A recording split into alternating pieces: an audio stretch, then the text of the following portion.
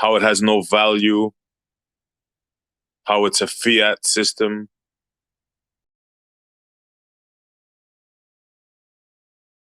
Yeah. In other words, they make you work for something that has no value.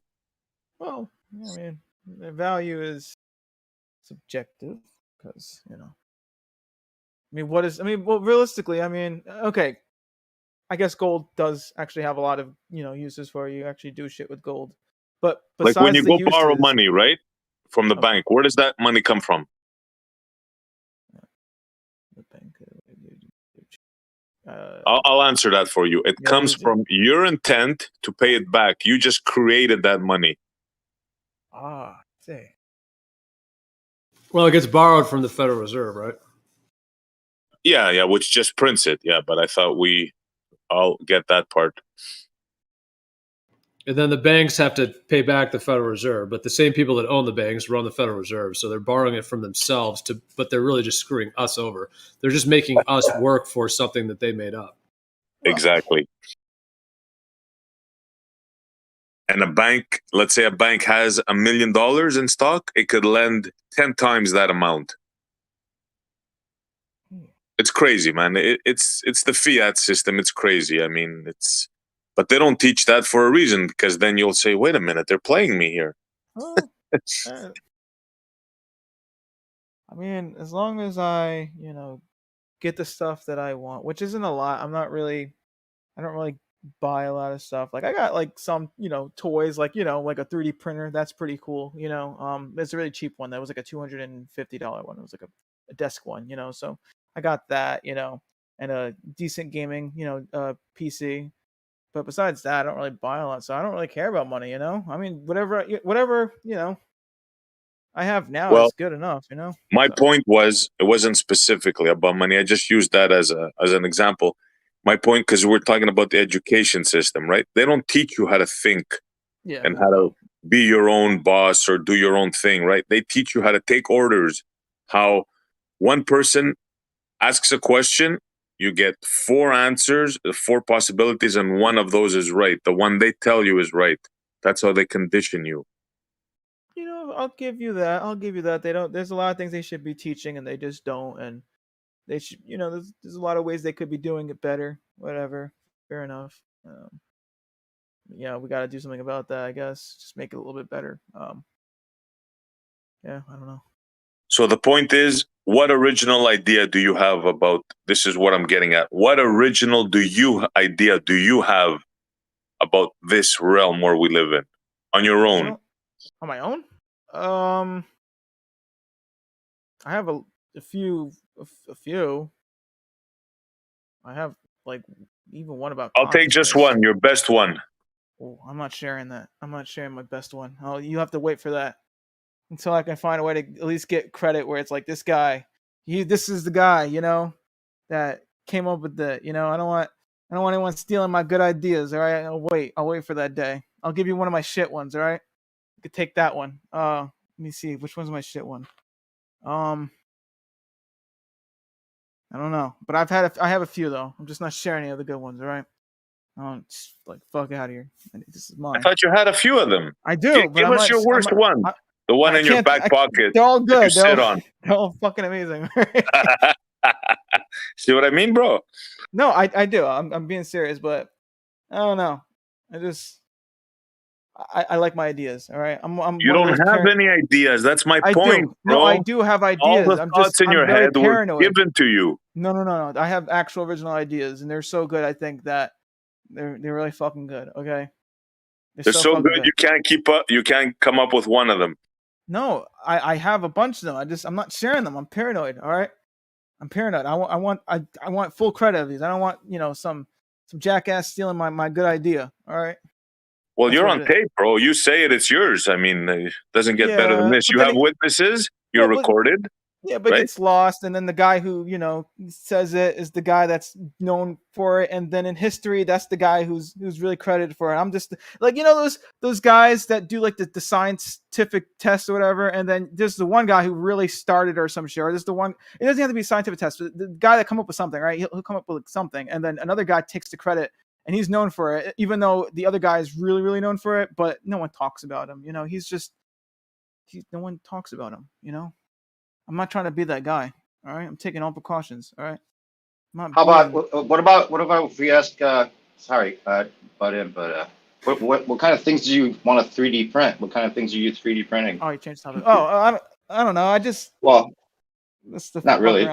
I print whatever. Like I printed like from Dragon Ball Z. There's like the Scouter. Like it's like a weird device, like an eyepiece device. I printed like something that like out from that. I also print some other stuff out. Like I printed out like a piece for like a bike pump, and that actually worked, which was pretty cool. Because I mess around with Blender, so I can print, you know, stuff like that. But yeah, I don't know. I just print whatever I'm like, okay, that'd be kind of cool to print out, which isn't a lot, but I have it there, and I can 3D model, so I can really print it out if I want, you know. What about like something that you don't know of? Like, have you thought about printing something that you haven't heard of or seen before? Like what? Like you know, something from scratch that you thought of, kind of along the same lines. Well, I mean, I kind of did. I mean, it looked like that one piece, that one bike piece I had to print out because my bike wheel was doing a thing, and I don't know. It's complicated, but I printed it out. Oh, okay. So you had to figure out how that you didn't follow like a that was me, standard thing. Okay, yeah. So there you go. You thought of something. You had to print it, and it works. Yep. It's kind of what we're talking about, right? Yeah. I mean, I guess. Yeah. Oh yeah. You know, I'll take that. Yeah. It is because it's the original idea. Yeah. I guess I'll take that. There you go. Yeah.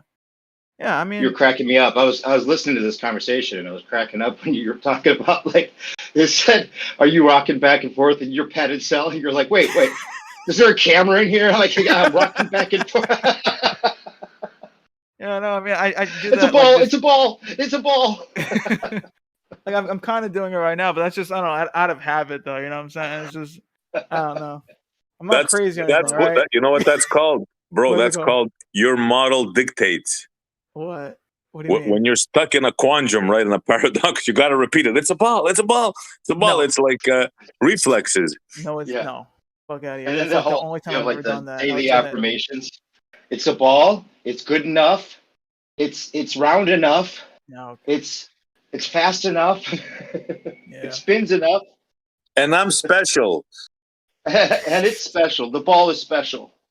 Yes. No. Saturday Night Live at its finest.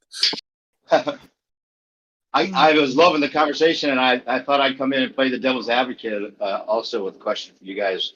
What if we were shown like a snow globe, you know, and instead of the ball, right, we were showed the dome, and we were told that's our world, and there's a dome over us, and you can only go this far, and can't go out to the edges because it's dangerous, and that's the way our world is, and that's just the way it is. I think people, would believe it. You know, like okay, whatever. It's like you know, but I think over time though, people would be like, wait a minute, some things aren't adding up here. Like you know, and then we would have instead of like flat earthers, you know, right now we would have ball earthers being like, hey, hold on, you know, the ball is. It would reverse the whole thing, right? Hold up. With that being said, though, in both scenarios, the Earth is round, right? Let's try. You don't want to get into like committing to that idea. No, I understand, but like in a similar way, though, for the flat earthers, it's interesting though because we can't prove there's a dome necessarily, even though we know we have to have a container. We might accept that logic, but the skeptical person might still be on this panel arguing the other way, saying we don't know what it is, but they're telling us is the dome, and you can only go this far, and this is where we're trapped in. And there's a God up. They're also including the whole God concept of like looking down and judging us for everything we do. And that might be another way if they could have gone with it, and might have sucked just as bad. Is all I'm saying. Yeah, but you said something new perspective. You said we know that we need a dome, and I don't agree with that. I said no, we need a container. I said we need a container of some sort for air pressure. Well, that's all. That's fair. Not a dome necessarily. Oh wow. It could be an open-topped container, technically. Oh. Yeah, whatever it is. I'm just saying we'd be arguing about all those things without the direct proof. Is all I'm saying. Yeah, and that's also if we're assuming, like the assumptions of science, like that, the same rules apply down here everywhere. Wow. You know, Right. it might be True, a different true. set of natural laws. Who knows? You know, we don't know what's up there. Yeah. Right.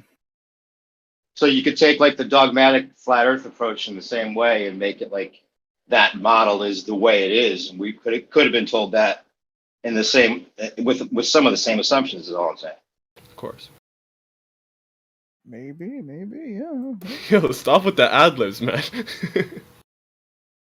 Wait, who's with the ad libs? You. Wait, what did I say? The Mad Libs.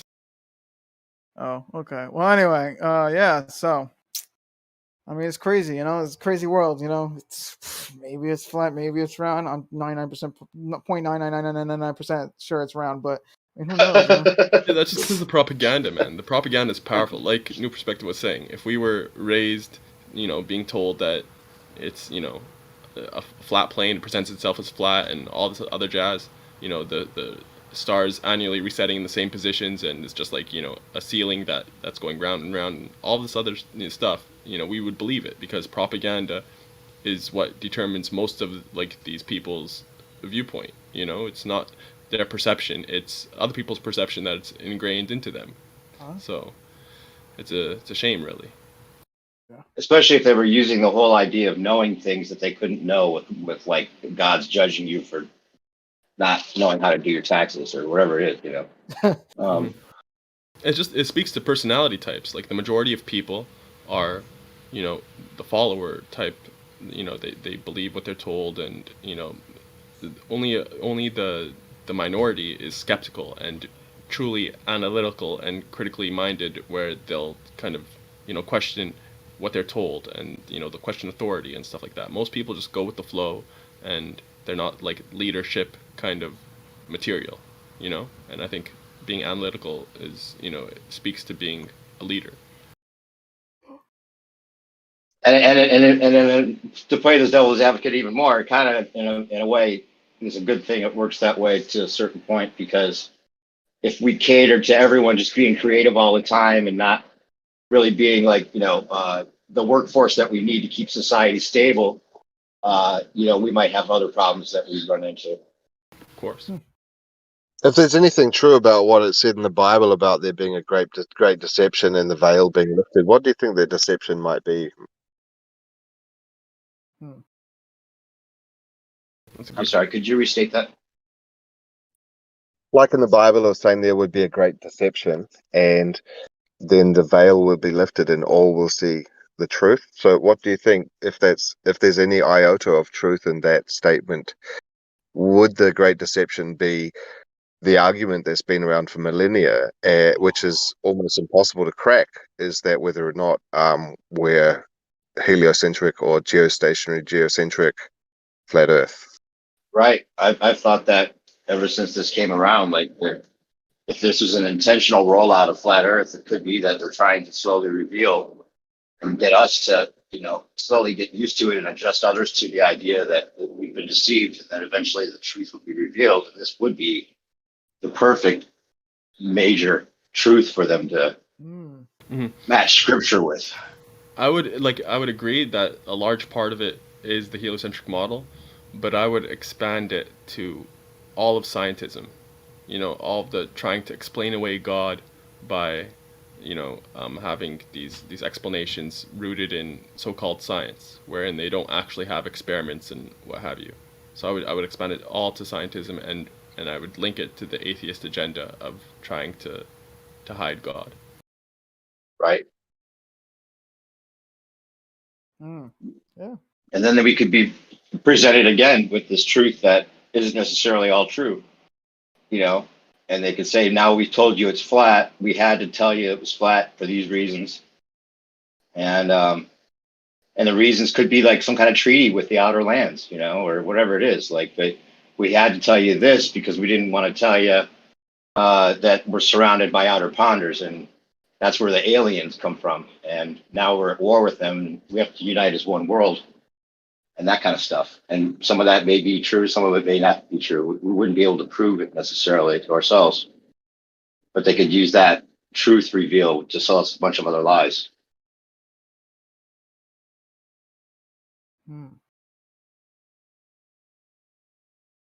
It's all about control. They don't care what story they tell you.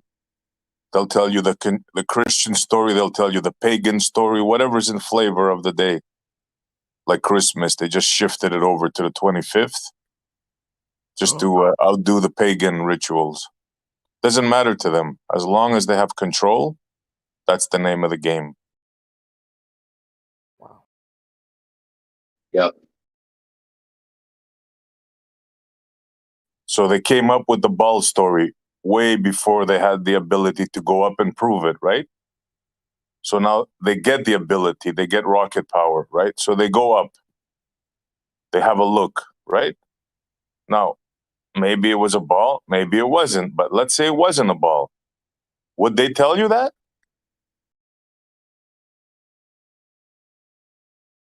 Because why wouldn't they lie is the question, right?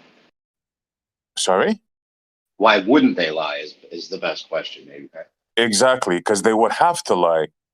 Because I'll give you a scenario. Let's say they went up and they found out it was triangle shaped, right? Just throwing it out there. Now, would they say, I'm not saying, don't get me wrong now, I'm not saying, I'm just throwing out a ridiculous shape, right? Right. Let's say they found out it was flat. Let's be more realistic, right? Would they come out and say to the world, look, we were wrong all this time? They might if they had a plan to tell us that they were wrong, but to sell us on the idea of the outer ponders or the enclosement of the dome or whatever else they want to use to control us in another way. Yeah. Maybe, but they would have to prove it, right? They would have to show land beyond the pond and people and whatever, right?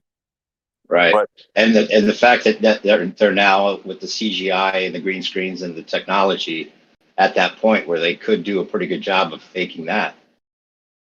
Yeah, but I'm saying now in the 40s, right, when they had the rocket power in the 50s, when they realized what shape it was, let's say it wasn't round, could they tell the world? No, because they would lose all the power. Right. All the scientists, everything would have to change. All the books, the world would lose confidence in them. Right. But if they're at that point where it's they've lost enough control with the populace being too high and people individually being able to better themselves without the dependency of government, maybe that's their cycle they go through, the reset, where they start building upon the new paradigm with people in place already to sell them the new reality. Well, yeah, that's happening right now as we speak. So, yeah.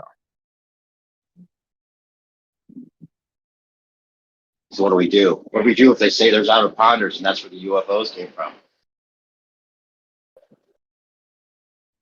Good question.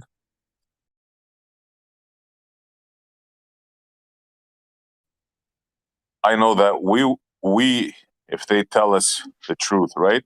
Us, we would say, okay. But the ballers, I don't know how they would take the news, to be honest with you. Right. Be a lot of rocking back and forth. And repeating words. No, it's a ball. It's a ball. Yeah, I heard a lot of things, but that one, that's a good one. It kind of seems like that's the narrative they're setting up for us in a way.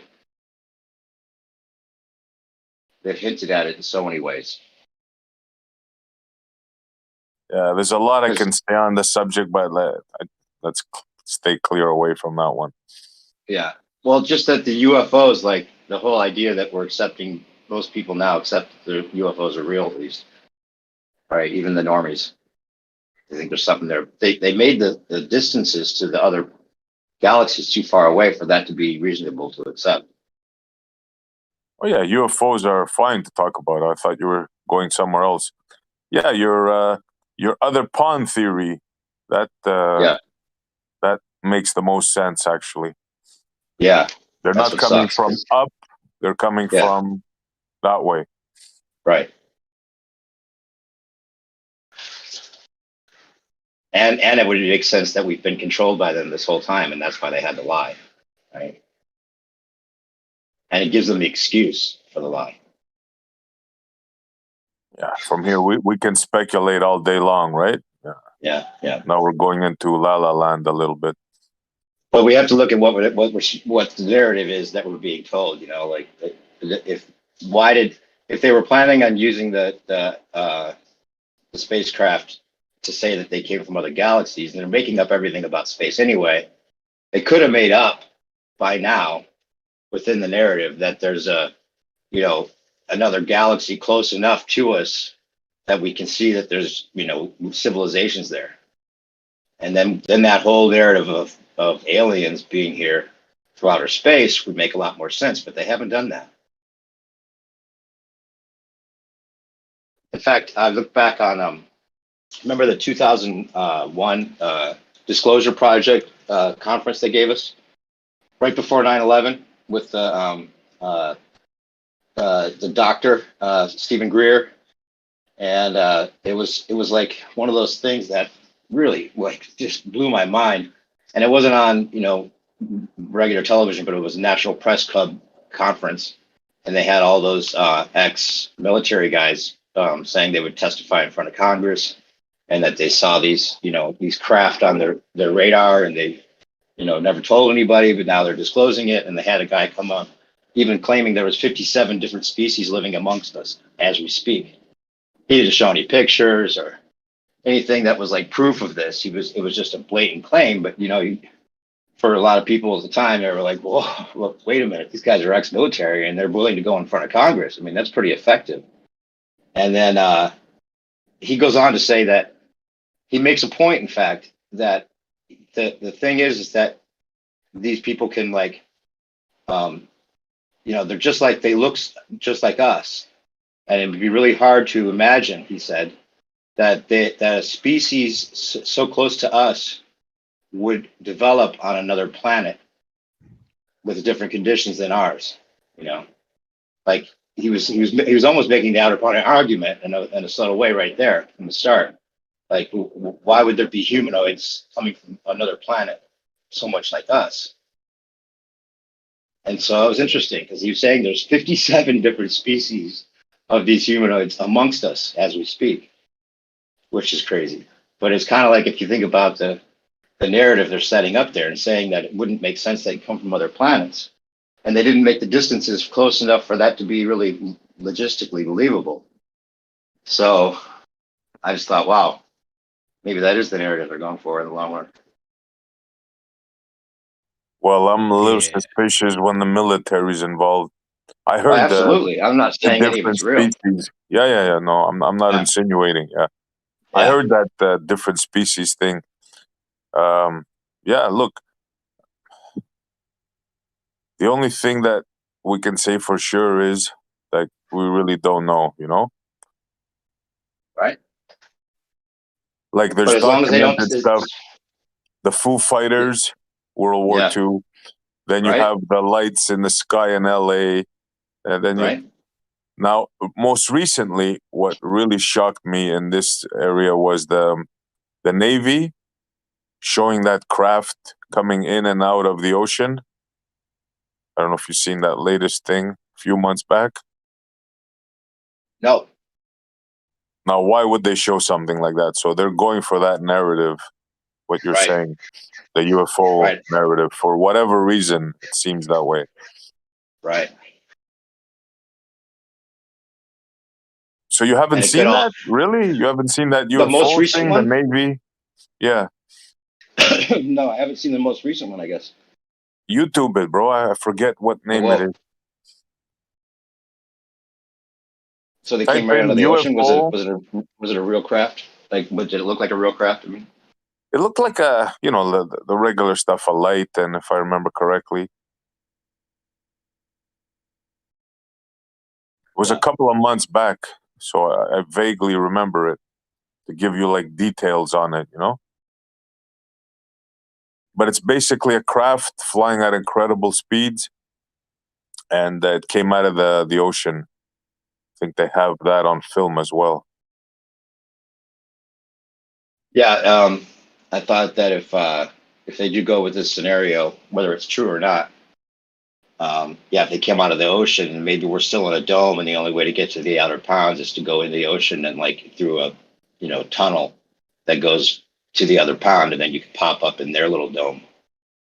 All right. So if they sold us on that scenario, that we'd be trapped in this little area still, and they wouldn't have to worry about us trying to explore, and they don't have to worry about anybody getting a submarine and trying to get to this tunnel that only they have the keys for or the knowledge of. And they could communicate with these outer pounders and make all the threats and things they need to, and have real-time gods to threaten us with. But magnetism and temperature would help do that. Exactly what you're saying. Right. Distance also. Big ass ocean. Yeah. Right. Yeah, you said it all right there. And for flat earthers, I mean, as long as you're not telling us we're on a spinning ball, which we can prove to ourselves isn't true, how would we? I mean, we'd be skeptical still, obviously, but we couldn't prove that that's not the case, because maybe they do have these craft that they can use. And they have directed energy weapons already, so they could use these craft with the directed energy weapons. And how would we know for sure that it's not outer pounders? Well, it could be inner ponders too. It could just be our own people, our own little group of fuckers that are insane, insane leaders, just to keep control. I mean, but they could tell us anything is the thing at that point, right? As long as they've hidden the technology up to this point, they can make up whatever scenario they want. Let me give you a thought. It's something funny I was thinking about. When they say space itself, when you like typing letters, just like making a sentence, you have to put a space in between each letter. That the word itself, the space. How short is that? The man. What? Yeah, you have to repeat that again. They're reinforcing subliminally the space narrative because you have to have space between every word. No, come on. Hold on. Wait. Stop. Yeah, then you have to enter. What I'm saying. Enter space. Enter what? space. No. Enter. Yeah, that's just how communication works. You need to take space, otherwise, how you gonna know what's going on? Like, why do they call them spaces? Communication works with spaces. No. It could be called the gap. Can I finish what I was going to say? So we can communicate with spaces only, right? Is that what you're telling me? I see how this goes. Well, there's no Well, for example, you have what do you call it? Yeah, I like this. Can you let him re-explain what he was trying to say first before you guys continue? Yeah, I like this. Why isn't it called the gap bar? Oh, well, I mean, it was a 50-50 chance between space or gap. They chose space. Why is that called so I can make out the word bar? So I can make out the word right bar. Hey, Redman, can you re-explain what you're trying to say, please? If you put a whole bunch of letters and you can't define them, and they don't have a space between any of them, what are you going to have? A big wait, Democ, can have nothing. Yeah, Democ, I don't understand what he was saying. Maybe can you explain it again? I don't know what you guys are talking about. And there again, and like I said, in between when we speak, you never see space. But when you type it, in order for somebody to see what you're texting, reading in between, you got to put a space between it. So if you don't put a space in between it, how can you ever understand what the person is talking about? Yeah, the way you're talking right now, with how slow you're talking, there's a lot of space. No, not talking to you. I don't care. I'm just kidding, but what's the point? What's the point with what you're saying? What's the point of that? You have to put space in between words. Also, the word enter. Also, the word enter. The word enter is used. I'm good. Bar. Let him explain. Let Red finish his sentence, guys. Come on, man. Red, go ahead, please, man.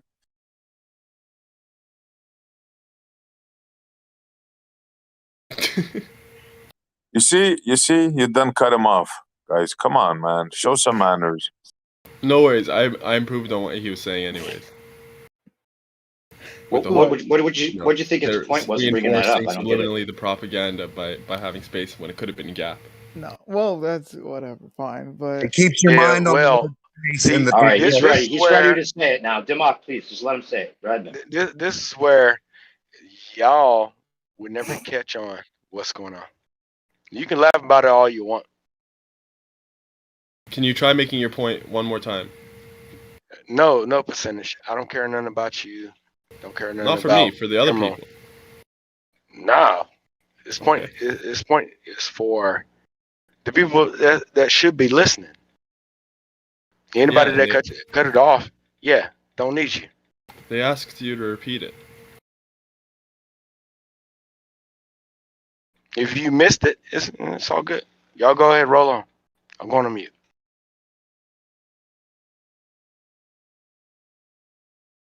His point was subliminal space. In every word you write, you have to put a subliminal space between each fucking letter and at the end of the words and everywhere, all the time. No matter what word you write, no matter what paragraph, what phrase, what thing you write about, you always have to think about space, space, space, space, space. No, Demuk, that was my point. His point was more to do with the difference between typing it and saying it. When you say it, there's no spaces, but when you type it, there is. But he didn't like. Right, and he was saying that reiterated their point about backing the subliminalness of the word space and space itself. Okay, so it's basically the same point that I made. Same well, point, we'll never know because we all cut him off, didn't we? No, we do know because I heard him clearly. I don't know what you were listening to, but I heard exactly what he said, and he finished the sentence on my part. I don't know what you guys were listening to. I suspect it had nothing to do with the parallel of the word space and the space between words. I don't think that's what he was trying to get at. No, he exactly said it does. I think that's exactly what he said. Guess we'll never know. I don't know. That's exactly what he said. I don't know if you guys can hear me or not. Right, but that doesn't really make sense, though. I mean, that's not the point. To you, it might not, but to the person who said it might, right? Maybe. Okay. I mean, because there's a lot of people that say stuff that don't make sense, like the Earth is round, but you don't go with that, right? So, I mean, a lot of people who do that. Yeah, a lot of people do that. I felt like people were jumping the gun on what he was trying to say. That's all. Oh, hell no. No, I heard exactly what he said, word for word, and he stopped the sentence and he was done. I think there was a deeper philosophical point there. Maybe not. Yes, there was. I'm not so sure. That's why I asked him to If there was much more of a philosophical point he had to make, I guarantee you he would have went on with it. Yeah, I'm with Demuk on this one.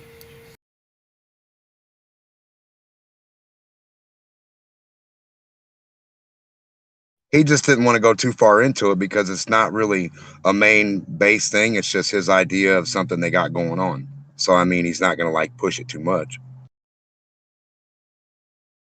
All right, he's unmuted and he's gonna correct us all. Please, Redmond. No, not at all. I let you think what you want to think. I don't care nothing about anybody else in this room. You can think whatever you like. I was going to give you my thought. Something that somebody else can look at, marinate on. I was seeing like a paragraph written in words without spaces, and that's where everything got cut off. No. Okay, I missed it. I wasn't. But I wasn't good. I was listening. I have no need to speak. You know, the people that talk the most all the time, never the ones that's listening. Man, quit grandstanding. If you have something to say it. Otherwise, like, go on you. Yeah. Percentage.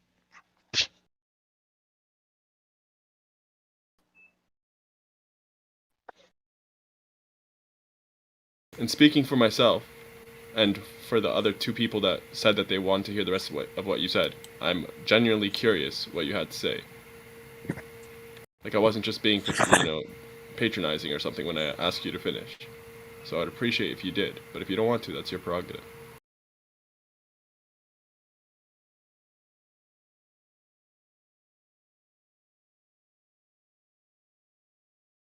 Fucking Red, man. You know what's up.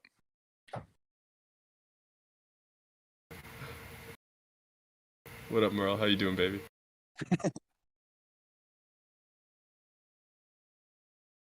Did you get a lot of good little clips from all those links I sent you, Merle? Oh my god. I was overwhelmed. I bet. Lots of good little things in there, huh? Yeah, I've definitely got to put some time aside for each one of them. Oh yeah, that was crazy. That John Phillips from Mamas and the Papas tried to put a space musical together. In fact, there's another thing in there. The article I was reading. So his daughter was Mackenzie Phillips, right? She was on One Day at a Time, right? Remember that? Yeah. And anyway, so she was in the movie with that was directed by George Warhol. Lucas. Oh, okay. Yeah. Right. Yeah. With Ron Howard, and it was I forget the movie's name. But anyway, so she gave the script, his space musical script, to George Lucas. And so John Phillips always claimed that Star Wars was really an adaptation of his script.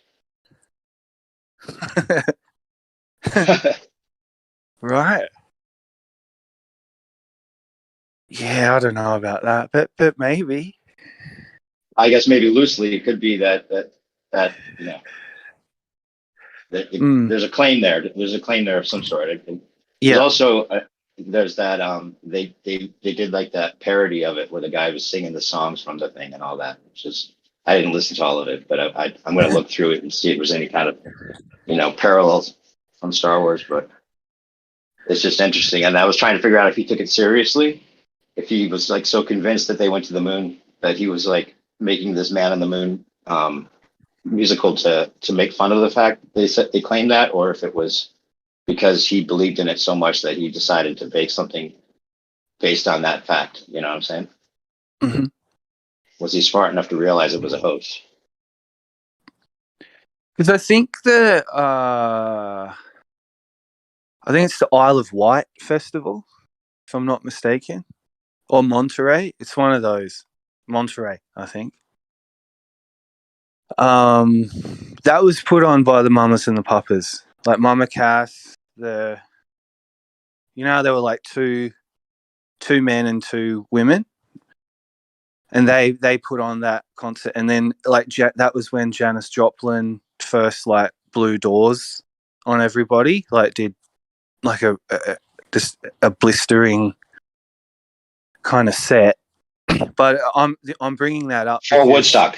Is this before Woodstock? No, around the same time. Yeah, I think it's 67 Monterey. Mm-hmm. But and there's footage of it. The Mamas and Papas come on and they just flop. It's almost like they were their style, and then this whole new wave came in, like Hendrix dropped. That was that crossover into 69. But it just seems that from what I've dug into with you guys, that the whole counterculture was a militarized sort of operation. Yep. And I had real issues with that at first. Cause, I know. I was showing you pictures. I was telling you, Tavistock. You didn't like my Tavistock stuff. Yeah. That hit me harder than the Globe stuff. Because I'm more invested in that because right. Yeah, I hear you. Yeah, that's been my, I don't know, because when I started to disengage with school, I started to listen to records and read, but really it was a lot of listening to records. Right. And and then I just looking back on all that, and it's weird too because when I was 16, this is the last thing I'll say about it. That I was growing up with a guy who grew up in America. His dad was a colonel in the army, and he was being moved around like military bases. So I have been, to come back to what you guys were saying earlier about show the snow globe, say, this is where we are, potentially how are people going to deal with that? This is just my view on it, that either it's science itself, the financial bankers and the military, even though they're three separate huge organizations, they seem to control Earth for some reason. Like they control custom, ritual, what's normal, what's learnt, what's in the books, what's on Google. And when I dig into that with my intuition, like we're either being protected from something or, there's other options too, but it seems like something's being hidden from us, which is obvious. But is it to suppress us and keep us like at a certain level, or is there some overarching protective organization that is doing it for our own good? And that's really where I'm starting to go with this. Like, what's really going on? Right. That's a perfect example. Music and culture and the way that they influence those things is the perfect example of how deep the control goes, and how they can change things so easily with an event of some sort, like with they killed disco. I think with that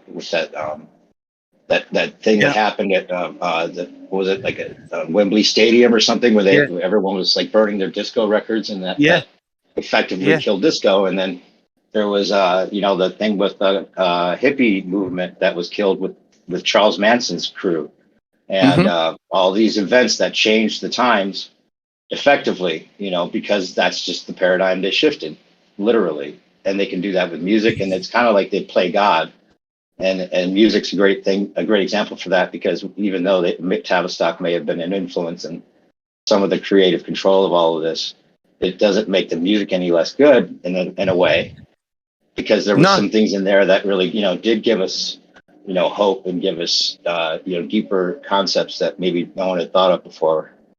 And so, they play it like a harp is the way I like to think of it. Yeah. Yeah, I mean, I'm just at a point with it. Like, if there are any still people who are on board with the globe stuff, if it ever comes time that you realize it's not real, there'll be no hard feelings from people like me. I just want you to know, like, there'll be a soft place to fall for the hardcore ballers. I don't hold it against any of you. But I think it's coming to crunch time. I think this thing's going to unravel soon, because I'm starting to get real edgy, and I can't explain that. And there's no real reason for that. Logically, I'm safe. I'm in my hometown, but just something doesn't feel right. I can't explain it. I don't think something bad's going to happen. I just think something's going to unravel about this reality. Something bad is happening presently, though, is maybe the part of the reason to feel that way. I mean, we're going through like a weird thing right now. Yeah. I don't know. I went in gems for a little while last night, and I basically just had Was and Curved reassert the globe again. Like, after all these years, they just did their little tag team, and just at the end of it, they just reasserted that the Earth was a sphere.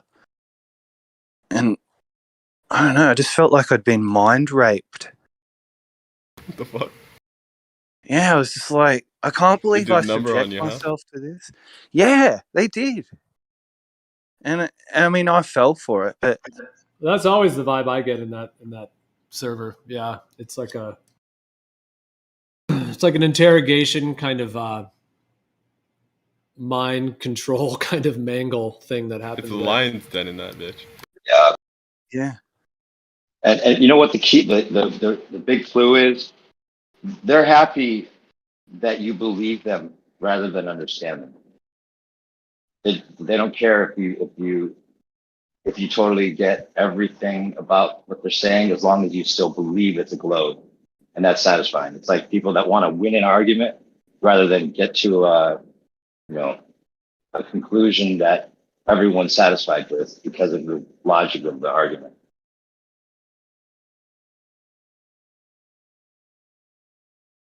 Well, spherical trigonometry.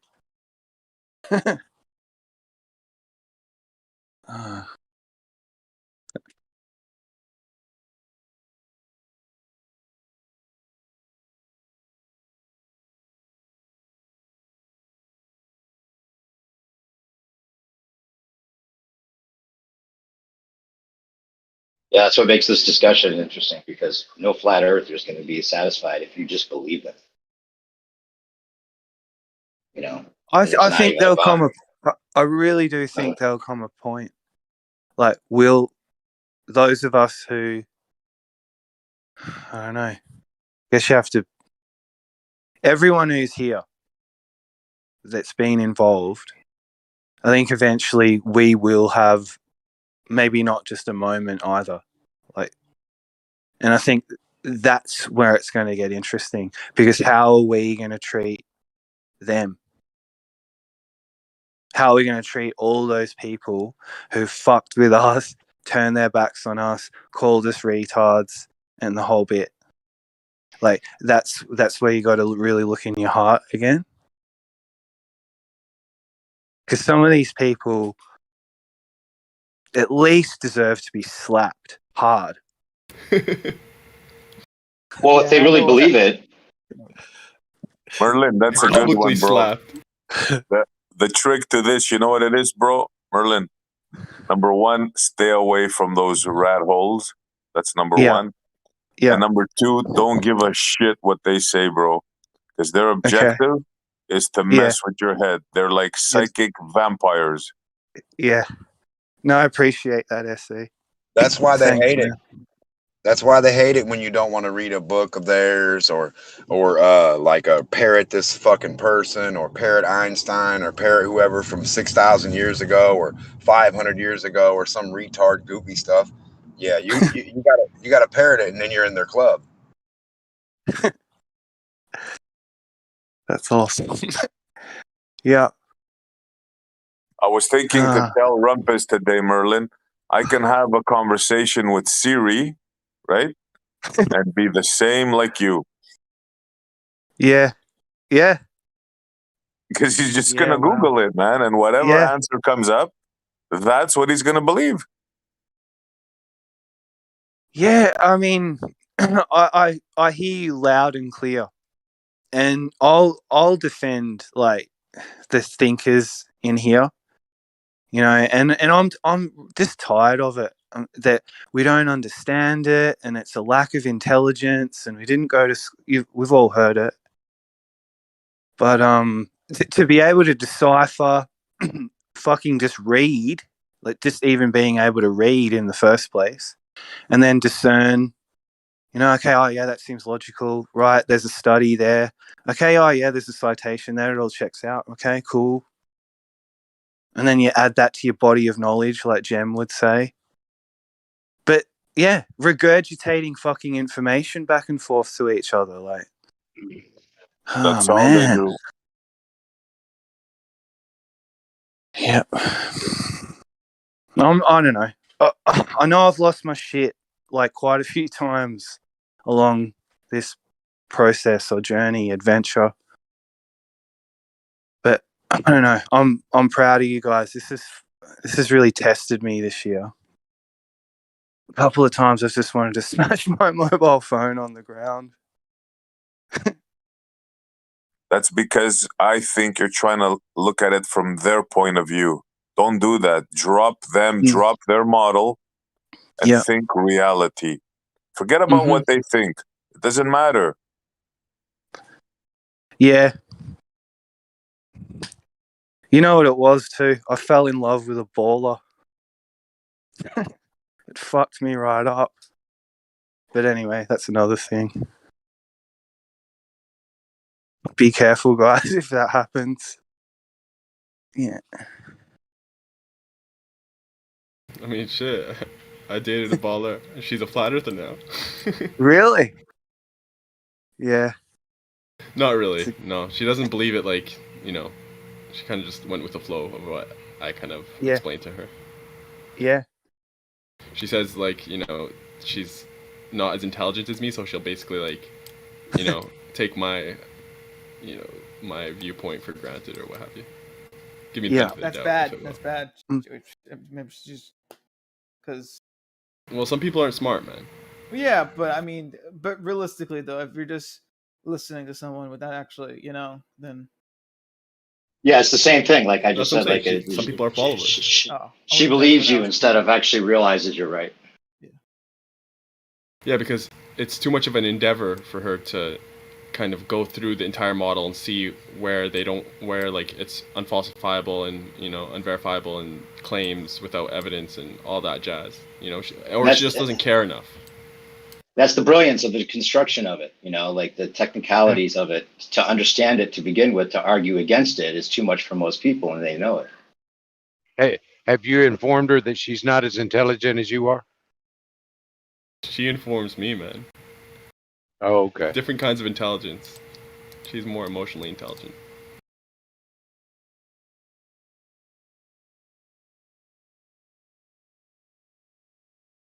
Shout out to Captain Caveman. I've never talked to you before. What's up, Captain Caveman? He's got a great channel, by the way. Everybody should sub and check out his videos. I'm sorry I put you on the spot. What's up, bro? Call him Cavey for short. Might just be here to listen. CC for short. Wow, Captain Caveman. Never heard of him. He does some good work. Some great videos. We play his videos on TNT over at Flat Earth Dudes channel on Thursday nights. He has a lot of good little short videos and stuff that are put together in a entertaining way for sure. Is he a flat earther or a globe earther? Because he has Earth Flat as a Earth. globe, but then he also He's has a Earth as caveman. horizontally level and plane. So what is going on there? I didn't know that he has Earth as a globe, bro. He has both of them. He has plane, level, and then globe. What the fuck is going on? Yeah, what the hell? Now we're interested. Bro, have you ever met a caveman that believes in the globe Earth? I haven't. This is a strange caveman. I mean, this dude, he don't know what it is. Go flat, plane, globe. He said it's a cave. Well, you know what? You guys had an issue with the roles earlier. I don't know if you guys fixed it or not, but there was an issue where if you clicked globe, it was Earth skeptic or something like that, or globe skeptic, and then if you click that, it was the other way around where it was globe whatever. Did you guys fix that or what? Like, yeah, I fixed it. It was brought out to my attention at the beginning. Yeah, it was just an error in the thing, but it was funny because it was giving people that wanted to have the Earth as a globe role. It was giving them globe skeptic. Yeah. I mean, I fixed it like the second day of the server, so it wasn't like that for long. But I remember I saw B-Ball and he had globe skeptic, and I thought, oh, B-Ball picked globe skeptic. That's pretty funny. Yeah, I chose the opposite because I was like, it's not working right. So I just chose whatever, and it got me, the Earth is a globe, whatever. And I guess you fixed it where you switched it. I don't know what you did, but in any case, mine is still the same one without me changing anything. So, yeah. So you found a workaround, huh? Yeah, because I was like, fuck that. You're too smart for your own good. Yeah, that's right. Exactly it. You guys can't get me. You guys thought you were smart playing that shit with me. I'm falling for that. That's what happened. You guys, that was on purpose. That's my whole theory. You guys did it on purpose to make us look like fools. I was too smart. Wait, are you talking about the globe? The roll thing. I'm talking about the roll thing. I was making a joke saying you guys did that shit on purpose, but I mean, I'm pretty sure it was an accident. Maybe you could be skeptical about the globe in the same way, is what he's saying. Maybe, but I think I don't got a good comeback, so I'm just gonna shut up. I was gonna say something stupid, but you are smart. Captain Caveman has no voice, I guess. There's something wrong with his mic, or he doesn't have a mic. He hasn't figured out how to speak yet.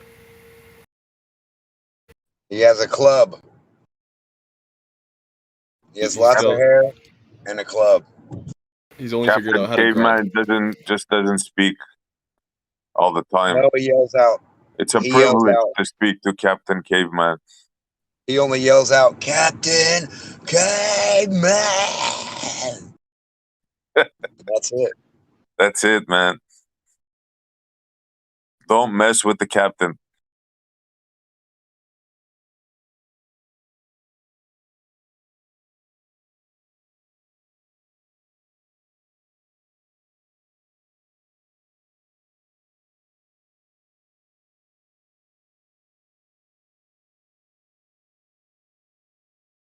It's not Pancho Pete, is it? Is it a guy that like? I don't think so. Nah.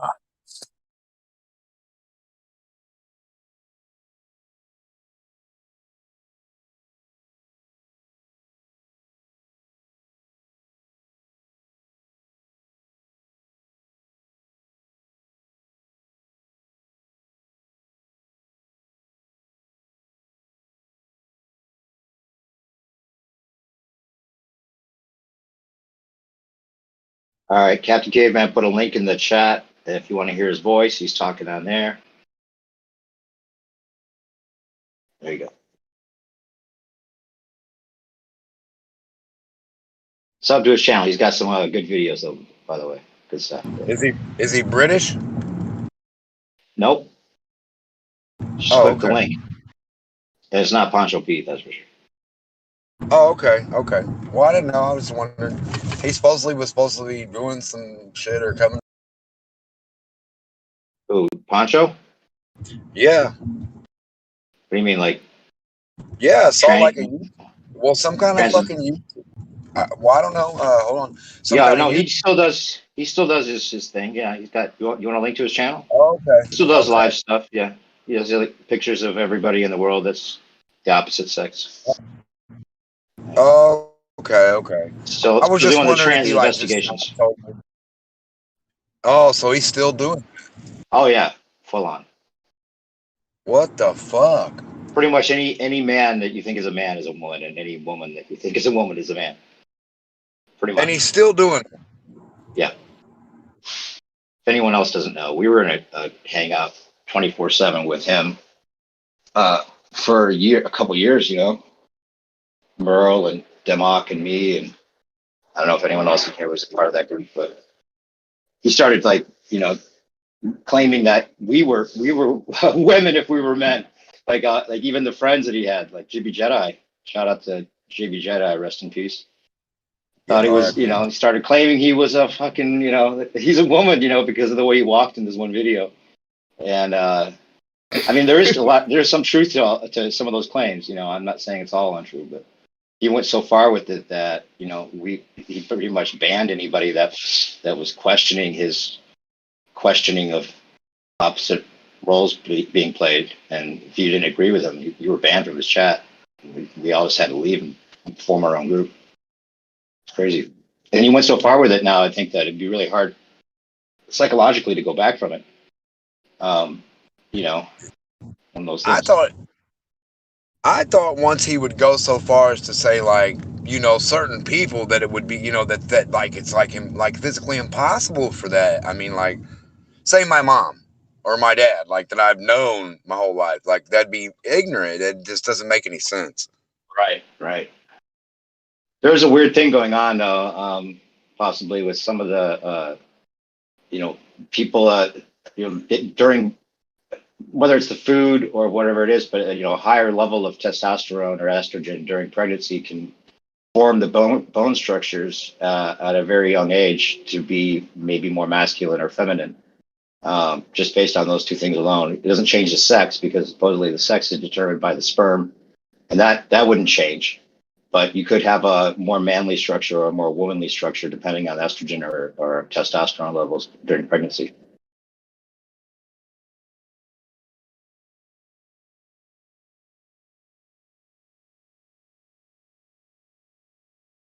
Could be, and then there's a whole idea that they're trying to get to this androgynous kind of perfect being, Baphomet type society, which is, kind of part of the agenda, it seems, and it kind of fits with that. So it's interesting.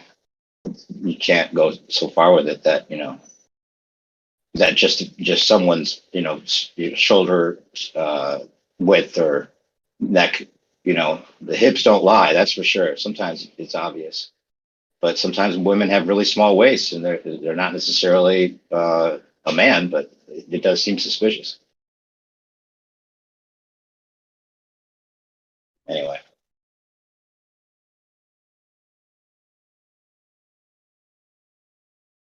Another factor that they're in control of. I think a lot of this, I think they also put agents out to grab onto ideas like this, like Mr. E is one of the channels he was really into, and it takes it to the extreme. And maybe some of the claims are true, but the claims, just because some of those are true, then you can make claims about anybody.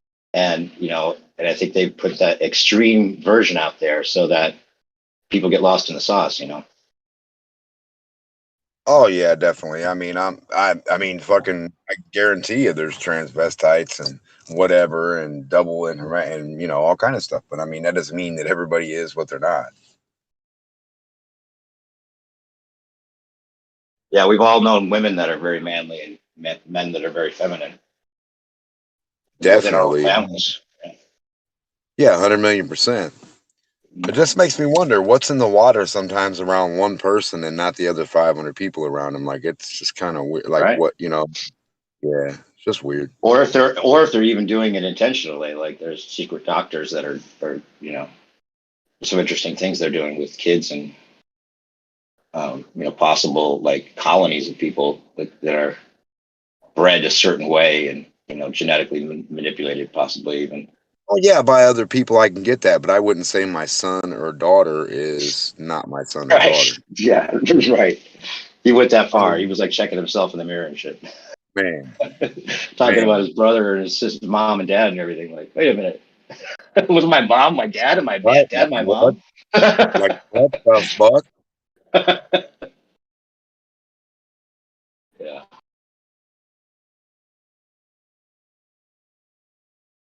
I was just wondering if somebody didn't help that along, or he didn't just do that all on his own. Yeah, like an agent kind of got into his head, kind of like with Merle over there in the baller scene. Yeah. Well, there was a millionaire that popped up around him and kept wanting to buy him stuff. Remember that? And then after that, some weird ass dude was sitting on his couch the whole time. Been there ever since. Some dude with a beard. Some little short ass dude with a beard. Weird, right? Well, it kind of tied into the whole Bible literalism. Well, and he also thought, like, he personally thought he like did some shit like sodomy or some crazy, like, in his mind. So wait a minute, I didn't hear about that. Oh yeah, he said he'd went with 5 dudes and sodomized 3 of them or some shit, and I was like, what the fuck? What? Yes. So in his mind, the crying game has happened 3 times, and you can't get a boy in the Virginia because there isn't one. So in his mind, he said 3 times he sodomized the guy. So that's where I think that fucked him up. Something happened.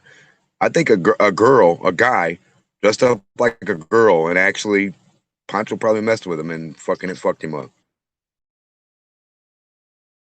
Interesting. They like tricked him when he was drunk, and he just couldn't take it. Right. He's rocking back and forth in his dad's cellars for sure. Yeah, burning his undies.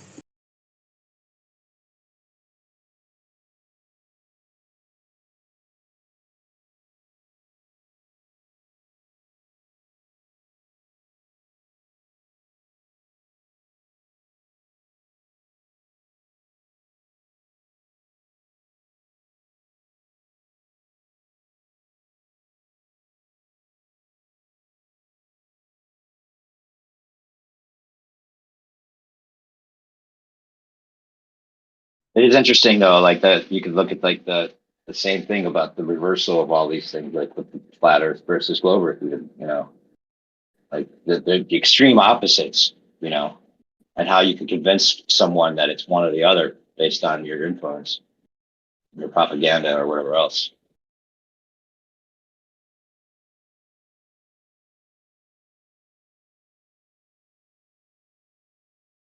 Kind of to go full circle with where I came in on this conversation. Back to the globe. What if it was just a dome that they showed us instead of a globe? And we can't confirm either one necessarily.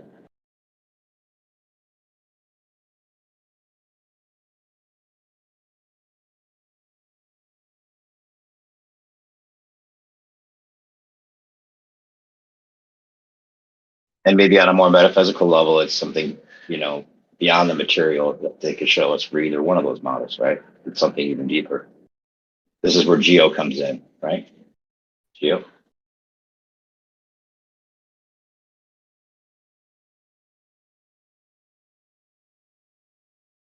Shoot, maybe he's not listening. Good conversation last night I was listening to about the double slit experiment. I think we had kind of a Bible literalist in that Gio was talking to, and I appreciated that conversation because I've talked to that guy before. And yeah, it's like if you have a dogma and you're trying to force people into that dogma, no matter what it is, if it's the globe, if it's the Bible, if it's anything that isn't part of their own spiritual awakening or their own experience, you know, like I think Gio said something like the words are like secondary to the experience. Something of the sort.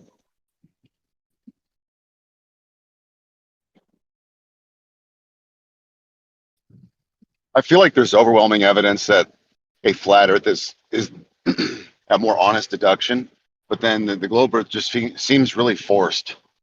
You know, it's unnaturally forced, and then there's all these correlations that literally have nothing to do with what they're trying to claim.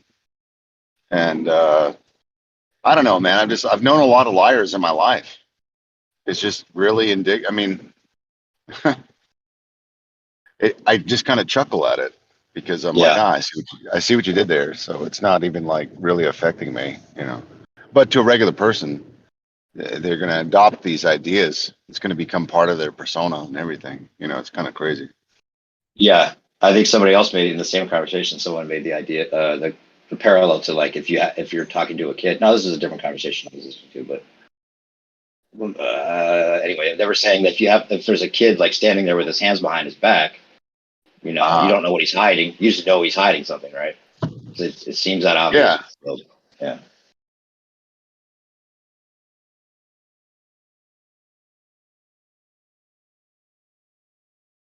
But at the same token, I mean, anybody who's told a lie to a child just as kind of a joke, it's really no different. And then when you tell them that you lied to them and it was a joke and it was really nothing serious, they lash back at you. They get really sad and upset, and they maybe throw their arms.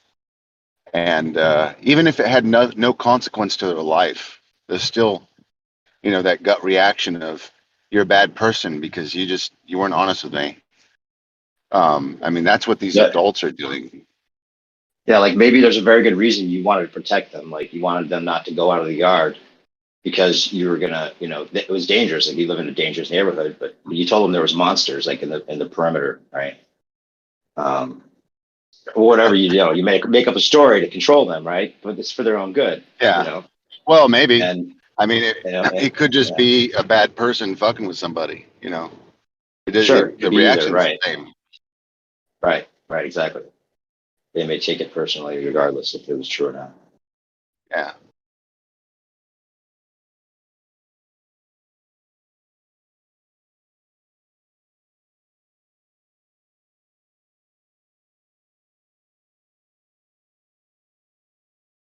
Yeah, it's definitely a case of Stockholm syndrome, unfortunately.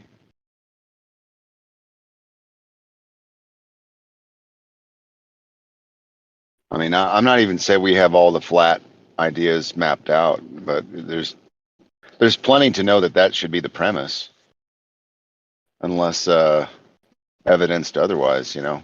But all the globe evidence just side of observability or verifiability.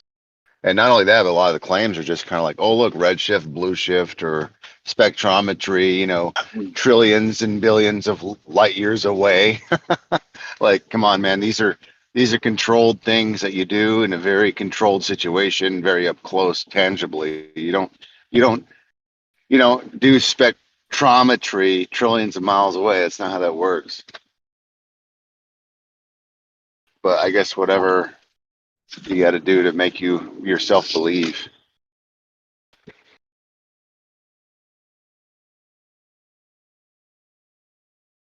Yeah. By the way, the moon is pretty badass tonight. If anybody can check it out, it looks pretty badass. Yeah.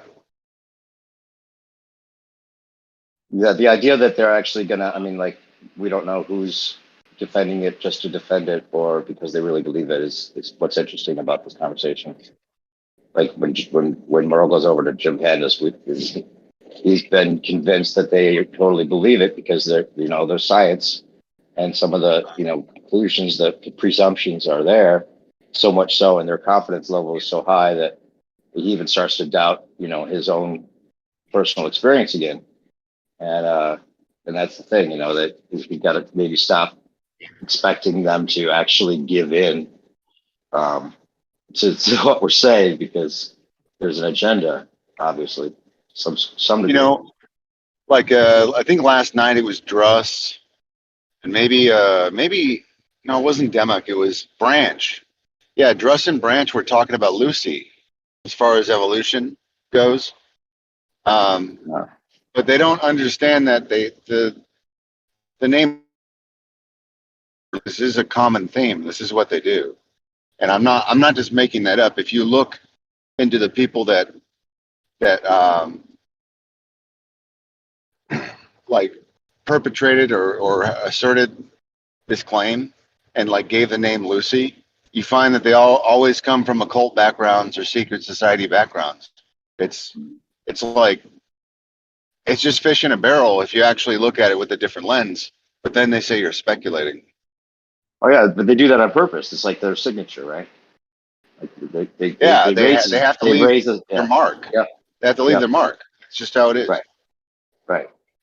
They want to take something like, of that in sort. The course of history, this guy just wants to take. You're so suspicious. You must be paranoid. Yeah. Like if it were up to you, right, to deceive the whole world, you're going to want to leave your mushroom stamp in history so that people know it was you. Right. And it gives them all the more power. That's all that is. Yeah, because if you're somebody that realizes that, you might say, well, if I can't beat them, I'll join them, because their power is so great. And it's so intricately designed that, there's no way that they're going to give up that control. I don't even think it's beat them, join them. I just think that there's some people who have a really weak constitution and they just have less than ethical interaction with reality. Like there's just people like that. I meet them every day. They would do really dirty things for $10. Like right. You don't even have to come up with an elaborate story. Or there's people like, this is like we were talking about before, like people that don't want to understand the intricacies of their reverse engineered model. So they're just going to believe one side or the other.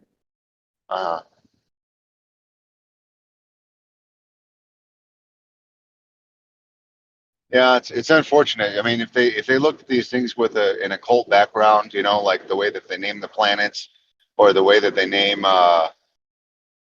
like it either goes back to Rome or the occult. It's one or the other.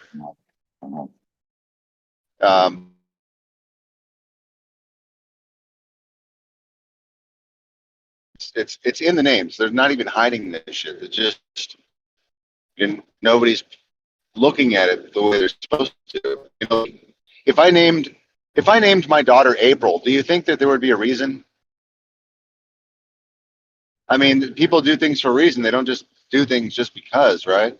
Especially when there's trillions of dollars in an industry, and every step of the way is like a very important step. They're gonna put purpose behind what they're doing. I would never suspect these people that are working very hard at the highest levels of our supposed science, that they would not do things intentionally. So if they gave a name to a project, do you think it would be intentional? I believe so. Right. I mean, it would be even more so intentional, would it not? I mean, it's one of the most intentioned endeavors that we could take on if that were true. Yeah, that's why they have to leave their signature in the subtle ways that would allow them to just claim somebody's paranoid for pointing out those things. But then they use that great truth reveal. I think they've been using that this whole time. Obviously, it seems so. For the people that get to a point where they might have some control over society, and then they're told this great secret, and maybe they're convinced of outer ponders being real, even if they're not, way before we were even thinking of it. And that's why things are under such control, and they don't question the power, and they go along with the program, because otherwise, directed energy weapon at your house is not a good, whatever it is, like the threat. I don't know. I think it's people like at the top are convinced of a threat of some sort that's like beyond what they may be convinced of another psyop, is all I'm saying, on a higher level. Yeah, no, well, that's true. Okay, so every level of privileged information is dispersed. Like there's another lie dispersed. So there's different levels of lying. Like a movie star is going to get one story. A politician's going to get another story, and they're all going to get different stories about the same lie, and it's just compartmentalized lies. And this is why they used L. Ron Hubbard, the guy who, he wrote the most fiction stories in all of history. It's because you need someone, or at least people that are really good at like movie scripts, or people who are really good at making up stories, to come up with really good compartmentalized lies. So like, let's say Arnold Schwarzenegger, right? Let's say that, okay, this guy's got billions of dollars. He could clearly make a dent in this flat earth thing if he wanted to. Okay. But when he's on movie sets, he talks to generals, he talks to people of prestige, and they have secret information, and they're going to say, hey, you know what? We would come out with this shit, but there's aliens, and we're not really allowed to tell the public, and blah blah blah. And so then he's going to keep quiet. He's going to, oh, okay, well, this globe shit's real, but then there's aliens, so we can't really tell them everything, or people would freak out and the economy would crash. There's different levels to the lie that maintains itself.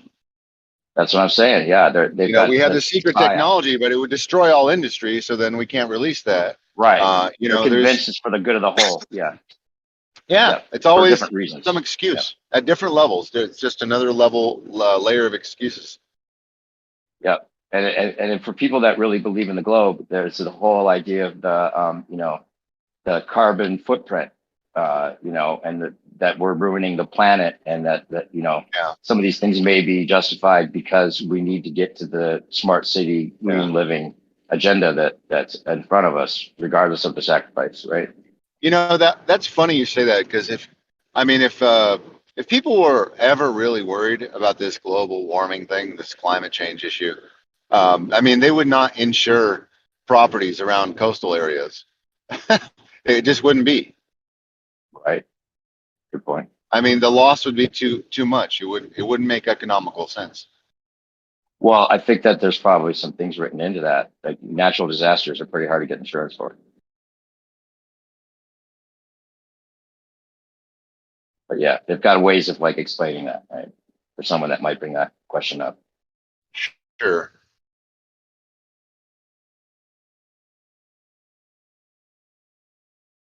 But it's all baked in. Yeah. A slow, 1 inch per year, or whatever the rate that they claim is as a natural disaster. Yeah, it's all in the finer details, right? Yeah. Tidal wave's different than gradual, but water levels haven't changed much, have they? Isn't there a picture that we were shown recently where it was like, look at the water levels from this year and this year, and they haven't changed? You guys remember that Al Gore movie, right? He got up in that lift. It's like, we're all gonna die. Like we're already there, man. That's a perfect example. The only thing that's killing us is the government. Right. That's a perfect example of how intricately I think they play out these scenarios. How scripted everything is. Like the whole thing with the vote in Florida and the recount and all that. I often say that whole thing was psyop. Like they knew exactly what was going to happen, and they knew that Bush was going to be president. And in fact, the winner of that, they're always trying to fill up the news. And having Gore be the lovable loser was what he needed to make his platform for this movie that he came out with and won an Academy Award for, that was all based on a psyop of an even further, more deeper control of society than he would have had as president.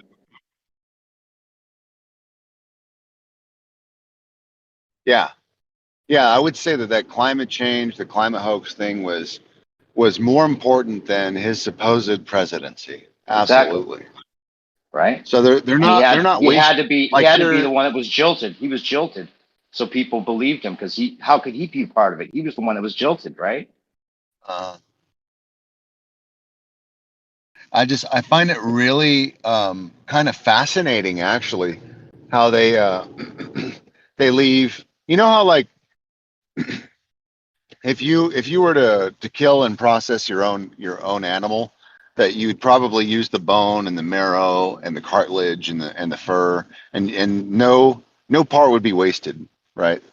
It seems like that's what they do with the propaganda. It's really fascinating how they see a gap, or they see like a time space in the television or something, like, you know what, I see some opportunity here. Let's put some really crazy propaganda right here. You know, like, nothing's wasted. Right. Yeah, like they realized maybe at one point that there's no way to get to space, right? So, and no one could prove we're wrong about space. So we're going to declare what space is and say we know everything about it because no one can prove us wrong. And they do that on the macroscopic as well as the microscopic, it seems. You know, we have these special things, these special devices that only we can have access to, that show us these microorganisms in the way that we want to present them, and we can prove it through our special instruments, you know, that tell us that viruses are exactly what they are, or whatever else it is Yeah, they want to like propose. like how they carve out those ice columns in Antarctica, and they present them as if they can actually tell what age and time and how old everything and what it was like at a certain period and how much nitrogen was in the air, so that they can, you know, make these carbon models. It's like, Yep. bro, like, pretty much all of that catastrophe, that whole column, could have been created overnight. And how would you know the difference? Yep, the carbon dating and all that. Yeah, the lie about history. Scientism is you know, what we're dealing with, obviously, on all levels. It's a massive. I mean, it's just so much ego for them to say that they know, you know, to even propose, not even to say it's true, to even propose it is preposterous. Yeah. And that's part of the strategy too. You make the claim so preposterous that no one's going to doubt that you would make that up.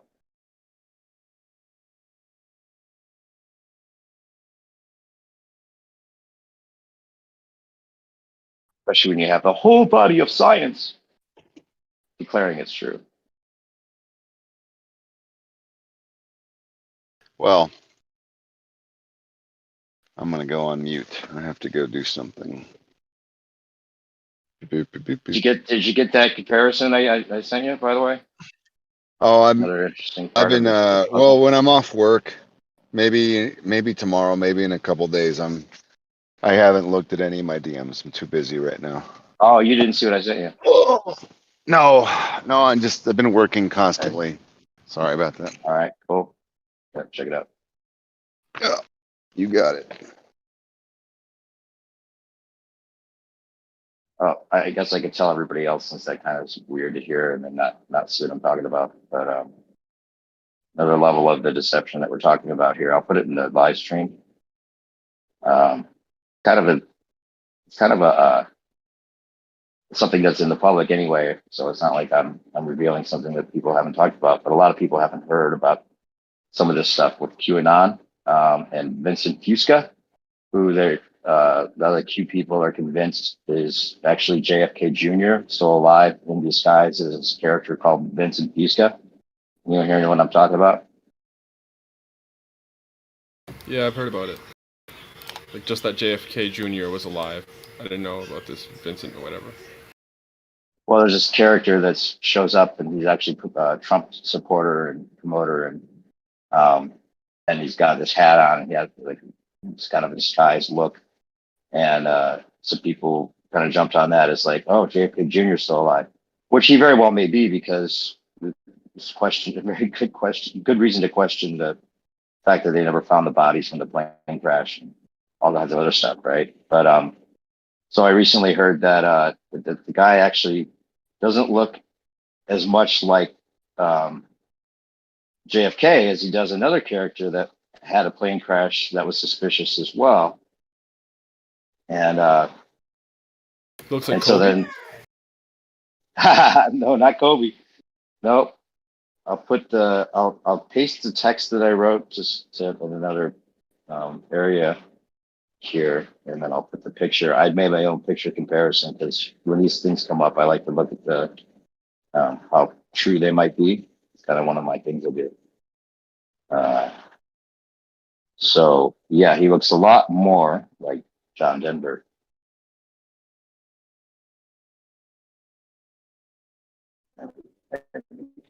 The judge.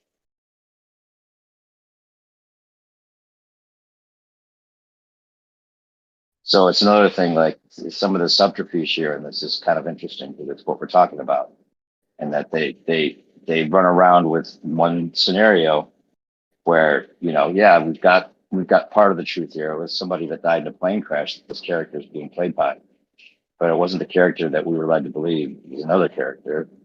And if you look at the picture comparisons, man, it's hard to think it's not him.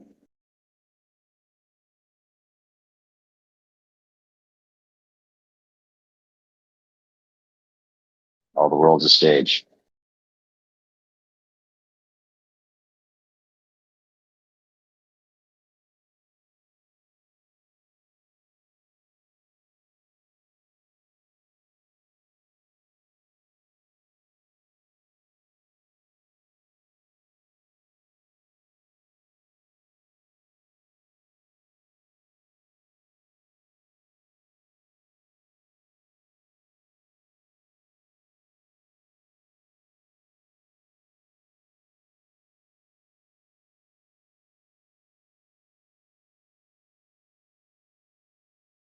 Her teeth are a perfect match.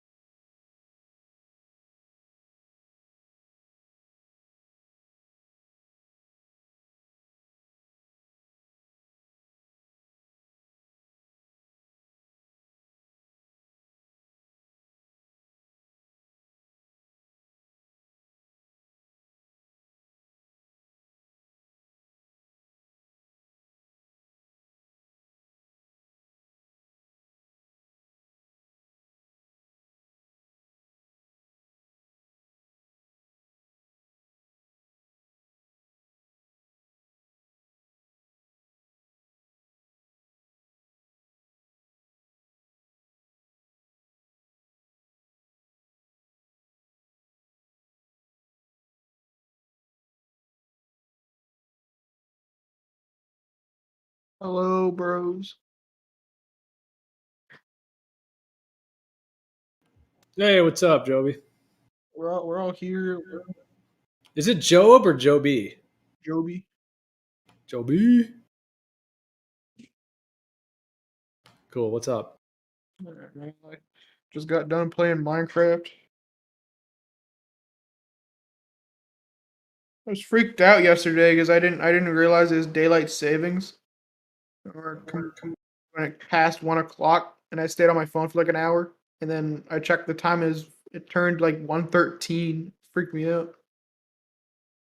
Yep, we fell back. Oh, gag. Is your actual real first name Job? Joby? No. My first name is Josh. So the name Jobe, is that pronounced, when people that have that name, is it always pronounced Joby, or is it sometimes? I don't know. When I made this account, I just made a random name. I put Joby. That's how the name came about. I don't know if that's a name people have. Let me look it up. Oh, I think it's Job, but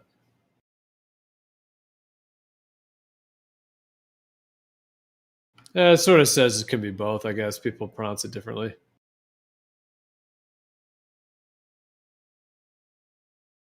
Job. Jobby. Jobe. Jobby. Harry Joe. No. Book of. It could be Obe with a silent J. Right. Obi-Wan Kenobi. Obi, yeah. It's a G with got a silent J on the front. It's Obi. We were getting around to that one. Exhaust all options.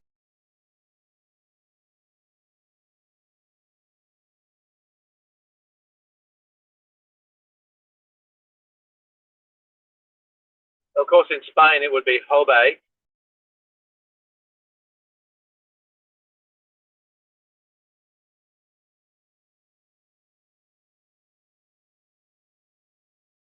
Spain, that's in Africa, right? No, man, that's Europe. And this is sort of a topic change, but FE, just about crypto. Like, do you think there's just a couple billionaires that just pump these coins? It's just so strange how, one coin will rocket up and then it dies. Another coin rocketed up and it dies. It just seems like there's a group of, 5 or 10 billionaires that's just running around pumping them all. Look, I think there's whales in even the small coins. There's groups or whales who do manipulate it somewhat. But then I think sometimes the market gets away from them, and occasionally they get caught out. They'll pump it, then they'll dump it, and then they start a pump, and it goes the wrong way for them. I think that happens. But if you're talking Bitcoin and Ethereum and XRP and those like the big number coins, man, you'd have to have a lot of money to do that, and it'd be a big risk as well. But yeah, to answer in short, I think yes, there are still some manipulations that go on. Yeah, it also might be the case that if somebody pumps one up and then all the other traders and whatever else jump on it, so then it ends up gaining more momentum, and then whenever the big whales pull their money out, the rest of it, kind of just dies off. Yeah, that's right. They've got to be like, even in that coin I was talking to you about the other day in FIBO, right? There's a whale or a few guys who they're playing around with it a bit, and the rest of us know that.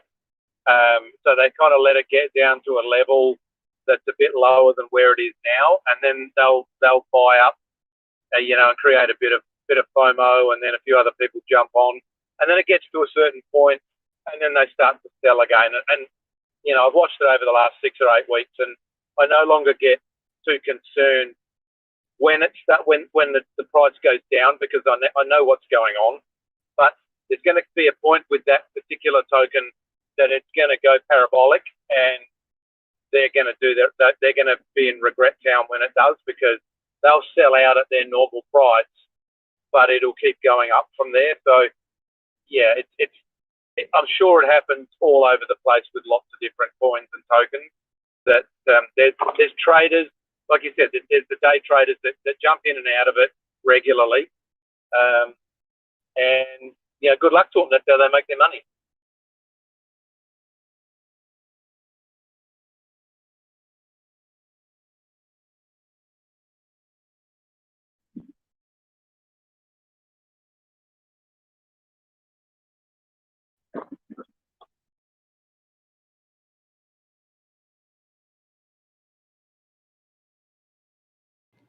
Yeah, it is an interesting world. It's like, in a way, these coins don't have as much financial backing as, stocks and everything, but at the same time, there's a lot of technology behind it. And like we were talking the other day, I think a lot of these networks are going to end up growing and being a part of, something in the future. And then some of them might die off. And then some of them might get incorporated into other coins or other technologies. So it is kind of it's like, for me, just like in securities, man, you've got your day traders and then you've got your investors. So your day traders are your regular piranhas who are just looking to pump it and dump it, pump it and dump it, and make their 2% per day or whatever, and they're happy with that. And then I'm not in that category. I'm kind of the investor. I just find something that I think's got some real world use case, solving a problem that exists in the world, or generating some technologies that will be taken up by the world for the going forward. And that's where I'll just put money and just leave it there, because whether it's next month or in 6 months or 12 months, I believe it's gonna get traction and take off. And then there's always this tension between the trader and the investor, because the investor gets shitty when the trader dumps and the investor sees his capital disappear for a few weeks until in that retracement, until the price recovers again, and then the investor starts to pile again. So yeah, if you're there's just those two animals, and they exist within the securities game as well. You've got long-term investors, and then you got your short-term day traders in securities as well. So it's really no different, but the volatility is greater in crypto. So you can be smiling or crying quicker and larger in crypto, I think.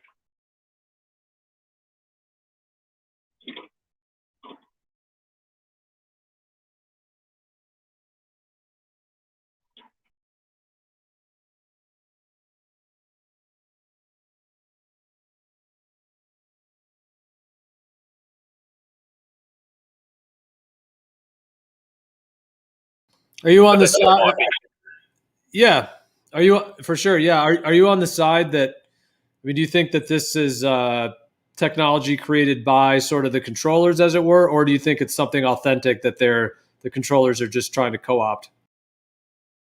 I think its origin was like everything. I think its origin was pure, but then it gets co-opted and corrupted, and they are trying to, in my opinion, the people in control know that this crypto is inevitable, and they've now figured out how they want to use it for their own benefit, and they're now working on how they can control it once it becomes, mass adopted. I mean, it is the future.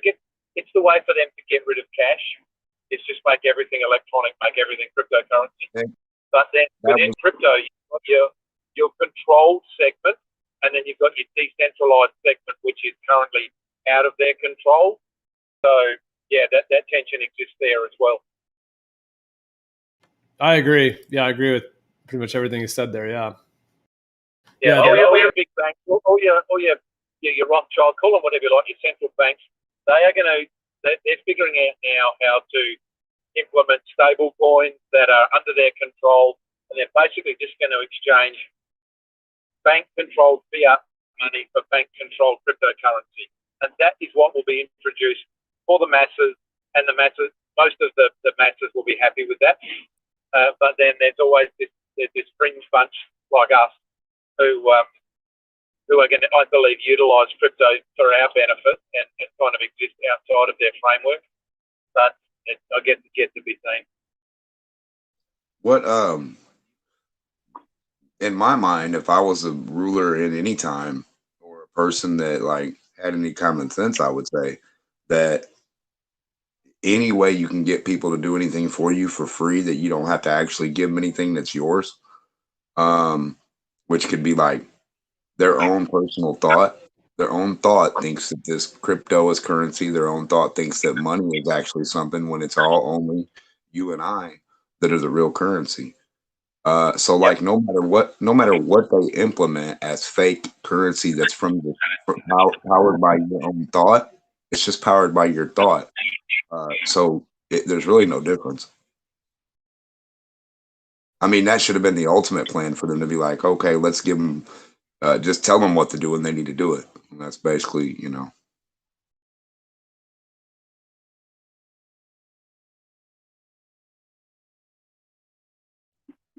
I mean, it's the main idea to get everybody to do everything for nothing anyway. I mean, that's the whole point.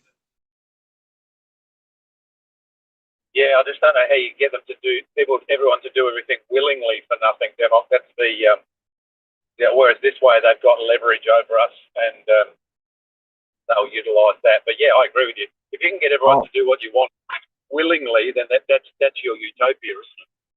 Well, they are. That's what's going down now. Fake laws, fake dollar bills. That dollar bills aren't money. I mean, it's just paper. I mean, it's not really anything. You're not. So you could work all your life and stack every bit paper that you. I mean, I don't know. Yeah, it's all just all you've got is a stack of paper. Right. And when you die, you can't take none of this stuff with you. It's all just a stack of paper anyway. So really, I mean, from the day that they pulled a mud coin out of the ground and said, my right from religion to the right to you gives me the right to be a king and implement this thing as money and implement it as worth with my name or face on it from God and God we trust, which is I'm your connection to God because my face is on that coin. I mean, you get it, right? So they've always wanted to control everybody with stupidity and just saying, hey, this is worth something to you, right? Look at my picture, right? Oh, sure. Yeah, because I say so. Yeah. Exactly. It's worth $10. It's worth $10 because I say it's worth $10. Yeah. Right, and that's how it started. And I mean, here we are today. Yeah.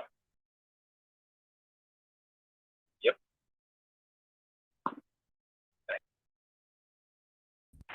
At any point in time that any person realized don't use this money, go against the monetary system at all means possible because that's the thing keeping you in chain. I mean, without that, they don't have, because without that, you're just using your personal work to defeat them. So now you're actually using it for a purpose. And then the real purpose is like to build and make sure, do science, real science, real structures, real shit, real endeavor, real searching, real, real stuff, man. Real Indiana Jones, real cool shit. We don't have that.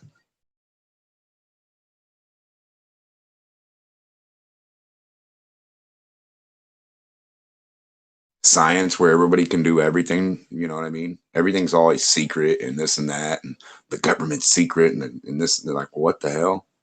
How? I never understood that about science or religion. Why would you have a secret in either one?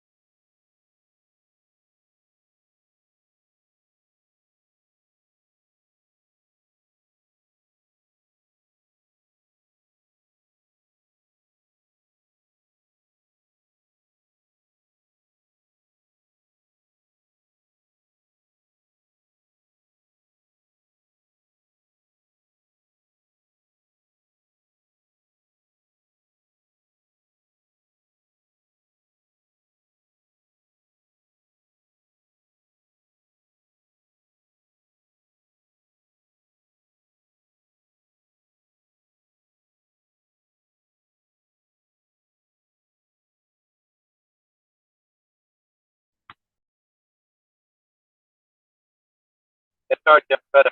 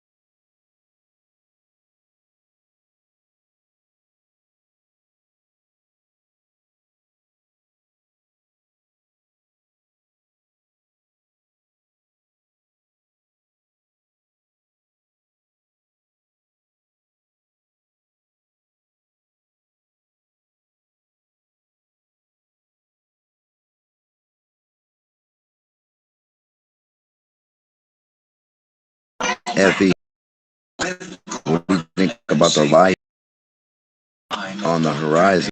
If the light's on the horizon behind the object, the light only hits the back of the object, not the front. The back and the top.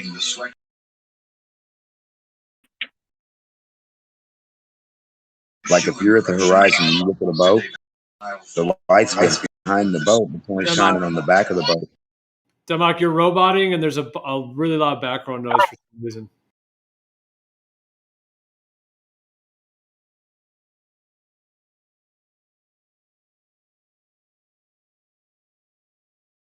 Maybe try again.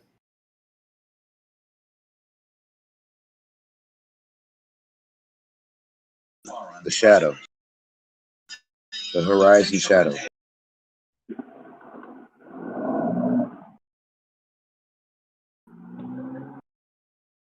Not sure I know what the horizon shadow is. If something's on the horizon, the light has to be behind it. The light has to be behind you to hit the front of that object that you see. If the light's behind the object, how can it bend the front of the object to you if it's only shining on the back of the object on the top? Yeah, that's a good question.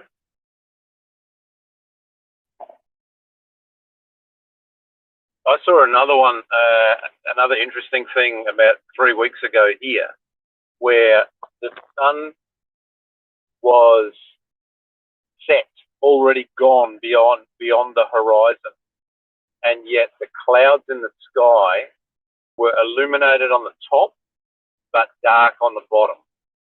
How does that work? Because the sky still, the sun's still on the same level that it was, and it didn't go down. It just went, it just went away. Yeah, exactly. I know, but I've also seen it many times where the bottom is illuminated and the top's not. But I caught this the other day. I wish I'd taken a photograph of it, but I was driving along with my wife along the ocean, and I looked out, and the top of the clouds was well lit, and the bottom of the clouds was dark, shadowed or whatever.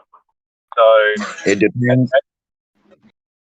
because the light source, depending on whether it's direct or reflectant source, it can outshine its own self. It can outshine its own source, kind of like the double split and interference. It's just interference. That's why you get the inverted shadows during an eclipse. It's interference. It's just sources of light interfering with itself. Yep.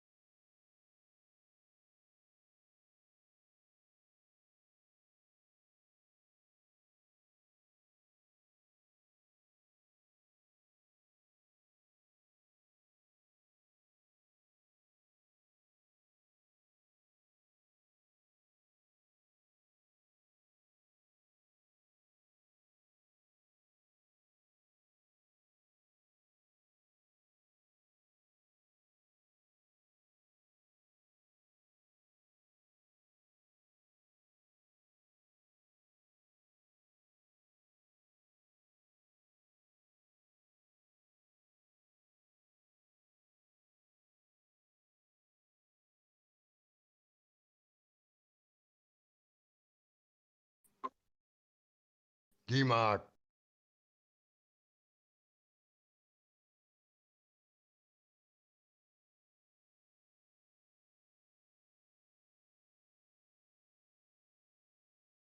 What? What are you doing? Not much. What are you doing? Coming in here to give you some crap. About what? Was that your Democ impression? No. No, I'm in DMOC. We go back a long ways. Nice. Oh, Steve, you shithead. Clancy. I was like, who the hell's this? Yeah. How you been? DMOC.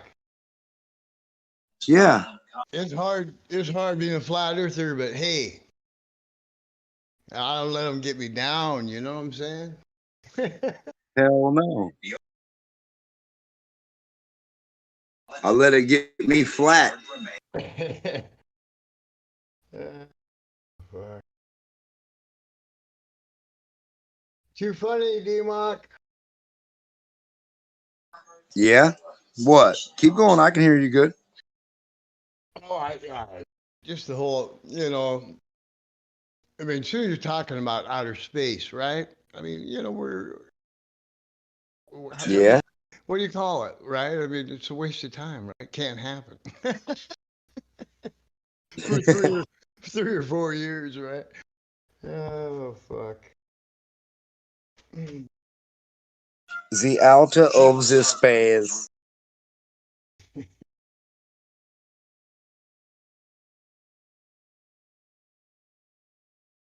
Yeah, We science. have the formula. Math, yeah, math. We have the formula for the equation.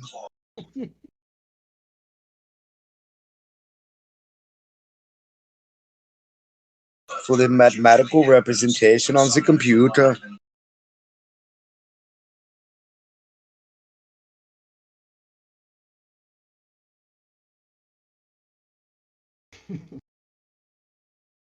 What was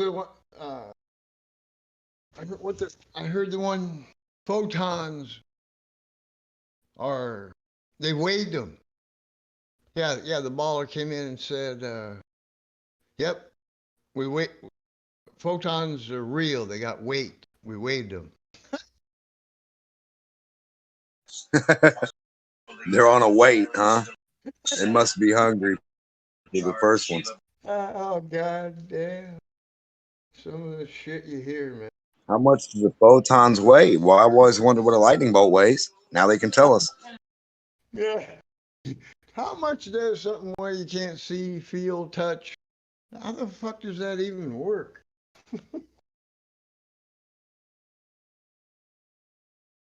Oh my god.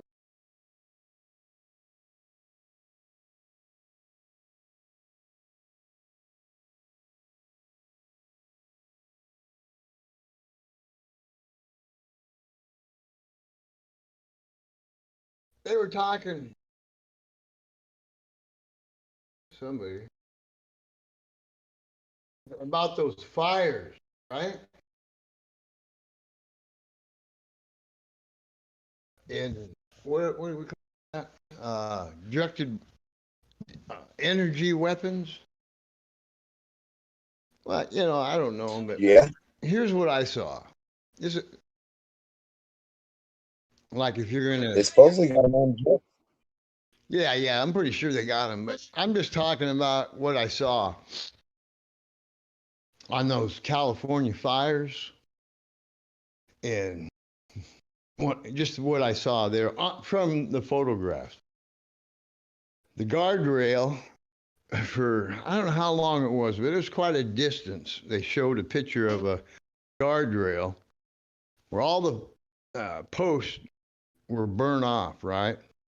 And that tells me high voltage very easily would have caused that situation. And then the other one was on the power lines themselves, they were all burned off right at the neutral position, which is, you got, as a rule, you got your power at set, up on top, then 7 feet below that you got your neutral, and that's where they all these pull tops were burned off right there. And that's the same thing. That's another high voltage sign, right? Follow me? But anyway, I just thought I'd throw that out there. I heard somebody talking about it the other day. But yeah, they definitely got. Well, what happened? Well, what's the tree look like after the lightning bolt hits it? For that's the voltage. Oh fuck yeah, yeah. Well, see, we live in an ether world. It's just the way it is. They hide that shit from us. That's where the game's lying, right? It's like, well, science, right? Fuck. Man, lying ass man, and people come out and still parrot man, right? I mean, like right now we're talking about global warming, science. And then nobody, it's a lie. As they destroy us on purpose and tell you that it's your fault. Too funny. I mean, god dang, D-Mock, think about it. You gotta, the people will argue with you about the weather, right? The weather, they want, oh, I don't think they can do that. Yeah, okay. You talking about weather modification? People they want to deny it, right? It's like, I don't think they can do it. Hey, Kennedy. Well, I mean, it's a pretty intense thing to consider that they're doing, though, right? I mean, for people just to accept. I mean, well, Kennedy said it in the speech to you. I'm sorry. Kennedy read it right off in the speech. He said, "We control the weather." Go back and listen. I think they do. I'm just saying, for a common person, or when I say common, I just mean maybe somebody that more is in a mainstream perspective. I just mean that they would potentially. I mean, they would think that that's a pretty huge thing to be able to actually do. Or you would think that, you would think, oh yeah, I kind of understand. But what I'm talking about is, number one, if you're a flat earther, get the fuck out of here if you're not involved. And number two, I would say it's easier discussion with some dumb shit versus flat earth. So it's kind of a, see how life is, right? It's like they've got more shit flying at you than the game. The game's so goddamn funny to watch. People get all wrapped up in themselves. Like, hey, oh, I think this, I think that. Well, fuck. How about just the lies? Like, hey, fuck the chemical lie. Like I say, we're talking about global warming, and we want to talk about all day long about flying to fucking outer space. I mean, what the fuck? Yeah, well, that's a huge deception. Yeah, all the space BS. It is crazy. It's so fucking nuts that people believe it. Like, I'm not calling them nuts. I'm just saying it's just nuts in general. It's like, that they were able to fabricate an entirely false cosmology in addition to an entirely fabricated medium that surrounds the said false globe cosmology and convince virtually the whole world, not everyone, but a lot of, at least 80-90% of the world, that that's real and that they are leading the exploration. I mean, it's just... That's why. Oh my God. I mean, see, I'm an old man, right? And I don't have any problem accepting. I mean, see, like lies, right? Well, everything's not a lie. Well, yeah, only a goddamn fool would think everything's a lie. But on the other hand, you've been lied to, so you got to go back to square one, we call it, right? Get your shit together, come forward with as many facts as you can, because you're talking bullshit just about anything you want to talk about. It's amazing. As soon as you start parroting, they're liars. Any part of science that you're bringing up, food, anything.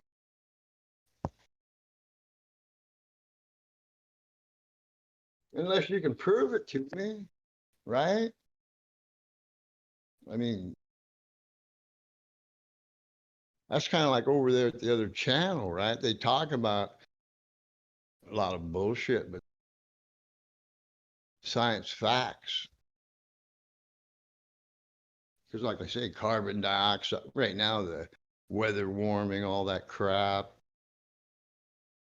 And then they got you convinced that you're polluting the world with carbon dioxide that they can't even prove with a scientific method. You can't do it, right? I mean, show me if you can.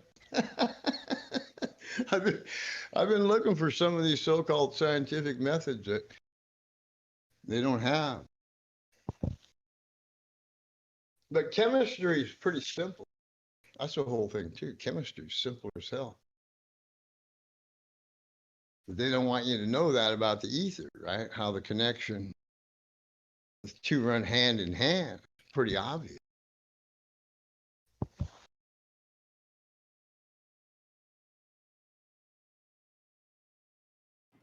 Yep, I agree. Well, when you think about it, right, there's so much logic. A diesel engine, the piston comes up, compresses the fuel, it self-explodes. You know, you gotta, oh yeah, heat. Well, here we go back to ether, right? Nothing in the world. See, now this isn't me making shit up now. Supposedly, in science, everything you have four things, right? You got the heat, the current, current voltage, vibration. And that's also how they measure everything. But they trick us, different names. They're tricky bastards.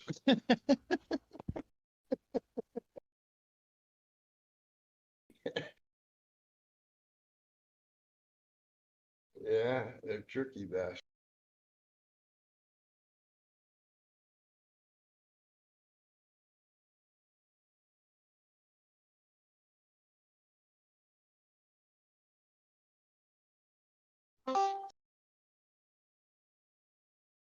Yep, they went all in.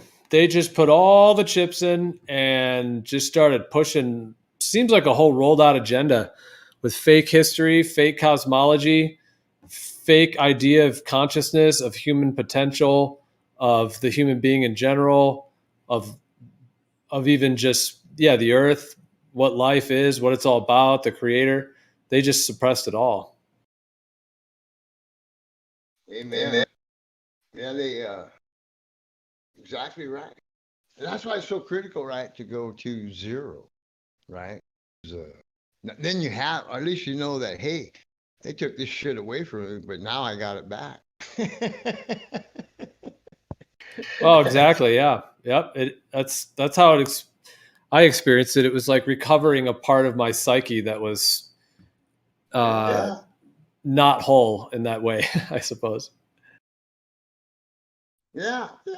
I mean, because most of us are just honest, hardworking people. We don't even. All of us are, kind of in the same. Put us on kind of. We're suspicious our whole lives, right? But I mean, then this is like, holy crap! That was why I was always a little bit. What's going on over there? What is that? Kind of a little more. Why? The old famous question. The one that's laughable. Why would they lie? Well, why? How does that work? Why?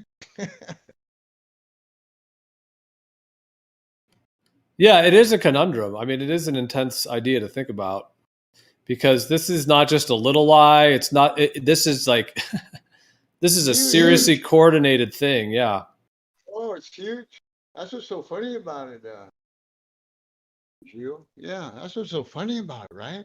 How huge it is. That's why it's so relaxing to a certain degree to step out of it and not. I always call it the 50-50 rule, right? You got to look at it one way or the other, right? Is this story this way or is it this way, right? I mean, there's so many there's so many clowns out there right now. It's crazy. Not knowing your history. I know that part of it too enough to it's total BS, right? Other than what I witnessed my own age, right? And I witnessed the same crap for since 1950, right? Same thing, Vietnam War, only the opposite to a certain degree, right? They treated the soldiers like shit, and then they turned around and now they're pumping them up like heroes, right? I mean, the whole story is crazy. Yeah. Wow. Yeah. Well, that last part. Yeah, there's a lot to that time period and everything. But yeah, I mean, to me, I think it's very liberating, and it's like it frees up your mind in such a deep way. I think to be freed from these deceptions. I feel I have felt that myself, just in terms of.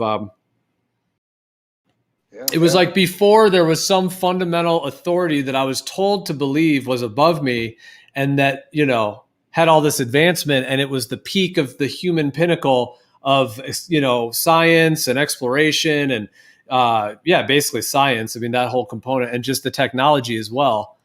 So yeah, I mean, it was sold as that in terms of like outer space and the globe Earth and a lot of other things, but it just wasn't that at all. So it was sold. The bill of goods is no good. Exactly. Spot. I mean, think about that and what you just said right there. You see, that's the ego right there, what you were talking about. They took us, told us how smart we were. We're at the pinnacle of innovation. And and we're not. We've been a smart son of a gun for a long time and been a con man around, forever. Yeah, they basically did like an all-out attack on the human race, to the point to where, I think it's a deep thing that's been done, but yeah, it's just completely false. Yeah. So many things that they've just fabricated. Yeah. Well, I was 10 years old, watched on the news at night. Kennedy had got killed. I don't remember exactly. I was watching it on TV. Jack Ruby shoots Lee Harvey Oswald. Yep. And I'm watching that as a 10-year-old, right? And I'm so mad, because it's like, what are you guys doing? How do you let the main guy get shot, right? We want to know what happened, right? That was a big psyop. Yeah, that whole thing was staged. Yeah, that footage. Yeah, I know that now, right? Yeah. Right, but at the time, I could only imagine. Yeah. Charles Manson never got shot by nobody. Yeah, there's another story. Like I say, see, that's where I'm at, you guys, and that's why a lot of people aren't there, right? That's why I say everything's a 50-50 deal, right? Charles Manson, all those made-up stories. O.J. Simpson. Hitler supposedly never got shot by nobody. He had to shoot himself. That's kind of weird, like how all these really, really bad people don't get shot, but these other people do. Well, yeah, the serial killers. I think they're all made up. Not, maybe not all of them, right? But that's part of that I've been thinking so too. I've been watching this stuff, man. I think like the CIA been putting out some of these people, and then if you really look into some of them, like there's a percentage that, truthfully, after they do all this crazy stuff and kill all these people, they get their name changed and move to like Canada or somewhere. Literally, no jail time, nothing. Crazy. You got to look into it though. It might sound weird, but well, they control everything. I mean, they control everything. You're a damn fool not to understand they control the whatever, government, lawyers, prison systems, police, fire. So if I missed anything out, let me know. They control it. Yes, sir. I don't think they're going to indefinitely, though. I mean, is your viewpoint that their power will be dissolved, as it were, or do you think they're going to just make it stronger? I don't know. You know, such a fact. You know, that's the whole thing that's fascinating right now, right? It's like, I mean, I roll with God, right? And and that's the answer, right? I mean, he's the one that gave us our freedoms, right? So I preach freedom and being alive. So I don't know though. It seems like we're in a strange type of situation for sure to me. So I don't know. Militarily, that's the only thing you really have to worry about, right? I mean, hell, if it ain't militarily, you don't worry about nothing other than the bullshit that comes down the road, right? You don't have to worry about your sons going to war or shit like that. Yeah. Well, war is the worst of it all because that's like the pinnacle of the brainwashing because they convinced kids as well and parents, but also these teenage kids. But that obviously they have to get the parents first to send their children off to just go to a dangerous battle situation, which is a fabricated battle in the first place. Well, really what it is it's actually the people that are at the top of these military operations. They are just getting us, the people, to basically just invade countries and just widen their power and their influence. But they deceive us and tell us that we're fighting for America.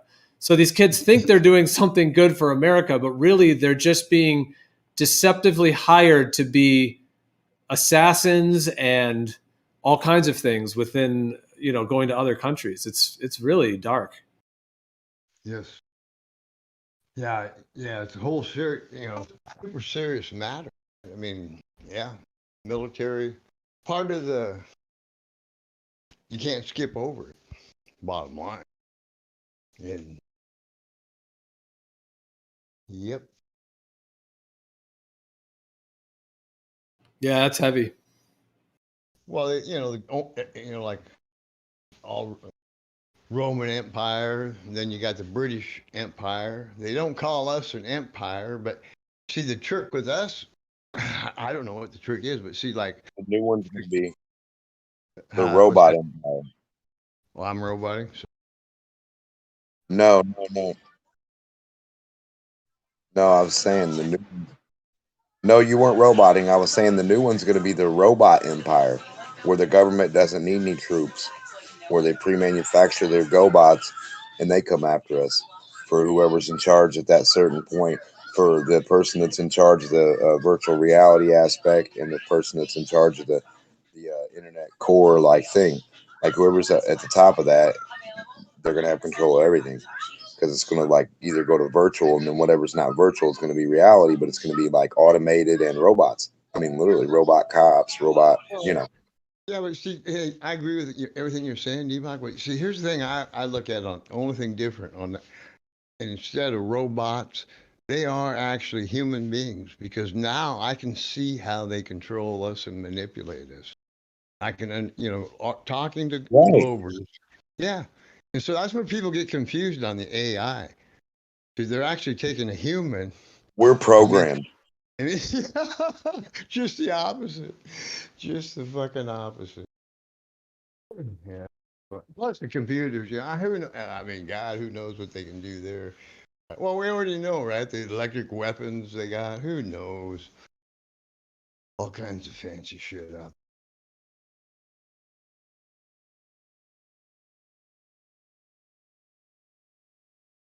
Yeah, that's the thing I see too, right? They're locking us up. We're already locked up to a certain degree. Cameras, phones. I want to know why they fight so hard against static and kinetic energy. Like if they locked you in a little egg shape and they had some liquid and you kept moving in the liquid, and your temperature rise, and you're moving and whatever, you're creating a lot of fucking energy. Yeah. They don't want you to know nothing about the ether, D-Mog. Nothing. Well, think of how many people can build brick houses and do roofs. Like, it takes 2 dudes and they can do a roof in a day or 2. They can build a house in a day or 2. Like, literally, if they put their fucking, like, know what they're doing, they can live like 3 days. You know what I'm saying? Like, certain materials, certain ways. Like, come on. Yeah. No, it's all hoax. Exactly right. Yeah, they trick us. They trick us. Well, like I say, D-Mog, all those ancient buildings, the cathedral is a cathode, and those were all ran by free energy. Organs. Yep, they're transmitters and receivers, and they're also organs. Musical instruments were always meant to be motors. Yeah, yeah.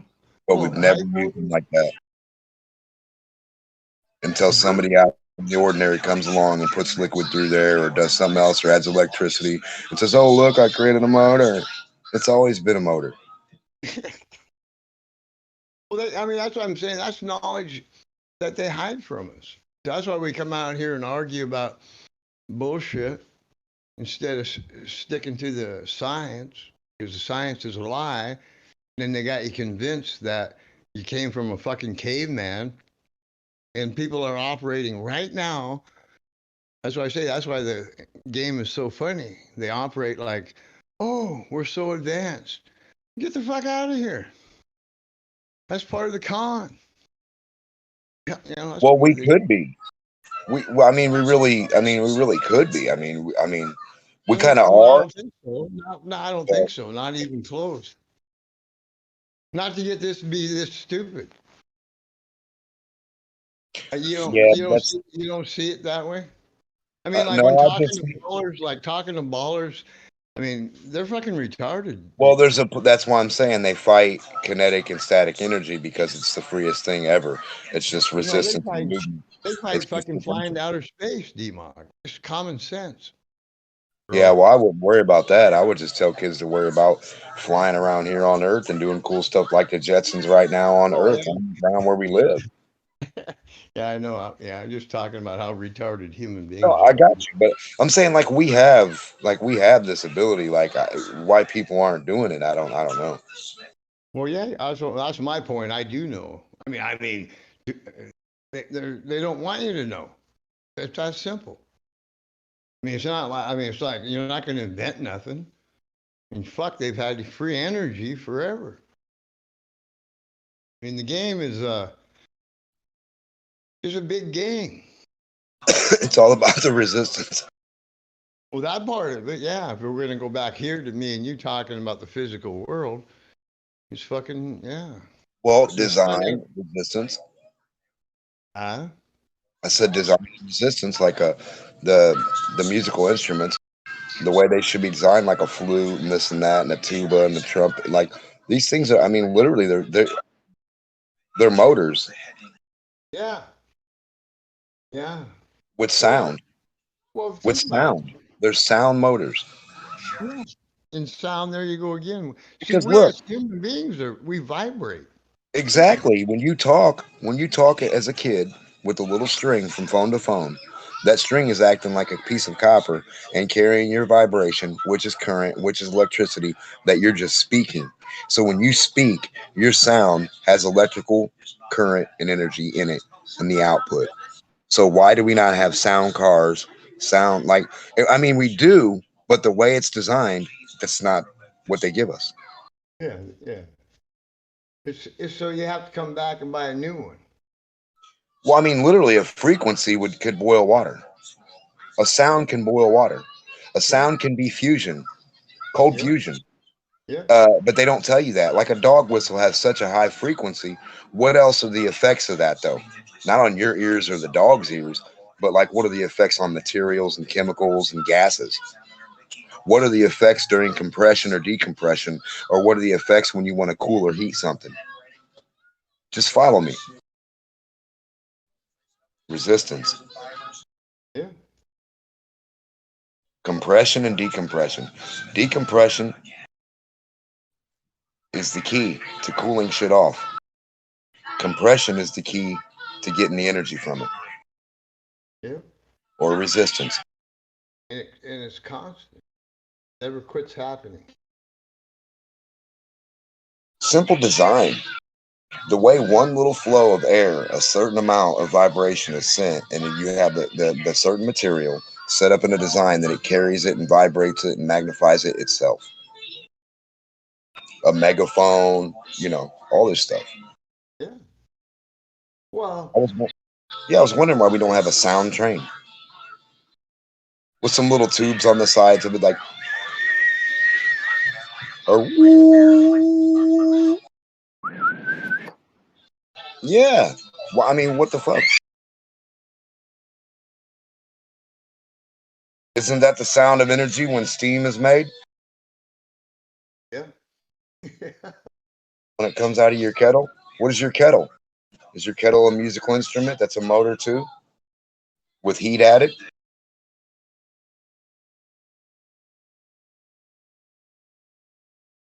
All you need is friction or resistance.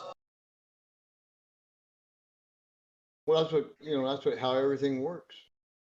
Copper, iron, magnet, friction, resistance, liquid in between, free energy, compression, decompression, coolant. Well, people don't even know about a compost pile. I mean, they haven't got basic science. It'll steam.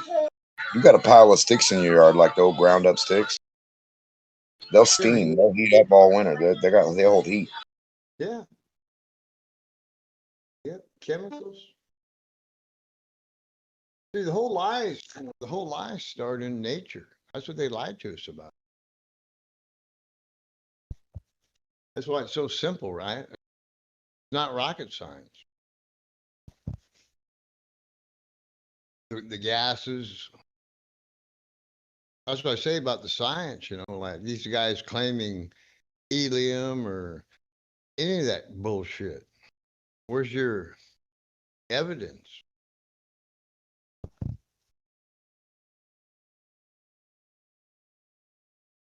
Well, that's in a way. That's why everybody wants to be crazy, because there's certain amounts and differentials. Like in our air, there's percentages of this and that and this and that, and that's why I don't understand why when they ask me a crazy question, like if I say this can make helium, they're like, no, that doesn't make helium. My cigarette won't let off helium. Well, it's not letting it off like that. It's letting it off in a really, really, really, really, really small percent. Yeah, but you got to be careful there, Dima. That's what I'm saying. You're talking mainstream science right now, and I'm saying that you don't have any evidence whatsoever what you're saying right now. That's what I have evidence that anything inert. Listen, if it's inert and you can't light it, and it's putting off energy that can rise a balloon or something, that's helium. I can't. You can't tell me. Right. But the point, I mean, scientifically, if you can't light it up and there's heat exerted from it, and you can put a bag and it'll raise up. Yeah, but you invoke layers and different deals, right? And that's what I'm saying. I'm just saying that there's definitely certain layers because of the chemical and the electrical, the voltage that separates them and such. That's what it does. Yeah, but you got, like I say, we're still parroting mainstream science. No, I'm not parroting them at all. They go with quarks and particles and circles. I don't do none of that at all. You're going with gases. Well, I mean, we have gases. Well, we have something that reacts. We have slow down, DMOC. Damn. DMOC. I hear you. If me and you grab some air, me and you cannot identify that air. That's why I'm telling you that's helium basically. There's no differential. That's my whole point. That's what I mentioned. That's why I'm mentioning that helium is a synthetic product. Synthetic. Right, a byproduct of all kinds of shit. Yes, sir. Synthetic, man-made. Right. That means a byproduct. When you do Right, something like right. in a Now we car, need to know what yeah, it is. Now we need to know what it is. it's inert energy. No, It's from it, what? No, what chemical? It's what zero, right? chemical? Well, that's where the lies start, right? With the chemicals and the gases. We got 7 noble gases, right? And Right. that's made up bullshit. Other than they named them. Well, exactly. They're just differentials of fucking voltage in each other, of potential Exactly. from each different one. That's Exactly. really all it is. Yeah. And That's that's why I why say a layer. I'm just It's trying to not stay on really a point with layer. you. Yeah, it's Well, not no, really a you layer. have it. It's Well, you kind of have it. Well, a you layer have it, of Dumont. voltage, huh? Yeah, no, you have it. I mean, I'm on board with what you're saying, but I just want to make sure that, I mean, because it's a fucking electric, and you're talking about different minerals, correct Right. flow. Everything. Yeah, yeah, Everything's pressure. electric, Steve. Listen, listen. Your nose, when you smell, that's electrical. When you hear, it's electrical. When you see, it's electrical. When you feel, it's electrical. Everything is electrical. I know. They try to tell you what they're reading is all this crazy different shit, all these different gases, all these different pressures, and all this other stuff, when all they're reading is differences in electrical continuity. That's Exactly. it. I don't care what scientist comes to you and tells you what kind of story. I don't care who thinks they're smarter than who. They can cut. Listen, this is what's physically provable. Right. All the other stories, I mean, I'll go against them in the lab if they want. Yeah, Why? I will too. Oh, fuck. Give me some material and some chemicals. I'll show you something you ain't seen.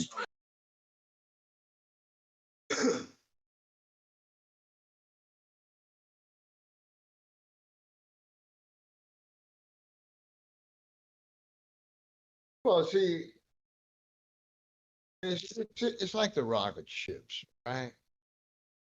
Now, I don't care if somebody,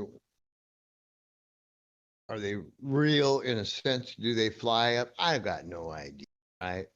I know they don't fly to outer space. I know they don't act like a rocket ship. Now, personally, myself, if something does fly up in the air, I think they're using a thing called helium. And think about it. Right? That's what it looks like, right?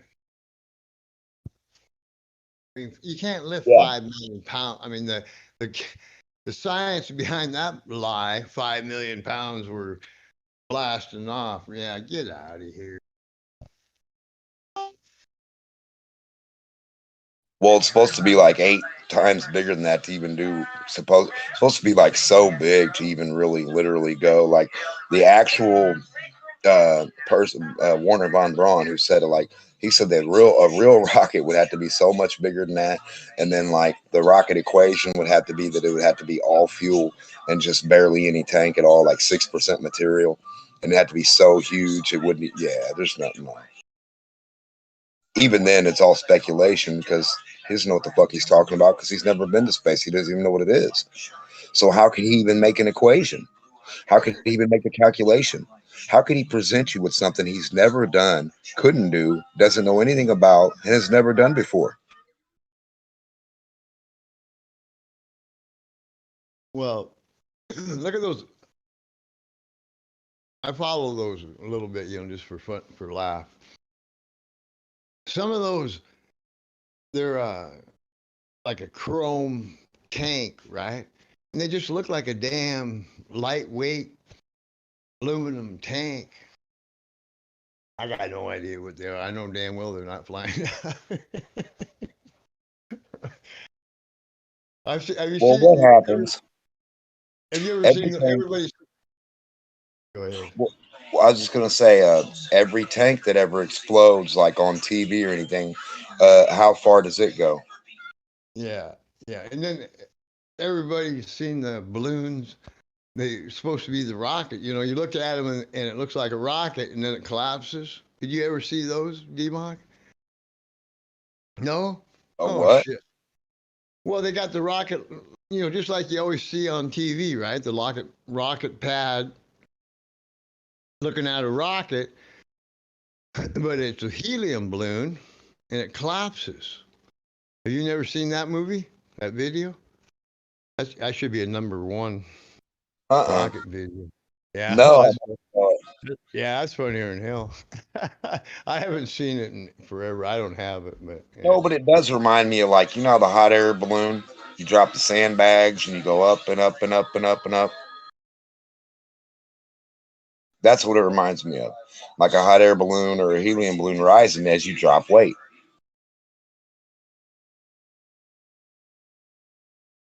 See, because they drop the big orange tank and they drop another orange tank. I mean, now they got some different shit, but yeah.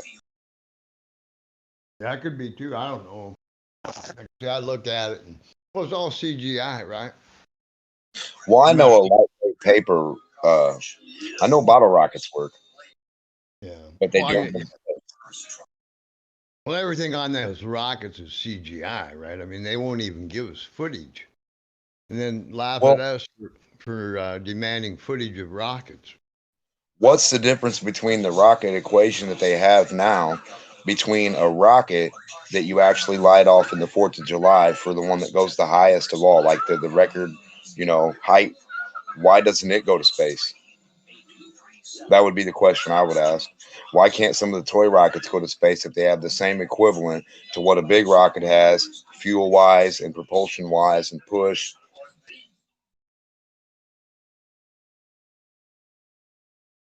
Why can't you send your own personal little rocket to the moon? No payload at all. No people. Just a little rocket, a little equation to the moon. Remote. You got the camera on there. You see it. You go. Why can't we do that? Why hasn't no millionaire done that?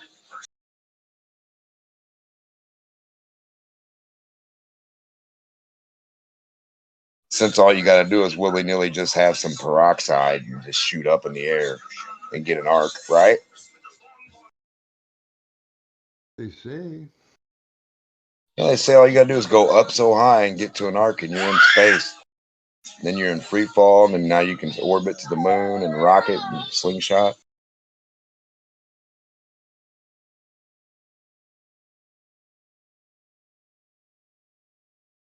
Pretty funny stuff, man. Where's the miniature rocket they sent to the moon live?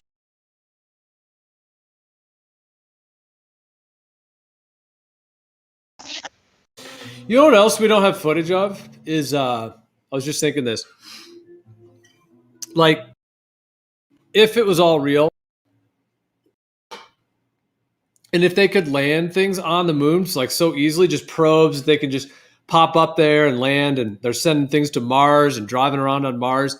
If it was really that easy, we should have multiple high definition footage, 4K, of a probe actually approaching the moon and all of the fucking space and everything around it. You should be able to see the whole moon either from the side, you'd see half of it lit and half of it dark, or you'd see it from the front, whatever it may be. Like, you should be able to move all around it. And then as this probe will come down, you should have footage of all that, of the probe actually approaching the Earth and then completely landing, and then all of the surface of it.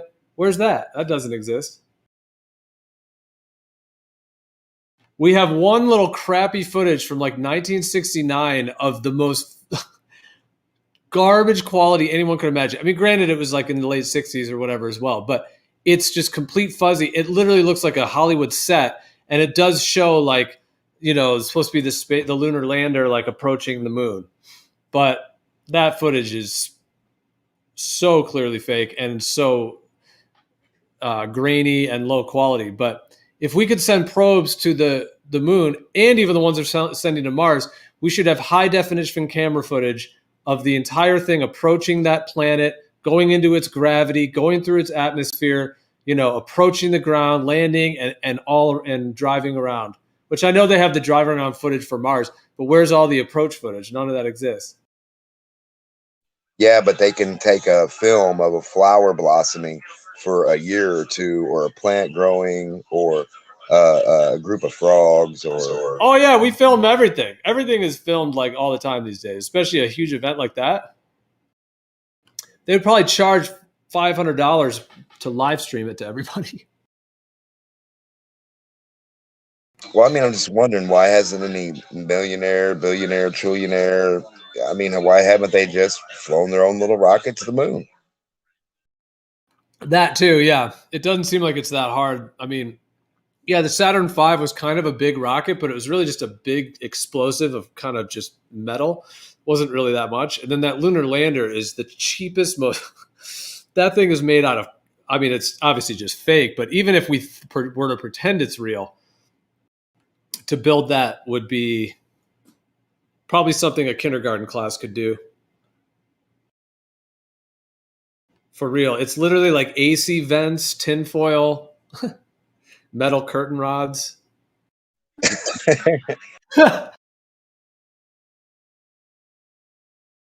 There's like, have you seen the little paper towel rolls that are used as like the thrusters? Like it's supposed to be thrusters on the lunar lander, and it literally looks like these little like, they look like Legos actually, but they kind of also look like toilet paper rolls, and those are supposed to be thrusters. It's just such a joke. They're only thrusting air out of them.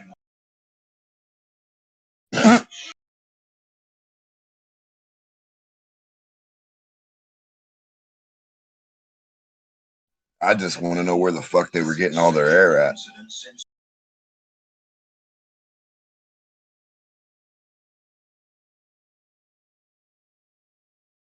Well, look at that one they show us. The rockets landing on the barge. Different things like that. Rockets. Oh yeah, here we go. We're gonna save money for you guys, and we're gonna land these rockets. Yeah. Okay. You can't do that. You know, in case y'all didn't know that. Why haven't they landed little toy rockets? I mean, surely we would have thousands of hours of footage of them getting it wrong, trying it and getting it wrong before they ever got it right. Where's any of that? Yeah, you should be able to, if the moon, yeah, it shouldn't be that difficult to get something there. I mean, what they claim it is you have to get up to the speed or whatever to launch out of the Earth. But then from there, I mean, if that piece of tinfoil apparently did it, 240,000 miles, it doesn't seem like it'd be difficult at all. They say it's just like a smooth ride. It's just, apparently you're going like 17,000 miles. No, it's even faster than 17,000, what they claim. Have you ever looked that up? Like I remember I did once, like the actual speed that they claim that they were traveling at all the way to the moon. Probably 24,000, maybe coincidentally. I don't know. Just a guess. Well, think how funny the whole thing is, right? That lunar landing. Now it backpacked on some type of rocket, right? And then detached from the rocket. I hope I got this story right. Flew down to the moon, landed on it, took off, rendezvoused back up with the space rocket, hooked back up to it, somehow came back to Earth with the whole thing, right? Is that right? And how? What a tall tale. What a tall tale. Yeah, when I first started looking into the moon landings, probably like 2004, 2005, when I really started looking into it. And I pretty much scoured the internet to try to find everything I could on it. And looking at both sides, like I was looking at all the mainstream explanations for everything. And then I was also looking at all the alternatives and other ideas about it. And it took me about a month or two. I had a couple extra hours every day that I was putting into it. And at the end of it, because when I started, I didn't know whether it was real or fake. I mean, I had never looked into it. And I assumed it was real, but then when found out that, or just kind of thought more about it and also found out that people thought it wasn't real, then I started looking into it. And then after that month or two, I was 100% for sure that all of the footage that they're giving us is completely Hollywood created. Like, in that sense, it's all fabricated. So they're definitely not on the actual moon's surface in that footage. And I don't think they can go there as it is. I don't even think it's a place you can land on.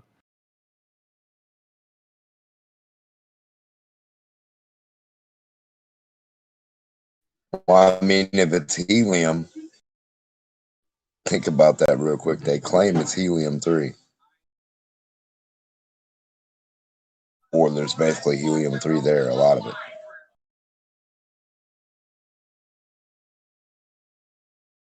How, if they have to produce helium in the craziest ways on Earth, how can the moon be helium? Who said the moon is helium? There's lots of things that say there's helium. They want to go to the moon and mine helium. They say there's helium-3 in Antarctica. That's the big secret. Who said that? The government. Wasn't my grandma. I got you. Okay. I hadn't heard that. So how are they going to mine helium from the moon? Is that a thing, or like, I don't know if I've ever heard of that. But yeah, that's what I'm saying. I don't follow a lot of the propaganda, so it may have slipped through my. Is that a thing though? Is that they say they say they're going to mine? They say they're going to mine helium from the moon. From the moon, from asteroids, from Antarctica. Yep, that's what they want to do. That's part of the propaganda of we're going to go mine. That's part of it, right? We're going to destroy here, and the only way we can survive is somehow we have to colonize something. Yeah, I just Googled it, and a bunch of articles came up. So it's just another one of their propaganda, just a propaganda push. This is such BS. Well, NASA's number one. They're the number one users of helium. So if there was anyone looking to mine or to get a new source of helium or a better source, it would be them, right? Like if they lived in California and they needed some clean water, they would keep finding a better form of osmosis.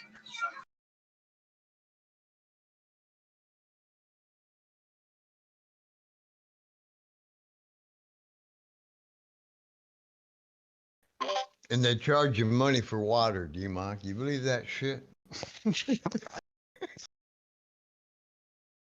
A water shortage. They landed on the moon, but there's a water shortage. And then you're going to tell me you're sane.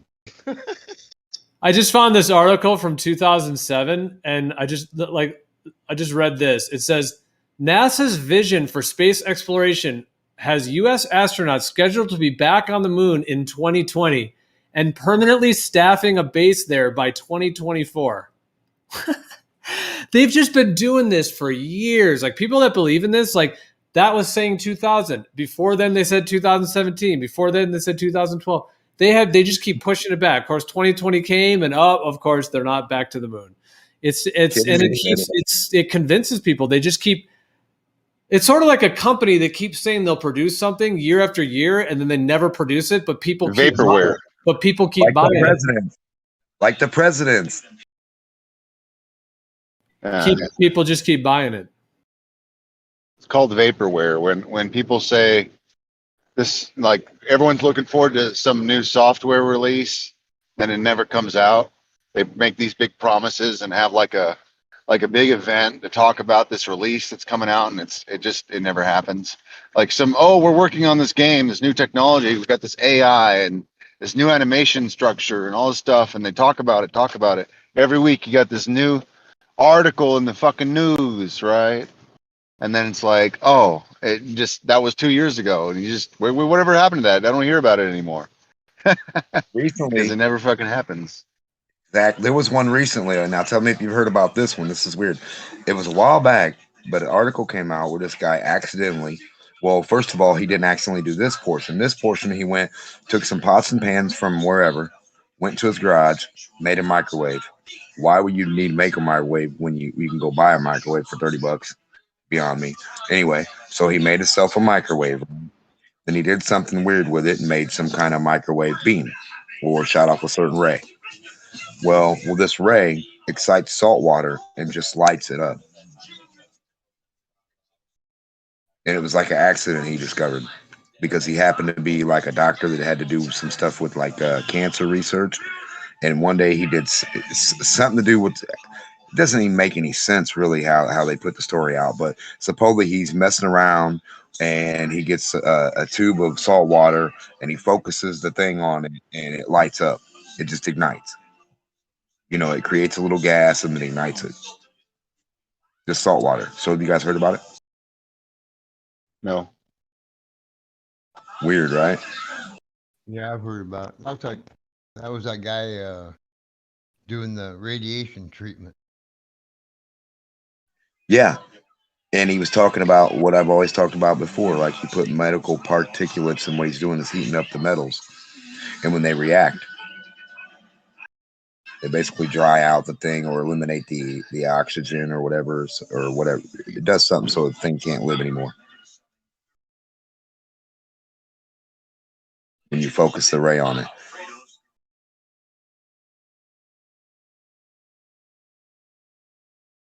Probably something to do with chemotherapy in a certain sense. Cancer treatment, yeah. Yeah, he was supposedly curing cancer. Or trying to. Because that's what you did. You stood between the machine and they radiated you. And then somehow he discovered, like you were talking about, I don't know how the hell, I forget the story too. It was quite a while ago I saw it. But yeah. When he's got all the equipment, it doesn't make no sense that he had to go use pots and pans in his garage. And then how would he get his garage pots and pan stuff to the lab? To me, that's kind of weird. How you'd let some guy just willy-nilly bring some pots and pans, microwave to your hospital? No, come on, man. It was a mainstream story too. That guy was full mainstream. But it was an accidental discovery. It's just crazy. Oh, I accidentally discovered you can aim something at something, and if you focus it through a certain glass, and it does this and reacts this way, and it becomes a gas. And then he basically is just telling you he focused an energy at salt water and lit it up on fire. That's water is energy. It's gas, water. Boom. There you go. Saltwater gasoline. The ocean. There you go. It's all fuel.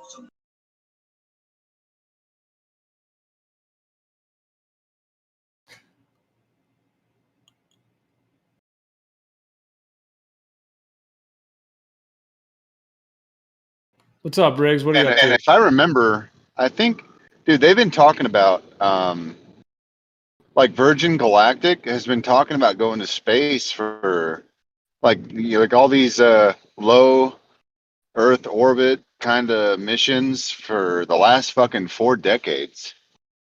And they finally sent somebody up it, and it's still just not even a platform that's happening yet. It was just like a media event, basically.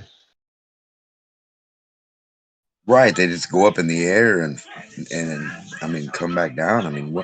Yeah, nobody disagreed that everyone knew we could go to higher altitude. So the fuck what? Doesn't mean anything. They could have just took a hot air balloon for way cheaper than that. Exactly. Could have just used a balloon.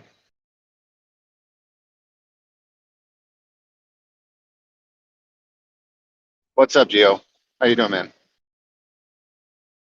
Pretty good. Just chilling. It's a nice Sunday. I got some sun today, so that was nice because yesterday it was pretty cold. Nice. Pretty cold and rainy all day yesterday. Maybe I'll get some sun tomorrow. I've just been working too much. Been working night shift. Yeah. Kinda tired. A little bit. Do you make more money at that time? There's a lot of reasons why it's beneficial. Bonuses, no traffic, It's easier on the car because there's less UV. It's easier on my eyes. A lot of stuff.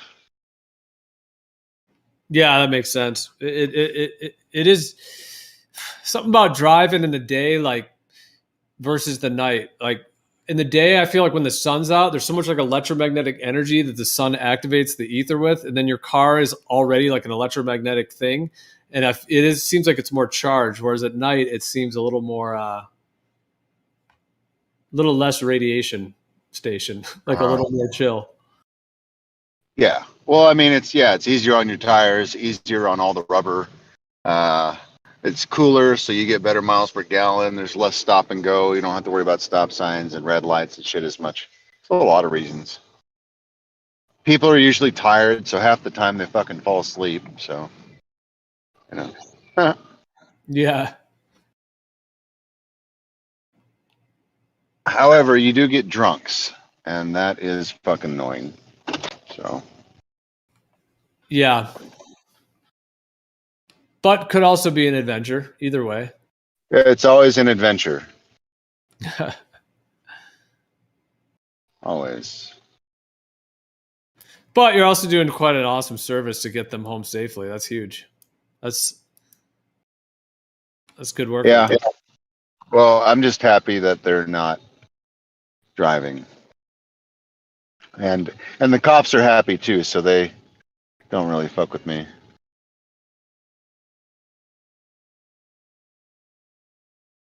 Yeah.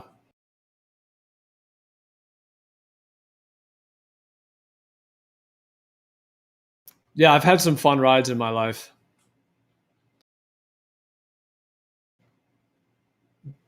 I've been like, have you ever done one of those like Uber pools or you? That's wild. A bunch of people.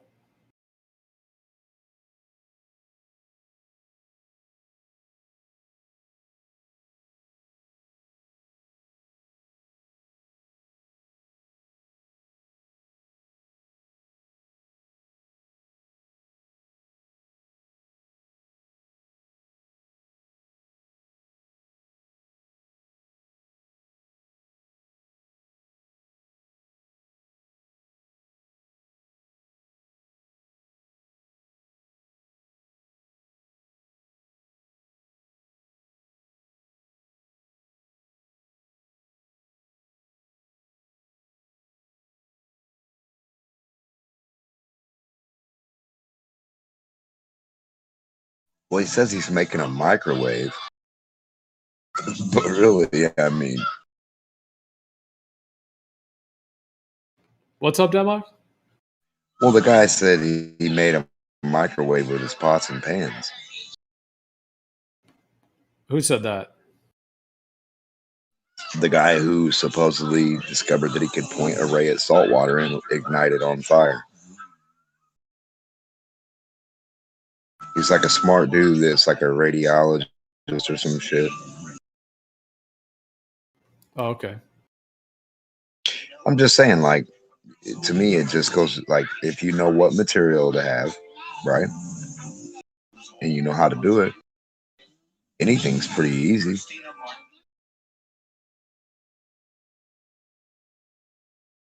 Besides that, you would think it was hard or impossible.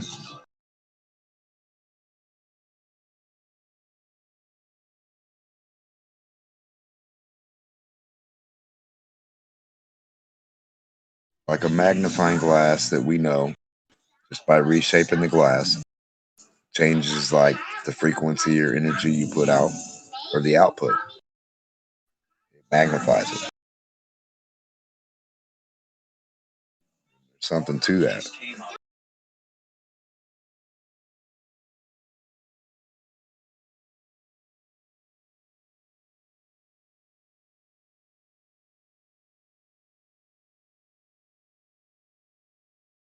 It makes me wonder, you know, why I didn't play with some salt water or some other stuff as a kid with a magnifying glass.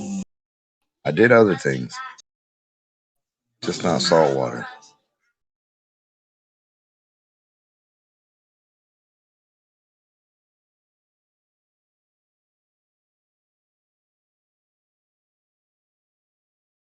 Now, I'm sorry, Gio. What'd you say? What'd you say about it? Oh, that was a little bit ago. I haven't said anything for a bit. Denmark was talking about salt water and combustive salt water. Oh, well, you asked me a question, and I had to drop someone off, so I forgot what you said. Oh, yeah. No, I was just saying, like, those Uber pools where it's like a bunch of different people, and they're all like meeting and sometimes talking, and they're it's a big nightmare. Huge. Yeah, it's actually kind of pretty dangerous. It's kind of risky. You get people that like You get a bunch of weirdos who pick it just to, you know, creep on chicks and stuff. Well, often like in Yeah. San Francisco, like and whatnot, just throughout my life and whatnot, in different places like that, like it's the only option sometimes, you know, to even get a ride. You like have to do Yeah, it depends on the area. Because sometimes they're just so overloaded or whatever that that's the only option, you know, at that time. Or the other ones, what is it called, where they have like a delay? I don't know. I don't really know all the products. I just pick them up. You know, they don't necessarily tell me what. There's a lot going on in the background. You know. Yeah, I think it's great work though, and it gets people. It really is doing a beautiful service for others. There is something about travel, I think, that's kind of magical and just helping people get to where they go. That's kind of why I like it. It's one of the few kind of magical things left until it's automated, I guess.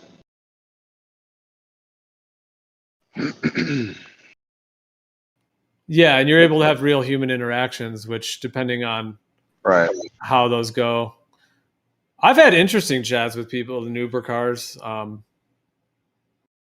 So yeah, there can be interesting conversations struck up. Have you seen that guy that takes Uber rides and then he flat smacks the driver?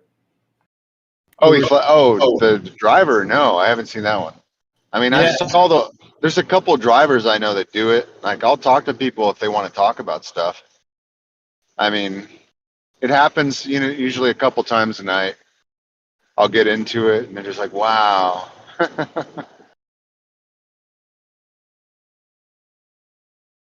Yeah. Well, there's a Uber Josh, and then who's the other one? Authentic Intent. He did that as well. He did a couple series where he rode as a rider and then brought up Flat Earth essentially. Gotcha. And talked to the driver about it and recorded it all. Yeah, I don't know how I feel about that guy particularly, but that is kind of what my life is like a little bit. And then there's Uber Josh, but I think was he a driver? Oh, gotcha. Yes, he was a driver. I got to mute for a second.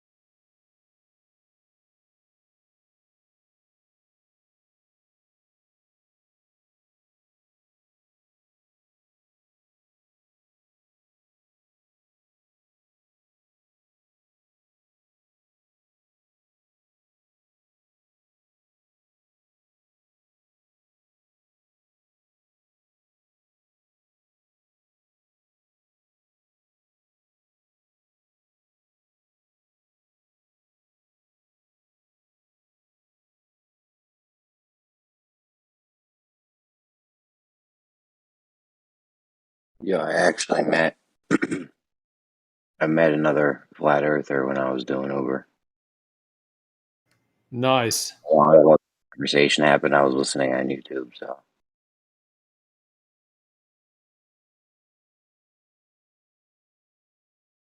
Yeah, it can be a place where it's like you're on this little journey together, and usually, you know, both people are like cordial, so there's usually not going to be any like tension, and then you're kind of just bullshitting about your day. Oh, it's beautiful out, whatever. And if they're in a talkative mood, then yeah, it's kind of a nice little intimate like situation to bring up topics. And if it's like chill energy, then it could be a nice interaction.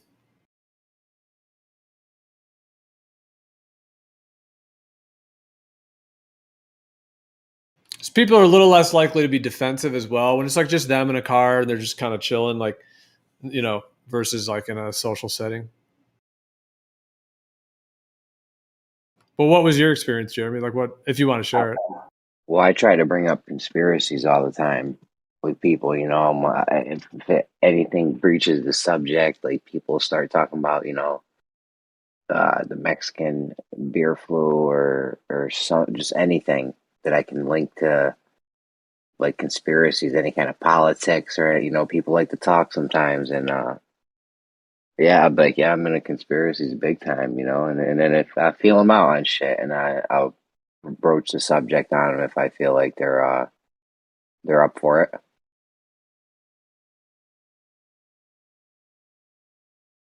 Nice. That's awesome, dude. Well, I can tell within 2 seconds. I can tell within 2 seconds if somebody wants to talk in my car by the way they react to what I say. Like, I'll say, "Hey, how's it going?" And then if they just say good, then you clearly don't want to talk to me. You know, if they're like, "Good, how are you?" Then it's like, "Oh, all right." You know, I feel them out. Some people don't want to talk at all. Some people will do, and I'll talk your fucking ear off. I've had people say, "Wow, I wish this was a longer ride, so we could talk more."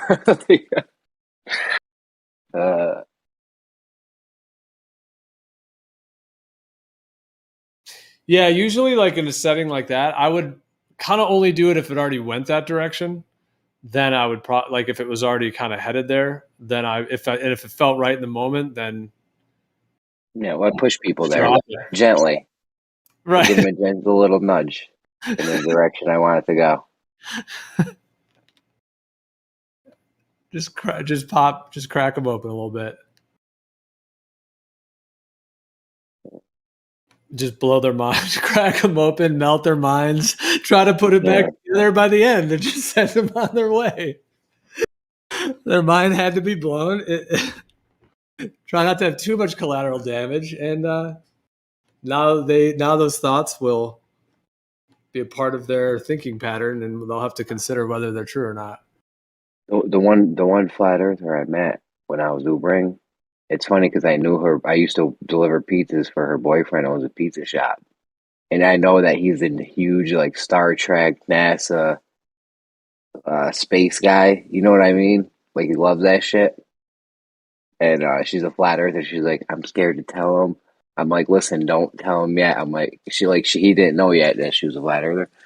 I'm like, "Don't tell him yet." I'm like, "You need to get your argument straight because he knows this shit, kinda." I'm like, "You gotta listen to Nathan Oakley."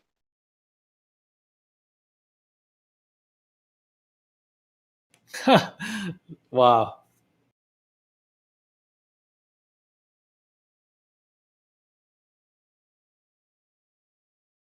Got him on some content. What's that? What'd you say?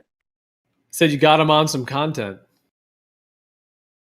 Yeah, I mean, if you listen to him for, if you go back to show 700-800 and listen to him, you'll have your shit down pat.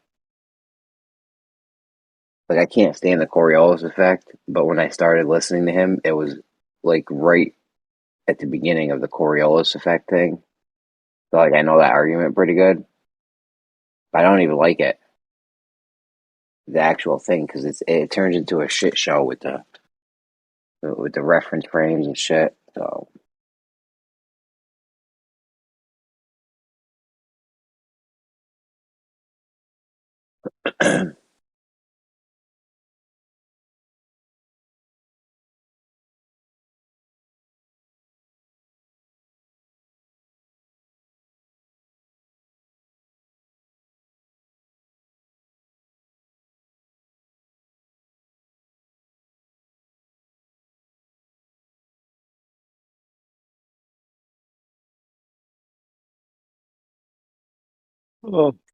So you were giving a ride to this guy, and he already thought the Earth was a stationary plane. He was No, it was a girl. It was a girl. Did she call herself a flat earther, or did she? How did you figure that out? How did it come up? Oh, I don't even remember. I gave her so many rides. I ended up bringing her to work every day because she was like, I take Ubers every day. and I lived near her. So she was like, "Can you just bring me to work every day, and I'll give you, you know." We worked out a deal, but the first time, I don't know. Like I said, I was gently pushing on people, so like, you know, she was willing to talk. I must have said something about conspiracy, something. I don't know. Honestly, I don't even remember.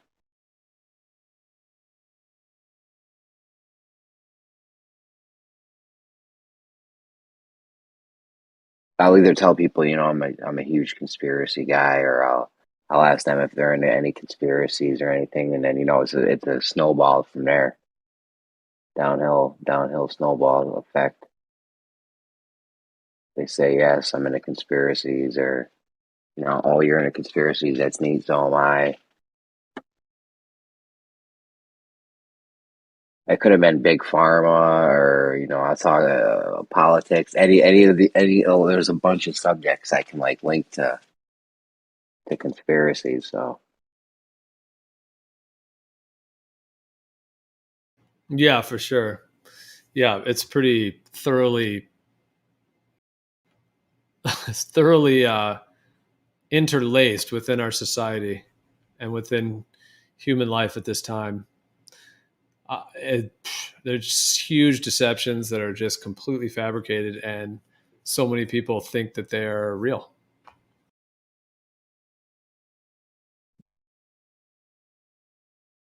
it's like I said, it's tough though, and I used to do that every ride I could, and I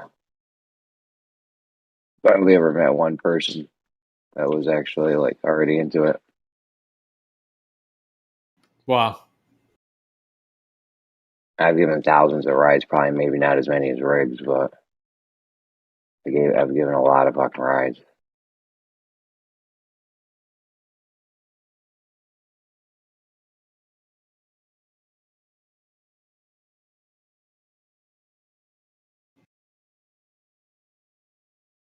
Well, I've talked to a lot of people about it, like just in different situations, to where if like in an ideal situation, if I'm able to just like have like a good conversation and kind of walk through it in a way, there's been a lot of people that have been like, when I've told them about like the earth, let's say, like not being a globe, and they just instantly register it.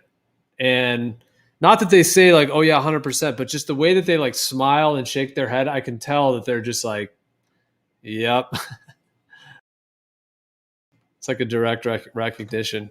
And a lot of people have, like when they first hear it, yeah, just, but I wouldn't say a lot. It's not like the highest percentage, as you know, in that way, but there's just a lot I've met in my life in general where it seems to click with them pretty instantly. The whole idea of the globe, especially like even people that are from other countries and in different areas, that as well. Like I've been to South America and different places to where a lot of them actually still have their like ancient cosmologies. So to them, the globe is actually like the propagandized type of idea, you know, even to start with. But even other people that don't quite have that, they still seem to be able to register it.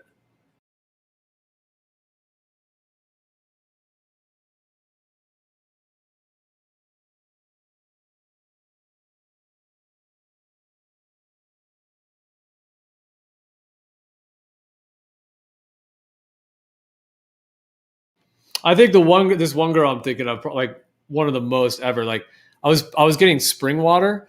There was this spring near a house I used to live at, and so it was just like water pouring off the mountain, and so a lot of people would go and collect water there, just like bring all your 5-gallon jugs. I used to do that, yeah. Yeah, people get like 10 of those in the car and just fill them all.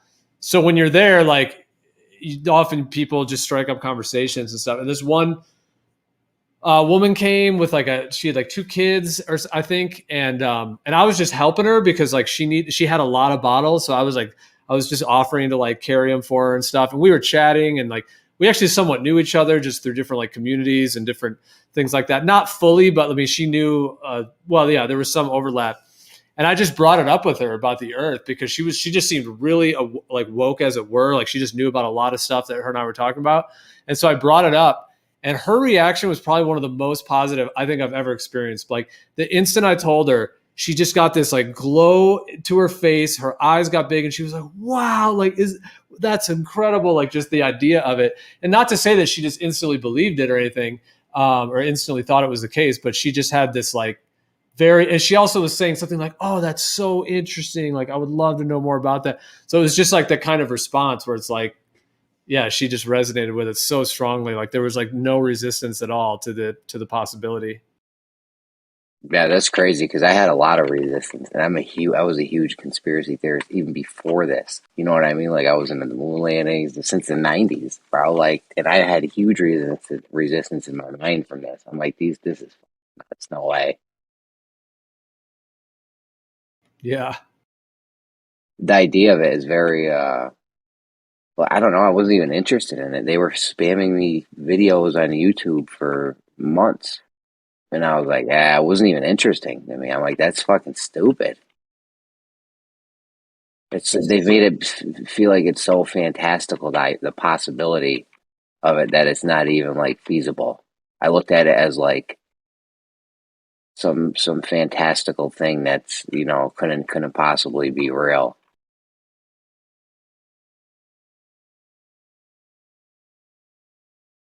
Interesting. My first response to it was a really positive, like, well, I first looked into it like 2004, 2005. That was when I first started like researching about like concave Earth and hollow Earth and flat Earth, a lot of things. And I found flat Earth back then. And the only website that even existed back then was pretty much the Flat Earth Society. So that was the first search on Google. It was like the first 10 searches back then. Like literally the whole front page was like Flat Earth Society. So like if anyone typed it, that's what they were going to get. And I did find some other stuff as well, but I probably didn't find all the really good stuff like William Carpenter and Robotham. And like I didn't probably get into all of that. Although I remember actually reading some Robotham, maybe not William Carpenter, but Robotham. I came across, you know, different posts that had sections from those. But I came to the Flat Earth Society, and it seemed like instantly upon coming to that website, I instantly resonated that there was something true. I instantly had this like, this is what the Earth is, like a very instant experience like that. And then I started questioning it though, and I'm like, well, wait a minute, you know. And then I thought to myself, okay, well, if these guys are the Flat Earth Society, they must know what's up with this, right? So I started reading, and some of it seemed really true about like the lack of curvature and that the Earth isn't moving and the sun and moon. Like a lot of that was resonating, and I was really resonating with that. And then I read some of the stuff, exactly their whole agenda back then. I read some of the stuff that said that the Earth is like rising up at 9.8 meters per second and things like that. And I was like, ooh, this seems like I was like, in fact, it was that particular thing. I remember thinking like, no, that doesn't make sense. So then that was enough actually to kind of dismiss me from it. Like, ironically, their little trick worked, because at that time, that was all there was. You know, it was just like Flat Earth Society. So like, what else would you even do? You know, like, I guess maybe I could have tried to research other, into it even more at that time. So I did some more research at that time, but I did kind of move away from it, not thinking it was false, but it just wasn't my focus, I suppose. I just kind of left it on the side burner. And then I researched the moon landing, went through that whole thing, or that might have been before. But yeah, I also did the whole moon landing. And then it wasn't until 2015 that I like fully realized the Earth is indeed a stationary plane and all of that. So yeah, it took until 2015 for me to kind of fully snap out of the heliocentric spell. See, I came in late, so I was getting good information right off the jump. You know, I didn't get in until, I don't know, 2017, 2018 maybe. So I was like, I didn't even go to the Flat Earth Society or anything. So, and it was still hard. I was still flip flopping with it for damn near months. Like I was like, you can't have a sunset on a flat Earth, right? I was like, that shit ain't real. But there was a lot of shit that resonated with me though, so I was playing games with my mind. I'm like, I don't know. I'm like, it could be, but what about the sunset? And you know, like the thing with faking space. I already knew they were faking space. I knew the Apollo missions were bullshit since the 90s. So like that wasn't a leap for me. Yeah. Well, for me, for Flat Earth, like, see, back in 2015, there was almost nothing. Like, I saw the I saw the very first content from Eric Dubé back then. Like Mark Sargent was not a thing. It was only like, it was basically Math Powerland at the beginning, and then it was Dubé, and there was others like well, there's several others back then. A whole different group like John Laban and but yeah, that was a whole different era. And back then it was like there was a lot of content starting to come out, but at the same time, it was pretty much there was only like one new video every day. You know, it wasn't like 50 new videos a day. It was more like one main video that everyone in the Flat Earth community was watching, you know, so whether it was like this one or that one. So there was a lot of that. But yeah, and then Mark Sargent came along later and, you know, with the clues. I remember seeing like the very first, you know, clues or whatever, because that he came, you know, after Dubé and others. And then you know, and then a lot more like, yeah, Jeranism and Glowbusters and like all the other ones started coming in. But yeah, back then, like, it was wild because like each chat, like there were so many people like in there. It was just kind of a different community back then. And it was a little bit like not really hard to get the content, but it wasn't as abundant as it was later. Like there was only things that were starting to sporadically come out. Yeah, no, I know what you're talking about. Because even when I first came in, it was like, I don't know, maybe I didn't find it or nothing. I was just watching like Jeranism videos. So like every couple days I would have something to watch. And then I found, you know, I ran through all the other stuff, all the other videos I could find, and I don't know. Once I found Oakley, though, I was like, oh, this is pretty good. I was like, because he's debating with people, because that's what I wanted to hear the opposing side, you know, so I'm like, this is good for me. I'm like, I need to be listening to this. I started listening to that a lot. See, I don't like how he does it though, really. I like to let him talk. You know, point out they're using a fallacy or something, but don't like shut the whole conversation down. Exactly. Yeah, I feel the same way. Point out what they're doing wrong and the tactic they're using or something, but let it continue. Yeah, I think also temporary muting can work well to where it's just a little temporary mute. And the good thing about it is that we can keep better control of the room sometimes if it's really wild. And then the thing is, if we do it right, and often the way I do it, which I feel is right, is okay, even if a temporary mute has to happen, fair enough, but then make sure that, you know, they get unmuted and they get their chance to fully speak. You know, so like there was one time actually, I remember I was saying this the other night. There was one time on Brandon's, if you remember, I don't know if you were there that day, but basically it was like the end of the show and then Rumpus came on and we actually ended up having like a 2.5 hour conversation with Rumpus. It was like Adam Minkin, a bunch of other people were there. And I was like modding at the time because it was like near the end of the show and Brandon had kind of stepped away. And then Brandon was like, I kind of said something to him like, oh, is it cool if I kind of, you know, mod these guys a bit? And he was like, yeah. So because they were just talking over each other, like Adam and Rumpus were just literally both talking at the same time and just insults and all that. So I jumped in and like muted them both. And then I was like, all right, guys, let's do a conversation. And then I was, you know, unmuting one to let the other speak and then mute them and then unmute the other and let them speak and actually doing that. And it was a little different because they weren't totally used to it. But the thing about Rumpus is it actually worked awesome. Like, because if you just put Rumpus on mute when he's not talking, I know right now he's just been deafening, but and I'm not trying to bring him up to talk about it. But what I'm just trying to say in general is that time he was cool with being temporarily muted. He had like his screen share and he was doing all this stuff as well. But like even when I unmuted him, like he didn't even want to talk because he was. And then, but before that, he was also like waiting for his turn, and then he would do his whole turn, because what he does otherwise is he'll do his turn and then he just starts interrupting everyone and the room goes wild. But anyways, my point was not really to bring him up, was more just to say there's just the temporary muting. I think if everyone knows that that's what's happening, I think like people seem to find it worth it because as long as they get to say their full piece without being interrupted, then they're maybe willing to be temporarily muted for 30 seconds or whatever while, you know, the other person speaks. Yeah, I used to do that all the time on Brandon's with people. I would just have to micromanage their conversation, like mute, unmute. Hey, what is that called? Is there like a debate style that's a specific? I know there's a name to that. In like a normal debate, the people just wouldn't be talking when the other person's talking. But yeah, it probably is some kind of debate thing.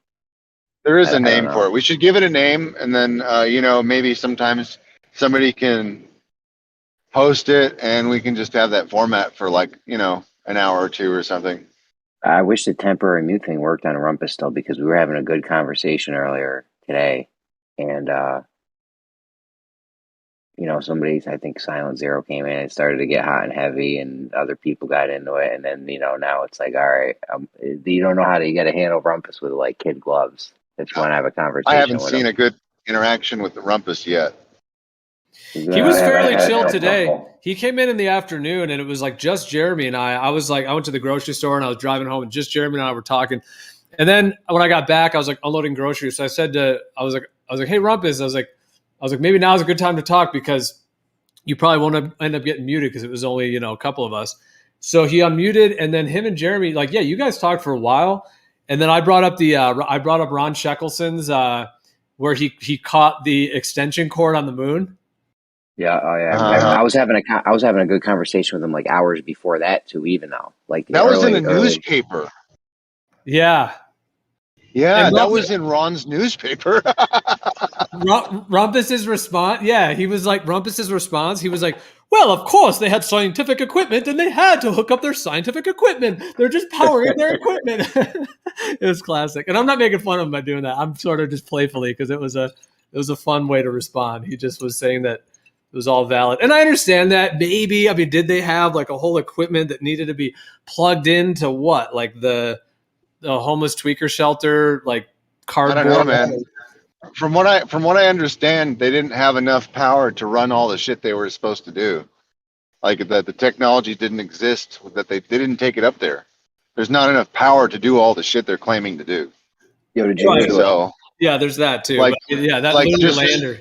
the car batteries would have, you know, especially under the cold conditions, they don't have the cranking amps, and then they, you know, the materials start to freeze, and it just they don't even function because they're chemical based, you know. Like there's a lot of technology that they would have had to have.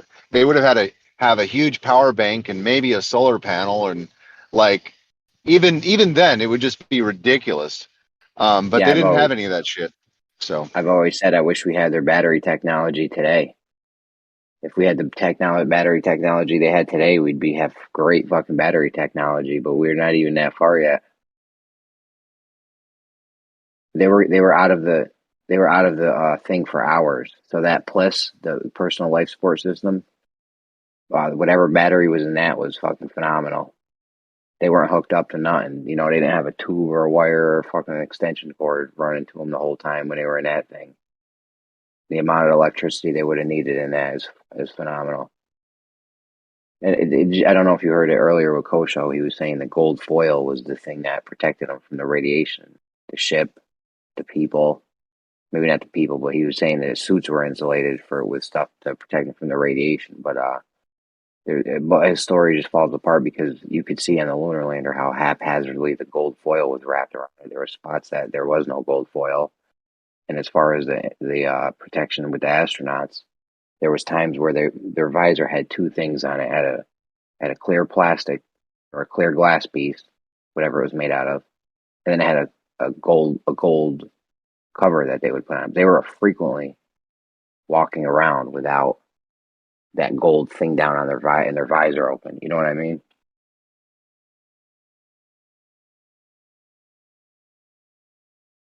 I know what you mean.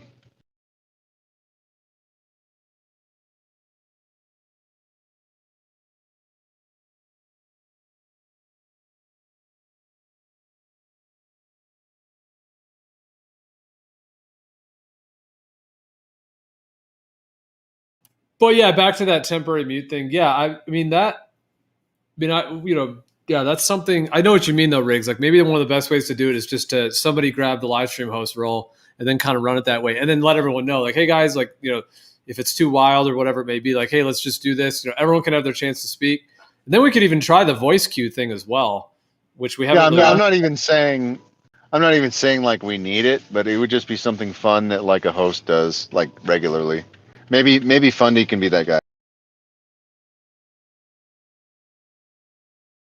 Well, I think that, yeah, like the time I was mentioning with Rumpus, the thing is that it worked because he got his full chance to speak uninterrupted. So, and then he wasn't able to interrupt others. So, and he's not the only one that does that. I think there's many that like do that in other ways. And And it only takes one person doing that to make the whole room constantly chaotic, you know, because they keep doing it basically.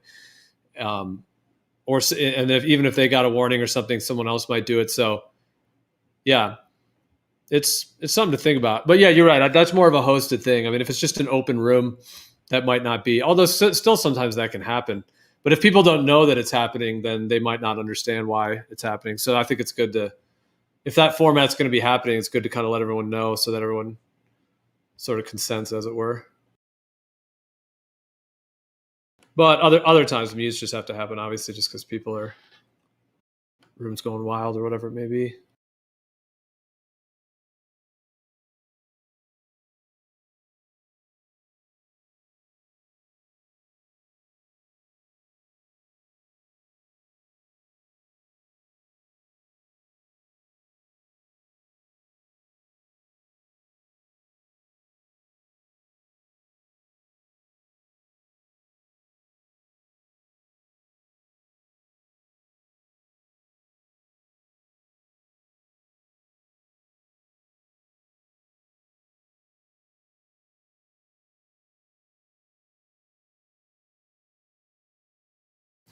I mean, ideally, it's best to really not mute anybody, and if people are able to have a conversation like as a group, that's ideal. A lot of us are able to do it. Just depends on who's in the room, I guess. Some people have no awareness of how long they're talking. You know what I mean? And they also have no awareness of. I know I get into it sometimes with people, and I'm real quick to respond as soon as they start talking. But some people, you know, you got to realize other people want to get in the conversation sometimes, and you just got to like let it go.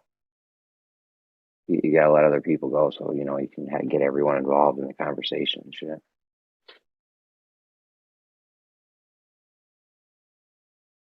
Yep.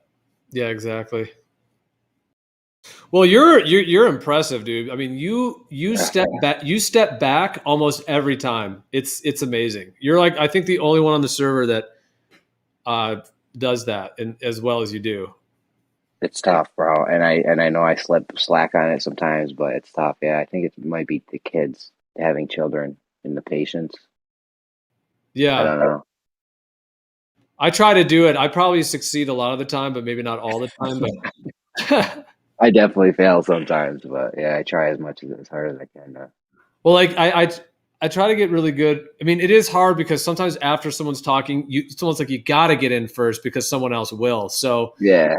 And that's actually kind of an issue. Like, that's why we should try to figure this out to kind of improve those situations, because it's not always like that. Sometimes it's just chill and it's not an issue. But if it's a really kind of heated type discussion, somehow like leaving space in between, or because I try to always back down if I feel like I talked, or if I feel like the other person talked first. And even if I feel like I talked first, I still will just say, go ahead.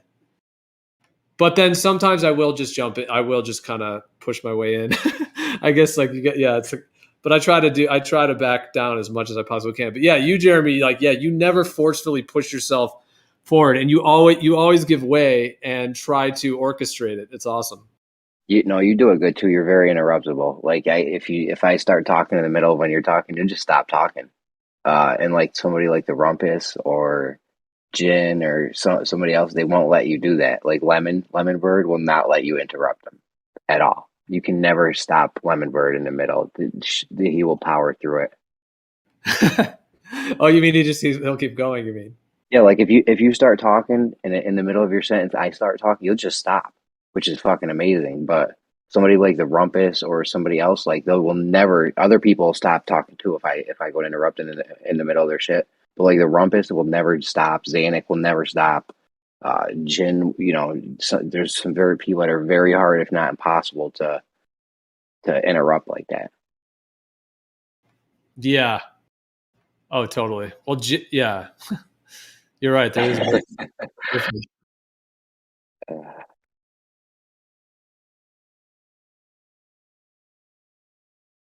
Yeah, I try to give way as much as I can. I feel like when I'm talking, I'd prefer not to be interrupted. So I feel like if I'm possibly interrupting someone, I'll just back down and wait.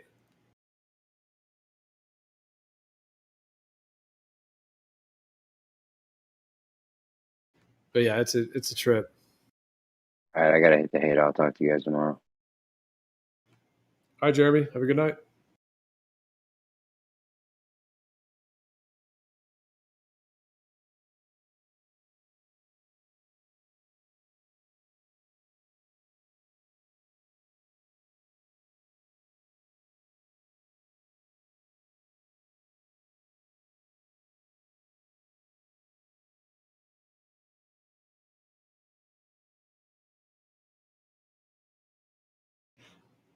I don't know if you're still here, Jeremy, but you see Bitcoin's up to 65. What is it at? 60. What's it at now? 65.1. That's good news. I think Bitcoin down like in the low 60s was starting. I think people just psychologically feel a little bit sketch about it because if it drops below 60, it's likely to go to 55, 50, and then 40. You know, that's an idea because that's kind of a psychological resistance point. Since the first time Bitcoin ran up, it got above 60 and then came all the way down to 30 and then now back at 60. So yeah, I think seeing it up at 65 is always good news. And I think the next run is to 85. That's my prediction. Mid 80s is where it's headed. Not financial advice, but maybe it is. I'm kidding. It's not technically, I guess, if that's what we have to say, but I think Bitcoin is always a good investment.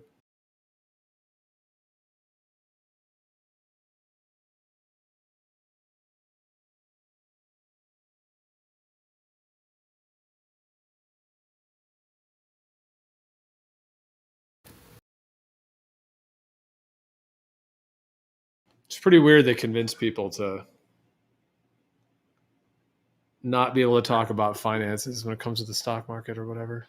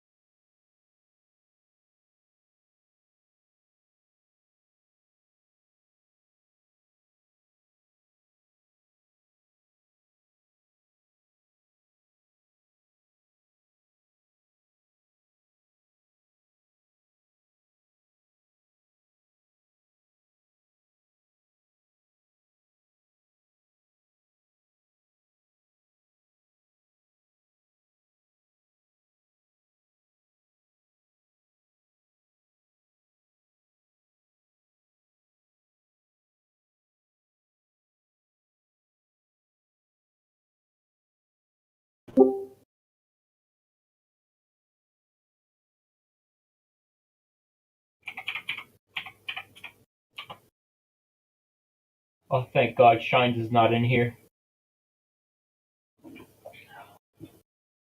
Why is everyone so quiet? Just chilling, man. How you doing? Doing good. Living that life? No. That good life? Oh, hell yeah. What do you think? What do you think about the Earth? It's a globe. It is? Yeah.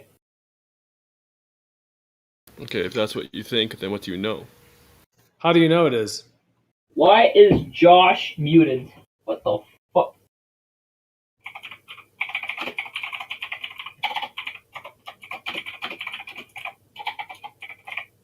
Yo, Maelstrom, turn down your input sensitivity a little bit, because we can hear your mechanical keyboard clacking. Oh, my bad. I'm gonna put myself on push. Is it mechanical or is it just loud? It's mechanical. Attaboy. Is it a typewriter? Typewriter. No, but I do want to buy a typewriter at one point and just go into like college library and just write documents with the typewriter. That does sound good. Make a good video. That does sound like a good time. Have you seen? Actually, that guy did that. Big Dawes TV. Oh, did he? Yeah, I think someone already has done that, but like I just want to experience the like doing it myself, like being looked at by people. Big Dawes did it full time. He went in. He had a full blown typewriter. Hold up, Josh. He pulled it out and took it out like in the library and was just ripping like the loudest typing and, you know, doing the whole cha-ching, like the whole thing. He ended up getting kicked out of the library multiple times. Everyone just started like laughing, and then somebody would always come up to him and tell me he had to leave.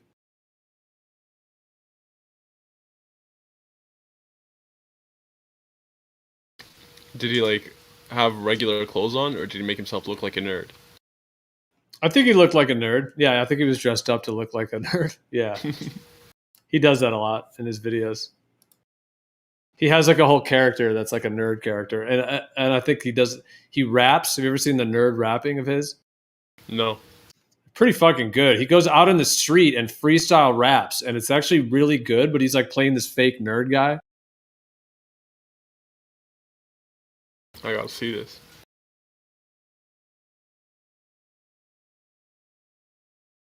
Here, I'll post it.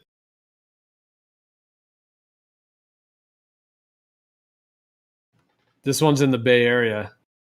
He did a bunch of them. I forget. I remember like some of them were funnier than others, so I don't.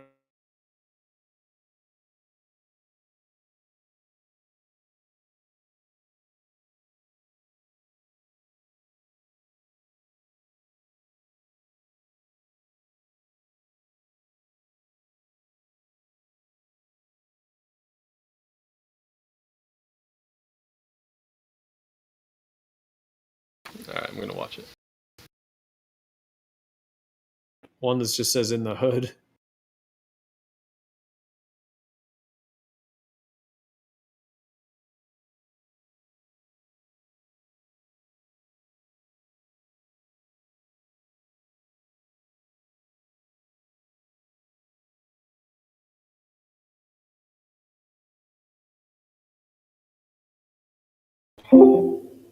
Josh was taking a shower. Well, he's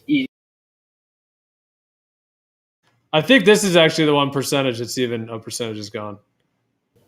This one I remember was pretty good too, because this guy does beatboxing and then he does the rapping. They both dressed up as like total geeks and then come up to girls and ask if they can do a freestyle rap for them. It's pretty absurd, but pretty funny.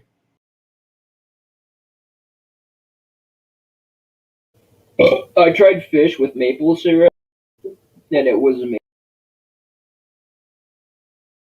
I highly suggest the experience. Sounds like it could be good. No, it's not a could be. It's definitely amazing. It's confirmed to be good. It was immaculate. What kind of fish? I think it's I don't know. It's like white. My dad just cooked. I'm usually not a fish fan. It's pretty fucking.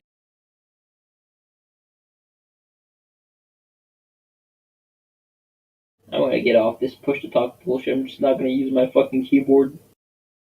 I knew should have, like, what fucking sucks about mechanical keyboards is they're so fucking loud. Like, I don't know why people are praising it.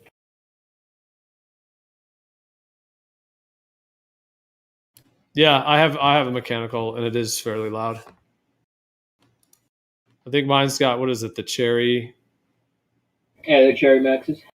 Yeah. Oh, fuck.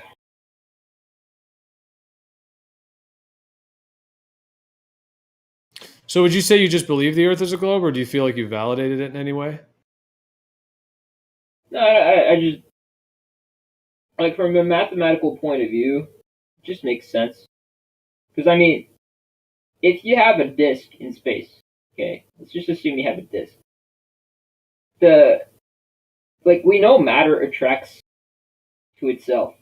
It just pulls towards itself. So, given the fact that we know that there's forces applied, it's just a lever effect. Like, the further matter would be from the center of the disk, it would just crush into a sphere. It just, it doesn't make sense. Like, well, that's using a heliocentric model of gravity on a presupposed. I'm not saying a disk could not work, but the lengths and effort it would take just to convince an entire population that they're on a fucking globe, and then build an entire apparatus just to it makes no what to what end? What is the goal of doing that shit? Makes no fucking sense. I understand the conspiracy theory shit, but dude, a conspiracy needs a motive, right? Because that takes energy, and as a predator, the human is the apex predator. We are lazy because of that. You look at any predator on top of the food chain, you will see laziness. So I don't see why any human would go to extra lengths just to do something as pointless as this. Makes no fucking sense. Have you come up with any possible reasons that maybe they would lie? I wanted to say quickly, though, I personally don't think the Earth... Why? The question is, why would it do it? Why would it do it? Hold on. I didn't finish speaking. Try not to interrupt if you could. So, okay, what I was trying to say is I don't think the Earth is a disk. I would say it's more like the floor of the universe. It's the actual ground. It's the plane of existence. However, how somebody could lie that it's a globe, have you thought of any possibilities as to how that could happen or why that might happen? As to why it would be a globe? No, as to why they might lie about it being a globe when it's not. I mean, I could think of a couple of reasons, but it would be fucking absurd. You would have to be so it would be some Truman Show level bullshit. Well, I'm not them, so I can't completely say for sure, but I've come up with, I could probably list 20 to 30 very, very, very likely and very logical reasons as to why they might do this. Okay, then explain. Let's just shoot them, and I'll see if I can just shoot down your ideas. Let's just do it. Let's just do it, because so far I've gassed so many people to give me a reason why anyone would do this, and so far no one has had the guts to tell me why. Okay. So if you're the one to do it, if you're the first one to do it, you're welcome. You're welcome to do so. That's cool, man. Well, yeah, I'm willing to share whatever information I can if it's helpful. But all right, then shoot it. But let's see what you got. Okay, I guess I'll start with maybe the top 10 or so. Let's see. The first, I think, on a fundamental level, is control. If you can control other people's minds, you can control other parts of their life. And if you are the one in control of what they think their reality is, then you can control them in other ways. For example, making them think outer space is real, making them think NASA's going to outer space, getting kids to believe in astronauts, getting kids to be distracted with this whole outer space narrative. So that's just the beginning, would be control. And that control plays its way through people's minds, people's finances, on multiple levels of society. Okay, so right there, you said that it's about control. Yeah, let's just assume that you want to control people through a belief system, which has been done in the past, by the way, through religion. But in this case, we're talking about the entirety of Earth. Even the top 100 companies, you would be fooling them into wasting a bunch of money. And then again, there are easier ways to control people, and it's through fucking money. You can bribe anyone to do anything. If tomorrow I were to offer you $500 million to tattletale on your mom and she would go to jail, I'm pretty sure you would take that money, because it would make your life so much fucking easier, because that is how society is designed. Why would you lie about the shape of the planet, though?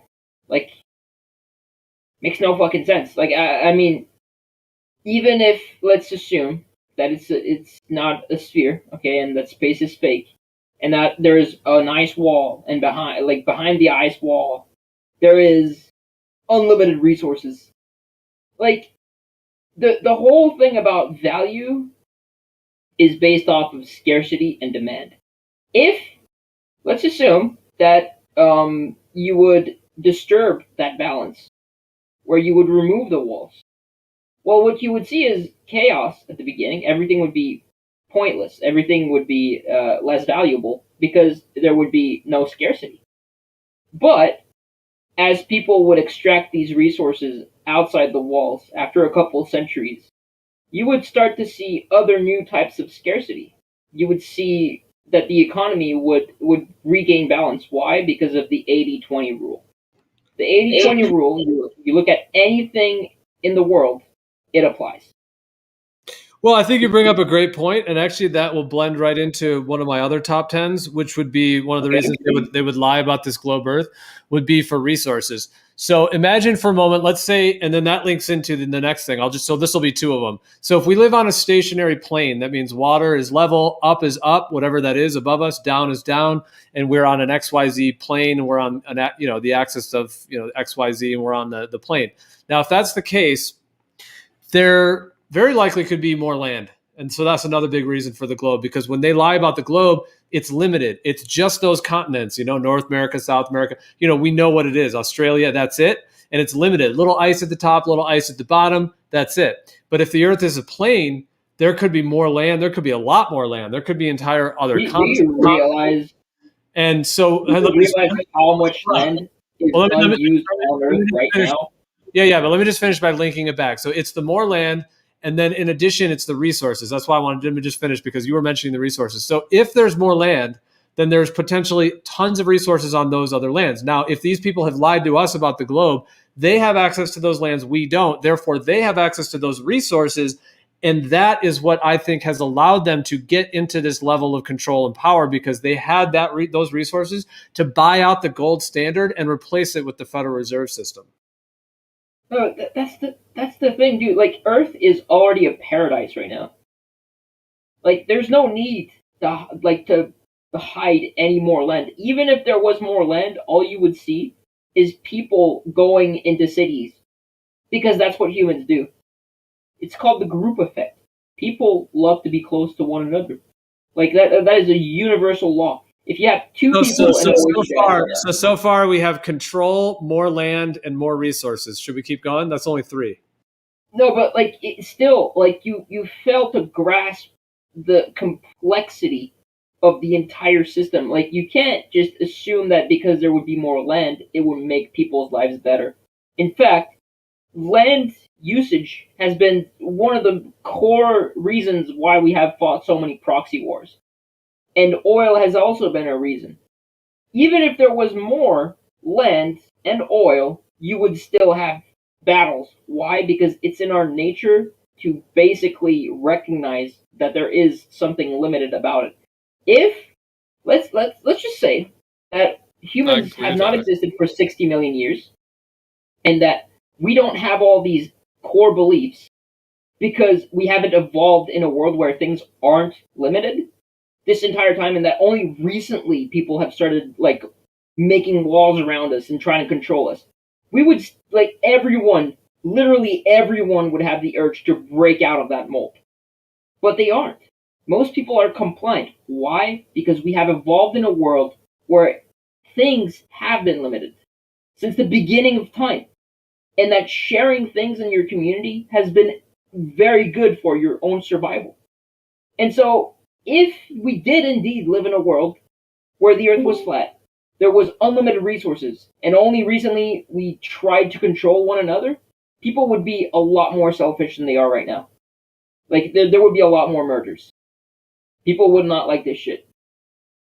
But no, humans are codependent. Why? Because we do live in a world where the environment is harsh, and we have to make it better ourselves. There's no fucking wall to break down and make things so much easier. There's no easy solution for that. You have to just study shit. You have to invent new things that will, new tools that will make your life better. But there is no fucking way that this planet is a disc and that it's an entire conspiracy. Even if it was the case, it would be ridiculous. Well, the ancient cosmologies since the dawn of time, like before this globe Earth idea, the ancient Aztecs, the Mayans, the Norse cosmology, the Vedic cosmology, Tibetan cosmology, Japanese, Chinese, Australian Aboriginal, Native American, South American, and so on. The list keeps going. They all had an idea where the Earth was a stationary plane and in some way was surrounded by a celestial sphere. So there's kind of that they might have written that a while ago, but they didn't have the tools we have today. And plus, we're talking about back then, you had so much likelihood of just not fucking surviving past your 30s. There were but diseases. There were so out many there, we're things more doing laser important than tests, looking at the sky for your own Maelstrom, survival. and we're not seeing 8 inches per mile squared of curvature. We're using laser tests and long distance imaging that they didn't have back then either, so we can verify the ball or verify that it's flat, and it appears to be flatter than the ball of 8 inches per mile squared that you would expect on over long distance imaging and a long distance measurement. So we're not seeing I just this ball want here. to put out there real quick. It's the idea that people die at living till the 30 or whatever, that's propaganda. It's bullshit. People lived very long. Okay. Oh, okay. So there wasn't infections back then. You had pills to solve all your problems. Okay, my bad. Like, dude. So back to no. People had immune systems. Like this modern medicine thing wasn't really an issue. Yeah, Maelstrom. If you look into mortality rates and infection rates and stuff like that for infectious disease, the huge majority of them, like 90% of them, dropped before antibiotics were widespread or anything. Yeah, but antibiotics. It was more to do with sanitation, educating the public on garbage disposal and food safety and stuff like that, and hygiene. That's bogus. Very little to do with antibiotics are vaccinations absolutely and antibiotics. important. You can die from an infection because your toenail decided to go into your toe, and it creates a small infection which can reach your heart. I know that because even though I live a very healthy lifestyle, shit like that has happened. And if it wasn't for antibiotics, I would have died already. No, that shit's not rare. So you would have It's been very dead by your rare toe. to die Bullshit. from a toe infection because Yes, usually if your body's healthy, it'll keep it intact. You wouldn't have died from your toenail. It's actually pretty common. From an ingrown nail? Yeah, you yeah. wouldn't have died. You would have just extremely fixed rare it. to You die would have from just an got a ingrown pair nail. of scissors and took it out. Well, there's also natural antibiotics that have been used for thousands of years. Things like oregano oil, thyme oil, and actually some of these have been proven even in scientific and medical studies to actually be able to kill, like oregano oil and thyme oil in particular. They're able to actually kill antibiotic resistant bacteria. So bacteria that has actually adapted to be resistant to antibiotics, the oregano and the thyme is actually still effective. So nature always wins. They've just pushed it towards their patented chemical version of medicine rather than nature, and they've pushed us away from the natural. For professional skeptics, I'm surprised you guys even believe in antibiotics. I mean, do you guys even believe in the vaccine? Do you guys believe in the vaccine? We believe in things, but the subject is just kind of slipping to different subjects, and you're not really tracking or keeping on one subject. You're doing conspiracy ping pong, conspiracy tennis ball here. But obviously, we believe in antibiotics. We just have a different vision about their proper application. Well, before we move on to a different topic, I just want to say, Maelstrom, in terms of ancient times, the increase in infectious disease and mortality and stuff, and longer life or shorter longevities or lifespans, it was probably more of a recent history type thing, from the Industrial Revolution and onwards, and high population densities and a bunch of technology, causing people to live closer and dirtier lives, basically. But in ancient times, I imagine that they were much healthier because they were probably had better hygiene and stuff. I have a question for you. Have you gone, I live in Canada, okay? Winters are harsh over here. If you don't have a home over here, and you're homeless for just one winter, your likelihood of dying are pretty fucking high. Well, it My depends on where question you are, is, but yeah. have you ever gone outside in the wild where you can't have access to, drinking water? If you there's so many places in the world where just not having a car, you're dead. I'm talking you're a good 500 I would agree with you for most people you're because kinda they haven't been they haven't learned how to survive, right?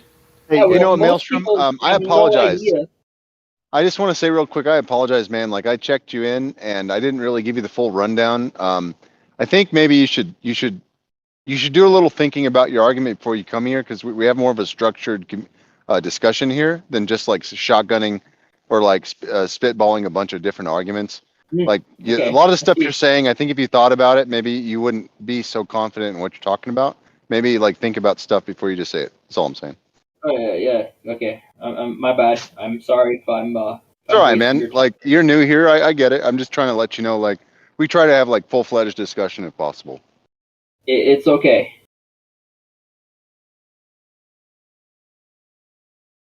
Anyways, yeah, we have like no evidence. Clean water is something that is more of a recent issue. For example.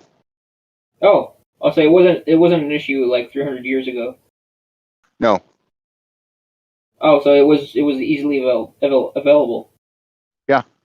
And I think they were more responsible about keeping water clean. Like there wasn't runoff, and they didn't contaminate their own water and stuff like that. I think that's more of a recent history with technology and just stupidity on our part. Probably the more ancient men were probably more kind of cognizant of just not shitting where they drink. So recently things have been getting worse. Is that what you're saying? No, I'm saying recent history as in like, throughout the the Industrial Revolution and onwards, like, from the 1800s or 1700s and that sort of thing. Yeah, these problems you're talking about are like consequences of putting basically fitting a bunch of people in a sardine can. That's the problem you get is cleanliness issues. So like things are worse today. Yeah, like if you look at so for example, like if I steel man your argument, then I could talk about Eskimos and how they live quite a long time. They have much greater adipose tissue, like brown fat, so they can expend a lot more energy at once, maybe 10,000 calories a day. They eat a lot of fat, and like their food that they live on through the winter, for example, or like a summer even. In some places, like they'll dig a huge hole and then bury a whole whale, and the whole community will eat off of that food for months, and so then they have an abundance of health and an abundance of immunity to the conditions that you're talking about, like cold, for example, or the wind or whatever. Yeah, but you do realize even they had a hard time back then. Like it wasn't. Well, yeah, I mean, even those communities, the Eskimos I'm talking about, like they have a hard time right now, but they're still doing it. Like we're more sensitive. No, they're not fucking doing it. They're doing it differently using modern tools. Oh yeah, but they had older tools back then, and they also had larger communities.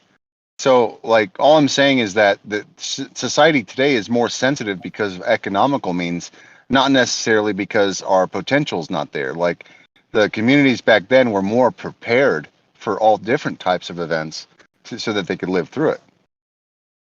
It depends. It's actually kind of like wild. Like more having beef jerky or curing meats or just like burying a whale. You have so much fat. That's a lot of energy expenditure. Like as far as like having food and everything, they were far more prepared because they had to be. They had little huts. They had community support. So if the father died, then the other family would help raise and take care of the children, and the mother would fill in the babysitting or whatever. There's a lot of variables. I'm just trying to steel man your argument. I want you to have the best representation of your argument so that we can come to an understanding. Yeah, I think you have no idea what you're talking about, and you're just coming up with like random. Okay, well, I just gave you a couple examples with your own argument, and you didn't present them, so I was trying to help you. Like you had some of the arguments right, but like the fact that you think their lifestyle, they're less prepared now than they used to be, that's bullshit. Their lifestyle compared to the average citizen, yes, it is less good than the average citizen, but their lifestyle is arguably better than it used to be. Their lifespan is much bigger. Well, it depends on what you lifestyle is arguable. depends on community, like No, it's culture. the inequalities. The inequalities have been getting worse and worse. That's the problem, because they're stuck in the past, not because of why they want to do that, but economically. We can generalize the narrative to saying that everything is progressively getting better from a time back in the past when it was getting worse. Better. There are other people that basically criticize that narrative and say that that's not the case. The Canadian government has not helped the Eskimos. I'm not saying that the Native Americans have it better now. It's just pretty much indifferent, and all they have now is snowmobiles. They have guns to hunt. They have better tools, but their lifestyle is pretty much the same. Well, the thing is, we do live, in some ways better, but in some ways worse than we did in the past. For one thing, the diet is worse. Ancient tribal people tend to have raw, less processed foods, which means that they're less washed out, less cooked to death, and maybe more nutritious in their raw form. And with that nutrition, your body is strong enough to fight off illness and disease all the way until you more die. nutrient density. Yeah. Higher nutrient density. And so people are living till 70, but they're getting dementia, they're losing their teeth, they're getting rickets and bones diseases and stuff like that, whereas tribal people work all the way until they die, and they're like, living to be 90 and 100 before the white man comes with their washed out, modern diet and stuff. So some things are better, some things are worse. Yeah, like they weren't absolutely better back in the day. Like there were some aspects that were If you better. ask any Native American, they'll tell you that their health issues, their dementia, their longevity, their culture was way better before. Their culture, like Lemon said, the processed white man kind of mentality there, the generalized argument of the white man, I suppose. But that their health and everything was way better before the intervention. I'm sorry, Maelstrom, but we take turns when we speak. Okay. All right, my bad. So the main thing is the narrative appears to be problematic in that there are some things that modernity helped, some things that modernity did not help. And so it's a bit more of a nuanced take on how much better this, newer stuff got with, technology, diet, and all that other stuff.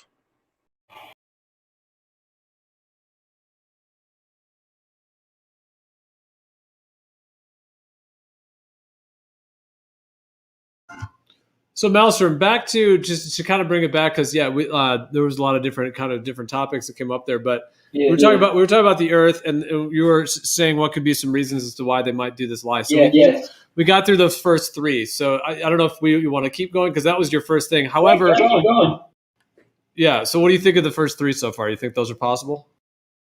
Well, they could be possible, but you'd have to do a lot of mental gymnastics.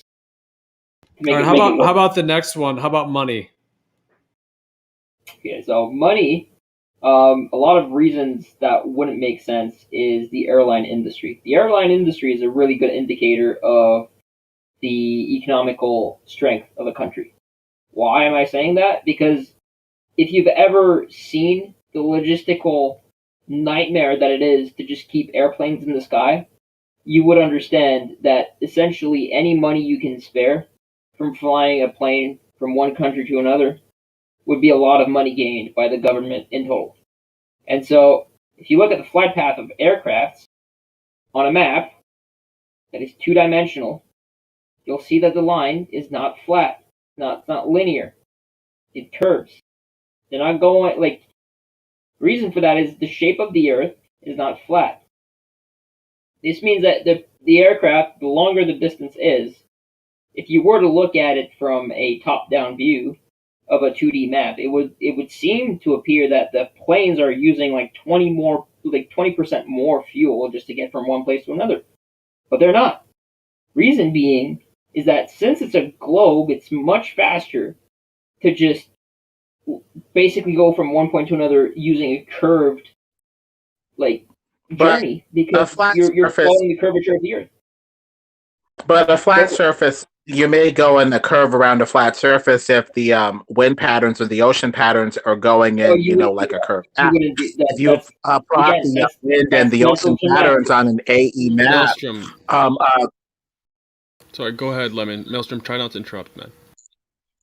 if you plot the wind and ocean currents on an A.E. Gleason map, which appear to be like flattish, maps with the continents radiating out from the North Pole center, they appear to make concentric circles around the north.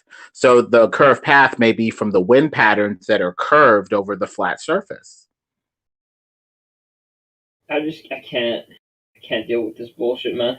You guys are like next level mental gymnastics.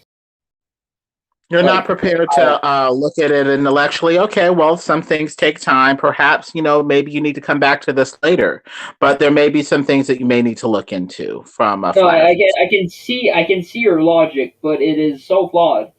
And I know why you're thinking that way. And I'm really saddened by the fact that like you can't it's just what the fuck? What are you doing right now? Is this like a diversion tactic? What are you talking about? No, it's an appeal to makes emotion. no sense.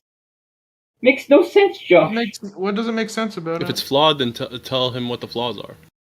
Why would the north be the definite center of the map, and the south being the edge? Like it makes no sense. Appear to point to a general northern location. One would wager that there's a generalized location, aka a center, that everything is pointing to, especially if continents have what appears to be a north-south deviation where one part of the continent or whatever is pointing toward this northern area point or whatever, and the rest of the continent appears to be pointing away from it. That appears to be the general pattern.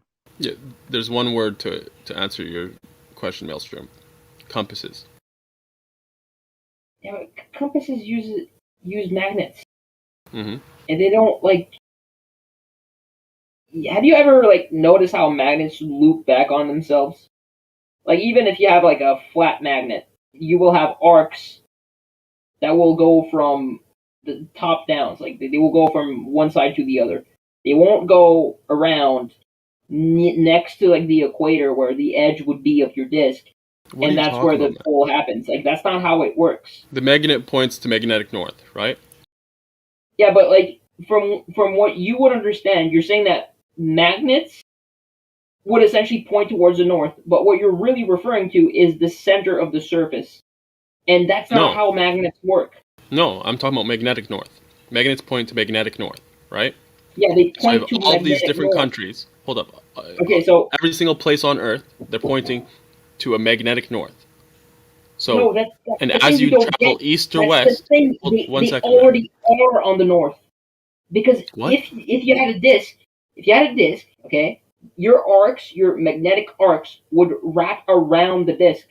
The top would be the north. The top side, you would be on the north. Your magnets. What are you talking about, man? Compasses would not fucking work. No, if you're traveling east and west, and regardless of what country you're in, you're always pointing to magnetic north. Okay, then you're talking east and west. It has to be more or less in the center. You're talking about east and west on a disk, right? Yes. What would be your on a plane? East and west is going to be basically perpendicular to north, right? And okay, so we're talking about if it's a plane. So your one north, second. Let me just north finish and south talking. would be your different circumference length, right? Let me just finish. Then you can say your piece. It doesn't help when you interrupt.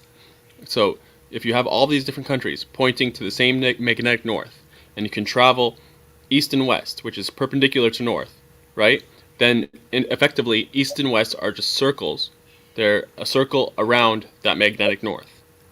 Yes, but that's the thing. So it's all magnetic north. It's all central. No, that's the thing you don't understand. You really have no idea how magnets work. So magnets, if you have a disk, okay, your north would be the surface you're standing on, and then if you were to walk on the opposite side of the disk, you would be on the south side. No. Yes, that is how it works. You're just making that up. I'm not making that up. You've never seen how magnets fucking work. If that's the case, if north is just the top side of a I'm not going to talk to you if you don't acknowledge that shit. It is basic science. If north is just the top side of the disk, then why does it point to a specific area on the top side of that disk? That's not how fucking magnets work. Didn't you agree that they point to magnetic north? If you had a compass on your disk, okay, the forces exerted on the magnet itself, since there would be no south anywhere and the north would not essentially pull anywhere. Okay, your compass would just it wouldn't like force your compass towards the north. Okay, but yet that's not what we observe, right? What? That's not what we observe. We observe the compass is pointing to magnetic north, right? Okay, the only way it could actually work, yeah, and it's fucking retarded. Then again, it's like mental gymnastics level on your part. You would have to have a negative north, like which would be your center of your disk, would be charged negatively, and then the circumference of your disk would be charged positively. What does? Then No. your compass would work. Yes, that is Not how it would necessarily. fucking work. No, because you're assuming You have no idea what you're talking you're about. Then. assuming a magnetic dipole. It could be a magnetic monopole. Yes, but like. And even then, wouldn't- sure, that would work. So what's wrong with that? Okay, it could work, but the center of you would have to charge only the center part. You'd have to have a fucking strong ass magnet. Like we're talking like astronomically huge. Okay, now you've shown that you don't know how compasses work. No, dude. Compasses align. Hold up, compasses align to the magnetic north, to the field line, magnetic field lines, of north south, right? If we're assuming it's a dipole, like you're saying. So it's not just requires a really strong magnet to point to north. No, it aligns to the north-south magnetic line. Oh, there's so many things. Oh my god, you're like... Okay, so what would be creating that magnetic pole exactly? Like, what would be your solution if it's a monopole? Because Is that relevant? Yes, it is fucking relevant. How about something as large as the Earth to itself? the situation. Because if it's an electromagnet, you're talking like some insane quantities of energy would be required to keep that shit going. Like, it would make no fucking sense. Like, there again, it would make no sense because it would cost way more energy to keep that shit going than the amount of money you're able to, like, make off of these dumb humans you're trying to control. Right? I think you don't have any evidence for what you're claiming, and you're just making an argument. Oh, okay. I have no fucking Maelstrom, idea. do you think these guys think the North Pole is man-made? What are you trying to get at? Well, I mean, I'm assuming. No. I'm assuming just like these guys are assuming it's flat. No, nobody here thinks the North Pole is man-made. Well, the things that we know of that make magnetic fields are minerals and stuff like that. So it could be a huge, source of magnetism. Old maps appear to point to a northern center where there's some sort of a mountain called Mount Meru. Perhaps it's an electromagnetic mountain that is the source of the Earth's magnetism or something else. Who knows? There's other possibilities that could be worth exploring.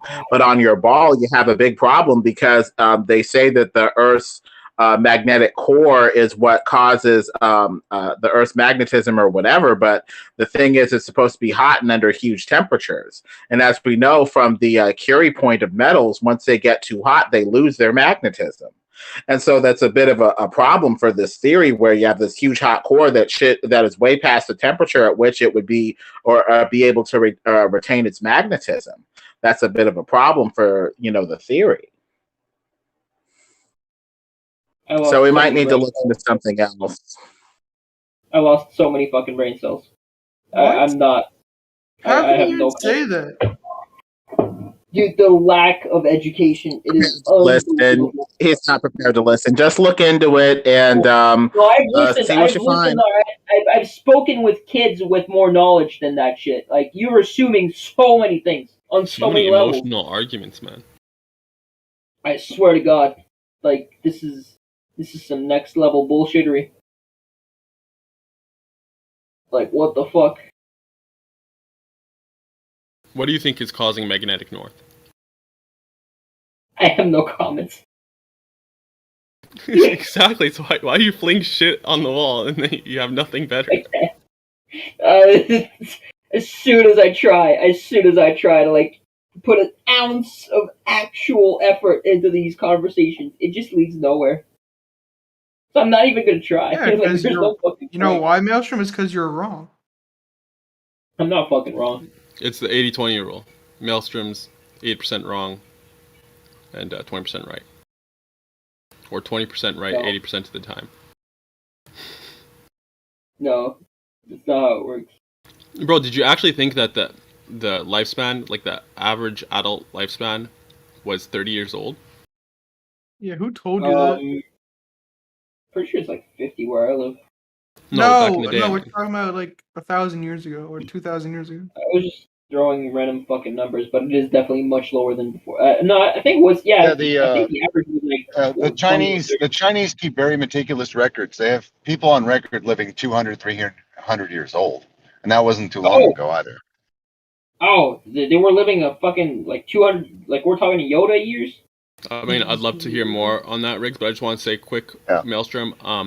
The 30-year thing, that's when they take that's taking the entire population. A lot of people died a lot of the population died in infancy, which really dragged down the longevity, the average longevity. But if you take the adult longevity, they lived until like 60, 70, sometimes 80.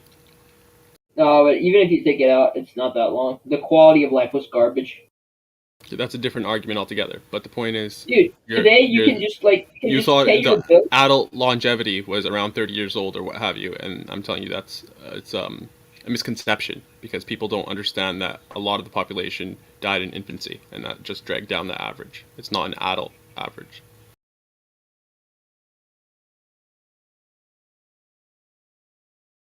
But Riggs, do tell on these 200, 300 year people because I've never heard that. You might be able to Google it. I'm driving, so but yeah, the Chinese they have records of people living very, very long, and there's also stories in the Bible of people living very, very long. It's not like an unheard of occurrence, Okay, the Bible is a really good source too. Okay.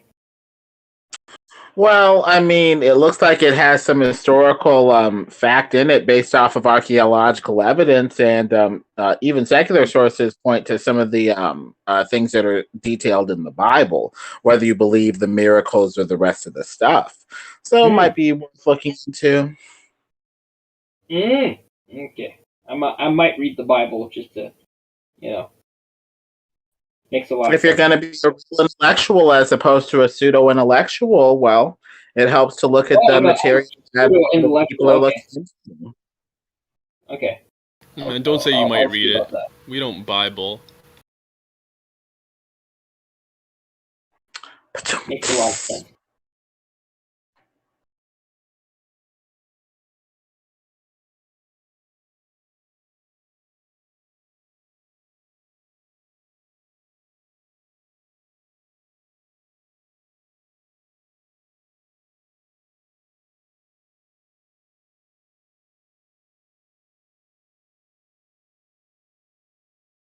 Parles-tu anglais, Maelstrom? Ouais.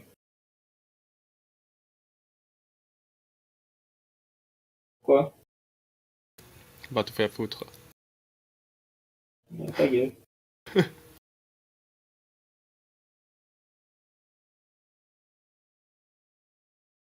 Au moins, je parle pas comme une tapette. Hein? Au moins, je parle pas comme une tapette. Ah, je ne comprends pas.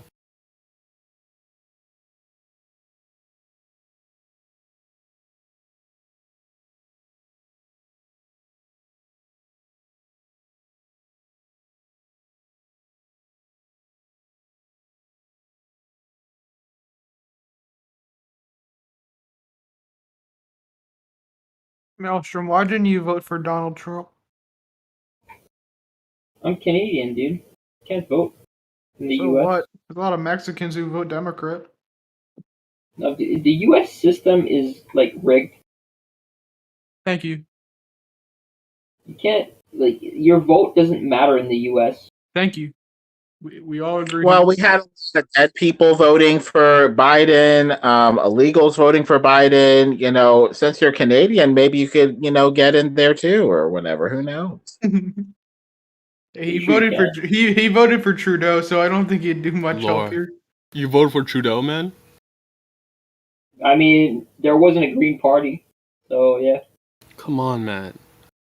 The guy wasted $600 million on 2 elections in like 2 years. No, that conservative guy's a fucking clown. Yeah, you gotta vote for Maxime Bernier, man. The People's Party. That guy's a boss. Nah, dude. Justin Trudeau's my clown. I fucking love him. You're such a simp. What do you I mean don't you give love a him? shit. Why do you like him? Fucking love the dude. I love the dude. Yeah, why? Yep. He's epic. Read Yo, up he on owns Maxime Bernier. The guy's like straight up a G. He's like a politician, but he's afraid. He's like says no to the mandate and to the masks and stuff like that. And he's like sticking by his word and holding his guns or whatever. No, What's fuck the the word? PPC.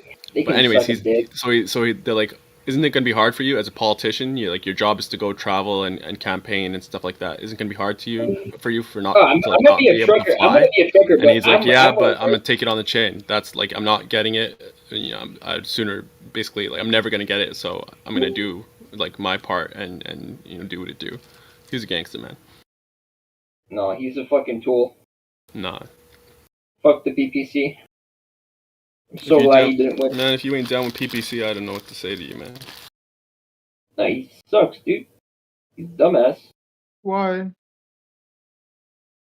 Conservative cuck.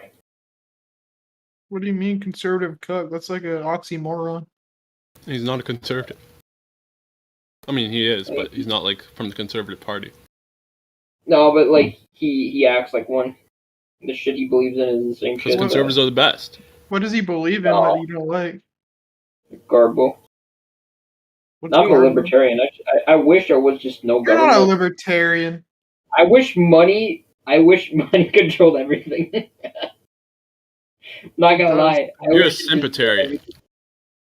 This guy Nah, doesn't even know what a libertarian is. Yeah, I wish there was just no laws. Like if you accept there would be only a couple laws. Like you can't harm someone voluntarily if they don't want it. Like I mean it depends. There would be an extent to it. Like you can't like kill someone, like straight up kill someone. That would make no fucking sense. Yeah, we already have that.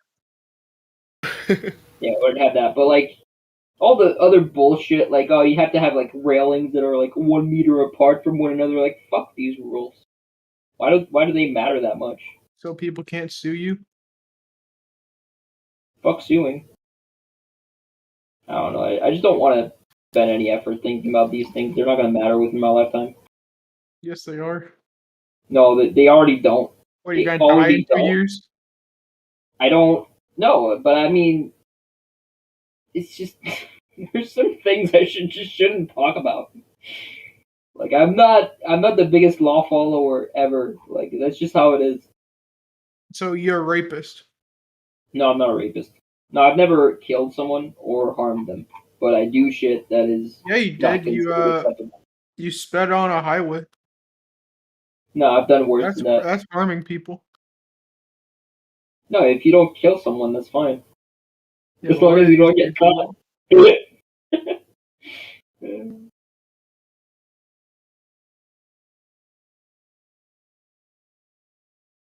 Oh shit.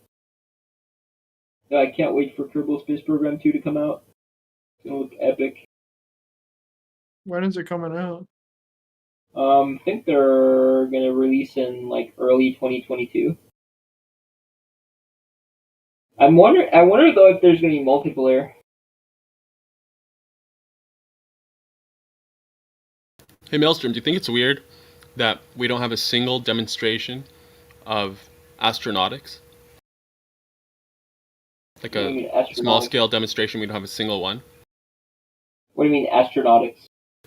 As in propulsion in a vacuum akin to space. What? Do you mean to say the Are words you talking again? about like how rockets don't work in the atmosphere? Rockets definitely work in the atmosphere. But do they work in a vacuum akin to space? We don't have a single small scale demonstration to show that they do. They work even better in space. That's They the work claim. better in a Yes. vacuum. I think they do work in a vacuum. Yeah, that's the claim. And I think they might as well. But don't you just find it weird that there isn't a single small scale demonstration to confirm it? There's one with a soda Dude, can. you're a fucking troll. Like you absolutely a troll. Was at it- this wasn't point. there- I am. Joby, that one with the soda can. I am so convinced you are a troll. There's no way. There's no way. Yeah, we all know Okay, he's a troll, stop. just like I am. There's no way you're I'm serious. not a troll. Just Okay, listen how to what about I'm this? saying and think of it open-mindedly. Okay. So, How Joby, about this? that Sprite can one that you're talking about, that Yeah. thing propelled off of itself. The whole lid ripped off and it propelled off that lid. Yeah, how about this? Watch There's it in not slow even motion. Oh, I see what you mean. Though. Yeah. Okay. there's not even a prototype of SpaceX rocket before they spent billions and billions of dollars. There's not even a prototype model of a rocket landing backwards. How did they develop it without having test NASA had models? that first. What? Why would you spend billions of dollars on a rocket to land backwards and waste all that money without having a prototype? NASA had it running first. backwards. They didn't create that technology. NASA had working reversible rockets like that. Hold up. What do you mean by having a rocket that lands backwards? Are you talking about like landing after launch? Yeah. Yeah, landing on its base after launch. Landing on space. You can't land on space. Its base. Like in the same position that it lifted off.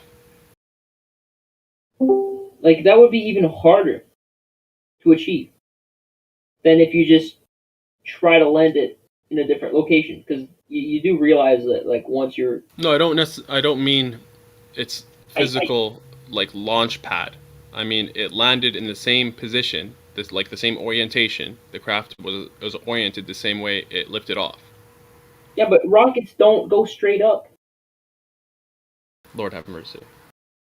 They don't, dude. You know fucking nothing. Holy Again, shit. I'm not talking about the physical launch pad, like landing in the I same know- location. I know that I said part. the orientation of the craft itself. You know, because before they would have them like land by parachuting and stuff like that, and it would land somewhere in the water because I had a huge parachute or what have you. Then they started making it so it could land the same way it took off, the same way it like launched off by, you know, orienting it so that the jets were down and, you know, it would kind of go and cushion itself.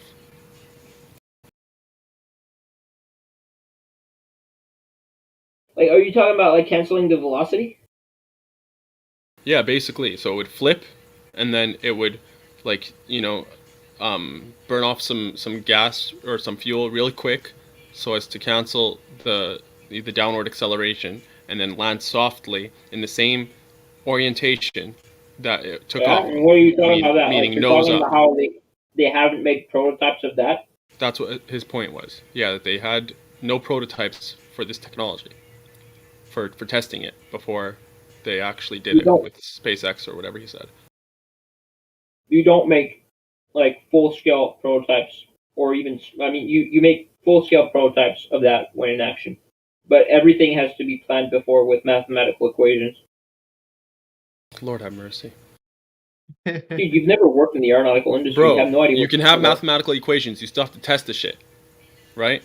And his point is they never tested it before doing it because they didn't have prototypes to test it before they just did it. Of course they have.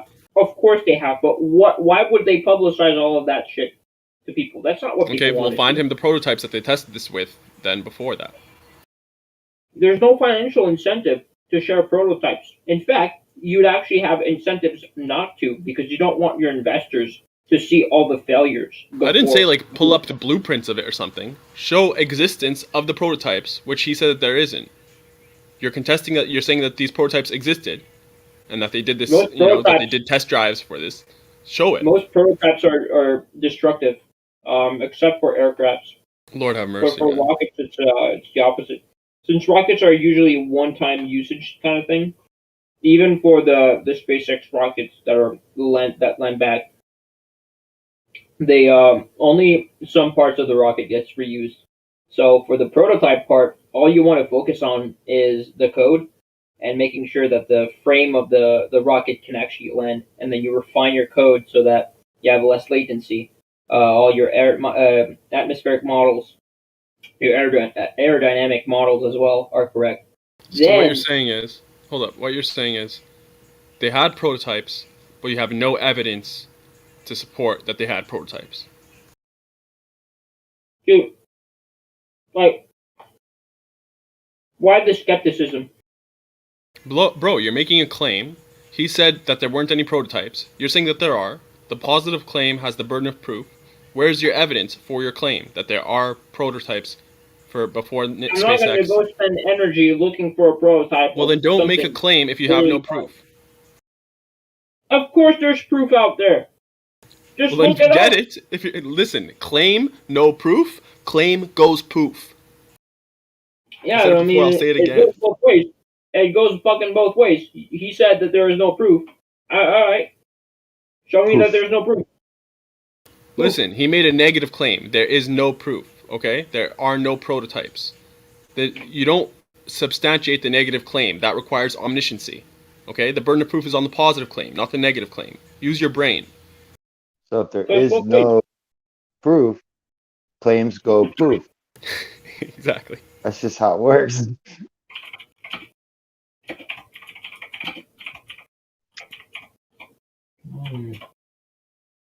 It's not if there is no proof, claims go proof. You don't do it backwards. I mean, if you're talking about the SpaceX, I mean the Starship ones, at that point you're just a joke. Which I mean, you already arguably are, but Maelstrom, I prefer if you didn't add Hom, and if you're asking what he's talking about, then ask him. It was Purple Haze who brought it up. Go ahead and ask him what he's talking about exactly. yeah, there's some prototypes right here. I just don't feel like fucking sharing because fuck it. Like I'm eating my fish right now. There's fucking SpaceX. There's Starship one. There's countless fucking prototypes of the Starship one. If you want to have the other rocket, let me go fucking.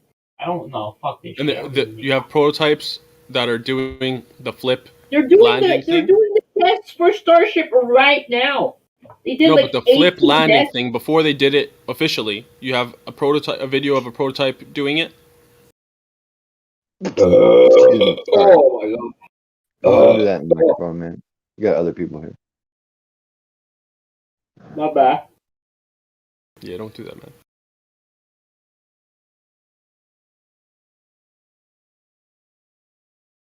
When will you learn, Maelstrom? So back to my original question, don't you guys think it's weird that there isn't a single small-scale demonstration of astronautics? No, I don't find it weird. What do you make? Must be tiring to be skeptical of everything. Not really. Do you question if your mom is your real mom? No. You should do a DNA test. No need. Maybe she's not your mom. What are you talking about, man? I have my mom's smile. We never know. I have my mom's kilometer. I got my mom's. You have your mom's mile. Hey, don't you think it's weird that the astronauts they train to go into outer space in the total opposite environment, which is a swimming pool? Oh. Yeah. Okay. That is fucking weird. That is pretty funny, actually. You have the pressure pushing in and everything like that. They're supposed to be training for pressure going out. Yeah, it makes a lot of sense though. But no, but dude, percentage, you forgot. There's no such thing as pressure without a container. So pools don't work. That's not necessarily true. I mean, there's a container. Yes, definitely there's a container. But it's not necessarily true that there isn't pressure without a dome, which is what a lot of flat earthers, accidentally So when you're going in the ocean, ignorantly say. When you're going deep into the ocean, the pressure keeps increasing, but there's no container for the ocean. Yes, there is. The land. What kind of retarded thing is that? Okay, so the landmass pushes against the submarines. Well, Bro, that's kind the of land contains wait the a minute. water. Wait a minute. Yeah, water doesn't need a container of on all sides to be contained. Yeah, but why would it be different with the atmosphere? Because gas is omnidirectional. I swear to God. Well, no, hold on. Gas only has pressure because of the land as well, and even in the spherical model. because the Not surface just is the pressing tip. against the gas. Yeah. Oh, so there's a globe on top of the globe. Okay. Oh my god! I wish I lived in an alternate dimension. Well, where I'm you a guys baller, right? believe So I don't know there's if like you a think black you're sphere. arguing against a flat earther right now, but you're not. So even in our own model, you and me, teammate, the surface of the planet is one of the barriers that cause the pressure. Without the surface of the planet, without the Earth, there wouldn't be the pressure in our environment. I agree.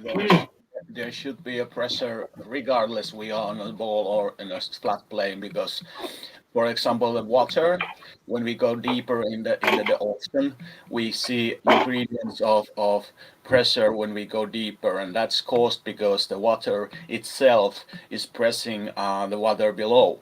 So that's causing the pressure in the flat plane as well. Yeah, either way. I was just trying to say that even in this, just to the baller over there, that because even I'm a baller too, but he was trying to act like Earth wasn't part of the reason why there was pressure. So it's like, well, it holds the water, but so does the Earth hold the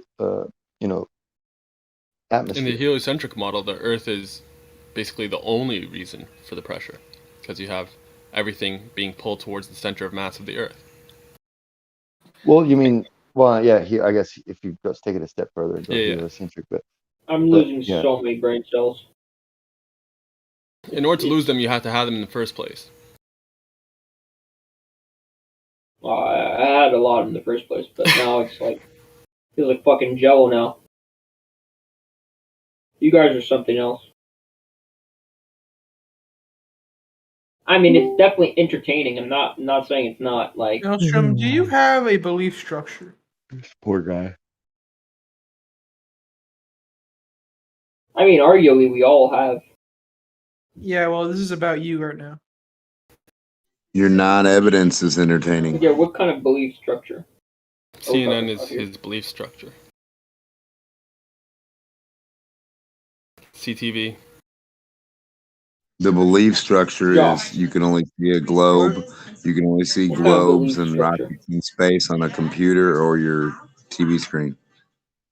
Because I'm a visual introvert, right? Like I don't get my ideas from other people.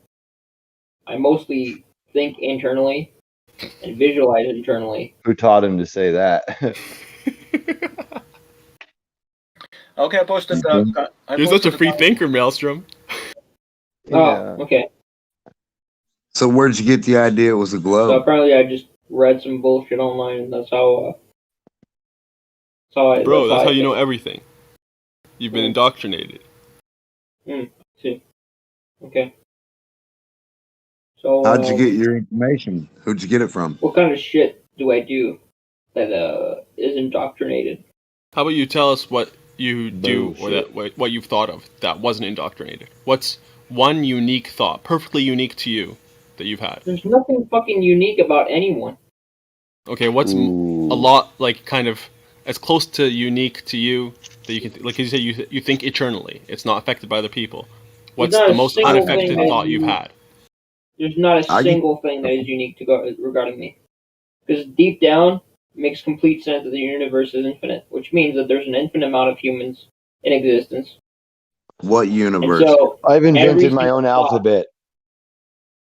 I did too, actually. I didn't invent my own alphabet, Grim, but I simplified the English alphabet, and I call it Simplish. Instead of English, it's Simplish. I have a universe that's called Flatish. Very good ways to flat universe that doesn't exist other than the earth you're standing on. Check that out. I actually have my own religion as well. I tweaked a bunch of other religions, but yeah, streamlined that too. I had 2 kids with different fingerprints than anybody else in the world. There you go. That is an achievement. Shit. I win. Fucking Wait, Denmark's got 4s. Never mind. Yeah, but I'm just saying, like, I've had original thoughts, like fish aren't breathing air underwater. There's no air in water or underwater. Yeah, that's a very Demok thought. Well, that settles You it. can keep that one. That one's all yours, Demok. Hell yeah, No, I love adhere it. to that. I want to adhere to that one. No. Yeah, it's electrical continuity, compression, decompression of the water. Actually, it's not nothing to do with air. Yeah, they're just breathing magnetic fields. Yep. Yeah, And that's how they light up too. They don't light up because of air, do they? Fuck and the no. gills of a fish. The gills Well, of a isn't fish. there magnetic field in air? So how come when a fish is out of water, it suffocates? No. The gills of a fish are just an oil filter. Because No, the potential is when the different fish, in the air. hold on a second. If the fish breathed air, it wouldn't hurt it so much if it was in air. What? If a fish breathes air underwater, why the fuck would it hurt a fish to breathe air in air? Because it's a Come different on, type man. of air. One is Bullshit. like a Fucking soluble. Bullshit. No, because water is the most soluble thing. So Settles this it. air, All fish this live air that's outside of water. diffused We within all the know water. How many And airs it's are there filtering it. percentage? How many Huh? airs This is are an there? easy one though, How many Doc. airs are there Demok. percentage? Just There's a catch a lot of fish. airs. There's a And then- lot of airs. I hope so. Oh my god. We'll see how many kids, how many I mean, different there's fingerprints a they lot have, of but I hope to have a lot of airs. There's a Yeah, lot of fish lay a different. lot of eggs. There's not a lot of airs. Fish lay a lot of eggs. AIR. Fish. ES. HEIRS. Yeah, I mean, yeah, HE. Excuse me. You forgot the H.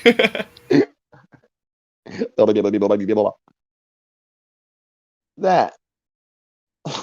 You got a head start on me, Demok. You got 4 sets of fingerprints, but I'm gonna come up with more, and I'll have a lot of airs. Don't worry. Well, I mean, where are the plants getting their air from? From the air. Seeds. Well, how come they don't get it from water? Heirloom seeds. If a plant pulls water from the dirt, why wouldn't it just get water or air the same way a fish does? Because that's not its lungs. Well, hold it. Why not? Some The plants plants do. pull water. That's basically like its throat, its esophagus, its drinking, and then its lungs are like the actual leafy parts that breathe in. They pull water. Air. Yeah, they pull water to drink. Can you breathe from the water Like a you drink? Siphon. How do they pull it? Through a They siphon it. siphoning That's a nice system. word. Yeah, how do they siphon? How do plants siphon water? They suck it up Temperatures. Yeah. And Well, how? light. with their esophagus roots. So the roots do what? They suck up the water. Well, how? Through electrical potential. Demok, you already know the answer. I know.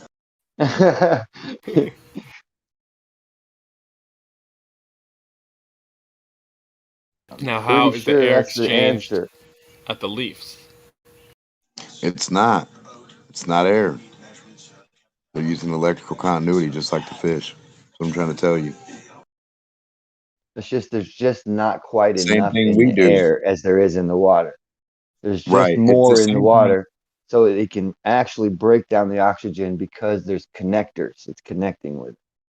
In the air, there's just not quite enough. It's 76% fucking nitrogen in the air. Not enough for the fish to deal with. Catfish, though, can handle it for quite a many hours. I've noticed. And if So you put them in a cooler, they can last for a day or two outside of in the air. That's because they're We're half breathing. cat. Done it on We're accident. breathing off. We're breathing off compression and decompression of electrical continuity too. So, are you saying that trees don't take in carbon right, dioxide and like Right. expel oxygen? You know, Dimmock is right, Yes. right? I mean, I'm in a asking. way. Yeah, no, because like when we exhale in our lungs, we produce CO2. No, excuse me. Yeah, that's Sodium bicarbonate. Excuse me, bicarbonate, not sodium, but bicarbonate. Right. That's a bi. You know what I mean? You know what that is? Yeah, HNCO3. God damn it! Yeah. I'm so stoned right now. I just had a new crop. It really worked out well. Nice. Did you know that in America there used to be a fish that used on brainwaves as an to live? And when those people from Europe moved into the America, there was no brainwaves left, so it extinct. I thought you were talking about that fish that translates languages from all species, so that the Hitchhiker's Guide to the Galaxy, that guy could I know hear that the one, yeah. Volgon poetry. Yeah, that's also a nice fish to have. It's using some language waves to live, or it feeds itself with the language waves. But yeah, And then translates everyone's language to you. yeah, and that I think there was some war started because somebody said something in a different language way back, and then it meant the most worst insult in another language, and so somebody started a war because of that. Oh, that's silly. Like, translator, please.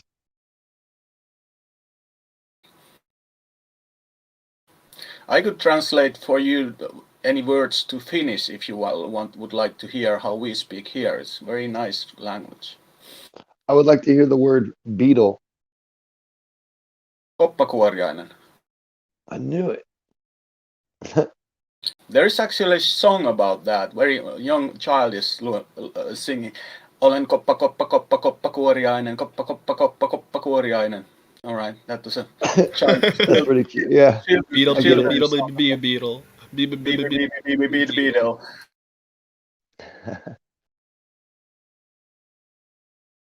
Yeah, it seems it's like a melodious type a language. But for real, what does that song actually mean? Like that verse? Beetle. It's just like, cute little beetle.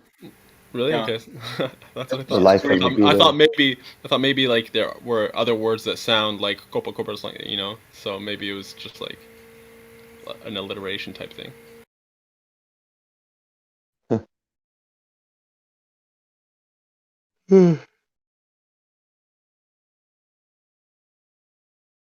I don't know why I know like some old Hebrew nursery stuff, and I had a friend who would play that stuff all the time.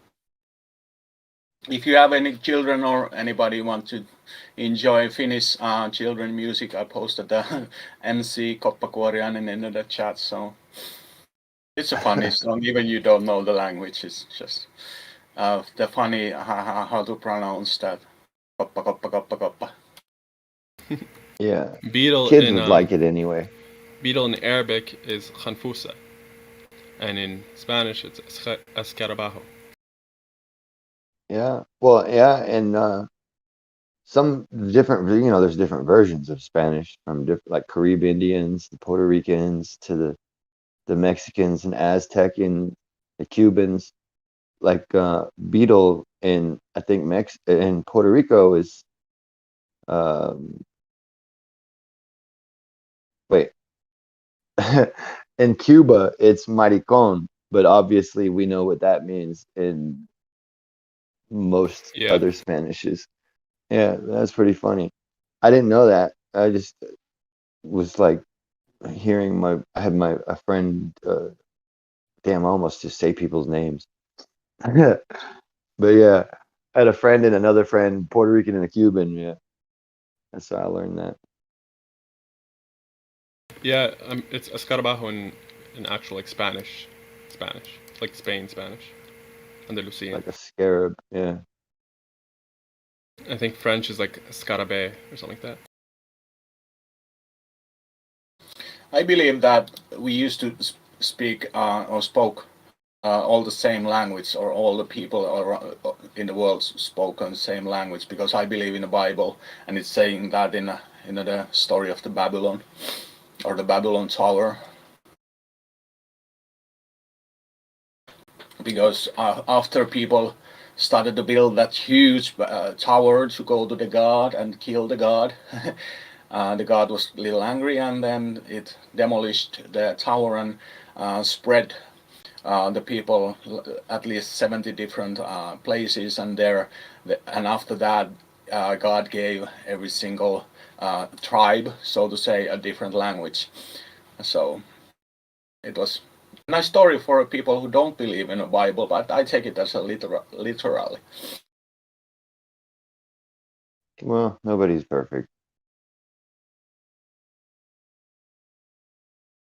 That could explain why we speak different languages in different parts of the world. Isn't there like an algorithm that basically underlines all the languages that, or all the major, not all the languages, obviously, but the major languages?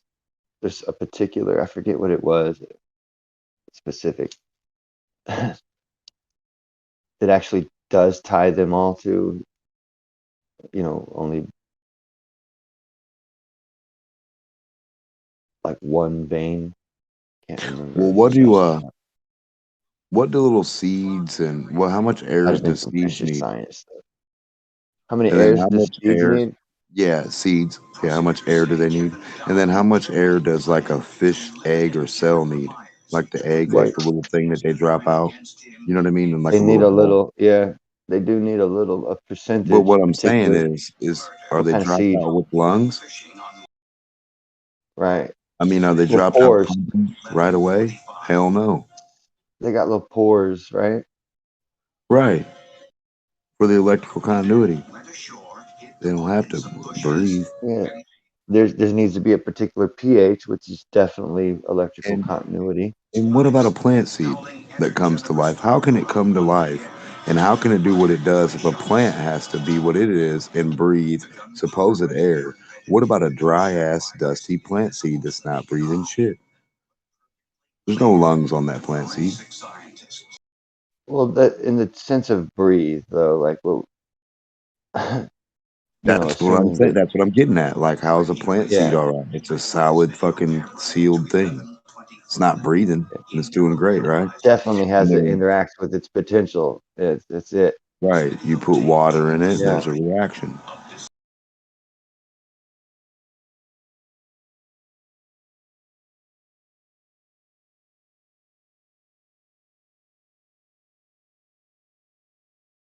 You know those little air plants, you don't actually Well, a plant them. might be just you know the ones I'm talking about? You do like once every week, you dunk them in a cup of water and then you put them back out if you live in a dry area. But if you live in like Florida or somewhere where it's like humid a lot, you could just leave that thing out on the window and it just grows. From What are you talking about? I'm in Florida. This little plant, it's called an air plant or some shit. And it just looks like little baby palm tree looking thing.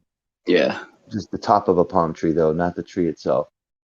Oh, look, but aloe. It looks like a little baby aloe shape. It's a succulent. It looks like a succulent. Yeah, it looks like a little succulent. That's, goes up. And you just basically you don't water it. You don't put it in dirt. It just nothing. You just make sure there's air around it. And then you have to really be stupid to kill it. You have to be really dumb and not know what you're doing to kill it. If you see it like getting a little bit, you just throw it in some little bit of tap water. The reason I use tap water and not some old regular water or like osmosis water like I use for my plants is because there's like salts and shit in the tap water that act like a nutrient. Yeah, and minerals and stuff. Yeah. Yeah, so I just allow that to be the nutrients too. Do you know that Dasani water puts in like minerals that dries your mouth out and stuff? Yeah, I don't mess with that stuff. It's fucked up. Yeah, you can taste it. When you taste it, you're like, what the fuck is this? Probably hydrofluorosilicic acid. Probably something with way too many syllables in it. Way too many syllables.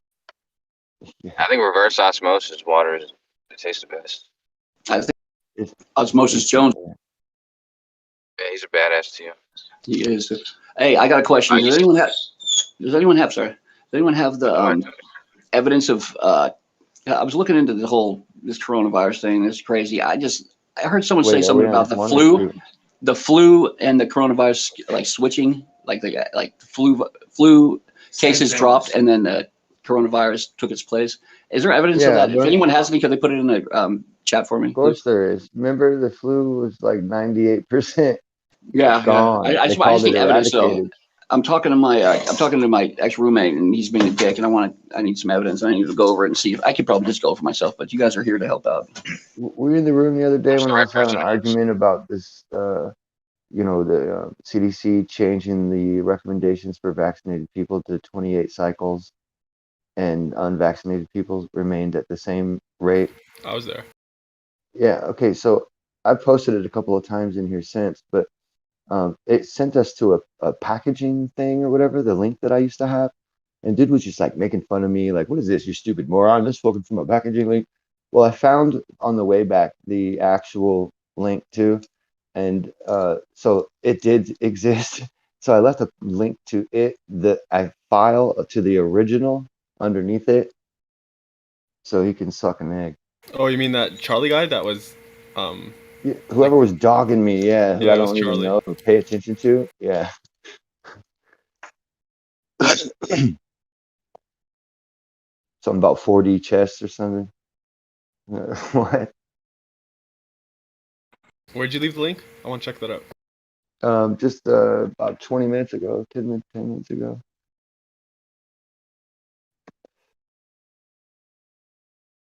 .40 chess on a flat board on a flat motionless plane.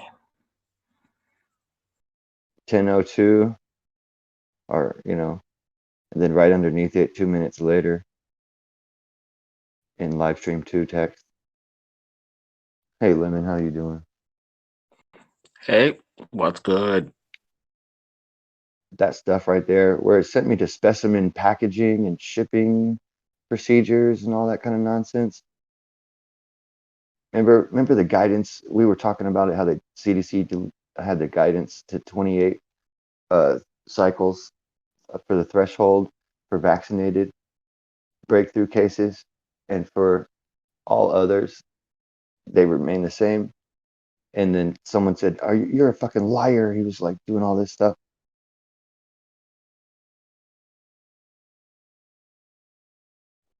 You have to be a liar, otherwise their normie world would collapse and they'd have to do, some research or whatever.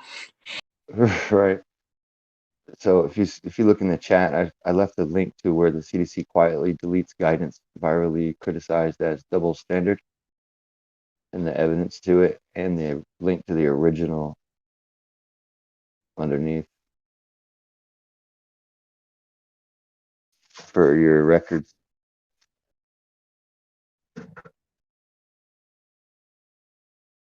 Definitely a cover up. I mean, and it's not a joke. Something weird going on with all that. We must trust the science. We must trust Fauci. Dr. Feces. Mm-hmm. Trust Kill Gates as he tries to inject you with his love.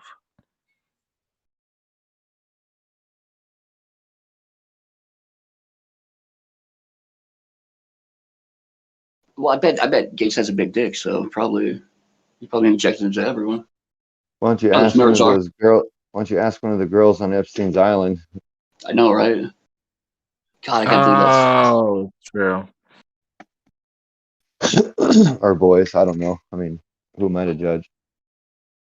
Well, I don't know. If you're having sex with like 14-year-olds, I'll judge you.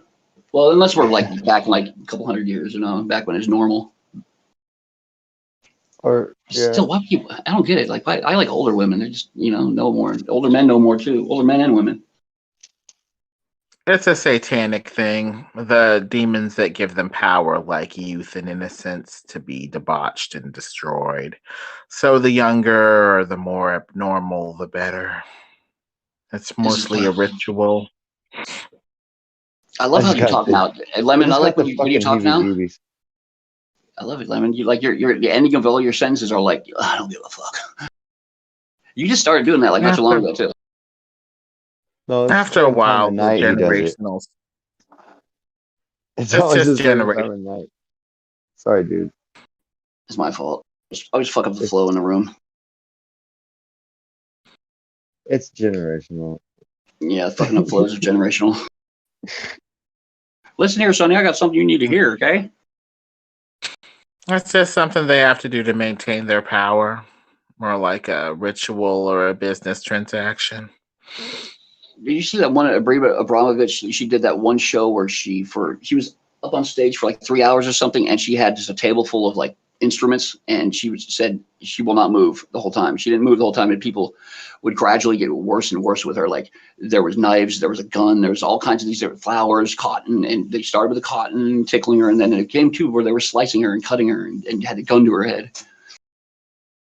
And she goes, "You get a crowd, the crowd will kill you."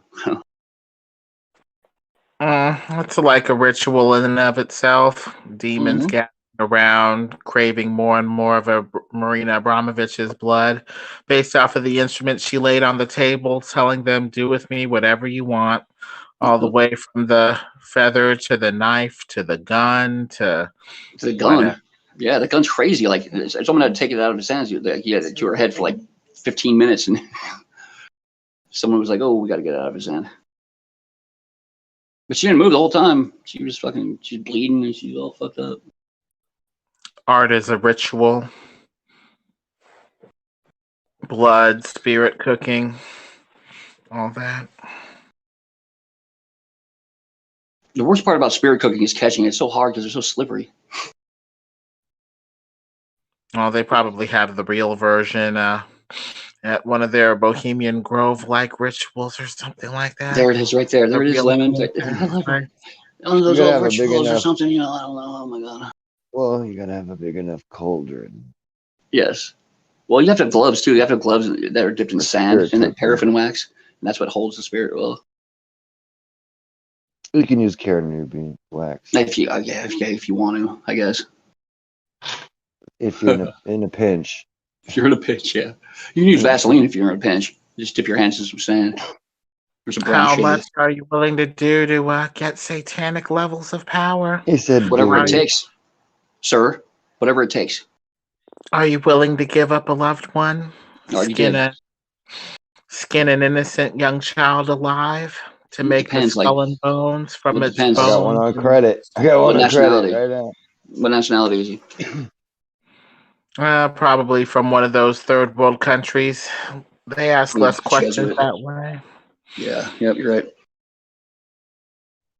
I bet there's a place you can buy over their terrible rituals. So rituals. Stop, Lemon. You're crazy, man. Well, they talk about this stuff, Fiona Barnett and others. The evil things they must do to appease the Dark One. Others say that Satan really works on the long term. War, destruction, famine, that sort of thing.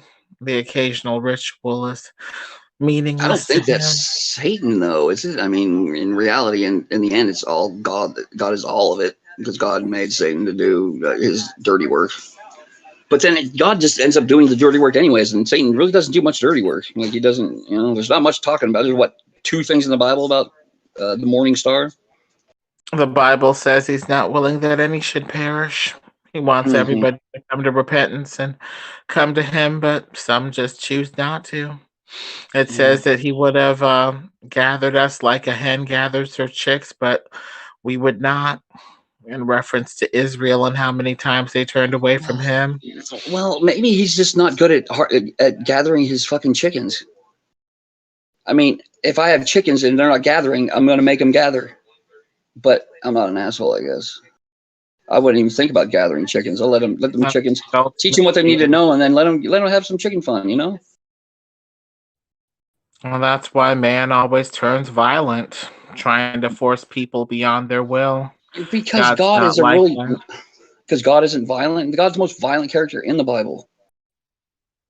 Oh, God, willing to lays down some pretty violent rules too. That doesn't make him violent. Yes, and his rules are fucking ridiculous. Like his rules are like North Korea rules. God just said that doesn't make him violent. He says the reason why he makes war and why he does certain things. He'll wage righteous war to judge sin and other stuff like that. Do they stone gays in North Korea too? Yeah. North Korea. Unless they're hot, and then Kim Jong-un takes them as there's like little manservants. But if you're an ugly gay guy, you're fucked. Oh, I'm gonna make a basketball team out of you. Yeah, right. And it really comes out as just the basketballs are made out of human flesh. That's it. Oh, that's John over there. Pass me John. Stomachs, human stomachs. Yeah, right. Oh, we lost the ball. We need another one. Yeah, get that dude in the second row. He looks like he has a nice bladder. You wish death upon me, didn't you? Kill him. Softballs are made out of human scrotums. Yeah, right. Oh man. I think the laws and the commandments in the Bible are pretty much better than any law in this world. What? They are. Well, that's good. Subjectivity is part of the whole entire thing for each human, so it's also there is this thing called sin, which is synonym for crime. I mean, if you do a crime against the God or against the law, then you should have a punishment. That's but why would you? Why would you ever even make? Here's how I would do that, right? I would say, okay, well, if I did a crime against my God, let him come down and tell me to my face. Yes, exactly. I'm not gonna let some human tell me that I did something wrong. Because otherwise, God told me you did it made wrong. that shit up to control me. Exactly. Because that's what it was, really. Because why would you have war? Why would let you? Why would you be the victim make the complaint? Yes. Why would you make these rules and then make the people that you made the rules for do all the shit that they're doing to break the rules? I don't get it. Like, if there's sin in the world, you made the sin. Why would you? It's not like sin just popped up out of nowhere. It was created. If there's such thing as God and everything's created by this one God, then it's created. That's created also. But he gave us the rule book called Bible. No, he didn't. Some humans did. He didn't. It used to be it was not written for I don't know how many thousand years, because the people were better to memorize things. But we really. Don't memorize in reality, that's not true, though, right? I'm sorry. The Egyptians wrote it down long before that. And then the Greeks wrote it down even before that about this old motif, the Lamb of God. Yeah. Before the Bible. Rules with a rod of iron. He is the shepherd. These are old motifs, but way before Christianity. That's those claims have been created, and they are not real. They have been created to mock Christianity. Christianity was like way after all that. How could something be created for something that's not even created yet? Yeah, the Christianity comes after that Jesus was died, so it couldn't be before. But all the Bible, God actually killed the first animal. And that's the representation of Jesus being killed because of us. But he wasn't killed. Jesus wasn't killed, though. He wasn't killed. He came back to life 3 days later with magical powers. I could kill my daughter and have her come back with magical powers. I'd do it. Are you a liar, or don't you understand? If a person dies, it will be killed. If a person comes back to life, he's not dead then, right? And he has magical powers, then he's a superhuman. No, he yes, died. He must never have been dead. He died. Real death. No, he didn't die. Did he really? Stopped moving on the sundial for 3 days. Yeah, he's not even proven that he's real outside the Bible. Yeah. Okay, so you have a claim that the person was in a grave for a couple of days without being dead. Well, 3 days, right? On the third day, it begins moving again, just like the sun. When it stops moving on the sundial on the third day, and it begins moving again. But if person dies, it's very simple. It just dies. Yeah, but he dies and doesn't come back to life 3 days later with magical fucking powers. Yeah. You know? He had That's not a sacrifice. That's not a sacrifice, right? Is that a sacrifice? Transformers. You should read the Bible, because I have read the Bible. You should read the Bible. You should read the part where Jesus is not in the Bible. Actually, they took that in the Septuagint. What he meant to say was, you should believe the Bible. Yes, you're right. How about when Jesus killed it? Jesus killed a kid when he was a kid, didn't he? Like 5 years old. He just brushed his hand, and some kid just turned into dust because he was teasing him. Is that in the Bible, or is that in an apocrypha? Oh, it's in the part of the Bible that part of the Bible that they didn't want anyone to see, so they took it out. Probably that part. Yeah, so it's not the new nowadays Bible. Oh, okay, cool. So it's a revised. You want the revision then? It was the rough draft that they were talking about. Yeah. They're like, oh, this makes him look really evil. You know, let's have him kill the earth over 1, 2, or 3 times. Jesus did miracles before he was dead. Yeah, he killed someone. He raised dead. He gave food for at least 5,000 man. Raised the dead. He didn't. His father did. Through him. Yeah, you might be right there. But when he died, he came back and he had his own powers. He's like, I'm unstoppable. Yeah, but he beat the death, so we can also through him. We only have to trust him, and then we know that we will live forever with him.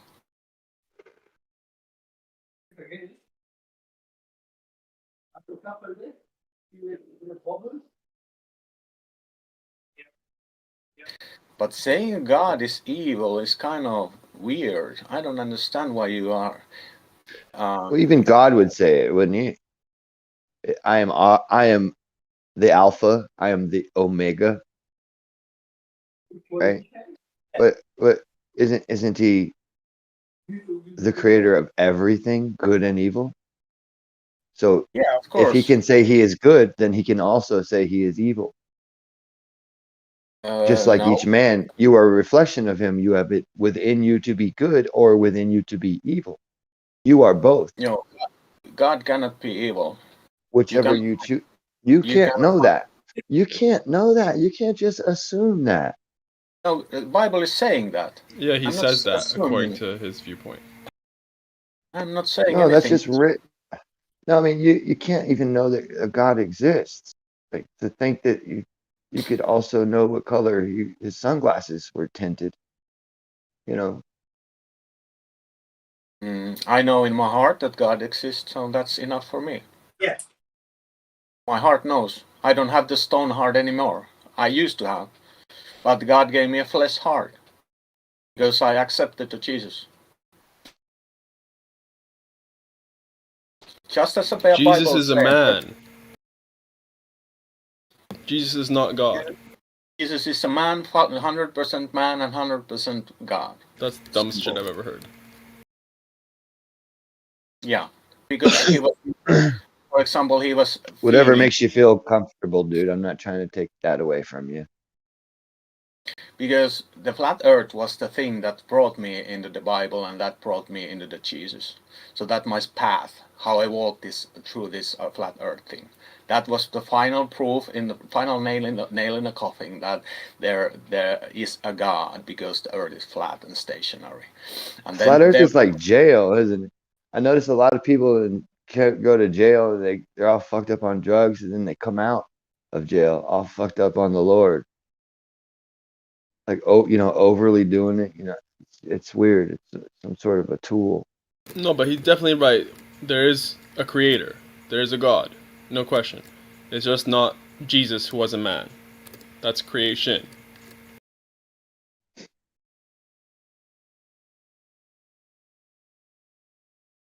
Isn't that what it says in the Quran too? The name of Jesus. It's not a Christian God, that's for sure. Creation. The Quran says he's creation. He is a prophet, not a god. Creation. Yeah. I have plans Isn't there only one woman mentioned in the Quran out of all 6,666 fucking? What's that? One woman, Mary, the only one. There's a whole chapter about her, Jesus' mother, and then. How about Lilith? Yeah, I don't know if she's the only one, but there's a lot of references to Mary, the mother of Jesus. Heck, Jesus himself was mentioned more than any other prophet. Yeah, and he can make a bird come to life out of clay. That's more than a prophet. No, see, that's a mage. the Arabic and the Quranic understanding of it, or the way that they kind of explain it, is that Jesus and all the other prophets didn't do miracles. God did miracles through them. Because they're the prophets, God enacted miracles through them. They weren't the cause of them. They were just the vessel, the medium. God's always raping people with himself or like his powers. Jesus, man. Isn't it weird though that very intrusive he is.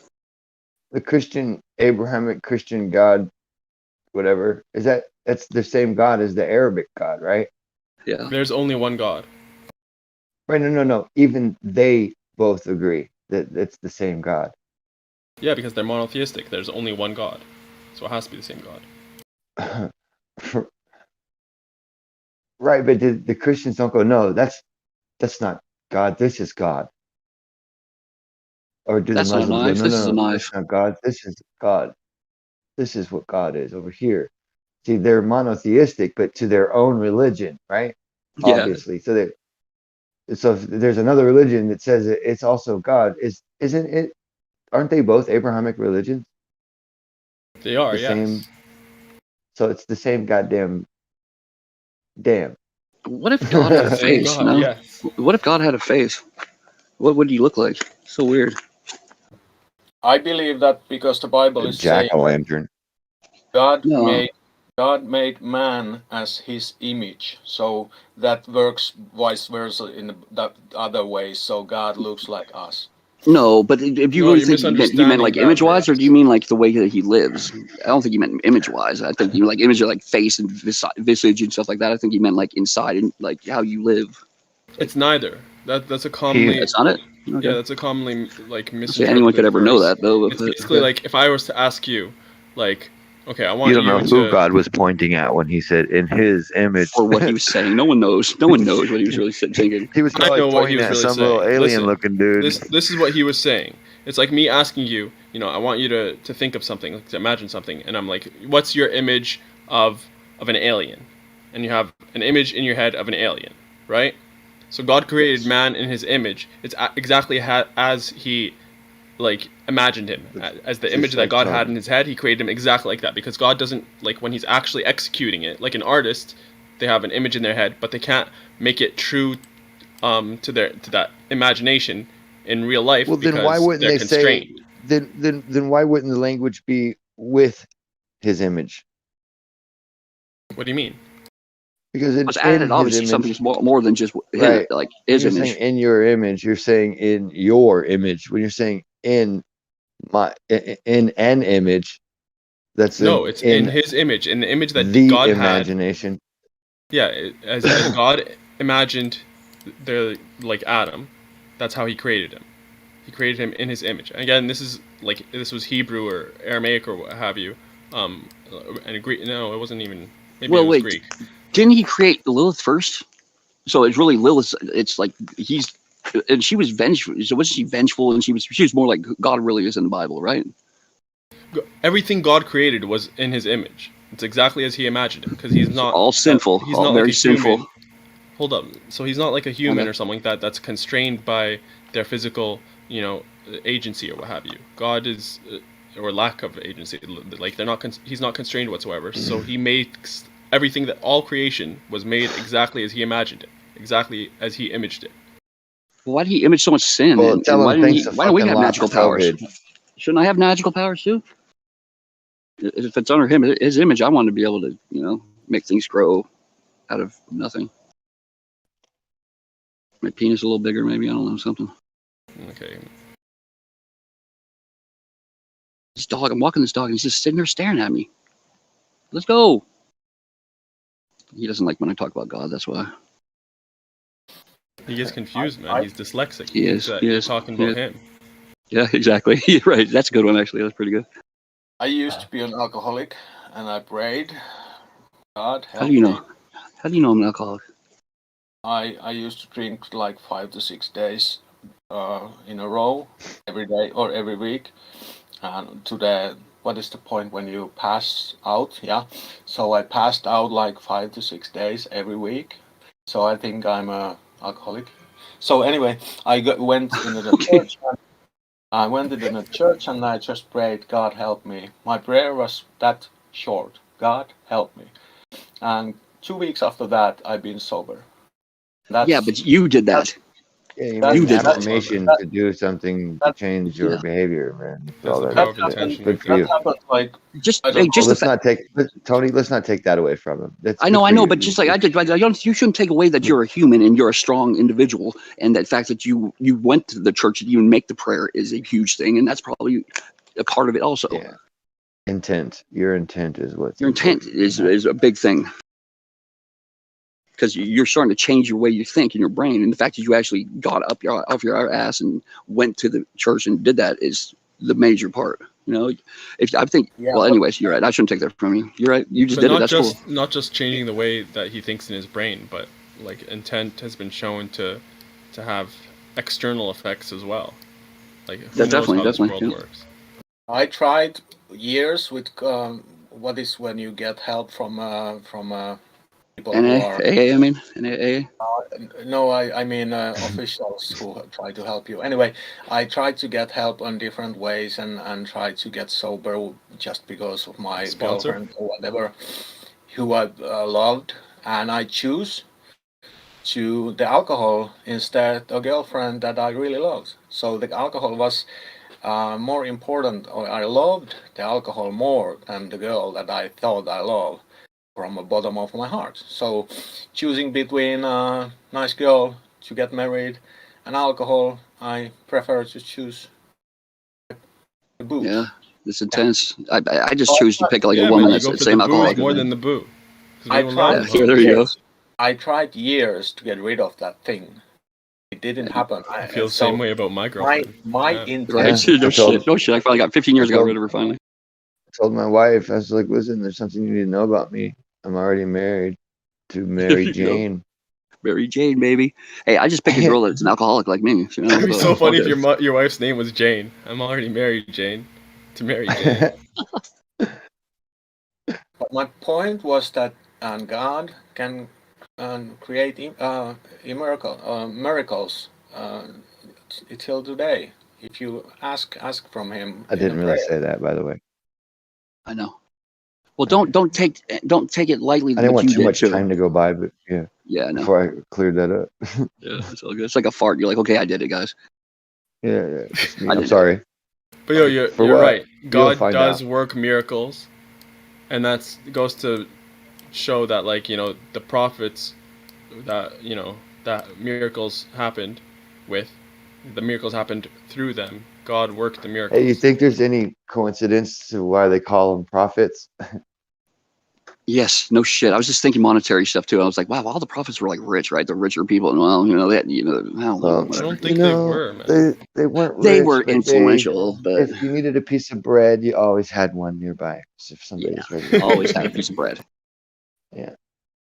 Hey, if your best friends can make fish pop into your lap and bread, you're influential. Yeah, somebody knows Oh, somebody. you want something? Let me see if I can talk to my friend God over here. Hey, God, you know, this guy's pretty cool. He's been paying his taxes and shit. He wants a, you know, Corvette. He wants a new Chariot with like new wheels. All right. Corvettes. He just wants some fish. It's just hard to believe in God. Why are so many children dying every day of starvation? It's so easy. All you got to do is throw some fish in his lap. Well, that's what they get. You know, they have to learn. You're right. Suffer. Yeah, so you're that right. they can. So that No, we can the enjoy. children go to heaven straight away, man, when they so die. that we can enjoy, you know, what we have here. So when you talk about them. Well, it seems like it, right? Because well, it's nothing how like do you suffering through actually- someone else's suffering. How can you know? enjoy? How can you enjoy what you have if you don't see loss? If you don't have empathy at all, like my ex has no empathy. She has Yeah. no clue what her actions make other people feel like, and it's so weird. It's just like, That how do is you weird, not man. feel this? How do you not feel what you should be feeling right now? Yeah.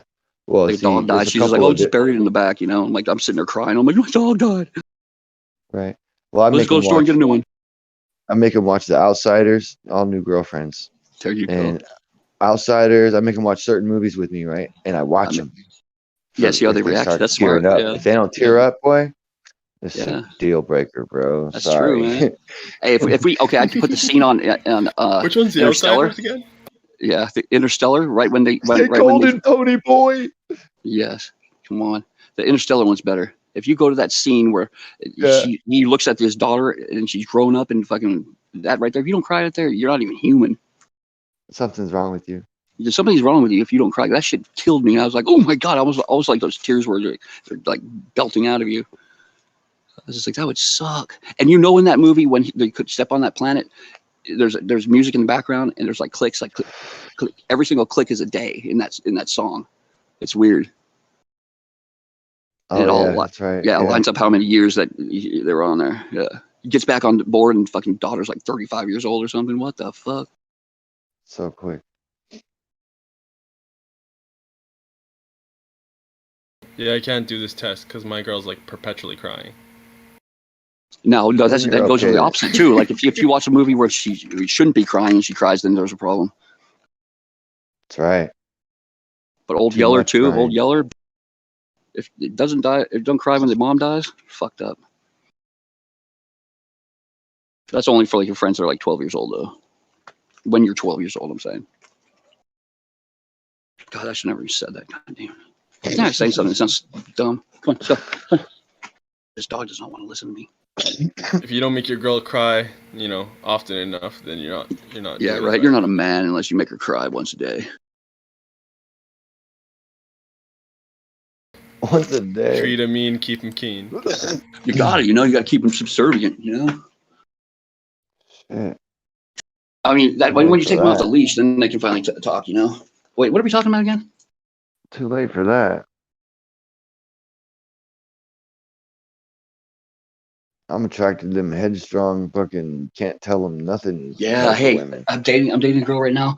Okay, I'm back to women. I was with dudes for a little bit, but I'm back to women. And she's fucking awesome. She's fucking so cool. Like she owns her own business, and she was like, she's great. Good.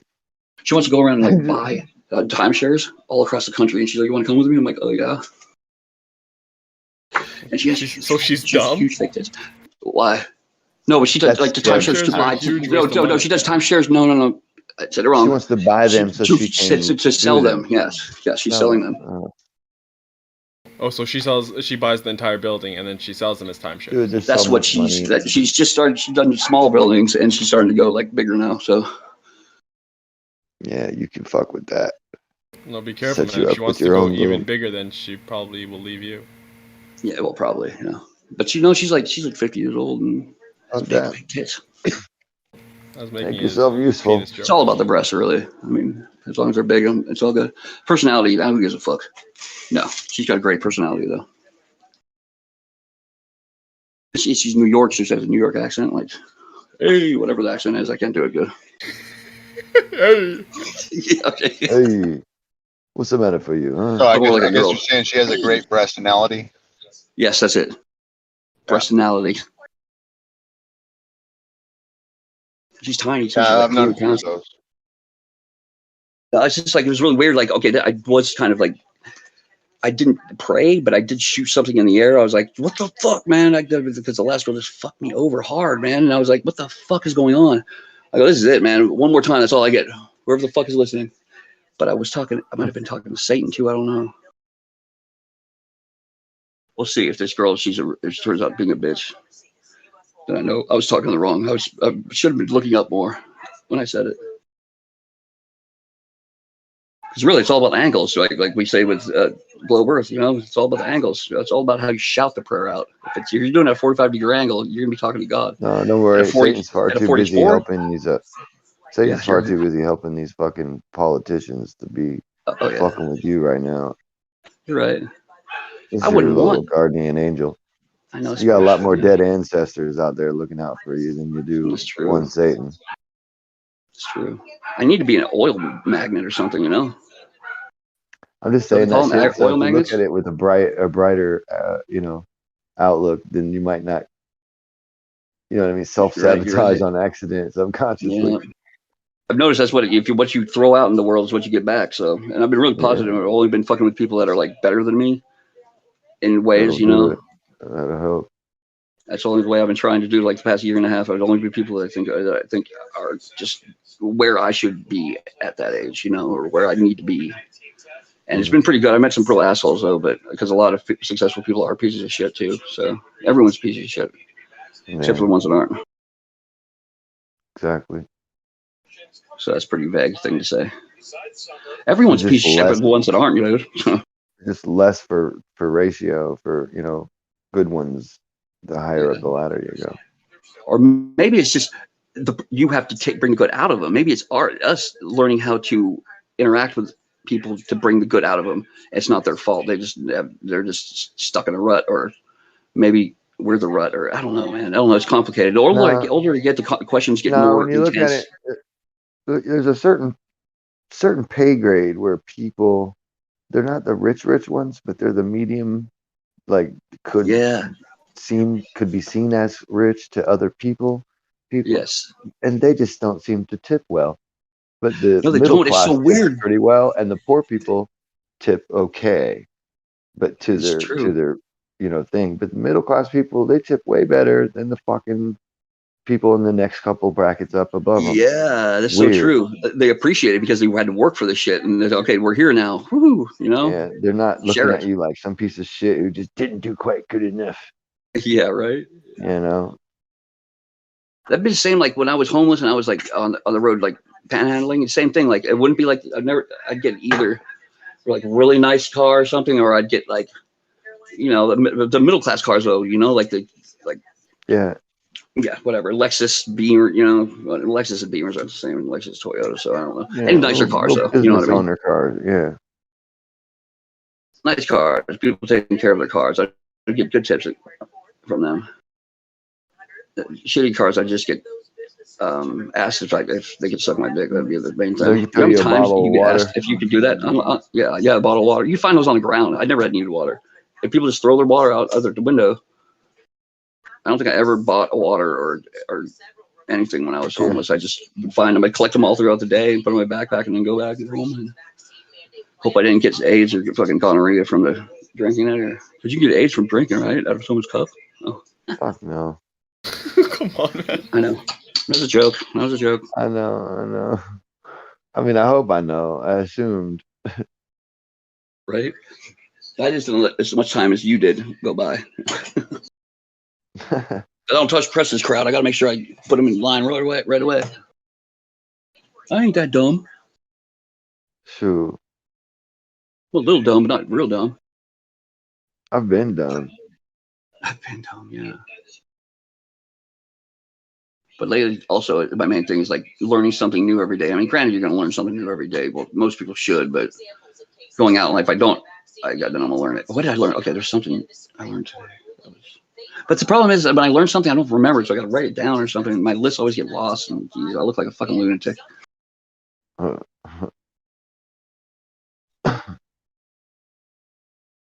don't have any like red strings tying to my pages on the wall yet. Oh, we just went back an hour, huh? Did we? Tonight? Yeah, tonight it looks like my cell phone. It's 2:07. Yeah, you're right. It's 2:07 now. Yeah. Well, good. I'm getting to bed on time then, guys. Right. I thought I was an hour past my bedtime. I think they're going to be getting rid of this whole daylight savings time here soon.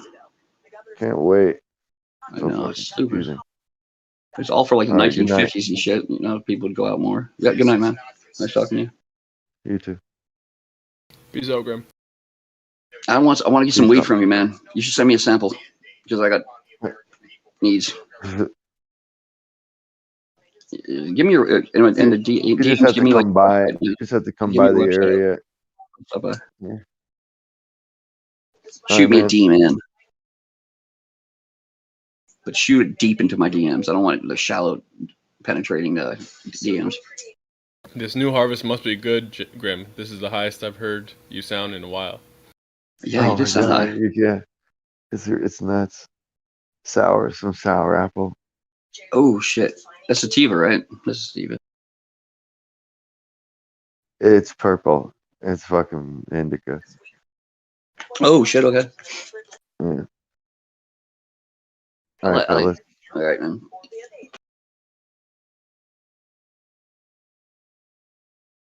Yeah, I've been smoking a lot more weed lately too, so I've been a lot more positive. As an alcoholic, I don't have the guts to try the weed. I used to try it when I was a youngster, but I don't personally. I don't have, because I know that I would be in trouble very fast. How? It's weed. All you're gonna do is you're just gonna want to like look up stuff. You're like, oh my god, I'm gonna really investigate this to its fullest. It's not like just investigating it like this, like the first couple pages. You want to go deep. That's what makes me do. Drink. Yeah. I haven't smoked or drank for 3 years now. Yeah, that's crazy. I don't see how anyone could do that. But good job, I guess. I wish I could be like just like that. I just can't. I've done it and done it. I just don't like myself. Like I've been sober for like 2 years, and I was like, I do not like myself. I just feel boring, and I'm like, That's a shame. Well, it's just this chemical thing. Like my parents were both drug addicts and alcoholics, so I'm like, it's just like it's a chemical thing. It's like it's in your gene, and it's just like I just came out liking drugs, and I love drugs. I'm sorry. I like me weed. too. I just don't let myself get addicted to them. But like, there's some drugs. So like, I don't smoke or drink, and I try not to do any drugs that I've already done. But like, I'll try everything once. So if I get some ayahuasca, man, I'm gonna try that shit. Me too. I want to try DMT. DMX? No, that's a rapper. DMT. That's it. Mm-hmm. Try that. They say it's intense. That's the chemical that gets produced in your brain right before you die, which is a fucking amazing thing. That your brain will like, so you don't suffer through it. Well, unless you're just suffering through the death. But I guess like right at the last end, it seems like they say that DMT gets released into your brain and you just kind of drift away better. I don't know. I've never died. It may actually be dimethyltryptamine that is the actual interface between the physical world and our spiritual, the interaction with our actual soul and our spirit body with the actual physical world through the dimethyltryptamine. Yeah, it must be like the catalyst. Brains, not human brains. You guys smoke at the same time. Well, if rats get it, we should have it. Well, no. Well, DMT is found in thousands of animal species, plant species. Yeah. It's in our bodies. It's a human neurotransmitter, so it's actually made in our body and maintained in our body, and it is secreted at higher times during like sleep, during like deep REM states of sleep. Oh, okay. They haven't found it yet, have they, Gio? And also during birth and death. But they haven't found it yet in the human brain, have they? I thought they found it like right when you die, though. They didn't find it with that. Yeah. I must have looked at something wrong then. There's a release, like secretion when you die. That's more than other times. But you also there's like a dump, like a high release kind of release of it during death. But yeah, Dross, it's been found in the brain, in the lungs, in the blood, multiple places. The pineal gland. I thought that was a study into mammalians that made that postulation, but it hasn't actually been found in humans specifically, unless I'm wrong. Oh, it definitely has. Yeah. Yeah, but I don't know if Dross to be wrong much, man. I got to look at this a little bit more. I got to look at this more. Dross is usually right about shit. God damn it. It's a human neurotransmitter. It's part of the serotonin, melatonin system of neurotransmitters. It's very similar to serotonin. Yeah, that's what I looked up. But I didn't check to see who wrote what I looked up. Fuck. It could have been the Jesuit fucking offspring of someone's. I don't know. You can't trust anyone nowadays. Fuck. Oh, don't get me wrong. I'm not against DMT. I'm big fan. Well, it sounds like you are, Dross. Okay. Well, we all have DMT flowing through our brains all the time. You're on DMT right now. It's just that when you consume it in a plant or in other ways, it essentially just increases the amount and also is a different administration. Like in ayahuasca, if you drink it, it's orally active, so you're getting an influx, through the digestive system, to the bloodstream. There's actually other ways of naturally releasing DMT in the brain, like forms of like meditation, also like throat singing and like vibrating the throat and the body. You can actually vibrate your head with your voice to actually release DMT. Yeah, my friend could make those 3 tones in his, or 2 tones. I don't know. Yeah, that throat singing, that's part of why they were doing that, is to enter these states. Because yeah, if you can create like a harmony of sounds within your voice, like 2, 3, 4, like you can start to create octaves. And if you can create octaves, especially like within the Fibonacci sequence, there's different ways of lining up those octaves. And if you can do so, it will essentially create the pineal gland to release DMT. Huh. I've never heard that, but that sounds interesting. Another wild one. This one's wild, but in India and other places, what they would cut, the bottom of your tongue, the part that links your tongue to your bottom of your yes, mouth. that little flap. Yeah. Yeah. So they would actually cut that flap so that they could put their tongue down up through their nasal passage. Oh my God. So that they could get up to the pineal gland to activate the pineal gland to release DMT. That's a wild one. Because people say they swallow their tongues. I'm like, how do you swallow your tongue? I mean, that thing is there for you. Don't swallow your tongue, isn't it? I guess. Well, it's definitely, yeah. I mean, that's a sort of an unnatural way. That's almost like a body mutilation method. But yeah, it is a practice, because if you can do that, you can essentially release endogenous DMT at will. Yeah, if you're a drug addict, that's perfect. You mean I can get the drug I like, and all I got to do is like cut the bottom of my tongue and like stick it to the top roof of my mouth and tickle something? I'd be in my house all the time tickling my fucking whatever I got to tickle. That's what these guys were doing, dude. They were just like planar, stationary Earth with the heavens above, just tripping balls. That's why they're sitting under a tree, cross-legged, for like years and stuff. Just dreadlocks, and they can't move because their knees are locked. But I think if you went up there and go, "You need some help up," they'd probably go, "Yeah, motherfucker, no one's helped me up. I've been here for like 10 years. My knees locked up 5 years ago. I live in a pool of shit and piss." But I sure get that pineal gland tickled. For a while hurts, man. It hurts like a yeah. It is. It's hard to not get your legs not to fall asleep too. Yeah. Now when I go to the bathroom, now my legs falls asleep all the time. I hate it. That means you're getting old. Just practice for being able to sit cross-legged. Yeah. Yeah, I got friends that can do it cross-legged where they weave their toes up over each other, and I'm like, what the fuck are you doing? Position. Yeah, I can't do that. Yeah, the lotus. Yeah. Never been able to do that. I could do maybe like the drunken dog position. That's it.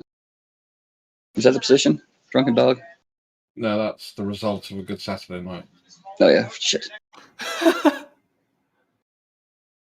Sitting there just blah.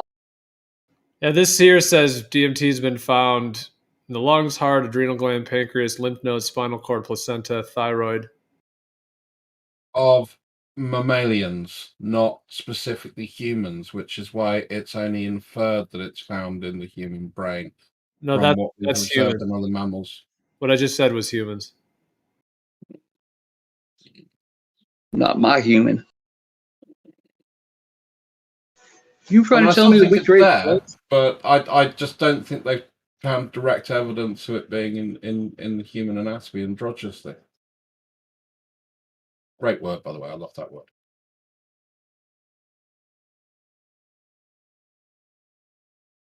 "9-1, I am the truest. Name a rapper that I don't influence."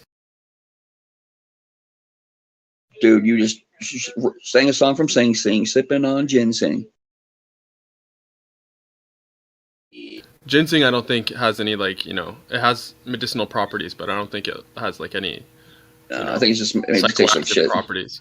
But kava, I heard, has some psychoactive properties. I wouldn't mind trying that. I love kava. That's a beaut. Yeah, it's not really visionary per se, although there are legends of like very high doses of it. It actually can induce some visions, but it's more of a almost like an inebriant the way alcohol is, but it's better than alcohol. It's different than alcohol too, but it's like really relaxing, and it can be like sociable, like if you do it with other people. It also could be spiritual as well, but yeah, it's a little bit more of almost, yeah, like a, yeah, sort of like almost kind of getting not drunk, but like kind of.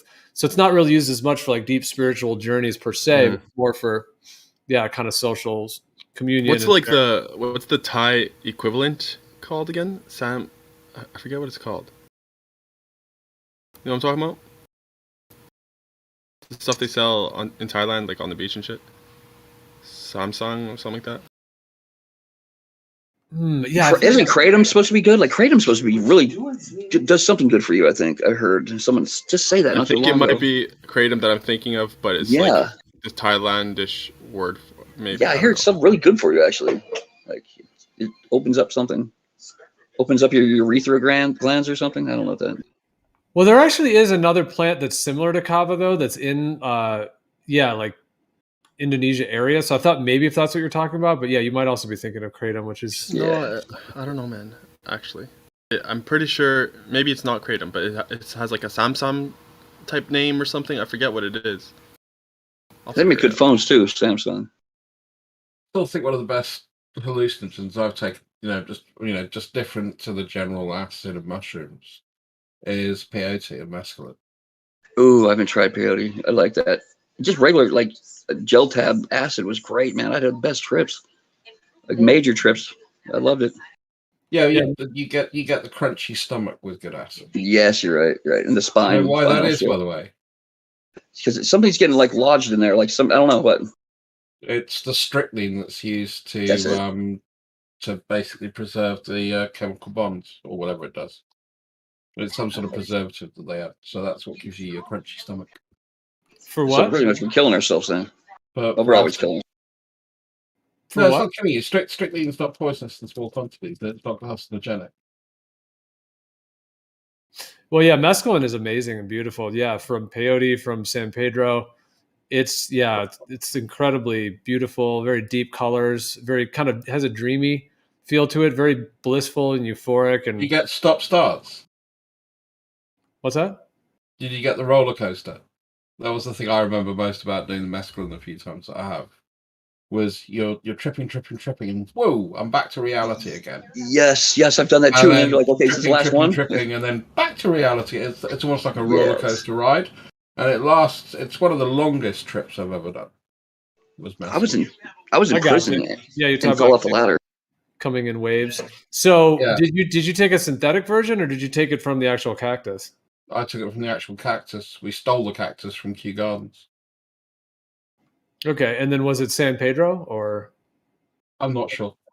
Probably was because that one's.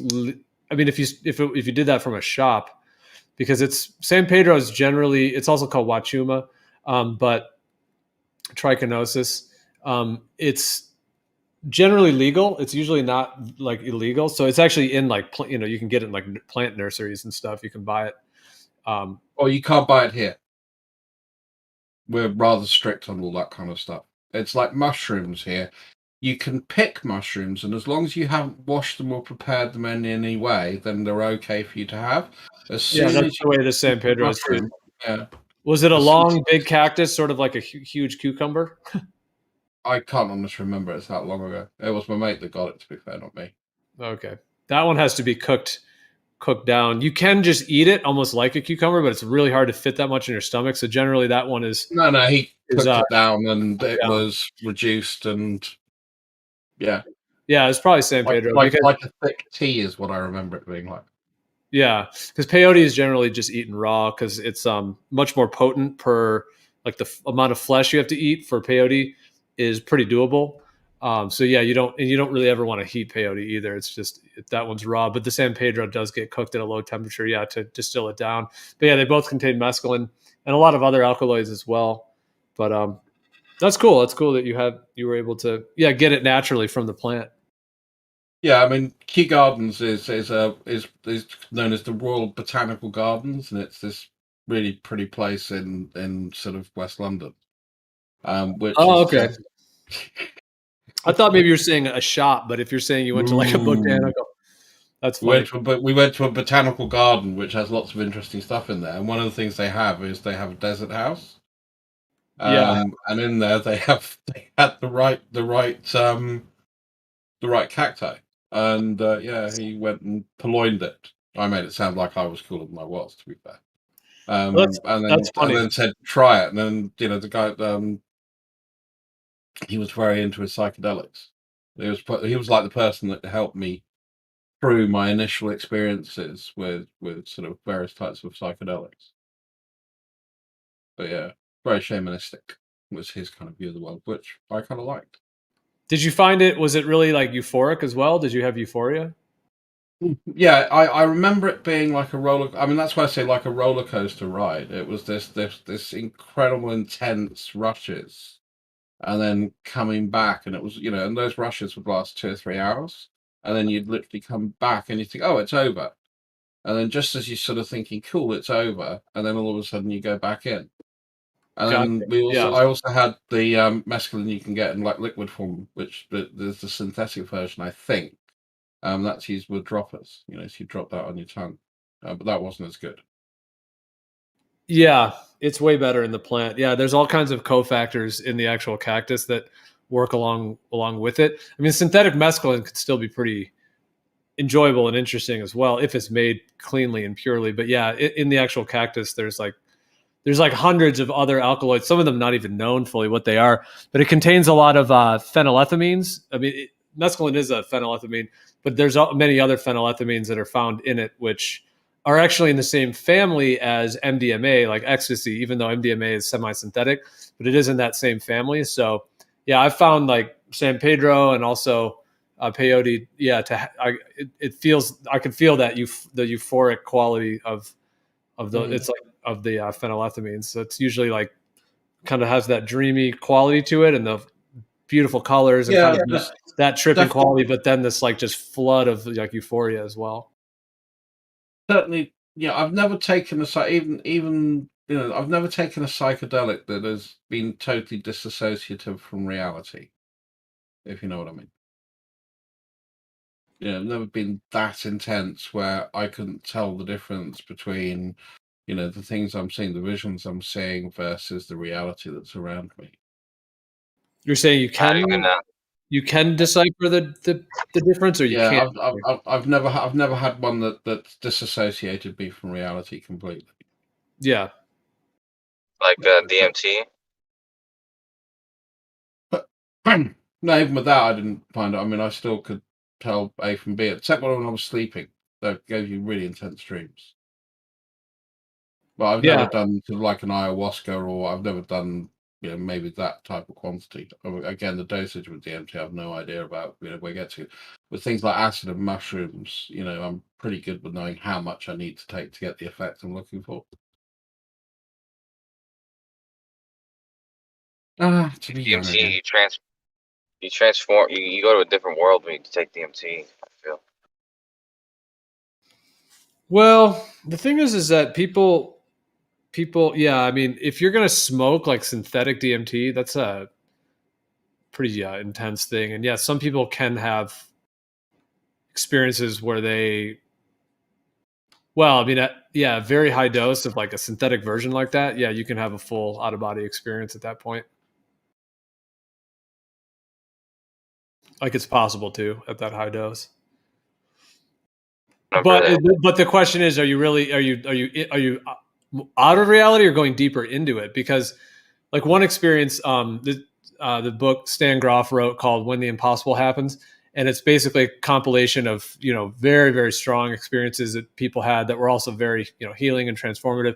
But he had one in particular where it was with synthetic 5-MeO DMT, which is one of the most potent, especially the way he did it. So what he did is basically insufflated through the nose like 2 lines of it.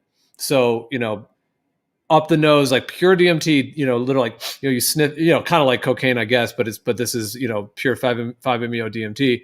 And actually, there's actually there's snuffs, like shamanic snuffs that are made from plants that are blown into the nose. Those also contain DMT, so it's basically a receptor site. So, anyways, he did 2. He insufflated 2 lines of it essentially, and then smoked some of it as well. So he like did those 2 kind of lines, and then took like 1 or 2 large tokes, and then just like laid back. I mean, the way he describes the experience is, and a lot of people have this with 5-MeO, especially even with synthetic at high doses like that. I mean, essentially, he describes merging with the creator itself. Like I know that just sounds so wild to just sort of say that in words. Like, what does that even mean? But you could read his actual experience if you're interested as well. But so it was out of body, like meaning when the people that were with him, he kind of like laid back in his chair and they were just kind of like there for him or whatever. And he kind of closed his eyes, so he was fine physically, like he was just sitting there. But in his mind, he was completely in an expanded state to where he, and a lot of people have this with 5-MeO, where he literally like saw, like came to and saw the like infinite light of the creator and like merged with it at that core level. Like he became the entire creation in that moment in his experience. What's that fool's name? His name is Stanislav Grof. He was a Czechoslovakian medical doctor, psychotherapist. He was one of the first medical doctors that was sent LSD back when it was first invented. And then he basically, his whole life, he studied these states of consciousness and these substances for over like 60 years. So yeah, now he's like 90 something years old now, but yeah, he's a legend. I mean, Albert Hofmann, the inventor of LSD, like referred to him as they always called Albert the father, and then Albert called Stan Grof the godfather. So yeah, Stan Grof has been like instrumental in the therapeutic work with these substances and the insights from modern consciousness research. It's weird when you think about it, the past century or whatever, the different scientists who, because once it's like when you first had those, like LSD, for example, and there's other drugs that, I guess first Nazis were testing, and then later like Soviets and the United States and stuff like that. And then they're testing this stuff, and then it gets out to the public, and it's kind of like the zeitgeist it creates is kind of crazy. Like that's why I think baby boomers have such a crazy experience. Like, they came out of the World War II, and then, kind of it was, if you look at America at least, it was kind of a very, the lifestyle in the 50s and even the early 60s was very different from like the late 60s and 70s. And the That's stuff they were classic phrase, introduced isn't to. it? Turn on, tune in, drop out. Yeah, sure. Yeah, that's right. Yeah. Who said that, by the way? That was Tim Leary. Who was that? Thank you. Oh, yeah, that's right. Tim Leary. That's right. As opposed to the beatnik generation. I mean, beatniks again, in the early 60s, that was your revolutionary, but that was much more sort of aimed at more of a political movement as opposed to a social thinking movement, which I think is really the difference between where you get from, the late 50s to the late 60s, is it goes from this very politicized point of view to something that's much more about life and experience and the questioning of why. In my personal humble opinion. Yeah, it's just interesting though, right? Like, just like the human experience for that time frame has got to be like, you take like anything before World War One and the human experience, and then World War One and World War Two, and then that whole era in the 60s, where people, it's like, I don't know, it seems like such a huge contrast, and also like a whole lot of firsts. I wonder if this is like the first century, or that was first century, where there were a lot of like huge incremental changes in firsts. You know what I mean? Like these experiences that were happening on like a wide scale that had never happened, or maybe they happened before in like small niches or whatever, but never on a wide scale like that. I don't know, it's just kind of crazy. You've got to remember, you've got then the pervasiveness of modern media through television. That too, which gives you much more of a visual point of view. That's then reflected back in commercialization and art. So there are a whole set of factors that sort of came together, I think, in the 60s and early 70s. And counterculture you sort of get is then been repeated ever since. But it's the first time you could actually rebel against society, and rock and roll was kind of the start of it, if you want to. Yeah, I mean, I think they essentially eradicated a lot of these plants and medicines and this form of human spirituality through God knows what, World War I, World War II, whatever the hell was going on, all those fires and earthquakes in the early 1900s. I mean, there was some kind of huge change in the world, and so people were so isolated from these traditions and from from this. And then, of course, they replaced it with pushing religion and all these different, and then essentially in the 60s, there was like this sort of renaissance and revival of, you know, these plants and everything. And that's why there was like this huge, because they had humanity pretty locked down. I mean, you think about after World War II and the invention of NASA and all that BS, they had people like conforming very strict, go back to the late 19th century. Way more conformance then. Way more. Yeah, Compare that to the 1940s. You know, go back to the 1840s, and it, you know, that's locking people down. You know, by the time you get to the 1940s, that's almost hippie in comparison. For what now? Sorry, go ahead, Kosha. I was gonna say, when you were saying, Gio, those drugs, I agree with I wouldn't say Renaissance though in the 60s. The contrast, I agree with what Dress is saying. I don't think this is 19th century. I think like these drugs that you're talking about are shamans and, you know, psychedelics and stuff like that. I don't think that they were ever at any time something that a lot of people or most people or a big majority of people of any culture was ever privy to. I think it was something like, you know, like shamans or whoever, priests, who knows, who, you know, certain people, certain small groups, like niches, not really the whole collective of humanity. That's why I'm saying the 60s is such a strange time where it's like, you know, I bet you half of the kids, or maybe less, you know, a big percentage of, you know, young people were taking drugs like that and having those experiences where, you know, that those numbers probably were not ever experiencing that kind of stuff in history. I would have only a small group of people.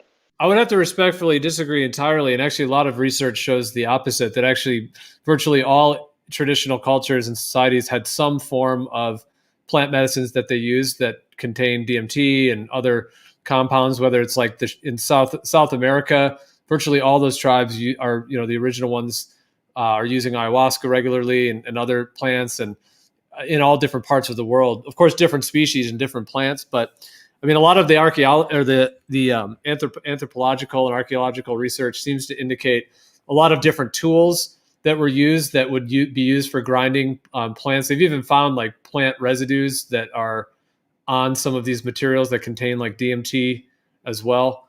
So it's hard to say. I mean, this is getting into the whole idea of history and what actually is going on. But I personally think it's about the opposite, that virtually all different cultures had these kinds of traditions and used different techniques and plants to explore their spirituality. And that was their spirituality, meaning they didn't have necessarily religion or this idea of, I'm not trying to put anyone's Christianity down, but the idea of Jesus and some of these things were not even a thing. So their spirituality was an earth-based spirituality, and these plants were what were the main vehicle, and other techniques as well, their main vehicle for essentially communing with the cosmos, communing with their higher self, with their deeper self, with the creator on that level, and also with the earth directly.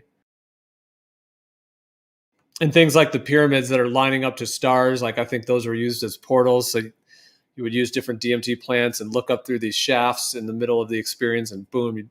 So yeah, I mean, I feel like the core of all of humanity has, and I'm not saying they all like had to use plants or anything, but it does seem like there was some plant usage in virtually all of them.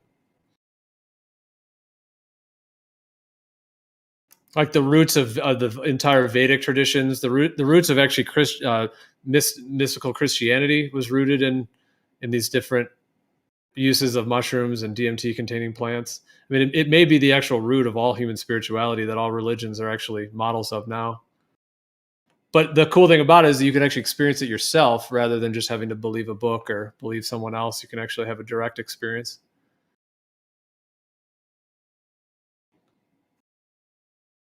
Like Buddha's experience under the Bodhi tree was thought to be a DMT containing plant. Right. Well, but what was I saying? I said it, but I was on mute. I forgot what I said. But oh yeah, that's right. That's what I meant though about shamans and priests and witch doctors. I do think that, you know, they had access and were knowledgeable about this stuff, and possibly, you know, they, you know, invited other people to partake sometimes. But I guess you're suggesting that, I don't know, let's just say, to be specific, So it's just some culture in the past. You're saying that it was common for most people in the culture to have access to this type of medicine. Yeah, These experiences. Generally they all did that in these tribes. Like the shaman were the medicine men that provided the medicine, and then people in the tribe. I mean, there's different traditions. Like in Africa, when they use iboga, essentially every person in the tribe has an iboga initiation, like in their teenage years, like a high dose, full on initiation. And that is usually when they like connect with their ancestors. They get messages from their ancestors about their life and how to, most optimally maximize their life, like their vision for their life. And then the Native American traditions, peyote was a rite of passage for the coming of age, sort of teenage years. Even snuff back in the day, in England they were doing snuff. Oh, snuff though, the recent snuff, I thought that was mostly tobacco though. Or was it something? And then why did they all... DMT? There are shamanic snuffs that contain DMT as well that are not tobacco based, but it's called hape, is one name for it. It's actually spelled, it looks like rape, like R-A-P-E, but it's pronounced hape. The word is R-A-P-E if it's spelled in English as it were, but it's pronounced hape, or rape. And those contain tobacco, but then there's other snuffs that actually contain DMT or 5-MeO DMT. But yeah, I mean, Kosho, I think that this is how they kept healthy, psychologically and physically healthy. Meaning if you have, some sort of quote unquote demonic possession or addiction or anger or whatever it may be, you would be able to go to the shaman, they would hook you up, and you'd be able to, have this spiritual experience you would need so that you're no longer like that. I think that's how they kept corruption and evil energies sort of out of their cultures. Whereas in today's world, they've eliminated these plants and medicines, they've eliminated the traditions, and then they've, made them illegal or whatever. And then they replace it with all this trauma and GMO foods and programming. So I think it's, in that sense, it may be at the very root of why we're so fractured today. Possibly. I like what Merle said last night. He thinks that if the world were taking more of these drugs or something, that I forget exactly the way I worded it, but he said you would eliminate. He worded it much more poetically than I possibly could. But he's here right now, Merle. Do you remember you said last night, Merle, about that? You were talking to that Jesus kid last night. You said something like, if everyone in the world were taking these drugs and we wouldn't have some problem. I forget what problem you said. Yeah, I mean, the experiences I've had with it, it's like Gio saying, it's so direct, and there's just so much myth about the experience, calling it drugs as well. Like, I think it was seen as sacrament, because it's like drinking the blood of the earth. It's not just something you do like having a beer or a cigarette. It's much deeper than that. Yeah, right. But it's used often today. It's not, especially in America. They're used recreationally. Yeah. There's drugs in Europe, the 2TC2 and those designer drugs. They're kind of like they kind of rip off a lot of because they give you the psychedelic effect, but it doesn't. It's very synthetic, and you're not going to have the same kind of experience as you would taking natural mushrooms or whatever. Yeah, I mean, exactly. That's why I think being alone or being in nature or something, having a meaningful experience is kind of what it's all about. Well, I would reserve the term, like the term entheogen, which is often used sort of in replacement for psychedelic. But an entheogen is, the word actually means, it could be translated as generating the divine within, or generating one's own divine nature or God nature, because N is basically in, theo or teo is God, and then gen is Genesis or generating. So essentially that's why it's like generating God within or generating the divine within. So what the term entheogen is used, for like entheogenic substances, for example, or entheogenic plants, where it's a particular category of plants and of medicines that are used, for as a sacrament for healing and spiritual insight and so on. So I would just sort of use that term in terms of a particular category, which would be different than something synthetic, like you said, TC2 or something like that. That's sort of that wouldn't really be an entheogen. That's more of a chemical that may have some similar effects, like you said. I experienced on 2TC2, yeah, because I took one, not really knowing what it was, and it was cool because that actually was the first time that I actually was able to hear colors and see sounds, like literally. I was like, holy shit. I got it. So it's like I was having a good experience as far as like an extreme, basically like an extreme acid mixed with shrooms. I don't know. It was just cool. But the problem was, since I'd taken acid so many times before that, I kind of expected it to wear off about 10 to 12 hours. And it was like 16 hours, and it was like just as strong. I was like, holy fuck. You so did this one? Yeah, this is considered like a psychedelic, like an entactogen. So this is like an entactogenic phenylethamine in the 2C family. You did this one? Yeah, I did that. 2TC2 is what it was called. What I took. 2CT2, yeah. Interesting. I haven't done this one. This is often what's referred to as like a recreational chemical, basically. Yeah, like yeah, exactly. Interesting. That's what I was talking about when I said like the designer drugs, like because those are usually from UK. And yeah, 2T. It was 2TC2. And yeah, it was like I said, it was like an intense acid, kind of a little bit of Molly, kind of shrooms. So it was like that same feeling where you have that bad feeling in your gut, or that not bad feeling, but it's like kind of sick feeling. Yeah, nausea. yeah. But the visuals were a lot like acid, except for a little bit more extreme even. But yeah, it was going on way too long, and I was like getting worried it wasn't going to end. Yeah, this was synthesized by Alexander Shulgin. Looks like in 1981. Yeah, so it's one of his that he actually he basically invented, like, I don't know if it's hundreds or thousands, but yeah, numerous. He actually synthesized like phenylethamines and then a whole bunch of tryptamines as well. Are you familiar with his books, Pikal and Tikal? No. It's PIHKAL. Phenylethamines I have known and loved, or phenylethamines I have known and loved, and then there's TCAL, tryptamines I have known and loved. But yeah, so he actually invented that one. Yeah, he was like inventing these things and then like testing them on himself and seeing what their effects were. So that's interesting that you've tried that one. You know how you ever watch Breaking Bad? Not really, but I know what it is. Yeah, I don't really watch it. I'm aware of it. Well, yeah, one part of it, because he's like a chemistry teacher, and they kind of go into detail sometimes when they show him like cooking meth and stuff like that. It's kind of a big part of the show. And I was just thinking, like, it was just strange. I haven't really seen a movie where they were like, I guess, highlighting like one of those guys who make it, like that guy even, making drugs like acid, like doing this kind of chemistry.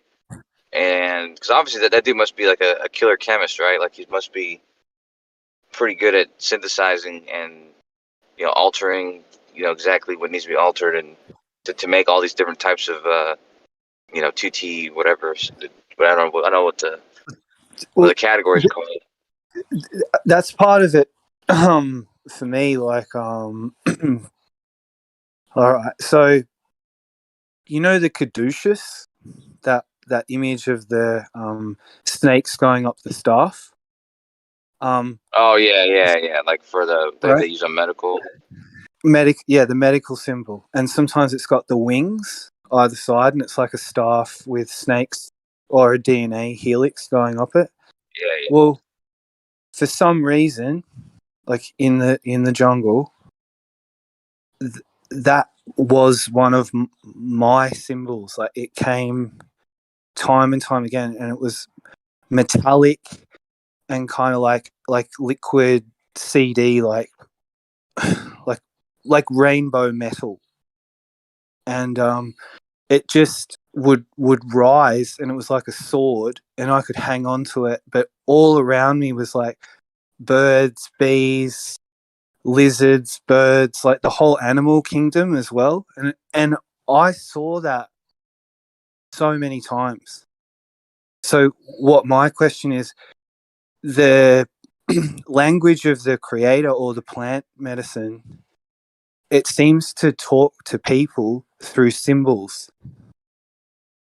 And it brings you symbols, because I didn't at the time as well, I didn't know what that symbol meant. When I got home, I started looking into it. But the fact that that came to me, like, that's one of the walkaways. Something was communicating. It wasn't about just getting high. I was being shown things, symbols and real geometric stuff sometimes as well, intricate, fucking complex stuff. And I didn't understand what I was seeing, right? But it was just talking to me. I was it's like in communion with something that was fucking beaming into me, showing stuff me like things. that. But that kind of stuff is what makes you seek out. Like, I had a really bad experience. I'll just tell you very quickly.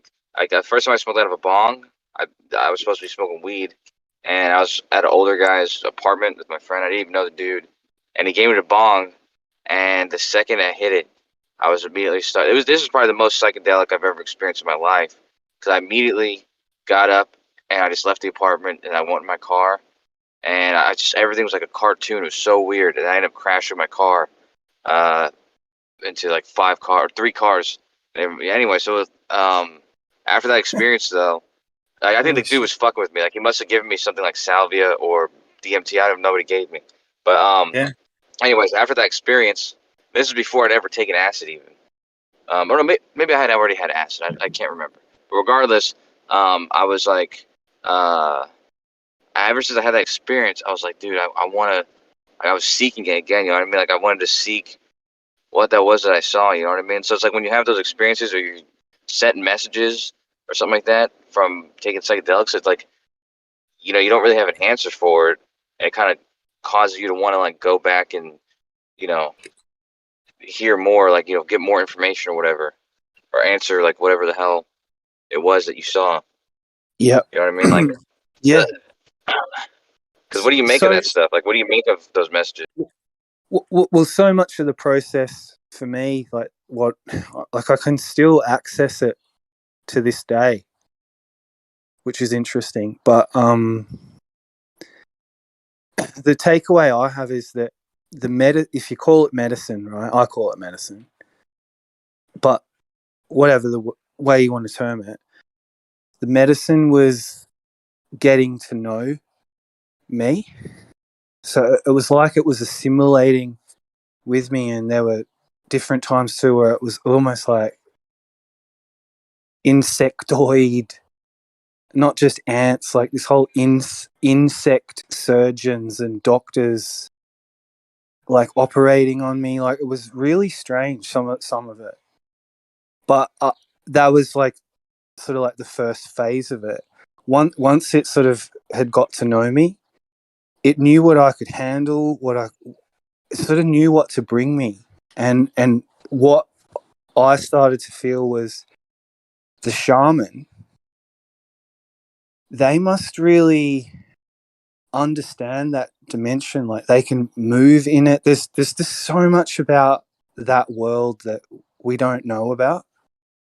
And without saying too much, like, I had a couple of times where I was traveling through time and space too, like by blinking, squeezing my eyes really tight together, and then I'd just start to see light, and I could squeeze them and just make all this light, and then almost teleport as well. So, and this wasn't all just in my imagination. Like, some of these experiences transcended this reality completely. So it's really, it's outside the bounds of what we've been presented. And I didn't know that there was anything like that. But to bring it back to what you were saying, Kosho, to keep seeking it, I feel it was that life-changing in a way and powerful. I almost don't need to ever do it again, but I would. I would if there was a ceremony.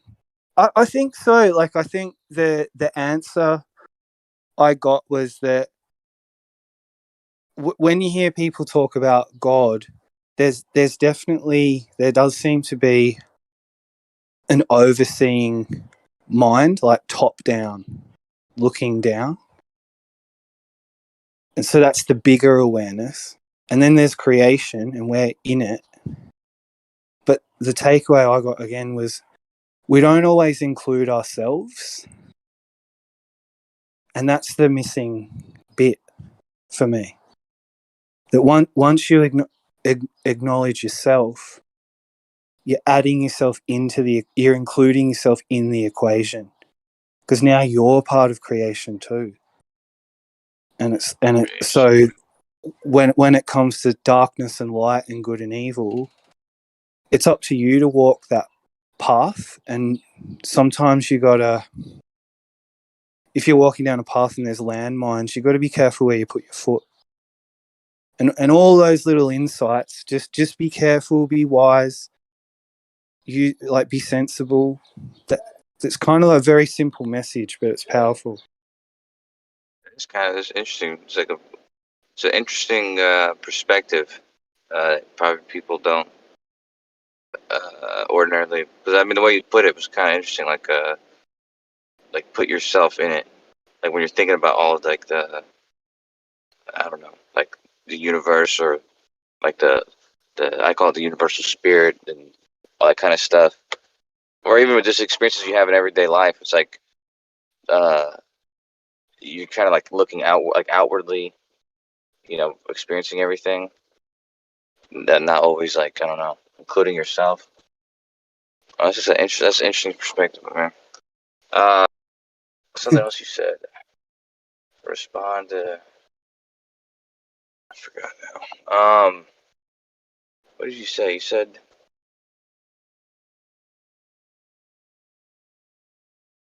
Oh yeah, right. So you said that when I asked you if you have you think that you understood the message you were given, or you have the answer, or whatever. So you honestly feel like you completely, like whatever was given to you, you completely took in and understand. Because I've never had that fulfilled experience from all the different psychedelics experiences I've had. It's almost like having sex and never climaxing, Yeah, the full. Yeah. I mean, it took a while, but part of the reason I am the way I am now is it's a combination of things. But when I actually went to the Amazon jungle, I didn't know what I was getting myself into.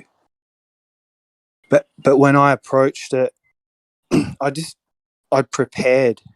Like I was meditating, I was healthy, I was really focused, and I knew why I was there. And the reason I was there was to ask for healing, because I was 33 years old and I'd just come out of England, and it was a combination of success and failure. But at the time, I felt like a failure, and that I just couldn't make my life really happen. And so I was there for real reasons. And I think because I was so earnest in the way I went into that, I had no idea what I was getting. So I threw myself in fully and was willing to do whatever I had to address, whatever came. I was just going to face it all. Right. And it was the real quest was to know what I really am about. Like what is those real questions? Like what is this? What is life really about? Can you help me? Is there any assistance there? I think it's a hard trip being a human being, and I'm although I control and be like an asshole, in my heart and my essence, I've always felt that life is like a beautiful thing. Away from all the stuff that goes on, there's a place inside that's sacred. Yeah, that's the best of people, You know what you said just now about the dichotomy between, I guess, the most extreme impulse, that you might be driven to, negative impulses, and your true spirit internally. I always describe, because that's what I feel is what people call sin, and what other people call God or whatever. I think that's the same dichotomy. There's the inner spirit and like the universal spirit that I think is the essence of everything, and even non-living things, but especially with living things. That's the spirit that dwells in everything. And then there's your physical body, which has urges and impulses and addictions and needs and Yeah, all this other type of stuff. And exactly. that compels you, and your compulsion because of that can cause you to do things that maybe you don't even want to do, but your physical body is demanding it almost. And that's the battle between God and I don't really want to say the devil, but the sins of your body and your physical self, and the other universal spirit inside you. No, I totally agree with that. Yeah.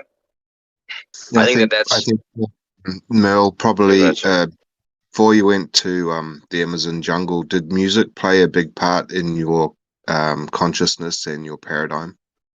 Yeah, it's been a lifelong. I mean, my first memory is Kiss. Kiss. They're on TV, and there's Gene Simmons like breathing fire, and my mum turned the TV off.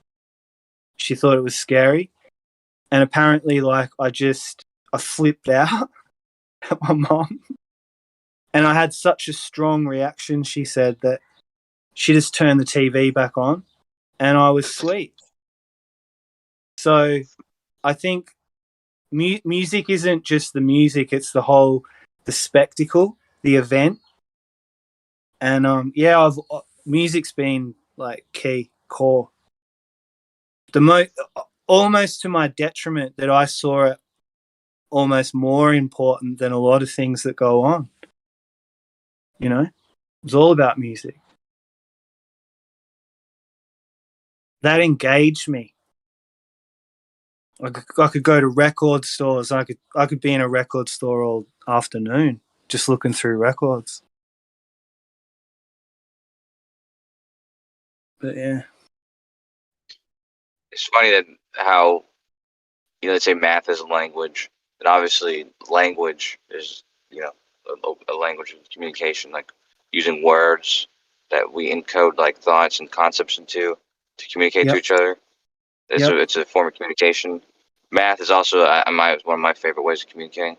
But really, all art, especially music and that type of stuff, it's just a different form of communication, and sometimes it can be more pure, even, and at least certain music, certain art can be more pure of a message than any words, especially any words that can come out of my mouth. So. Well, I don't know about wanting to get stoned in a maths lecture at university, like the top level of physics or whatever, and super stoned. I don't know if that would be good, or maybe listening to some Christopher Cross sailing, or maybe Africa or some Toto. Yeah, Toto. Yeah, dude, but that's the thing is, I love that experience, of course, but I love getting stoned and getting into math, dude. That's like one of my. I went to school every class I went to in school. I went stoned, and yeah, I don't know. There's something that now that I only smoke like once a month, if that even now, is because when I get high like it's like the first time almost, and you have some of the most incredible insights, and when you learn something, when you are getting into like a math lecture, and when you're that kind of stoned, the ways that the thoughts that come out of you that come from that are just much different than if you were stone cold sober. So I think Depends on the person, I think. Yeah. See, again, it's being receptive. Because, you know, ganja or weed, you know, pot. It's That's why I think half of the normies out there, you know, they've never ever ever experienced any type of like out of the norm. You know, it's just total sober wherever they go, and it's like this. They're locked in this sober paradigm, and the most amazing experience they could have would be in the silver rose. You know. Yeah. I mean, alcohol's very prevalent in our culture. Yeah, there's still a sobering experience. It's not like out of your reality. Well, yeah, it's what do you call it? What do you call it?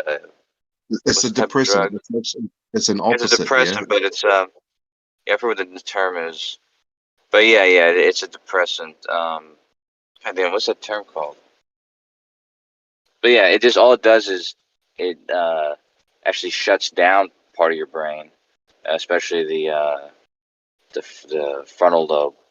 And so really all it does is it lowers your inhibitions so that you just are free to do whatever you want, or free to do whatever's whatever's being compelled of you to do. And so that's fun. I mean, it is fun. I drink every day, so I don't get drunk every day, but regardless, yeah, it's totally different than drugs that actually enhance your mind. You know what I mean? It's like your brain doesn't stop working when you take even smoking weed. You know what I mean? Yeah, but It's like the it's just different parts. what I was trying to get at is like the entire world, our governments, our systems, all of these control mechanisms. They're all run by people that have never experienced this. Most of the time, if they have, it would have been way back in the past, and otherwise, there wouldn't be this politically correct. You know.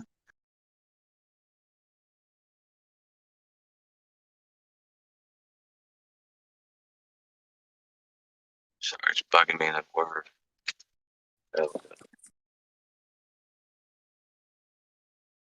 Yeah, and along the lines with that idea, a lot of people, like if they have a visionary experience like this, it's actually possible to experience, the kind of like rage or even like psychopathic tendencies, even though you can experience it in a way that actually is like ego death, like actually healing it or understanding that part of you. But it's interesting to think of like these people in power and whatever they're doing. It's like they are just driven by that energy. Like they're projecting it. They're blind to it. And so they're projecting the need to control others or the need to dominate, whatever those things may be. It's like on a quote unquote, on a world stage, they're actually projecting those rather than like integrating or healing them. Mm-hmm.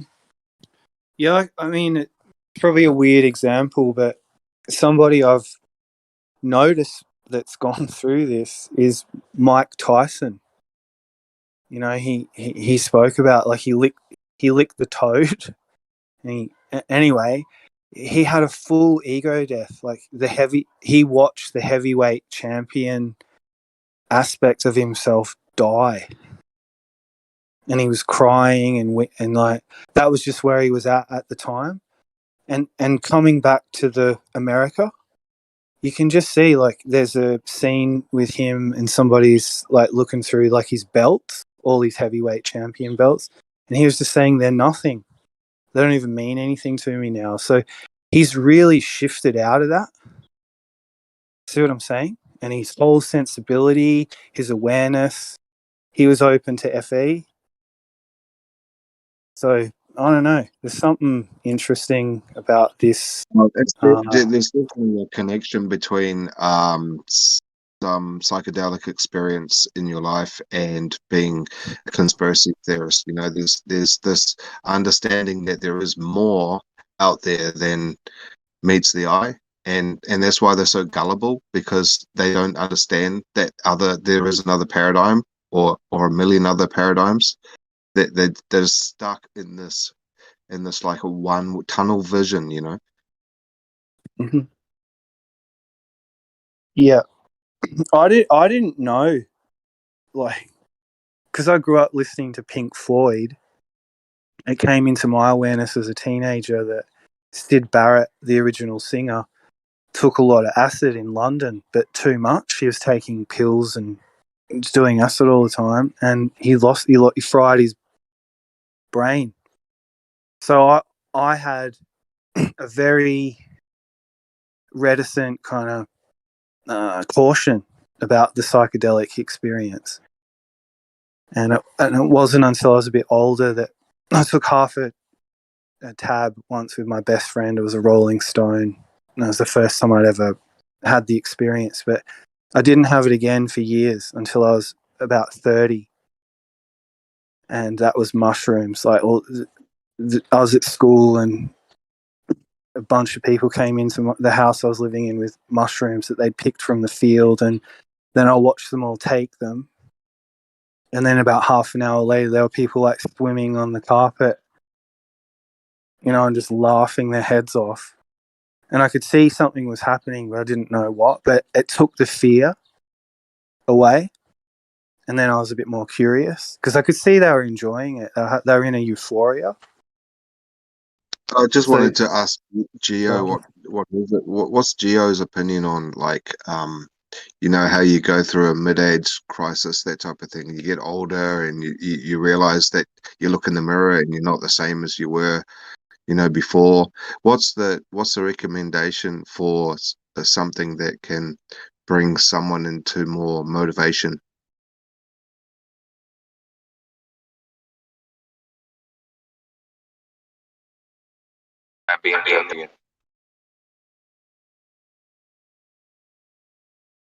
Yeah, I hear what you're saying. You're talking about kind of like a midlife crisis where there's like a loss of meaning and that kind of midlife crisis. Yeah, without exactly. Yeah, something that can be instrumental to your psyche, that it's going to enable you to basically just boost your energy levels. Yeah. Well, there's a lot of things that, coming to mind, potential for that, but I don't know how to just respond with one per se, but you're saying just something that could kind of Yeah, I mean, I've heard about doing like ice bath, because I have a friend overseas who's doing ice baths, and he said it's just totally cleansed his mind. He's been doing it for about a year already, and now he can stay in there for a long time. I don't know if you've ever had an ice bath. It's like that Hoff. What's his name? Wim Hof. Wim Hof. It's like Wim Hof shit. Mm-hmm. It's legit because it changes your breathing. Yep.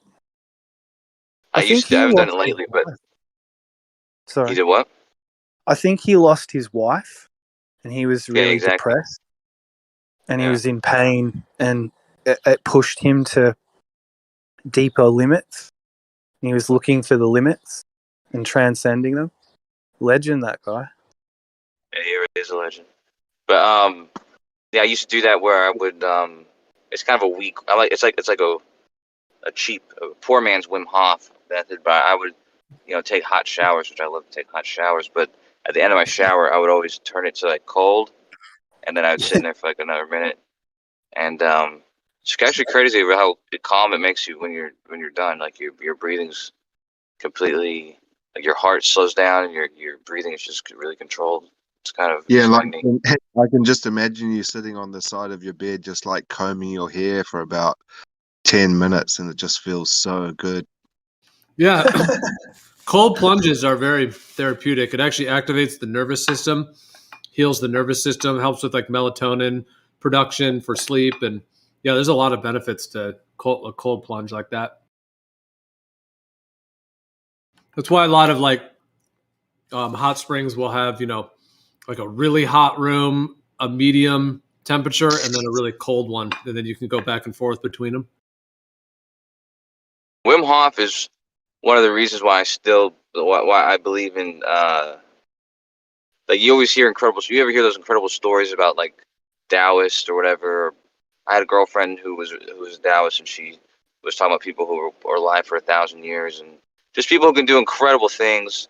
But when you actually see people defy what doctors claim as in like would kill you or is impossible or stuff your body can't overcome. You see some of the stuff he does. It shows you that like so many experts are wrong. It's like so they're wrong on this sort of on this level just by kind of being ignorant of I don't know like of how people can achieve like extreme cases or whatever. So Yeah, it's kind this of is all interesting. Western education. They got them thinking in a box that they can't think out of. Yeah, it could be the case. I mean, it's also I was saying this earlier too. Doctors like the extremes that we know about the human body come from people like Leonardo da Vinci, who like would buy bodies and cut them open, and Nazis who would like test on extreme cases. But like doctors ordinarily really just work on people, and they have to like go inside the lines. Like they're not really allowed to experiment, and so they do like the most basic, the most basic remedies first, and then only what they last do case is scenario. they follow whatever they're allowed to do by the insurance companies, which is they have one main treatment, maybe a secondary, and then a lot of times they'll turn down customers because they don't want to risk it. They don't want to get sued or something. Yeah. It's just the nature of the business, unfortunately. But yeah, so there's so much my dad's a doctor. He tells me all kinds of shit. Well, yeah, I imagine, yeah. Especially Like when you have he an gets ailment. pissed off that an ailment. I mean, like what? No, go ahead. No, he was just sharing with me like how people come in for anxiety, like just general fucking anxiety, and they just want medication. It's like, bro, have you tried changing your diet? Have you tried getting a bit more sleep? Have you tried like exercise? Like people are just like in the routine and they just want to fix, Or you tried solving your problem, whatever it is. Yeah, have you tried addressing this any other way? Yeah, go see a fucking shaman first. Let me know. No, give me Serapax morphine or something. Yeah, but half of those people that are going in there for and explaining their story and wanting drugs, half of those wanting a medical certificate so that they can just get on the benefit and not have to work. Yeah, exactly. Or they could get their job to pay them to not go to work for several months, so that while they're on medical leave or whatever. My ex-girlfriend. Yeah, half of the statistics out there, I think, are sort of flawed because you've got so many fraudsters out there that are just relying on handouts and it's just for their laziness.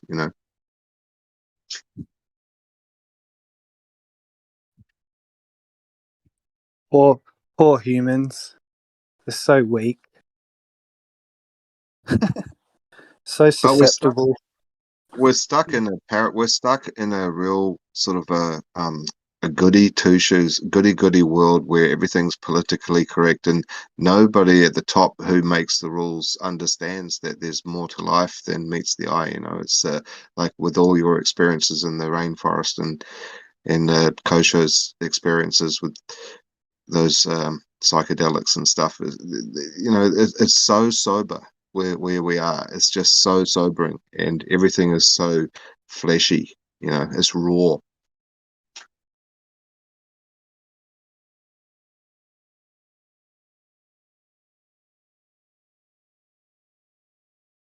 It's tough to say, man. I bet you a lot of those dudes, or at least in this country, many of those dudes do have those experiences at one point or another. It's just, I don't know why, but it just does something different to them. Yeah. Yeah. I mean, no, they say that, don't they? all the hippies turned into yuppies. Some people just grow out of it. Maybe, they end up in a job or with a family. So man. Got to be the man. It's happened to me a time or two, I was actually Cut thinking your about that hair. today. I was driving earlier, and I used to do tarot readings like right before I got into this, and I'd have these amazing experiences with strangers, like almost every time, and it was always felt like for that interaction, I was like the closest person in the world to them. And I was thinking about that earlier, and then I was thinking about being in this community and how it's caused me to, I don't know, sort of lose touch with some, sort of things that were kind of more like open questions or curiosities that aren't completely understood or whatever. It's almost like because this conversations we're in, I don't know. It's like things have become more rigid for me, and I'm not sure that's a good thing, Well, it's got to be pushing this globe Earth thing. My God, that's like a lead weight on your soul. I don't know if it's necessarily the subject even. It's just more of more the fact that like the people I'm debating, at least from my side, I'm the side that's trying to point out things that are how do you say, like I don't want to say like mainstream, but are already, I guess, I don't know the word, like set in stone, but it's not really set in stone. But it's just it's less fluid, whereas the other side is more of a fluid, curiosity. And so it's like I'm kind of forced myself into this rigid way of thinking almost. Lost touch with a lot of the fluidity. Yeah, and it's kind of based on an authoritarian thing because you have to just defend these people and you have to kind of bow to that authority and kind of, I guess that's what kind of push whatever they're pushing.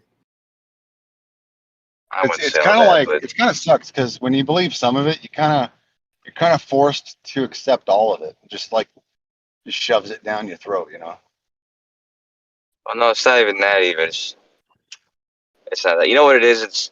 I'm sure this happens to you guys sometimes. It's like sometimes we're in these conversations. You guys will be on one side, and the Globers, Ballers will be on the other side, and sometimes on your side, while you're in the middle of a discussion or argument, there's also Pete Shay's there, and also who knows who else is there. Somebody who's got ideas that you don't necessarily have the exact same ideas of, and might even actually be a little outrageous from your perspective. And on my side, I might have people who are, like auto denying everything that's being said to them, even if they have no idea, why they're denying it, even just because they know the Earth's a globe, so that means that everything that the other person's saying is a lie or wrong. And at the same time, I'm arguing, me and that person arguing the same thing, but it's almost like you're aligning yourself with people that you don't necessarily have the same, I don't know, same ideas or same. I don't know how to say this. It's late for me, but yeah, I hear what you're saying. I hear what you're saying. I mean, cosmology is such a big category that a lot of people will quote unquote fit into one. So I can understand that you might not resonate with every. But over time they become a part of you almost, and their way of thinking or because you've argued with them for so long, like on their side almost. It's like slowly over time, it's like their ideas rub into your ideas, and I don't know. It's kind of weird how it happens, but I feel like maybe I might be affected by that in some way. This is not Which a I don't dig. know, I feel, Yeah, this is not a dig, but I really do think the globe Earth has a it's a cult.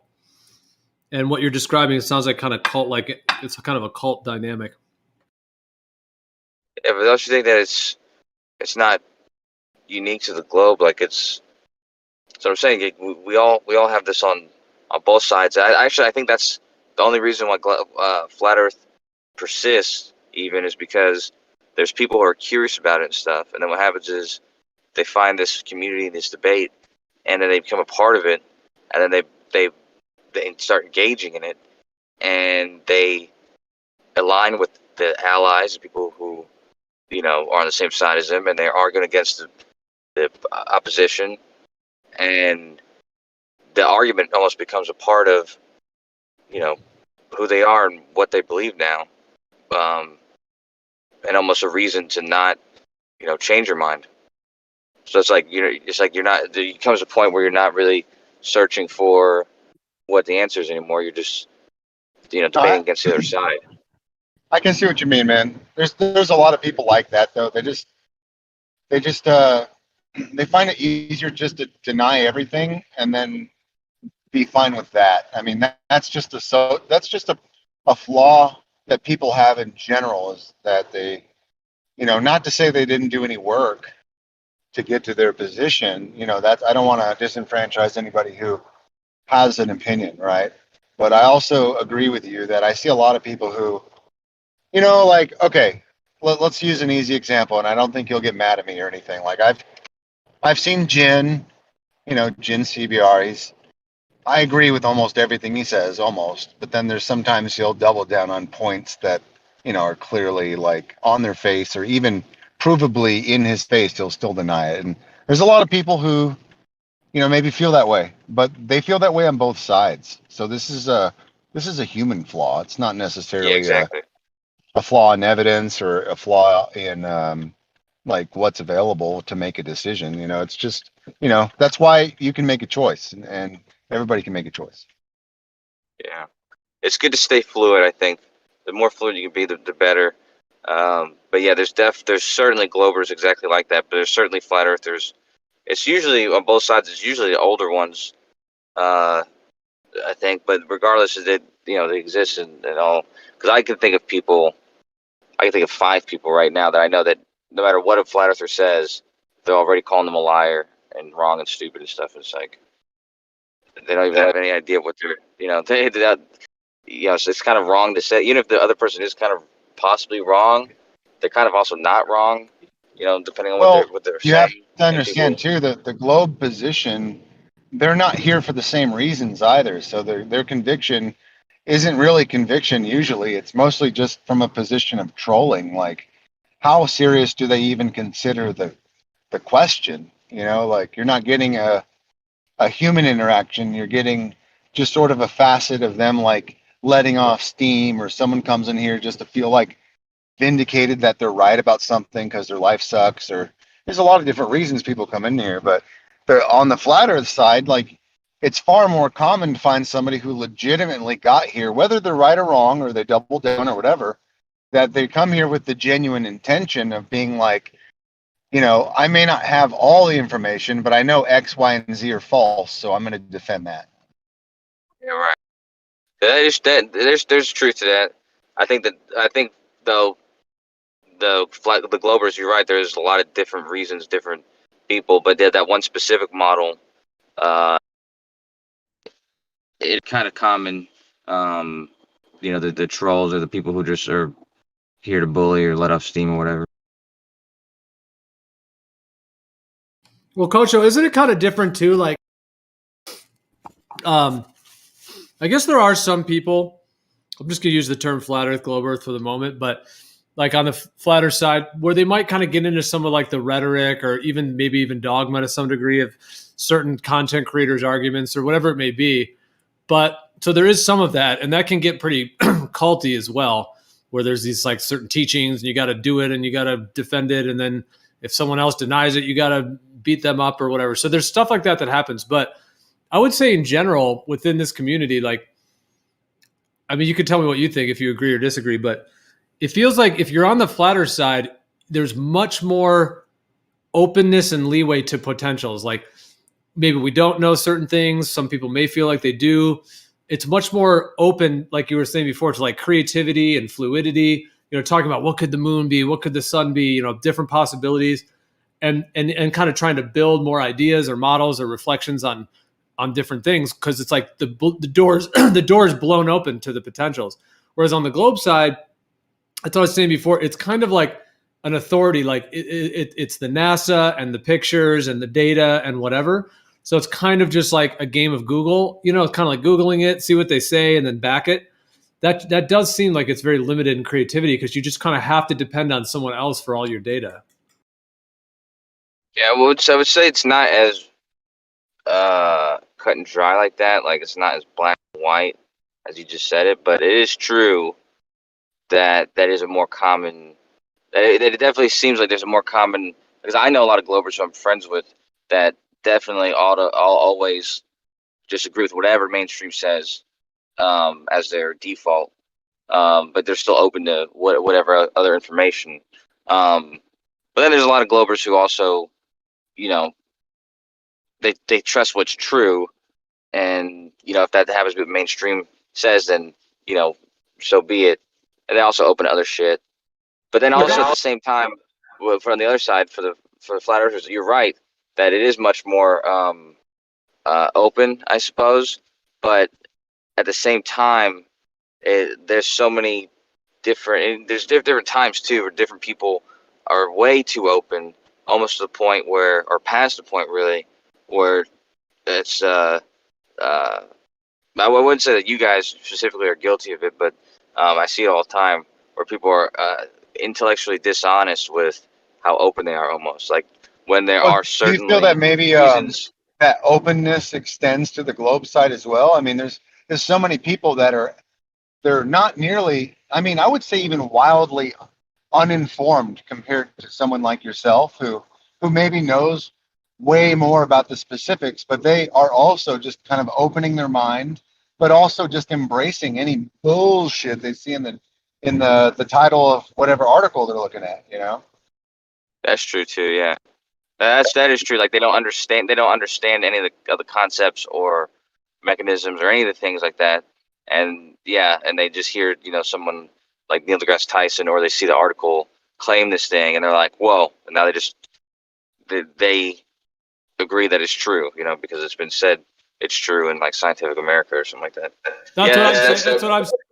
Like if I woke up tomorrow morning, tomorrow morning, and I wanted to say that the moon was a electromagnetic spotlight from another dimension, right? If I just woke up and said that, I could bring it to this community and I could say that. And yeah, some people might judge it or they might say whatever it is, but for the most part, it'd be like, okay, yeah, Geo thinks that, and that would be like a possibility that other people might think about or might not or whatever. But if you're on this Glober side, like in your position, if you woke up tomorrow and thought that, you would probably be shunned by a lot of the other Globers and Scott Veach. Okay, I shouldn't say people's names, but some of your friends, they might be like, did Kosho go off the deep end? Like, what's going on? You know what I mean? If you don't go with that mainstream model, like for you, it has to be the sphere that's around the globe or whatever. So it seems like it is fundamentally different in that way. Like you're kind of locked into something. That's what I like about Jem's room is usually in there, like as a Glober, like I'm the one of the ones with the weirdest beliefs. So I'm usually a lot of times I'll address them with something that they will, they'll challenge me on. But that's why I like that room, is because if I did wake up like that, and I did have that idea because of my, where my bar is for even coming up or entertaining an idea like that, there'd have to be some merits to it, and there would have to be some, even if it's no proof of that or whatever, there would still have to be reasons for me to have come to that conclusion, and there would have to also be, or there would also not be obvious contradictions, which would make it logically impossible. And so yeah, if it met at least those two criteria, and it was still crazy and not mainstream, I would bring it to people in Gems or whatever, and then they would challenge it, giving me those things. Like they would ask me about the merits, and then they would show me the logical contradictions if there exist any. But yeah, that's what I mean about being intellectually dishonest about it. Because if it doesn't have any merits and somebody has an out there thought, then it kind of is I guess it's a fun exercise, but kind of pointless. And then also, if it has any glaring logical logical contradictions, then you'd have to immediately discredit it. You know what I mean? But I mean, you have people to answer to, right? Like at the end of the day, like you have to kind of go with the mainstream thing and kind of what they say, and you can't just go against NASA. You're going to be outcast, right? To some degree. if I disagreed with anything, I'd be challenged on it. But if it didn't satisfy, why I had a disagreement in the first place, then I'm not going to change my belief. There's many things like 9/11 and stuff like that. We still discuss that in there all the time, and I still have almost the same stances I had before. That's why I like Scott Veach, especially because he'll entertain an idea that he doesn't believe in. We'll challenge each other to the point where we're forcing each other to scrutinize our own ideas about something, and I end up, finding some of my arguments I used to have, to be either weaker or stronger than they were. But yeah, 9/11 is one that when it comes up in there, yeah, I'm usually arguing the evidence that I have and know to be the case, and yeah. Well, that's the thing about flat Earth is it's not really making people awaken in the sense of all knowing. It's just giving them like the right to be able to say all of these possibilities and not have any backlash. I mean, it's opened up a whole new world of possibility. Anything could be possible, but without that, you're sort of locked in this. And you're still under the ball and chain, really. You have to follow, what the mainstream says. Me personally, I mean, like I said, like when I first got into this community, I didn't know about Jim Panda's server, and I didn't know any real Globers or anything like that. I mean, the first Globers I met were people like Waz and Rig, not Rig 5, but the Australian Rig, and so I was actually open to the idea of learning about the flat Earth and this and stuff. I wasn't even arguing it, but whenever I was approached with actual contradictions that I couldn't cope with, and then those started to pile up, then it's not that it's not that if I disagree with the globe or I agree with the flat Earth that I'm going against mainstream, and so I have to answer them. It's like within my own understanding, there's contradictions that I can't cope with. Well, once you understand the flat Earth, it kind of brings you more towards spirituality as a possibility. And when you're in the mode of the heliocentric model, all you've got is space and aliens and possible ghosts, maybe. But when you're with the flat Earth, it's kind of that this place is definitely created. And the only way that's possible is through some type of a spirit or an overarching power, which is divine. So that gives you all the possibilities. When you're a flat earther, you can just imagine how it looks. What we know is it's not spinning and it's flat, but what the common argument against that is, though, right? Is they say, well, I told Kosher this before. He just says, well, I believe all that, but I believe God made it a globe. Well, no, that's not accurate. But it's funny that you said that, though, because we were talking about this in Gems earlier, and somebody suggested that he's even talked with people who believe that the Big Bang Theory is actually more of an evidence for this God or the Creator than the flat Earth is. And I told him that I actually agree, that's what I believe, is that the Big Bang happened or whatever, and that's what caused the Big Bang, is that universal spirit. So that is I don't think he created the Earth specifically, but he would have set up the rules of the universe, the laws of physics, and then everything came out of the Big Bang. But Yeah, and well, those laws. in my opinion, Big Bang is probably, you put the Big Bang so far away and so distant into the past that, in fact, it's actually internal. It's an internal bang. It's an explosion from where we are. It's an explosion outwards. It's not what we're experiencing is the after effect when, if you look at the Big Bang coming from within. Well, there is an idea too, like a Big Bang type concept. Like, let's say you have a sphere that expands out from the middle and creates a toroidal field, and then you have the plane of the Earth in the middle of that, and then the celestial sphere that surrounds it, type of idea. And whether that's a complete sphere, whether it's multiple spheres, or whatever that may be, but there is the idea that like everything kind of came from the center, from like a 0 point in the center, boom, expanded outwards. It's not really like a heliocentric Big Bang outer space thing. It's just more the idea that perhaps this entire realm did somehow start. Sort of reminds me of like, when you turn a TV on or you turn a TV off, and especially when you turn it off, how like it goes down to a little dot, goes down to a dot. Yeah, the old ones, yeah, or it expands outward. Yeah, like it starts as a little dot. I know exactly what you mean. Yeah, so it's that initial spark. It's that spark, and no matter how small or big it was possible to create our entire environment, everything that we experience. Yeah, but I think the Big Bang was kind of partially hijacked from some ancient creation stories. Actually, they just rejacked it into this outer space and balls and gravity thing. They love their balls.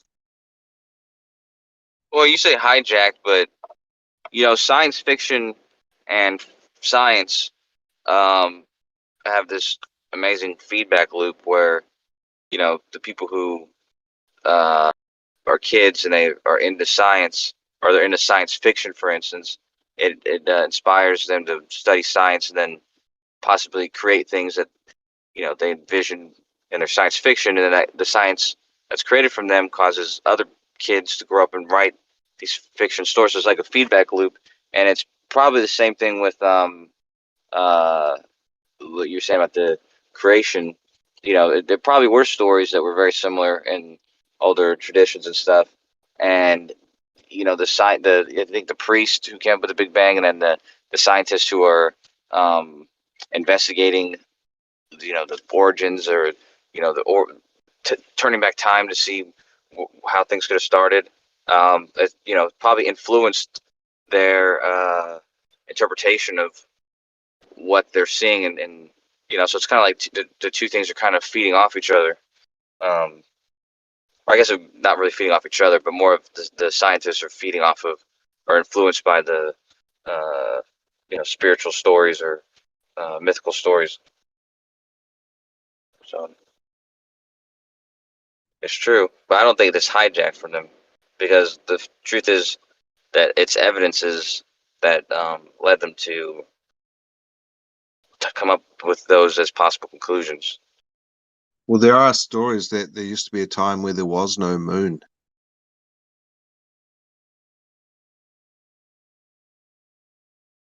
Maybe like in old mythologies or something, or like old stories. Yeah, back in the day, there were actually here while there was no moon. It's like that couldn't be possible because it was supposed to be before any life was on this place. Like, when was the moon created? It was like long before the dinosaurs, right? Yeah, before any life, yeah. According to science, but there are legends, myths, stories that there was a time when there was no moon. And that's an evidence. That is an evidence, but there's evidences for the nature of the moon, even in the far past. Like the tides. There's evidence of tides. I forget what. There's like some sort of not snail. something with a shell though. I don't remember exactly. I know that they were able to study like the shells of some sort of underwater creature, and they could see how often the tides were coming in or something like that. I gotta No look way. it up. Like counting the rings on a tree when you cut it, but you could tell how many Something like tides there that. were by like the crayfish shell or whatever. Yeah, something like that. Maybe. Let me see.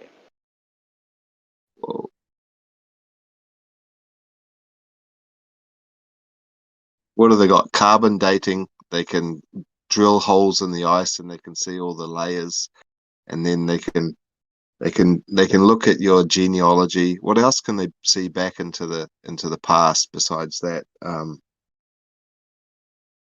Past life regression. I reckon that's probably the best one. I found a paper. So it says daily growth lines and lunar monthly septa are formed in Nautilus pompilus shells. And it says the number of days per lunar month determined using fossil shells has increased dramatically during the last 420 million years, indicating that during this period the moon revolved more rapidly, much closer to the Earth than has previously been expected. So that's a type of evidence that they're using to come up with that conclusion. But you know, that's the thing about science is, I think it's important. Like when we were talking about rigidity versus fluidity, people forget that science, you know, at its core is ultimately it's a fluid method for learning the truth. You know what I mean? So it's like even when you read a paper like this in a study where people have conducted this test and they're doing this research into it, they come to this conclusion. You know, you can keep that and hold it as what seems to be the most likely truth at that point. But you know, it's also important to remember that it's always fluid and evidence can change, or new evidence can change those ideas or understandings. You know, but I see this and I believe that that you know these findings indicate what they're saying they indicate. Yeah, that's a really weird correlation. And there's no other variables, only the moon. Well, I think what they do though is they're not only studying those ones from the past. I think they're studying the ones that they have today that they can actually confirm that relationship, and then they're looking back on these old ones and comparing them. Actually, I can't even read this paper because you got to buy the article. But I've seen this study before. So let me try to find it somewhere else. So the moon's over time. The moon's been getting higher, is it? Yeah, well, getting like getting far away, and I think slowing its orbit. So I think it used to orbit faster and was closer, of course. Actually, that's how orbits behave. Like if something's orbiting closer, it's always going to orbit at the same. Things that are at different distances from the object are always going to orbit at the same speed as anything else at that distance. And the further away it gets, the slower its orbit's going to be. Yeah, that sounds right. That sounds like the frequency of this place was much higher at one stage. At that stage, yeah. Yeah, because that's why we had, larger plant forms, larger animals. Everything was huge. We're talking about kilometer tall trees. We're talking mammoth titans, and we're talking about stuff that everything just grew. Like everything was, it wasn't carbon based. It was silicon based. Well, yeah, we also had more. Well, we had more oxygen back then. A lot more oxygen in the atmosphere, I believe. Supposedly. So I'm not going to read this paper, but actually I found I'll just post this one. I'm not going to read it though. Sitting here for a long time.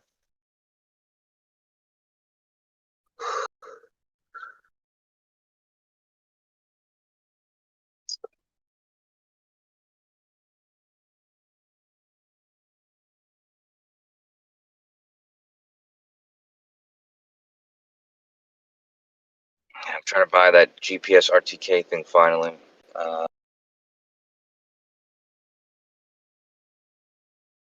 Kind of funny though, because it's really going to serve no purpose, right?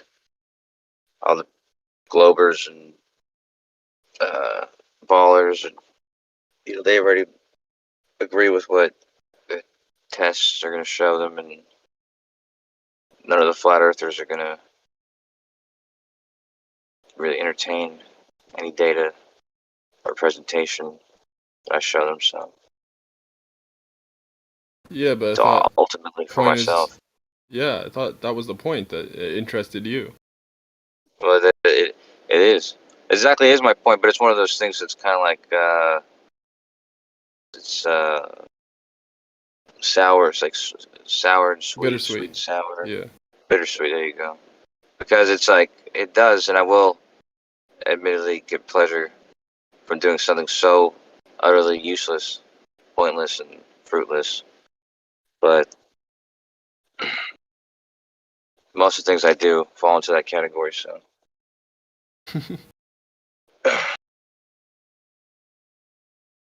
You ever do that? How much do you save up for the thing?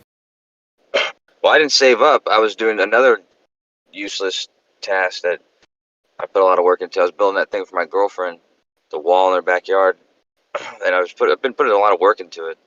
And she told me she was gonna give me $3,000 at one point, and then another time said she's gonna give me nothing. But then she was What drunk kind of that wall? night. She just it's like a privacy wall, but it's really just a wall that there's posts I had to dig into the ground. And you think of it as just like a high fence that only extends Yeah, I just meant like what is it made of? Wood? Well, out of wood. So wood basically like a posts. fence? Yeah, but it's like a fence, but like not a long extended fence, but it is high, and it just kind of covers the patio from the one neighbor that we have. Gotcha. So yeah, she's really into her privacy, so. She's got you working. Well, yeah, I mean, I knew that ultimately I would get something out of it. Even if I asked for something. Peace in mind. We know what you're getting. Yeah, well, it's good to feel appreciated, which Piece of I don't ass. often. Yeah. Well, actually, that's why she paid me, is because she said, "Oh, you look so sexy doing that." And so she was drunk, you know what I mean? That I was taking a shower and she was Venmoing me $300. I was like, all right. So, anyways, that money, that $300, I was like, well, it's like extra money, so I'm just gonna use that to get the GPS RTK. How much does this thing cost? Well, yeah, that's about how much it's gonna cost. 300. I mean, that's the very minimum.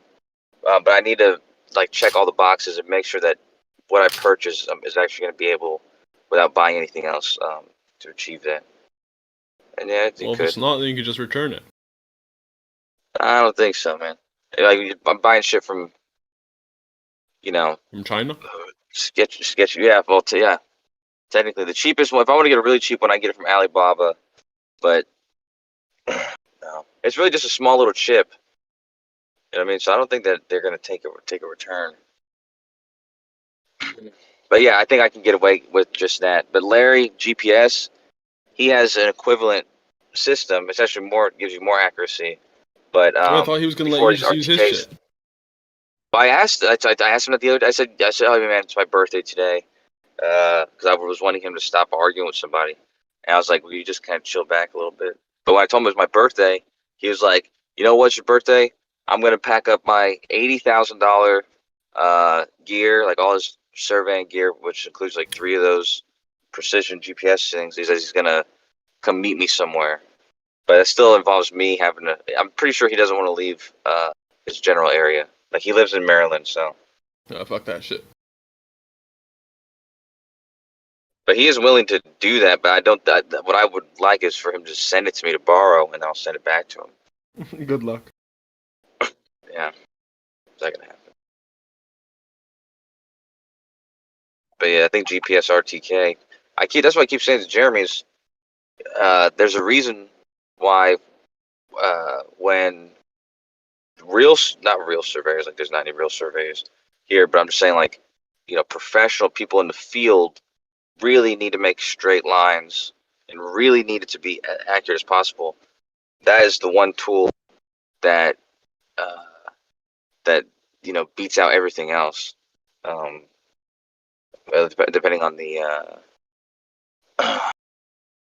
execution of what they're doing.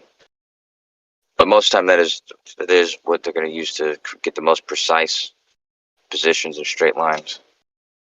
So and you don't set GPS doesn't have to be satellites for people to agree on using this tool, because we already use GPS, and you guys already don't think that it's from satellites, but we do already know that GPS is giving us accurate positions. So it shouldn't be a stretch that when you use a more accurate a GPS tool that's giving you the same thing, just more accurate information, there's no reason to deny that accuracy.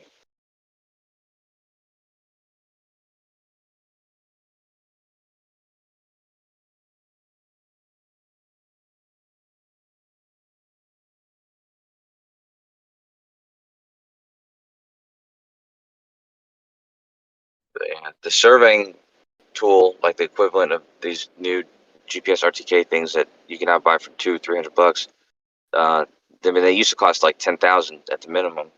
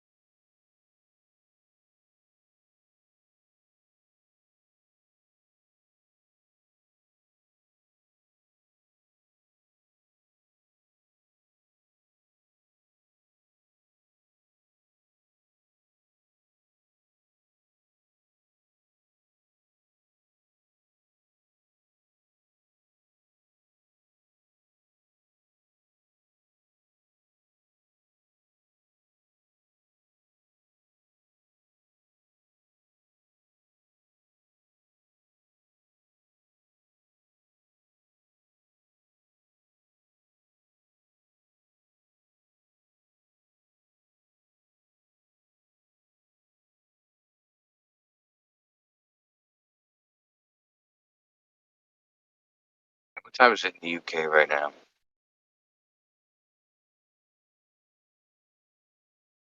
Or UTC time?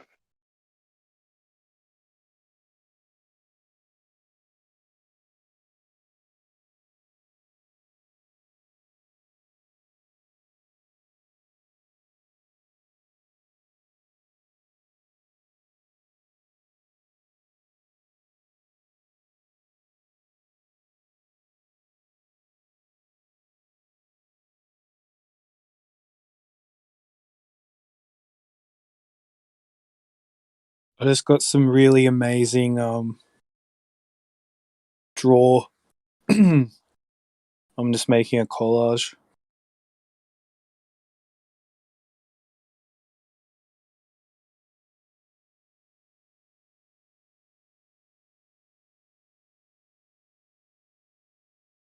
I love collage.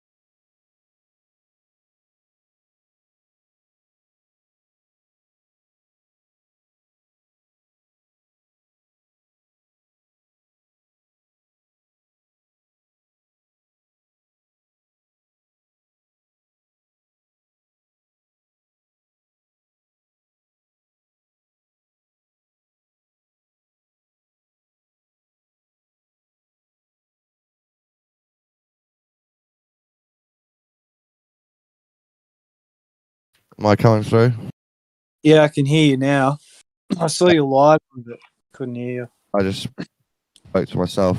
I said, morning pagans, and then I said, I was woken up at 8 a.m. by a special roadwork 5G team who started at 8 a.m. drilling random ugly holes in all the concrete so they can put down big purple pipes full of 5G cables to every building.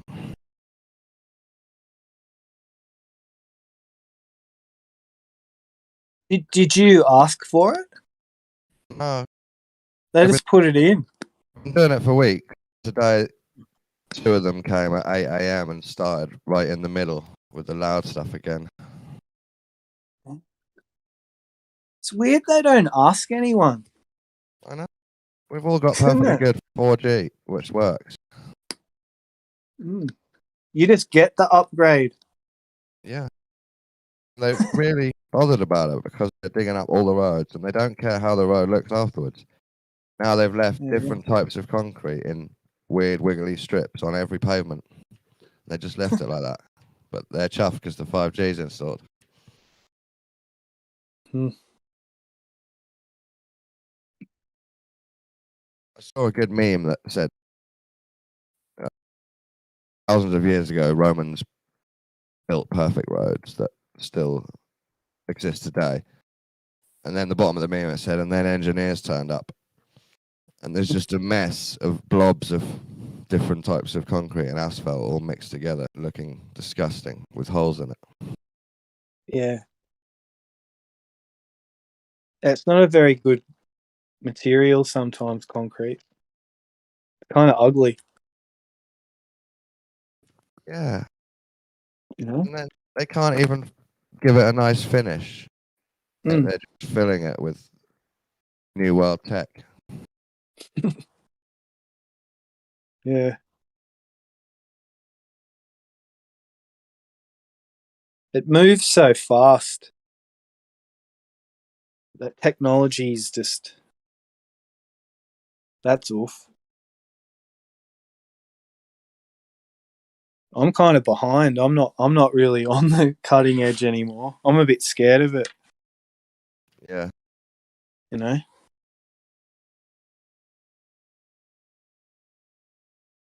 It's kind of funny because that story of Merlin, he's he's like in the king's court, like he's right there in the thick of everything, and he goes into exile, goes into the woods, the Oh forest. yeah, You know? like the Buddha. Yeah, it's kind of like that thing of You leave society to help you become more wise sometimes. yeah. Also, it can Well, be part of the story when they kick you out, I guess.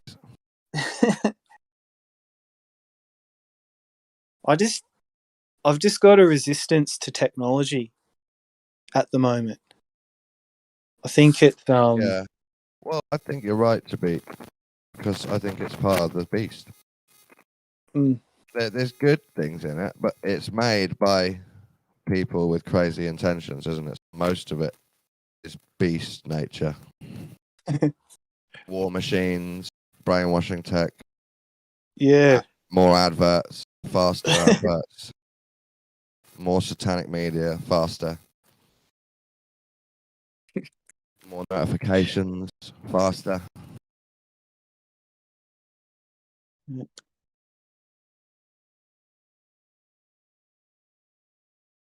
Because the one of the Indian guys, he said, "I'm not evil enough."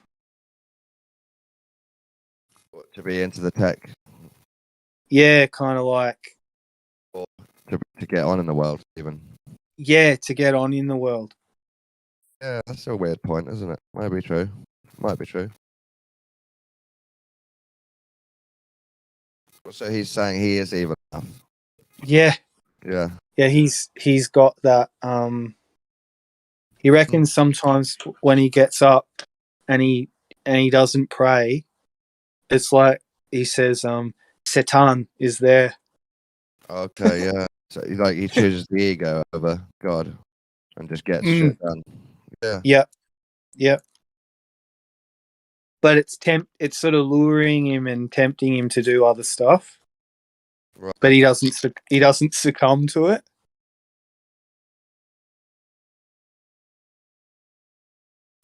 That seems like an ancient dilemma, doesn't it? Should I pray again or should I go and work again and ignore God?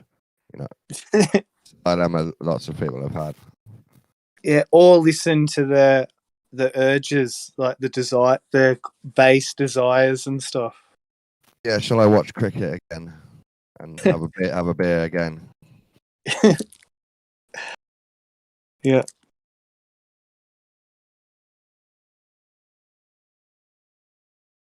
I think I've got my 5D Ascension playlist ready, so I'm going to start practicing the set.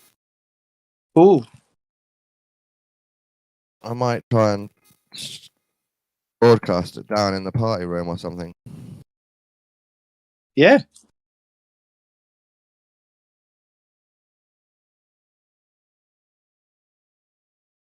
What do? You just hook up. Got a loop out of my headphone port on my sound card that I can loop back into the input on my computer, so I can just play it through my mic, but it's a line input.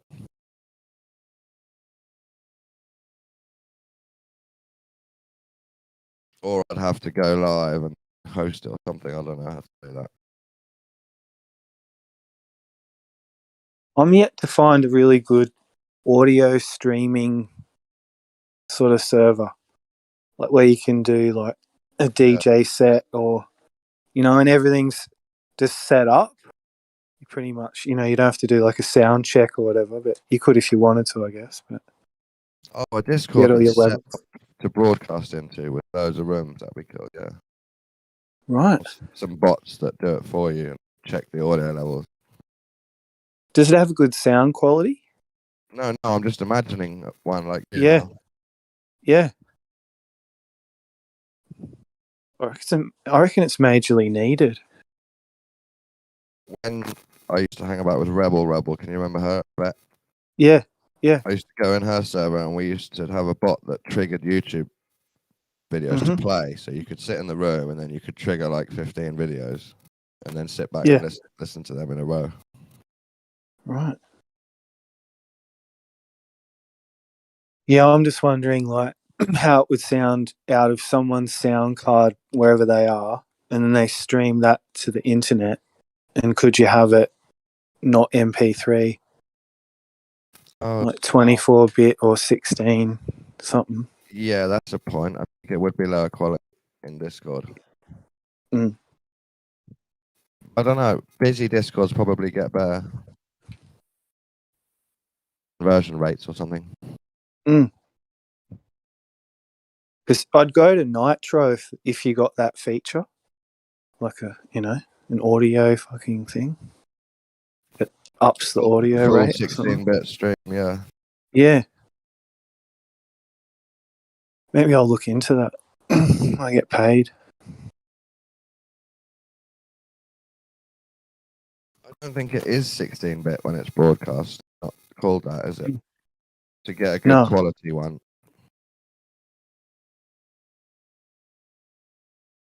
It might just be MP3 320p. Yeah. I mean that's good enough. But just saying. That's what I play all my music from. I have the choice of 24-bit WAVs. A lot of them, and I just pick the MP3 anyway. Do ya? Yeah, even on my own tunes. Right. Save space, and there's hardly any difference. It's only like 3K of really high frequency that you lose. So you don't lose any bottom end? No, if you've got... not really, no. Not if it's boosted to a nice system. Mm. You might lose a tiny bit of clarity right at the bottom.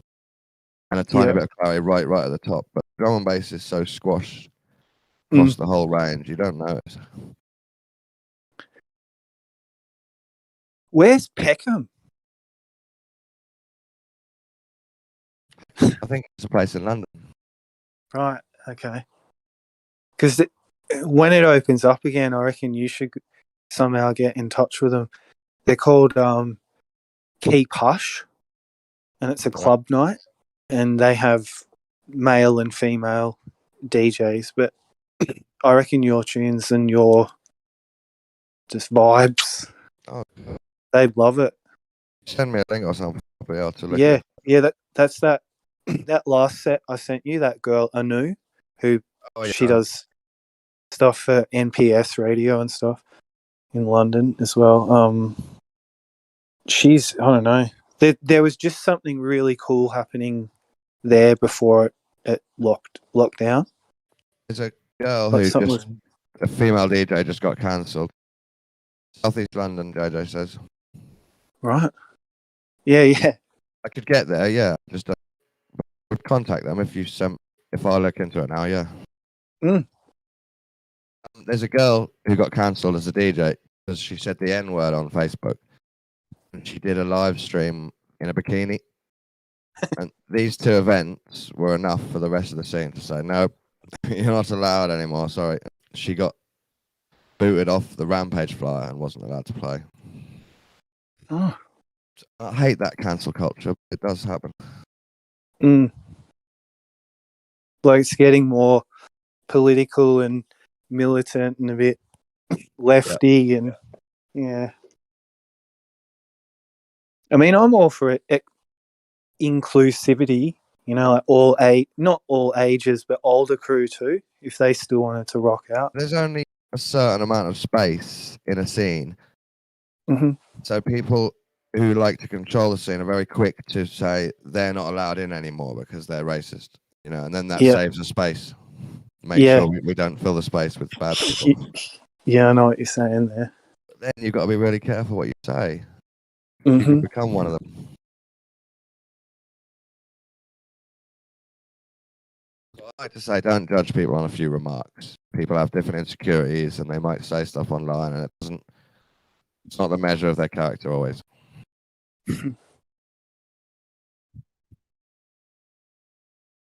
Didn't you run into something like that with some of your views? Like some of the D&B people were like, "Oh, tone it down." I got kicked out of 2 Discords for anti-Semitism. All it was me questioning someone else about what they thought anti-Semitism was, and that was enough. I became a Nazi Jew hater.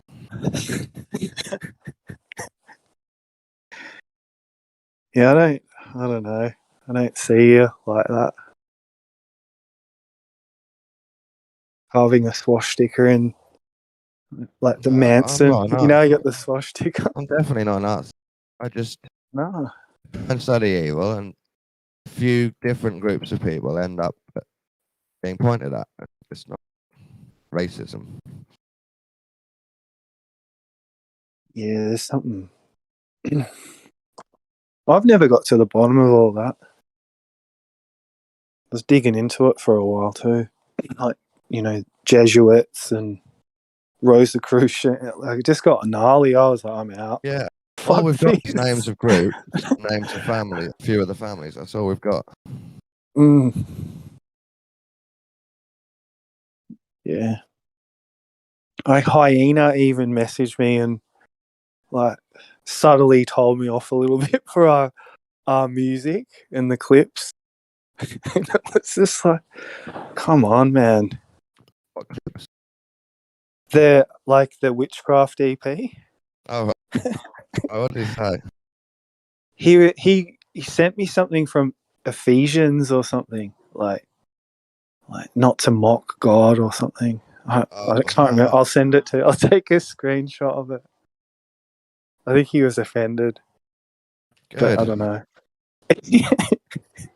Yeah, it pushes some people's. Even Sheeple said it's really creepy. He was like, "Oh, it's really creepy." Like, I said it's terrifying. Because I don't know. That's why I love because it's really interesting. This collage I'm making. The Love Has One group. I wonder how they're going to take those tunes. Yeah. I'm gonna. You got to send me that. Tiny bit. Mm. I'm going to Send say us this that is first set full of version. energies, and you take what you want from it. Blah blah blah. Yeah. Yes, I will. The other mother got you. I think you've been like respectful to her, like you've honoured her. Yes, definitely.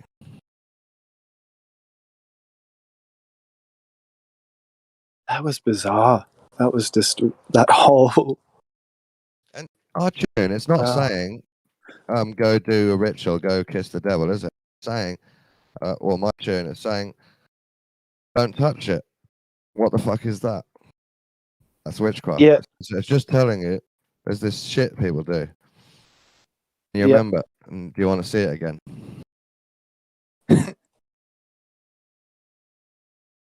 Yeah, it's part of our history.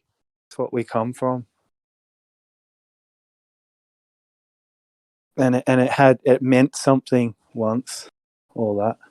Your culture, it's not saying go and worship demons, is it? It's telling you No. there's information, there's secret information. You haven't seen it all yet. Yeah, I think it's how you approach it as well. If you approach that stuff with respect, just like we were talking, like honouring something, that changes the game. When you're going in sneaky trying to get a key or something to crack a code, I think the divine goes fuck off. Yeah. Ephesians, is it? Don't suffer a wish to live and don't mock God, all that stuff. Yeah. It's great that triggered a Bible verse from Hyena.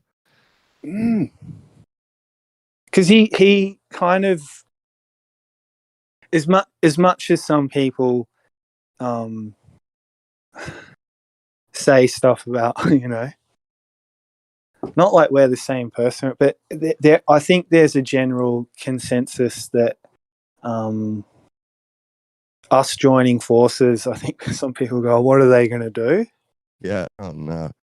And that's what I like about it, because I feel where you're going and where I'm doing this collage at the moment. It's good. I'm starting to come into a new phase. What is it, a moving collage? No, it's just I'm taking pictures on my phone and then taking, say, like an element of the picture. So like, say, a traffic light or some wires and the side of a building. And so I'm sort of like doing collage within my own images I'm taking anyway, and then cutting them up again and then making new landscapes like out of them. urban jungle. Yeah, urban sort of. Yeah. It's Trying to very make like a jungle, environment. isn't it? When you have poles and then you have wires like vines hanging down across them. Yeah, I'm really noticing at the moment how everything's hooked up with wires and. Yeah. Like part it's the thing that sort of it is a bit bipolar in a way, but part of me just loves the whole human experience, and the other part of me is just not at odds with it, but fucking, I just spin dry sometimes. I'm getting the hang of it. Just got to trust more. Used to be different. I would have been really mad about being woken up by those diggers, but this time I just got up and I looked out the window and I thought, "You are divs. You could have done this 2 hours later." But then I just got on with my day and I didn't care. Yeah.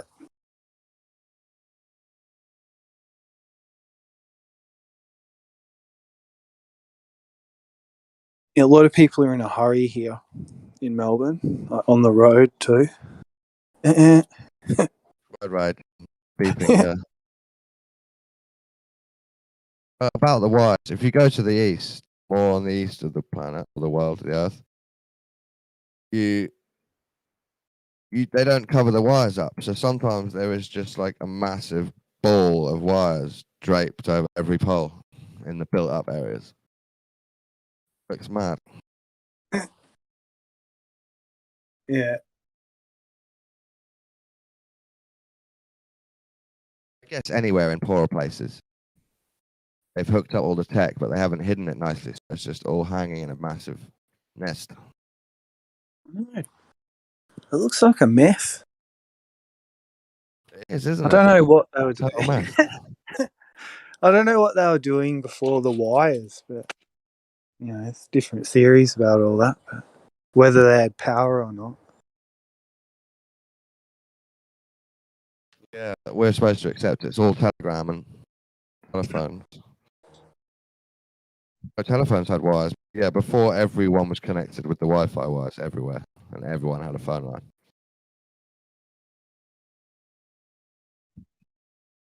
That's what I'd be open to. Like, if there is secret tech, and I just want to see something good happen, mate. That's what all this freak out's about.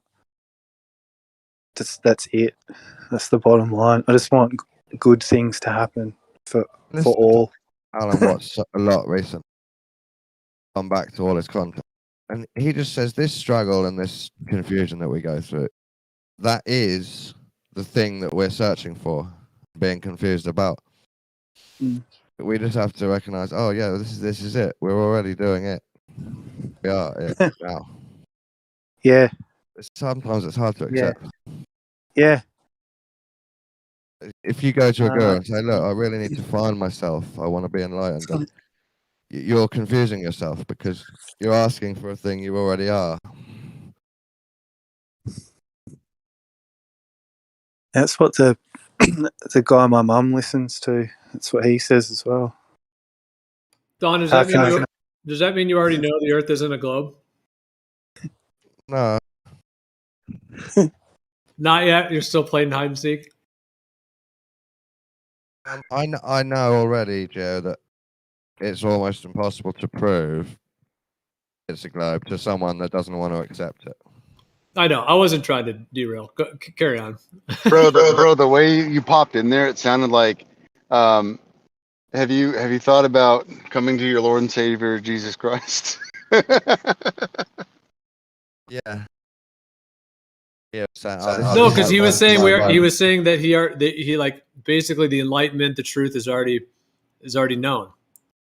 Yeah. So that's what I'm saying, Gio. You are on this search for the true Earth, but what I'm telling you is what you have now is what it is. You've already got it. It just is what it is and what you think it is combined. That's it.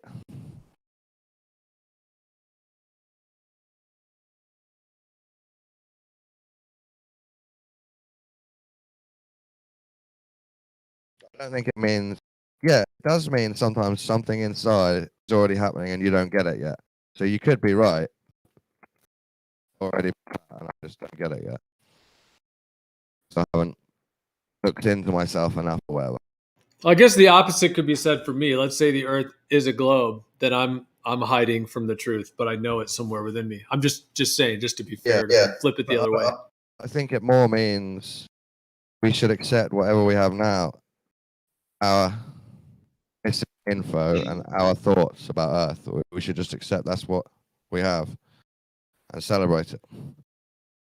Hey, Gio, have you ever thought that maybe, like, how fucking amazing it would be if it were a globe? I don't know. I got to be honest. I'd be bummed out. I wouldn't feel any different, to be honest. Yeah, how would it help? What would change?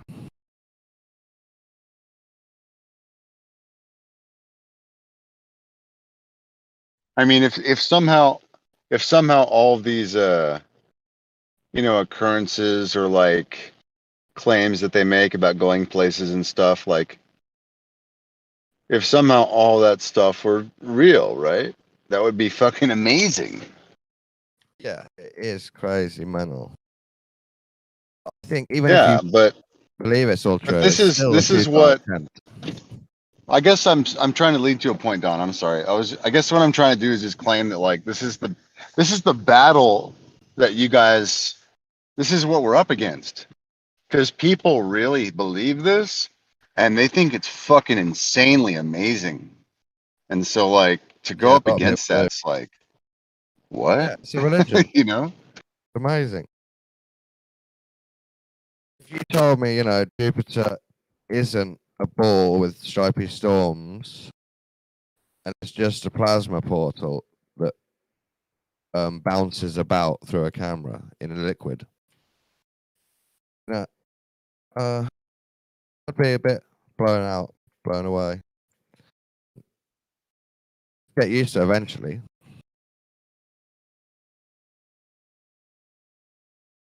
But yeah, if you told the science nerd Voyager wasn't real, that's gonna hurt them inside a little bit. But what about all the globe earthers that say that they think it'd be absolutely amazing if, for them, it turns out to be a stationary plane? Yeah. Well, those are the people that have actually been here and perhaps tried to make it true. You know, you're not going to get a random come in here and say that. Like cost some money. Scott Veach used to say that. Anyway, I think they're talking about the excitement of finding a new thing out, but they're thinking it would all be nice just presented on the news. Sorry, we got it wrong. It's actually flat all this time. They don't think about their world being blown apart and everything being an illusion, and then having to distrust their government and their parents and everything. They're not thinking about how hard it would be to have the paradigm completely destroyed.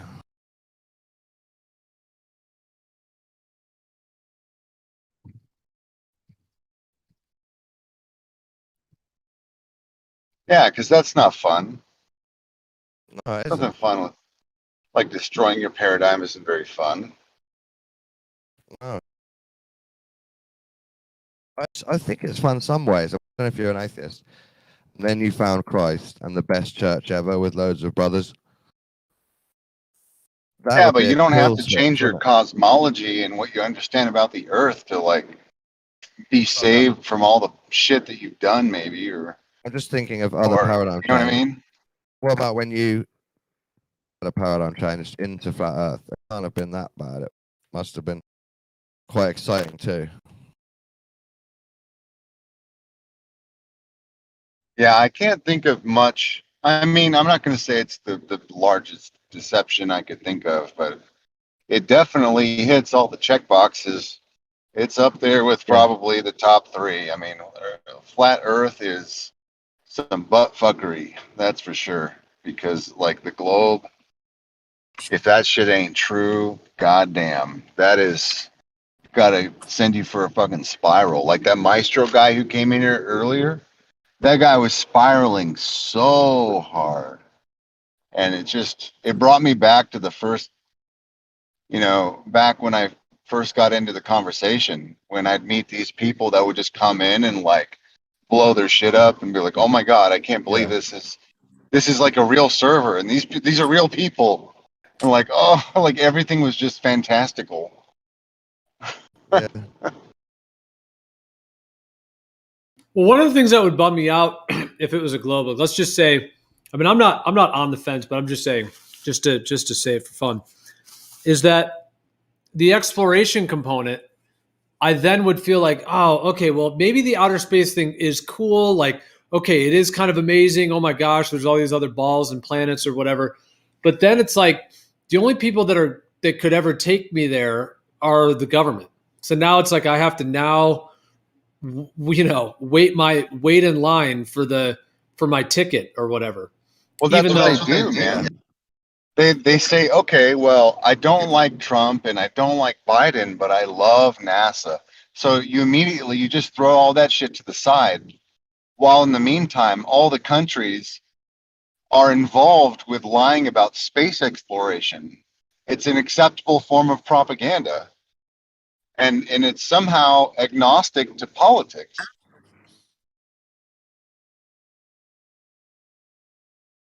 Yeah, that's interesting. It's about the politics. But isn't this the same case for flying as well, Gio? What I was just going to say, well, yeah, I guess to get an airplane, you got to depend on these systems too. But yeah, but whereas if the Earth being a stationary plane, and there's a process of people waking up to that, when we wake up to it to the point to where we will be able to dissolve the power structures, then we could be able to actually go to maybe the North Pole or Antarctica or something like that. So that, to me, it's like that path is like getting our sovereignty back, these power structures dissolving, and then we get to actually explore the real world. Like I'm honest, I'm not joking. In this lifetime, I am expecting to get to the North Pole, like the actual center North Pole. Like it's in this lifetime. Yeah. It's completely on my schedule. Let's go. It's on my schedule. Let's go, man. Let's make a fucking plan. I'm down. Let's go. Whereas if it's a globe, I gotta wait for some government thing. I gotta throw $100,000, whatever it's gonna cost, and all that. Like, yeah, I gotta depend on some government airplane, whatever, rocket. But if it's a stationary even plane, Antarctica requires all that government shit too. Like, if you want to make a plan to go to the North Pole, let's fucking do it, man. I don't think. I think the biggest hassle isn't the government stopping you. I think it's like pretty fucking cold there. Like, you think I think you need to be pretty good trained. I think the minor part would be like getting, I don't know whatever approval you might need, maybe some insurance stuff. Other than that, I think it's.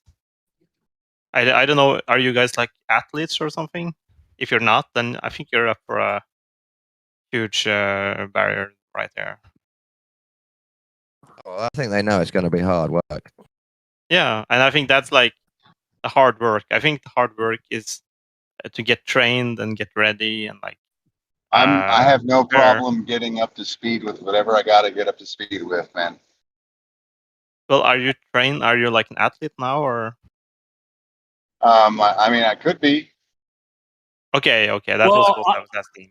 I'm not really. I think that's the biggest barrier. I think.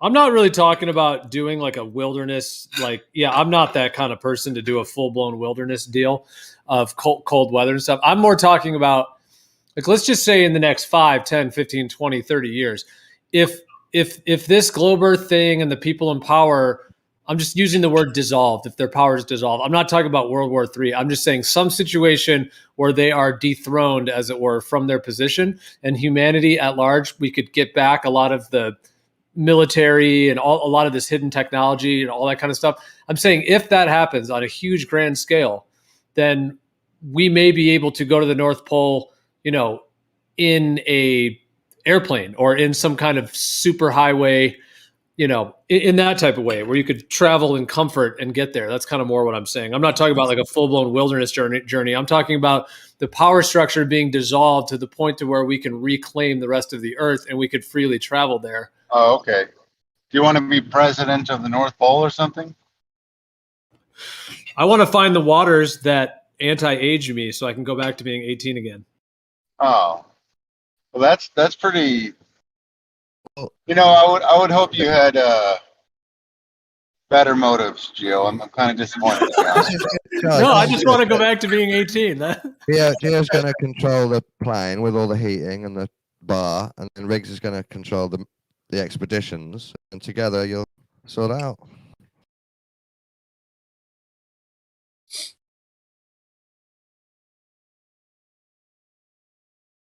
There's some wicked badass portals too. Mission Chief and Base Chief. Drink the water, get back to 18, pop in and out of some portals, interdimensionally travel, bring back some hidden technology, some free energy. Well, there's a couple scenes in the Golden Compass that depict some sort of essence that comes down from the North Pole. And honestly, if you don't already know about flat Earth and the histories that may have, come from the North Pole, you probably wouldn't pick up on it, because in the film they have Antiquitech, they have like balloons that go to like a New Age kind of area where the royals live, and in a certain place, which I'm assuming is like the funnel of energy, the North Pole. There's like this stream of souls that kind of look like the Northern Lights that kind of funnel down and feed the life of the plane. It's really interesting. I think I saw that movie. I saw a compilation once. ODD put it together. It was basically every movie that references something in the North. Oh, that one too. That was really cool. Definitely dropping some hints for sure in those movies. Yeah, there's always something about an emerald, like some green light. And it's funny that Northern Lights. in Northern Light and in Superman, the thing that was kryptonite, but it was again that green crystal. And I think where he used to go was like the North Pole. It's like the Emerald City in Wizard of Oz, the yellow brick road that takes you to the Emerald There you City. go. Absolutely. Yeah. Yeah. And you know what's funny too is that I'm not even sure that all of these people are propagandizing stuff that they know that they're just kind of teasing at us. I think that on an energetic, like intuitive level, like some of these things are just built inside of us, and we become some sort of messenger that we're not even aware of. Because reality has a lot of reality kind of works on patterns, and there's a lot of things that are just they're gonna match up and be like, damn, that's remarkable. Like I had no idea, and it was exactly how something is depicted that we've never even experienced before, but we intuitively knew it was there, or the way something was or is.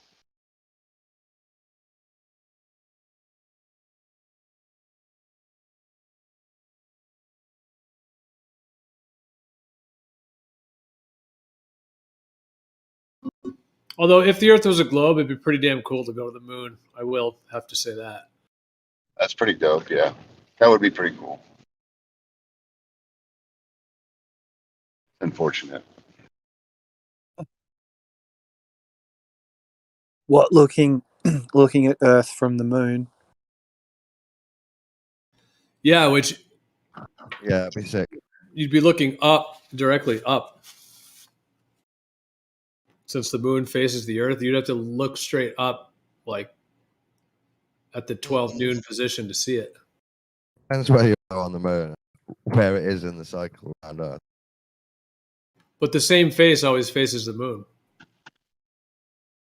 Actually, I think if you're right in the middle of that face, it would be up all the time. Yeah, I think you're right.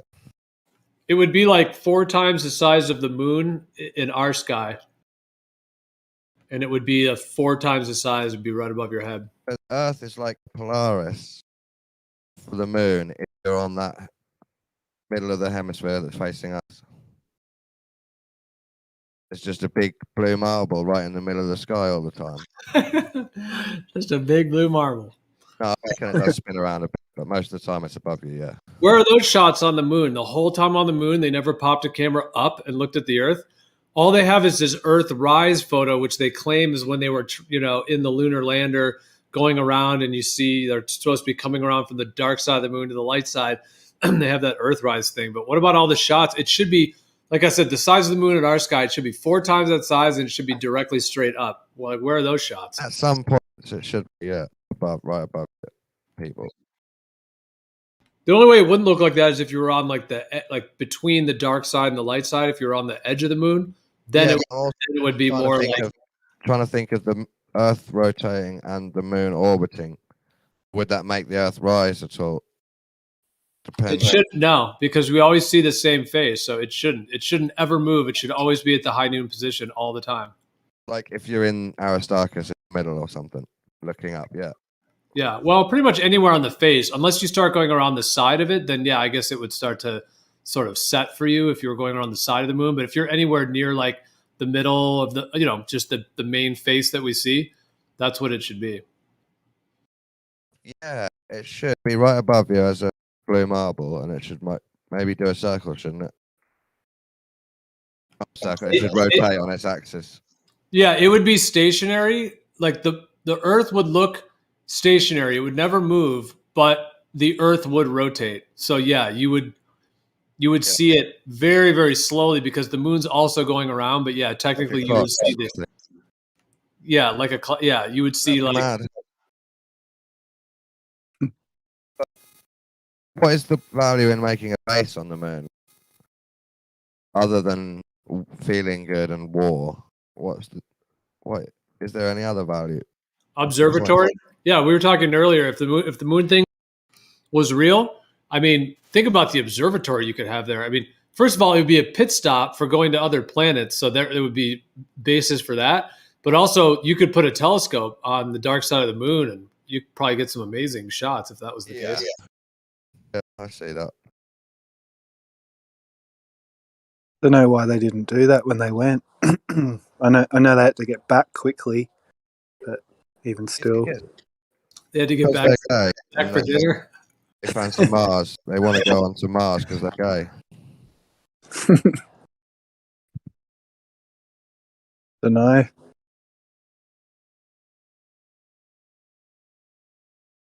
I do see the value in Mars too, because we could study how the water disappeared if we believe there was water there.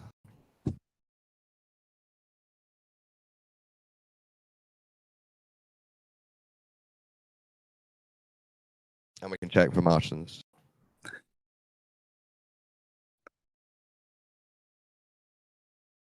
One of the first movies, they sent a rocket to them and it hits the moon in the eye.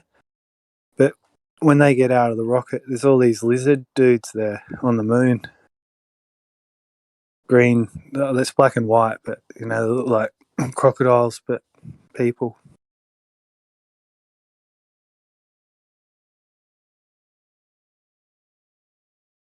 I don't know what the moon to me looks like an egg. Bit of coral, glowing bit. Some weird egg thing. Alien egg.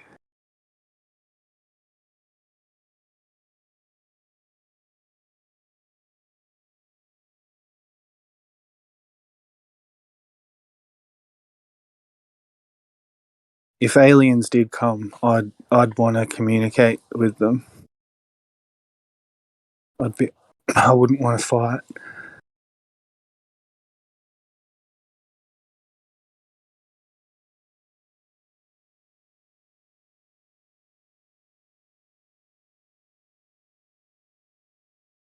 I just don't think we have to go to Mars or the moon. I reckon they're already down here with us. I was just thinking about how, like, if there is some group or some race of people that are, deceiving us about the globe Earth and they have access to these other lands, Think about like how cool that would be. Like, let's just say at some point their power is dissolved or whatever. We can go to those lands and just to see what they have there, and their castles and houses and whatever they have going on there. What a interesting discovery that would be. Just to be one of the first people to go over there and be like, what did they have going on over here? Yeah. Yeah.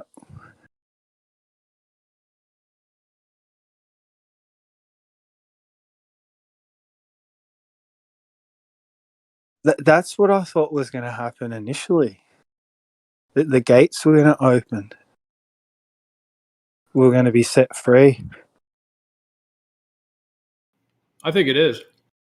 Mm. It's going to take 10 or 20 years, though, so it's not going to happen like right away. This is so much more than any of us bargained for. I think it's already happening in the information war. The gates have already opened. Mm.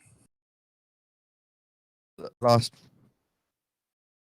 don't think since 9/11. I think the last 5 years, especially, the floodgates have opened with information. Yep. Right. Yeah, that makes sense. Preparation. I mean, I was. It's overwhelmed me a few times. I will be honest, because my imagination can just run wild with it.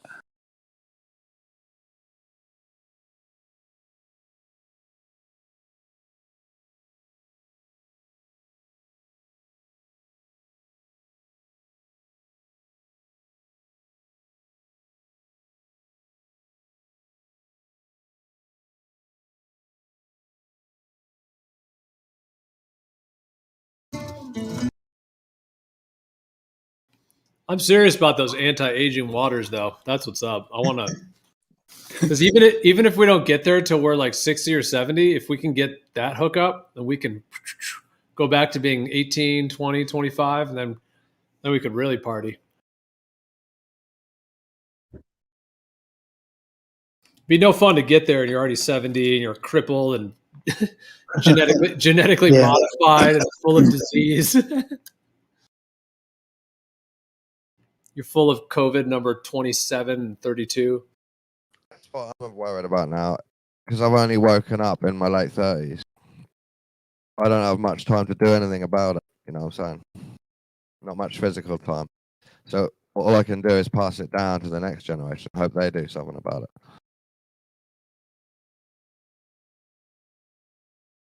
No, Fat Lady hasn't sung yet. I know there's some time left. I've wasted half my time. I mean, did we really create all of this just to have it be a big bummer, and the NWO just comes in and locks it all down, and we're all just enslaved, and they shut down the internet? I mean, I'm not going with that story. Fuck that.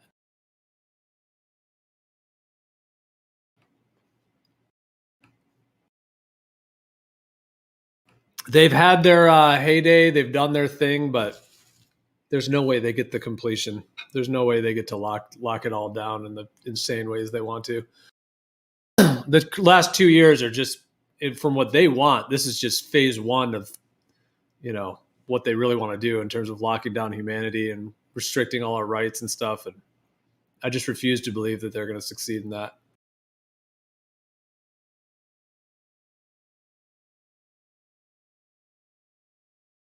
I used the party room, dear, to play music off my mic later today.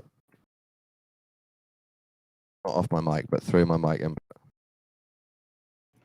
Nice. There's the music bot too. You can play. Okay. I'm just gonna practice DJing because I'm on my own.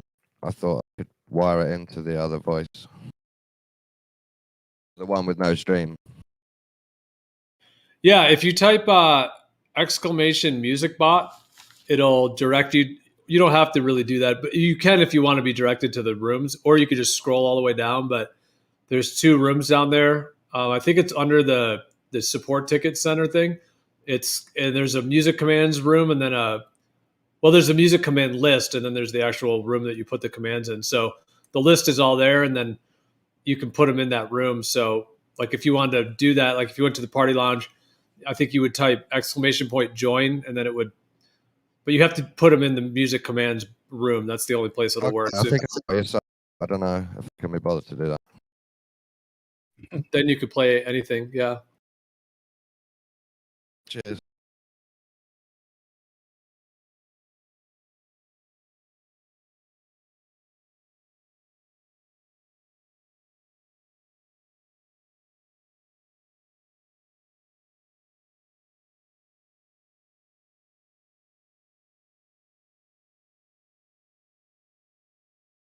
Mark Sargent made it to a drum and bass tune called Flat Earth. They used his voice as a little sample. Yeah, the I'm a flat earther kid. I'm not sure what it was. I can just remember it saying something the Flat Earth, and then the tune dropped. It came out in 2019. Yeah. I'm a flat earther. That one. Oh, this is a drum and bass track with Mark Sargent sample just before the drop. I'll try to find it.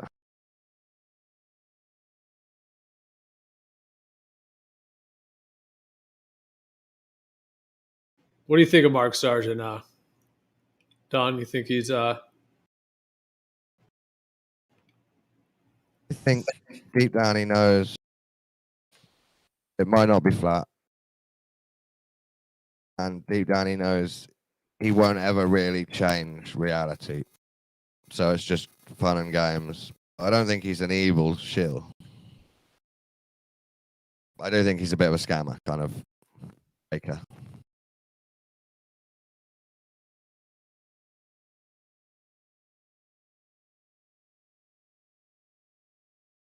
More of an entertainer rather than a researcher. But he did put a lot of effort and time in early on.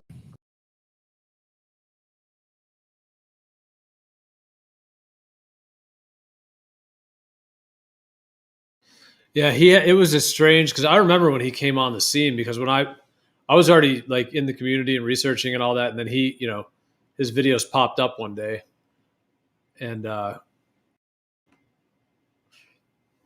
it was strange because it just seemed like it was so scripted. It was like, what is this? Because all the other videos were more kind of like fresh and new ideas and everything. Then he came along with this like scripted thing that didn't really have any proofs in it, but it had this like historical narrative to it. It was kind of weird. Yeah.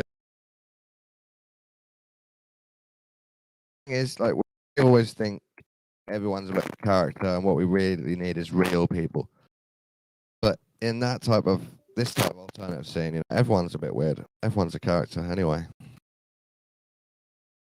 I found this tune. Flat Earth VIP by Damage Man. Oh, I don't know if I've seen this one or heard it. It's just a tiny sample, but I'm saying even the drum and bass producers, some of them are flat earthers. I've met a guy that runs gigs who's a flat earth, and sometimes the samples make it to the music.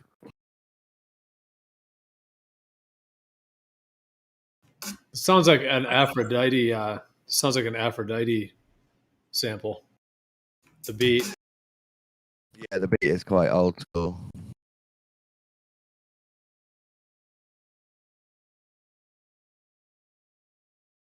People laugh their heads off. Something at flat earth, and then it drops.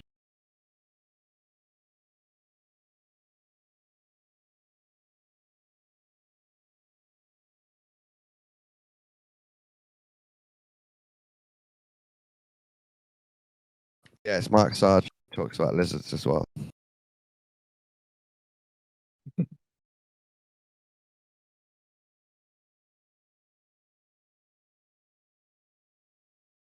What does Pete say that Mark Sargent is a prepper? He was a prepper, so that means he's Sergeant Pepper. That's pretty funny. That means he's connected to the dodo, which is why he reveals the flat earth.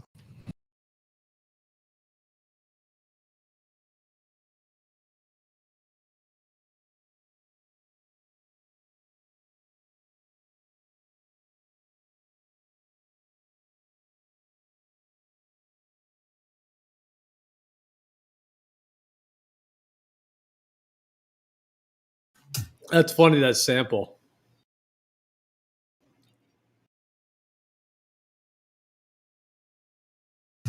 The Mark Sargent part. What did he say? He said, there are people who will tell you the world is run by lizards, but if you tell them, they freak out if they say the earth is flat, or if you say the earth is flat. They'll tell you the earth's run by lizards, but they'll laugh in your face if you say the earth's flat. I'd say both. Yeah, I guess he's talking about me, isn't he? People like me. The earth is flat and it's run by shape-shifting reptiles.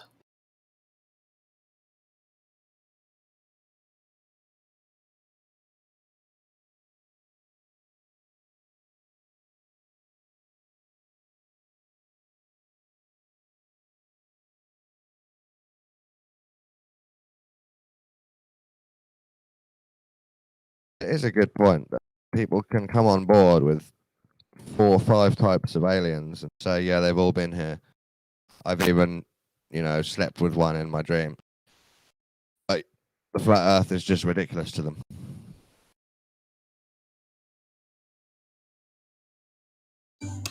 Yeah, it's kind of the biggest red pill in a way. Yeah. It really triggers even hard truthers. You can be a truther for 20 years, then flat earth comes along and you don't know what to do with it, and it really triggers you. Yeah. You end up like Max Eigen, like testing it out and then pretending that was a energy beam from aliens. I was interrupted last night, and that's why I presented Flat Earth on 2 shows, and now I'm back to normal. Sorry.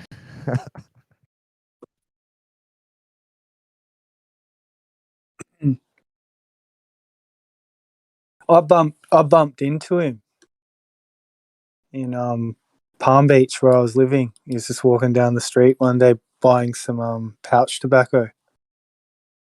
I was like, is that fucking Max Egan?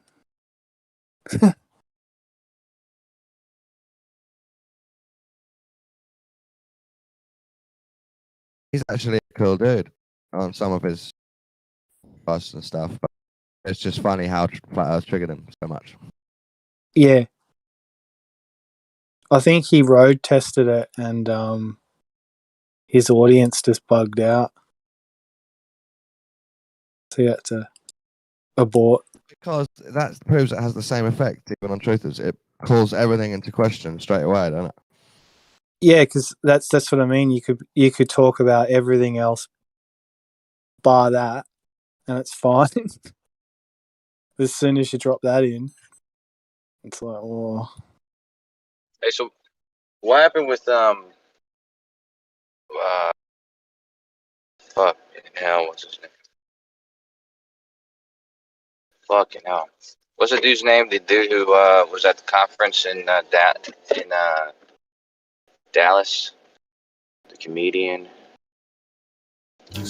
Logan Paul?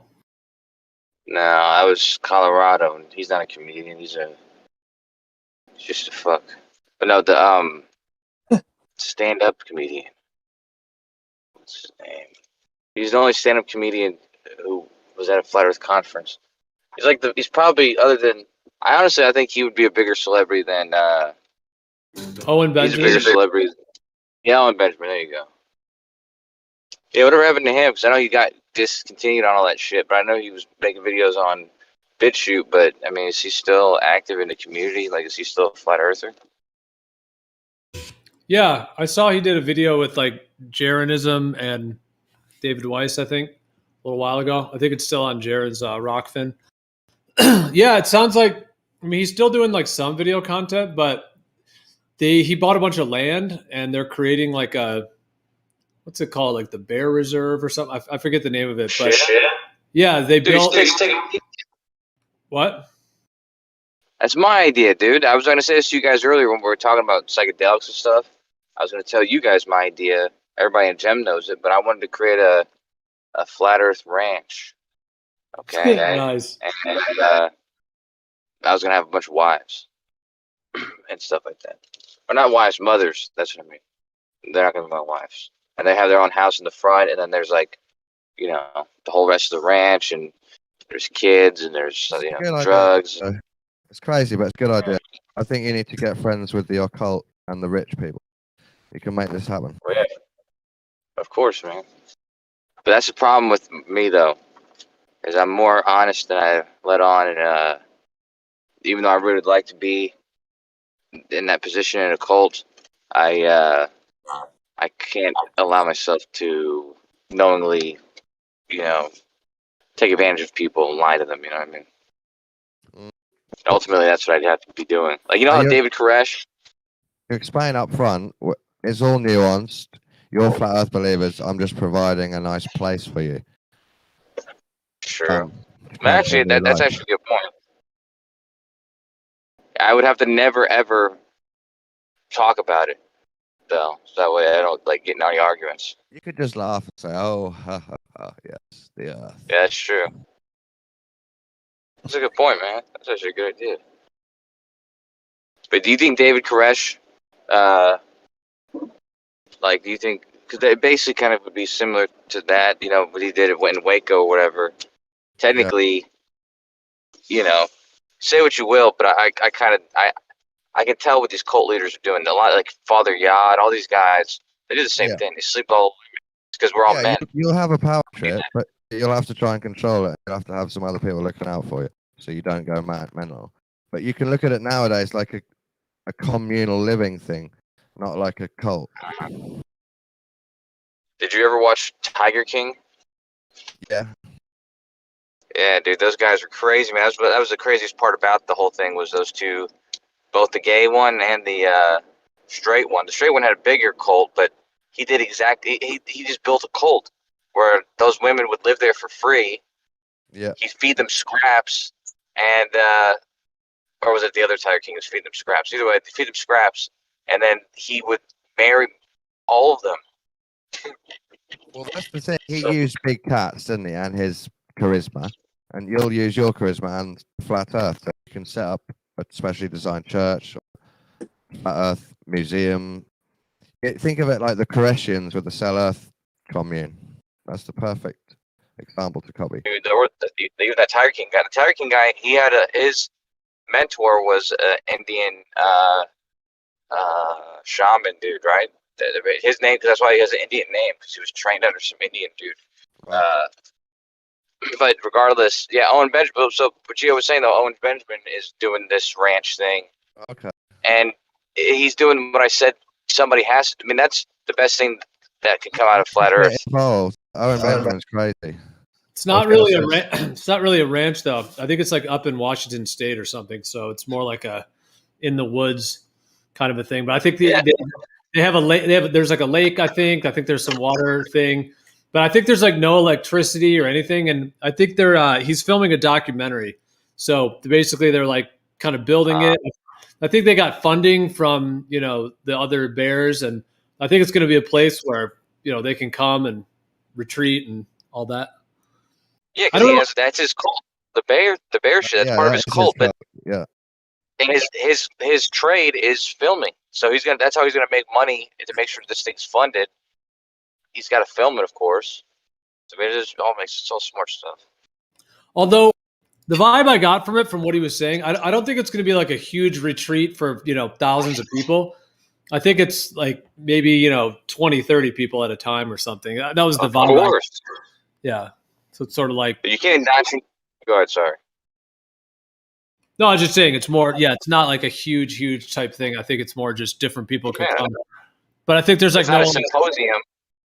Go ahead, sir. No, I was just saying I don't think there's like running water and electricity, so it's a little bit more rustic. But I think they're trying to kind of figure out how to live off the land.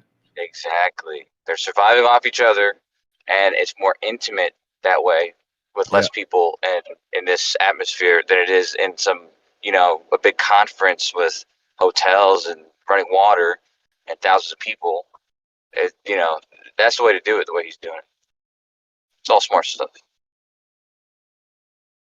See, I would get a guy like Don to be the actual figurehead guy. You know what I mean? That way. We need a flat earther to be the actual guy. Yeah, that's true. Like Merle. Yeah, maybe Merle. So because Muro has that same, or even Geo. Yeah. I think, Kosha, you could wangle it in the New Earth type way, but you just target flat earthers more than normal people.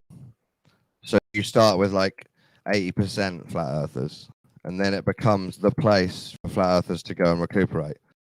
And you have enough flat earthers on the board in charge that it doesn't seem like an inverted globe cult. True that. And you attract the people who are, they need a place to stay, or it's just kind of like a place. Because it would be a semi-permanent. It wouldn't be. It sounds like Owen Benjamin's is like a camp for a certain time frame or whatever. Their one will be until it destroys itself on TV. Yeah. Yeah. Yeah, and he'll eventually that will become a motivation of his, because obviously that's gonna be worth more than any kind of I don't know, anything that would actually have fruits in it. Actually having chaos and all that kind of stuff would be worth more to him. Yeah, because it's all for filming. Yeah, you're right about that. I was going to also add, he's another good example of someone that was super triggered by flat Earth. Yeah, that's why I brought him up. Yeah. Is because you were talking. It was a contrast between, or what you guys said about that Australian guy. I forget what his name is, but because Owen Benjamin was the same kind of way, where I think it was almost like he was testing the wall, because he's a conspiracy guy a little bit, and he's testing the waters and seeing how the fan base is and that kind of stuff. You see how angry he was on his first 6 months of shows. A bit like Del, same anger level. Yeah. And On Jem's show, accepted it. Most of his audience did, I think. Yeah, Jem has him in his title sequence on his show. He has him like talking on the computer, on the laptop, like he used to do, and he's like, "Oh my god, I can't believe I'm becoming a flat Earth person." He looks like Jem. No. Jem has it on his show, but it's Owen Benjamin sitting looking at his computer. Oh yeah. Yeah. I follow a guy on YouTube. He's a traveler. He's just bought land in Peru, and he's going to try and copy old school Egyptian villages, small communities. So he's inviting all of the influencer travelers to go and stay there for free if they help build it. Sounds cool.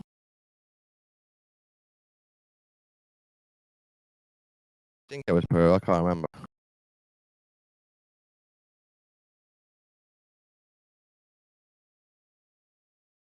Peru's awesome. Trying new ways to live in smaller groups. I think this is a great plan. It's very hard to do in the modern world, but we've got to try. Some people have to try.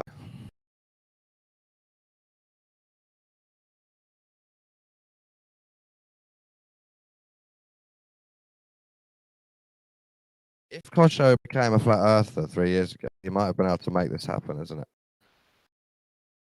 If he really larped hard.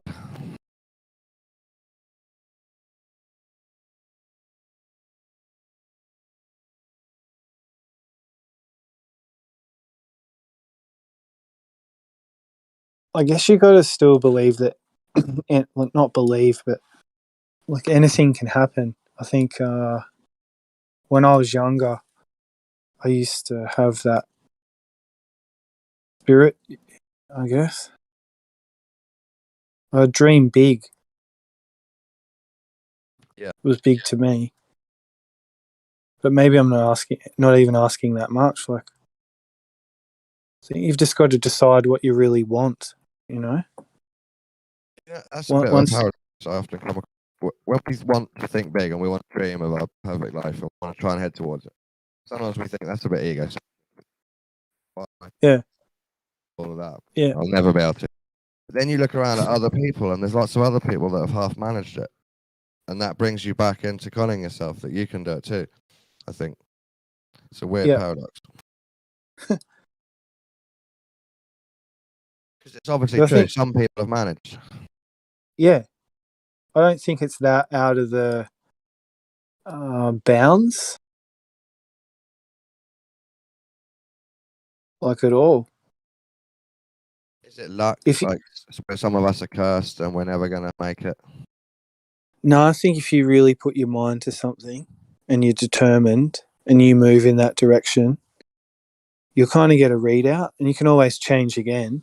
But if you just start, if you have like say if it's to be a carpenter or something, you just decide one day, eventually you'll just, you know. You actually have to get wood and start cutting it, don't you? Yeah. You to be the carver. You got to go through the whole thing. I don't know what story I'm thinking of. So a guy made himself a boat, and once he was setting sail, managed to work out that his sail would pull him along. He didn't have to row. And the rope on his boat, when it got wet, it tightened and pulled the boat even tighter together, so that no water leaked in. And then he realized, because he was flowing with nature, a flying fish would just flap out of the sea onto his boat every morning for breakfast.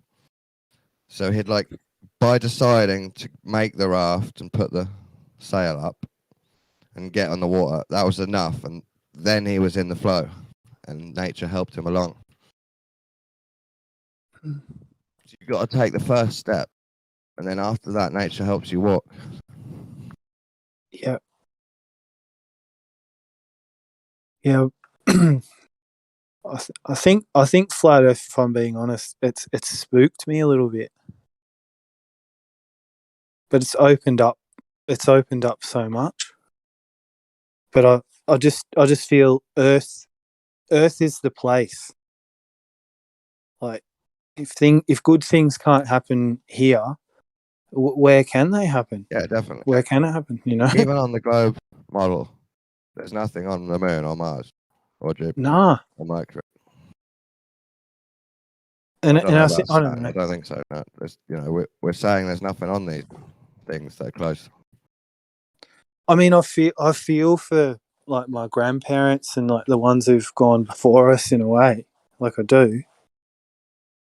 But I think we're different to them. Yeah. And that new generation too, like they've all grown up with the internet. They're just the last three they're since the war. very different. Since our grandparents, our parents, then us, then our kids, all different. Mega. And so if we got handed the reins now, it'd be pretty full on. Yeah. You just get handed the earth. Like, yeah, good luck. See ya. You know what I think another good technique is to bring the system down? If you live in New York or near one of these university colleges, you go and observe like a spy. You find the people that are getting selected on buttons and talk to them. Yeah. Now you're getting in there. We need you. We need you to help us show how bad this system is. Don't you think that's happened already a little bit anonymously? Yeah. So it's like, I think we're now ready to, fully open the next set of floodgates. Yeah. We have to find the right people that are going to infiltrate for us.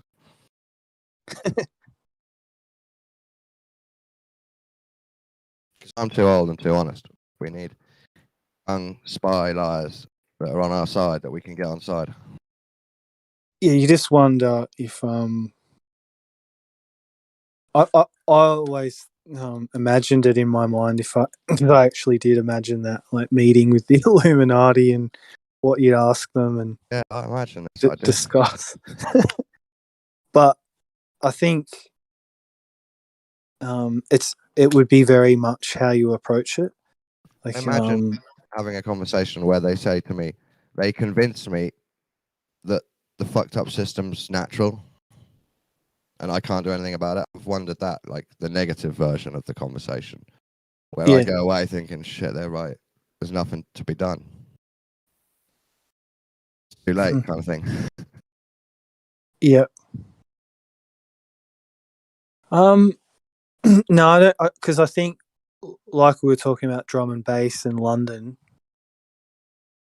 I think it just has to go through cycles. There's this movie called Ghost Dog, Pretty good movie actually. But he talks about the spirit of an age, and there's a certain spirit in each age, and you can't kind of recreate it. You know, like a dynasty or an empire, and then it has its time. I like that version better. Yeah, it's just life out of the ashes too. Like, it seems like life is invincible in a way. The scales in the Hermetic teachings, they say whenever you're in bad luck, you're just waiting for it to tip, and soon there will be good luck. But then I think the magic comes in where we can push the scales back to the balance point. Various methods. Yeah, well, that's that's where my focus has been. Like, that's why I was sort of surprised at what Hyena said, because I was really careful. I downloaded all kinds of stuff, like old satanic VHS kind of. No, you didn't go too hard. No, I was quite.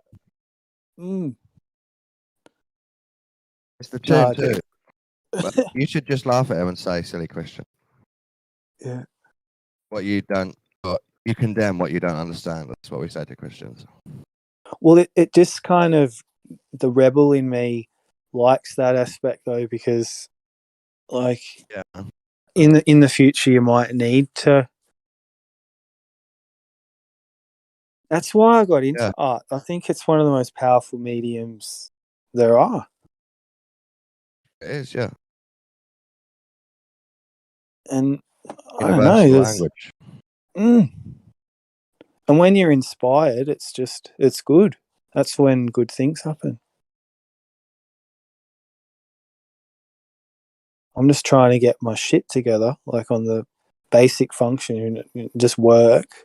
Then you got the money coming in, pay my rent, pay bills. And then free time is to come back to that. Because a lot of people out there at the moment. I do want to start meeting people though. Like, I think I've got to balance that. I am a bit lonely on that level. New city, and be good to have some like good new friends, new people come in. Let's start the New World Discussions YouTube channel and then share the account. Yep. Will get me out of my shell too. Because once we open that door, like, I want to do street stuff too, like talk to people about extend it, and just see what, like, road test stuff, do vox pops. Ask a question, you put the mic in Ask a question. Yeah, but be respectful. Maybe like pull them over first and say, "Oh, I've got this channel. This is what we're thinking. You cool if you're on video or whatever?" Government and then just means governing the mind. Do you believe? And then you put the mic to their face. Yeah. Yeah, see, I'd enjoy that. That'd be funny. It's a good way to meet people. Start some, yeah, it'll be good.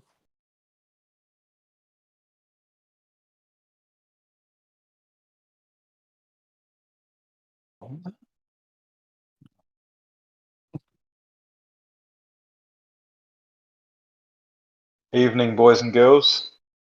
Hey up. What goeth oneth?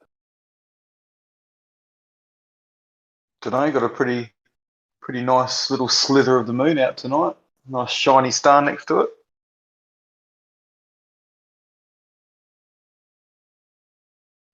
How's Melbourne going, Mel?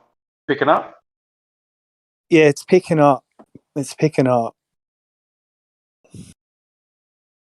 It's making me realise I feel like I've been tasered psychologically and emotionally. I feel like I've been hit by a bomb almost. Like, I'm a bit shell shocked. But little by little, it's like I'm rattled, but I'm coming back. It's just everything that happened. New city, my mum, falling in love with that girl. It's just everything. All this shit just happened at once. too much for me, and I think I just had to shut down for a little while just to cope. That's why coming in here has just been a godsend. You've just got me out of my head and worrying, and it's all come together. It always does. I don't know how. I think something likes me. Yeah, it's good when you can rely on that. She'll be right. Yeah, The Aussie well, it spirit. always does seem to work out. I've been in some real jams too. Always works out. No, it's good to hear, man. Good to hear. I got to trust it, not test it, but now it's time to get on with it. Focus. It wouldn't be bad getting in a band again, even at some stage, playing some music with other people. And is there any live stuff organised that you can go to? I think there will be. I mean, coming up summer in Melbourne and coming out of a lockdown, you'd think music would be pretty essential. Well, I thought there'd be stuff already going. It will. I'm sure there lined is. up. I'm sure there is. I just don't know about it at the moment. I'm out of the scene. You're just out of the lockdown, but if they don't put you in another one, it will all kick off. People are ready to go back. Yeah.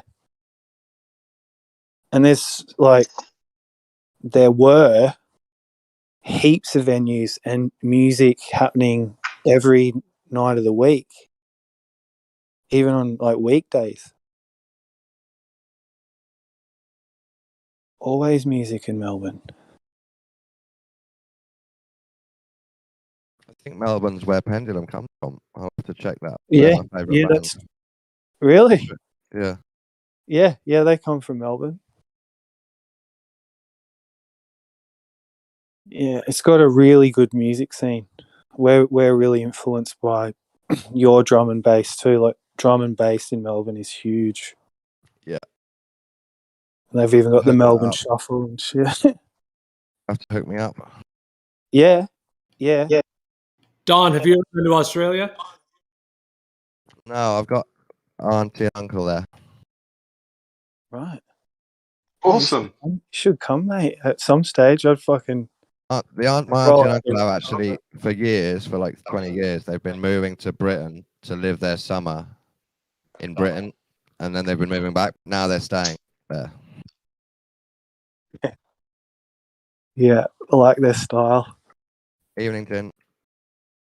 Good evening, Dawn, and everybody. Hope you're Hey all up, well. Jim. Nice. Good evening. Good evening. Good morning to you guys. I think it's morning in England. Yes, it's coming up at what, 10 o'clock? I thought you were going to say the. Sorry, it's 20 past 10. 25 past 10. I thought you were going to say the Truman Show line. Good morning, good evening, and good night. Yeah. Jim Carrey.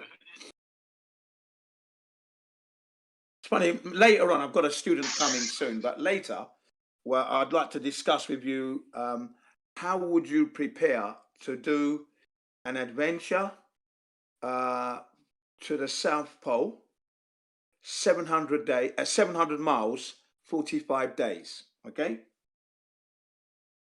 Roughly 15.5 miles a day you're going to do. Like a little discussion later on, because I've got a student coming in the next 40 minutes, so just thought I'd just listen, really, because it's it's going to be a little bit in depth, because there is a woman vying to be the first woman of color to do this journey. Okay, other women have completed this. So there's a woman, she's an Indian woman, Sikh, British born, British officer, army officer. She's 31 years old, famous for running the 250 kilometer, that's 150 mile desert race. You know, they do the marathon in the desert. I've got a question straight away. Yeah, go on. Which version of South are you going to head towards to start this journey? Yeah, you know what? That's exactly the question that I was going to pose to you guys. Yeah, which South Pole are we talking about? Yeah, where is the South Pole? Exactly. That's the question we can look at later on. We were just discussing, or Gio and Riggs were discussing going to the North Pole in the next 5 to 10 years. So it would be a similar mission, but on the Antarctica, it'll be more of a search. Yeah. So this woman, she's already on her way. She left on the 7th of this month, 7th of November. She's on her, no support. So it's a solo adventure. She's going by herself, no support. She's going to be dragging a 90 kg load. That's all her food and equipment. 90 kg on skis. She's going to be doing this on skis. That's a 700 miles. Still die. 700 miles. 15 miles. 15 miles a day, roughly. Just 15 and a half miles a day. She's got to do, really. Unless it's staged, she'll die. 41. Could you do that yourselves? Do you think you could complete that? So No way. Again, the thing that bothers me, or that's at the back of my mind, is the toilet situation. Because I was under the impression that you're not allowed to pollute anywhere in the south, in Antarctica, which means you might have to bring your feces with you. I think You they would understand what bury I'm it. saying? I would guess she would bury it.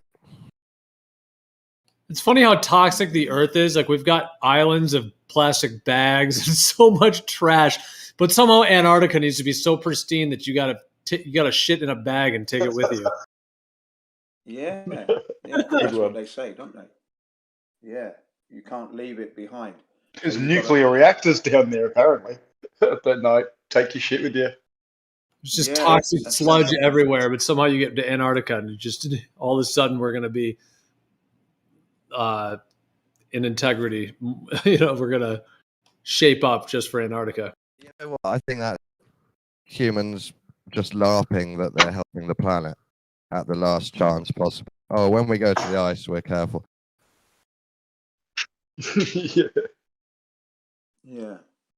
It's a tough one to swallow, isn't it? I think it's a tough one to swallow that someone can do that. And, you're going to do it on skis. So you're going to have ski boots on. Then you've got to, detach yourself from your skis when you've done your 15 miles.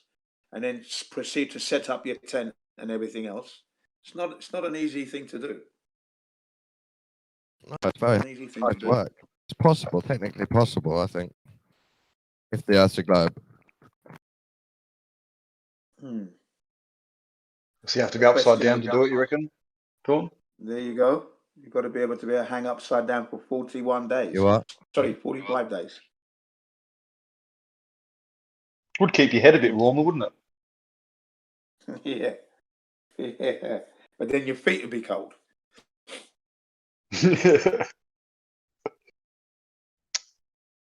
Yeah. It is a tough one, isn't it? 700 miles. Just the wind alone. There could be one day of phenomenal wind where she just ends up getting frozen over and not be able to get out. Like, the conditions are horrendous. So we're told. But are they really doing these 41 days and really hacking it? Really, are they? That's the question there. Now, the big question is, which South Pole are they leaving from? I think they're going to be leaving. She's leaving from the South America side anyway. It's definitely South America. That's the approach from South America. Yeah, like I said, if it's legitimate, she'll die. If it's staged, she'll have photos of doing a TikTok dance from the South Pole. And I think in one of Generism's videos, they showed that they were staging it, weren't they? Some of these guys who went out there, they were actually staging it. You reckon she's got the South Pole flag on her sled ready to set up wherever she makes it to? Yeah, just for a quick photo shoot. Yeah, I just don't know what's going on, And there's two South Just Poles. out of distance. The ceremonial one, isn't there? The ceremonial South Pole with that sort of like silver ball with the red and white striped pole, and then there's the actual South Pole. Why would you have ceremonial? Just call it the propaganda pole. It's the propaganda South Pole. Yeah. Ceremony. Yeah. It's a foal. It's the South Pole, the fake pole. Yeah. Yeah, flat earthers should be skeptical on that, big time. Whole ice police. 90 kg on ice. It's not that bad, because it's like when I'm cycling with my trailer. You know, I've cycled with my trailer, pedaling away. You know, That's a good so question. Do you reckon you could do it on your bike with 90 kilograms on the road and paths instead of sleds and ice, skis and ice?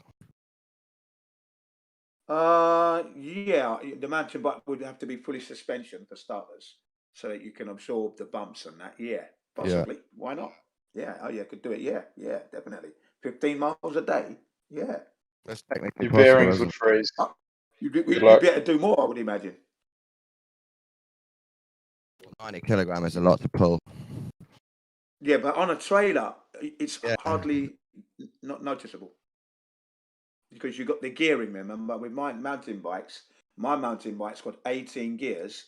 I've got the trailer, 2 kids. Now, 2 kids weighing like 45 kg plus the trailer. Right, so we're looking into 60s, and I'm doing like 10-mile cycles. You know, taking them around. Your bearings won't turn. Sorry? Your bearings won't turn. No, I'm saying, could he do it if it wasn't in the Antarctica and it wasn't on skis? Could Jin pull that much, that far? Oh, right. Yeah, I sorry. could. Yeah. My bad. Yeah, I could. Yeah, definitely. I could do that now. But I'm not going to say I'm doing it. I'm not going to do it with ease. My arse is going to be pain. My balls are going to be hurting. I'm going to have saddle rash. All that's going to be happening for sure. 700 miles is a long way. You know what I mean? Yeah.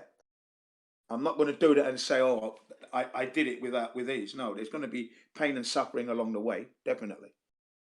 I know that because I've done long distance cycling. Do you think she's training inside a fridge, doing push-ups and all that?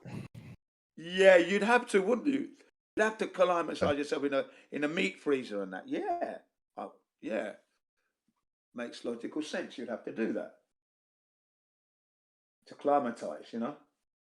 Totally different from the Sahara Desert. It will be a cool picture. The first black lady in the middle of Antarctica, you know, whatever model. Yeah. Yeah. Let me see if I can. So, yeah, she left on the 7th, so she's on her way now. Fund a solar powered blimp, guys, so we can just drift around and fucking look at everything. Let me guess, she doesn't film the whole trip.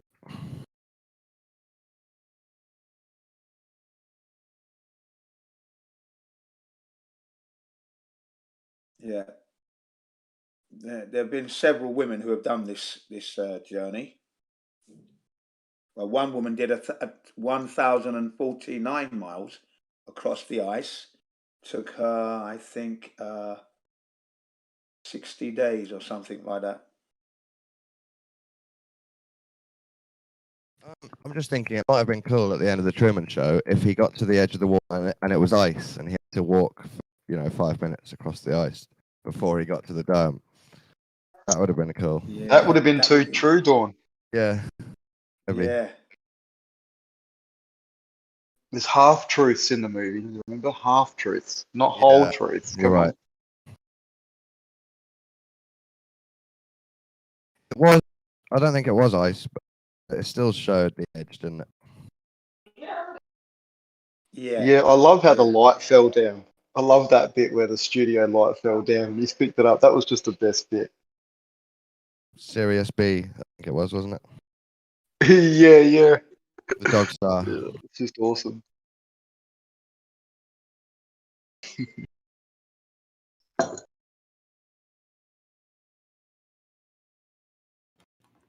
Yeah, that was a good movie.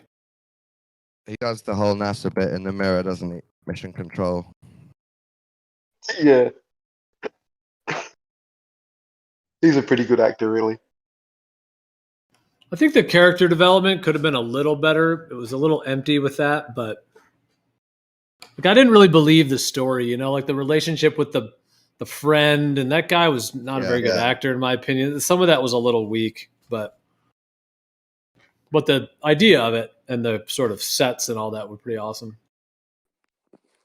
I think it was supposed to give you the vibe that something's not quite right the whole time. I think that was the purpose of it. You already know that they're fake people, and then you feel bad for him. Yeah.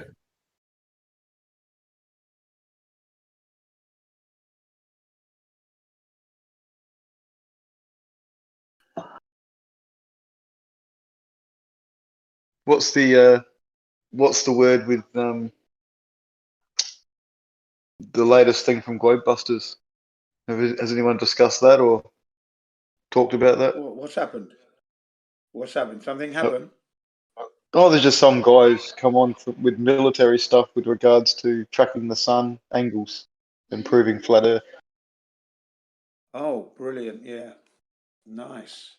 I mean, Jay Tobble Medium already done that, but that's nice to have another person backing that up. I'm going to watch Yeah, it. this is that a their little latest bit installment, different. is it? Yeah, go and have a look. It's a little bit different actually. It's quite interesting.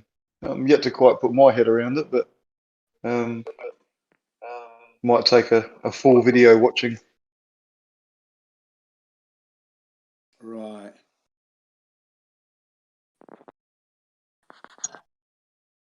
You'll like that, Dawn. It sort of crushes your narrative a little bit. What would I like about it? He's used to it.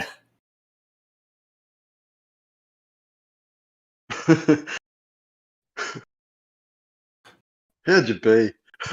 Was he saying I've packed the sun and it doesn't work on a globe, something like this?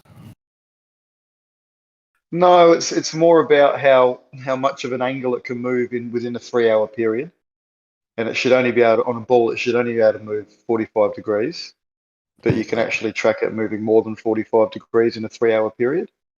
So, and this guy's he's got all this other jargon with regards to geometry and shit, just different words that he's been taught in the military. Hey, what's the conclusion? The conclusion is that it's flat based on the measurements. So I mean, your cog disc can either have you not view it and just disregard it, or you can go and check it out and see for yourself. I mean, I'm yet to get my head completely around it, Dawn. So I'm not saying it's definitive or either way, mate. But it's interesting, that's for sure.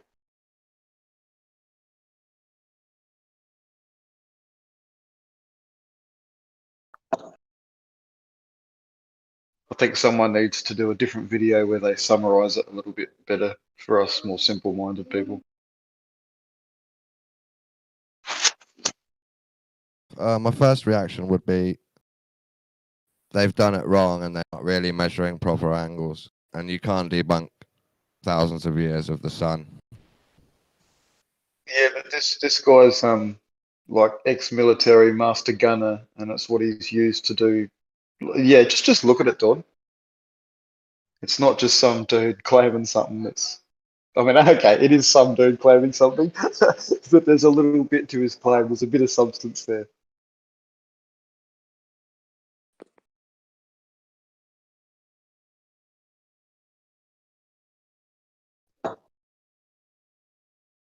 Sun tracking is making me think of Antonio, which makes me want to do my one flat Earth impression.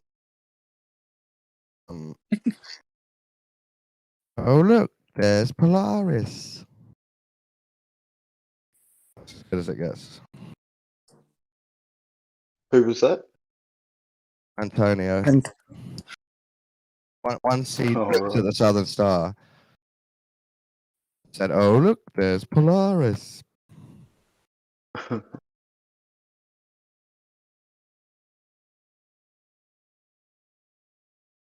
Or he was showing Polaris and saying, "This is the southern sky." Either way, it was silly. It stuck in my mind. Got it wrong. Yeah. Because he was so camp with his ego. That's why it stuck in my mind like a meme.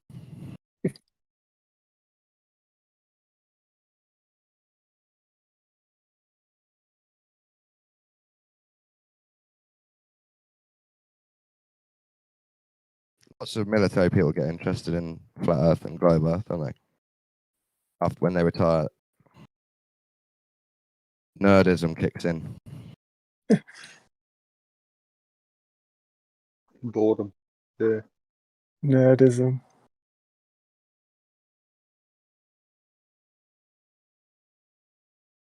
Makes me think of B-ball. Ball for life. Yeah.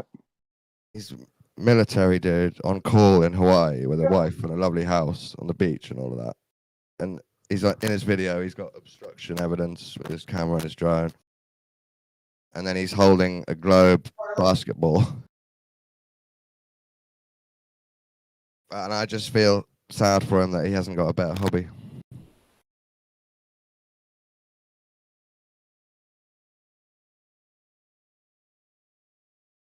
A better what?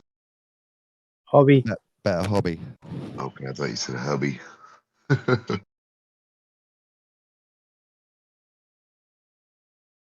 Because, he's staged up. He lives in Hawaii. He's only on call in the army. He's not actually currently killing people. He's got a wife. He's got a globe basketball. But then he's devolved his mind into spiraling about surveying and the globe over and over and over again in his spare time. You would think that the military portion where he's at, like, depending on how long you're in there, he would have more information than half the people in this thing. But then shuts up. He shuts up when civilians talk that don't know anything, and then he should be the one filling in the information, like from the military standpoint of view. Yeah. Well, you'd think he would have some nuanced information, yeah.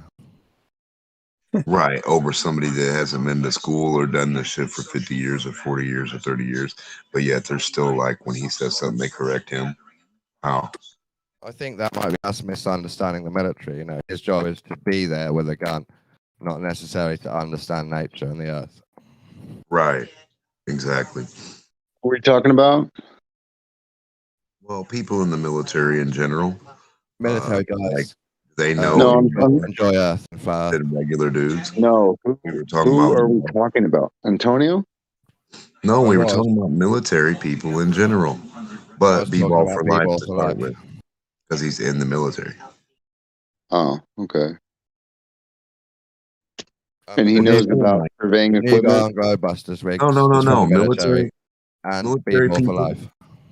military people in general at large, like depending on where they're at, like what do they? I mean, how come the military people that come in here shut up and take a back seat to the other people that haven't been doing anything but like sit in the room for 20 years?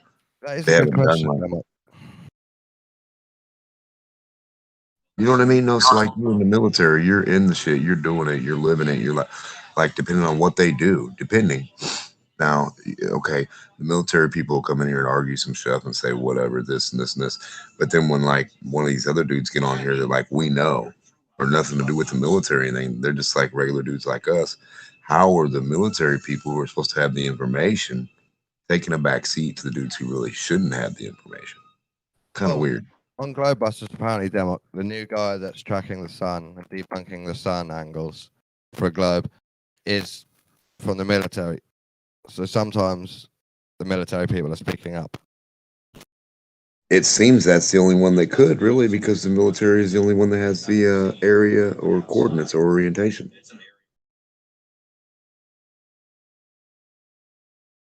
that we couldn't get. I was in the world's Taboo Conspiracy has done a short video of it. Yeah, gosh, I was in the Navy. World's greatest Navy. I trained over in your city in Chicago, Dewan. Yeah. Live stream, text, chat. How many times have you been down in the ocean?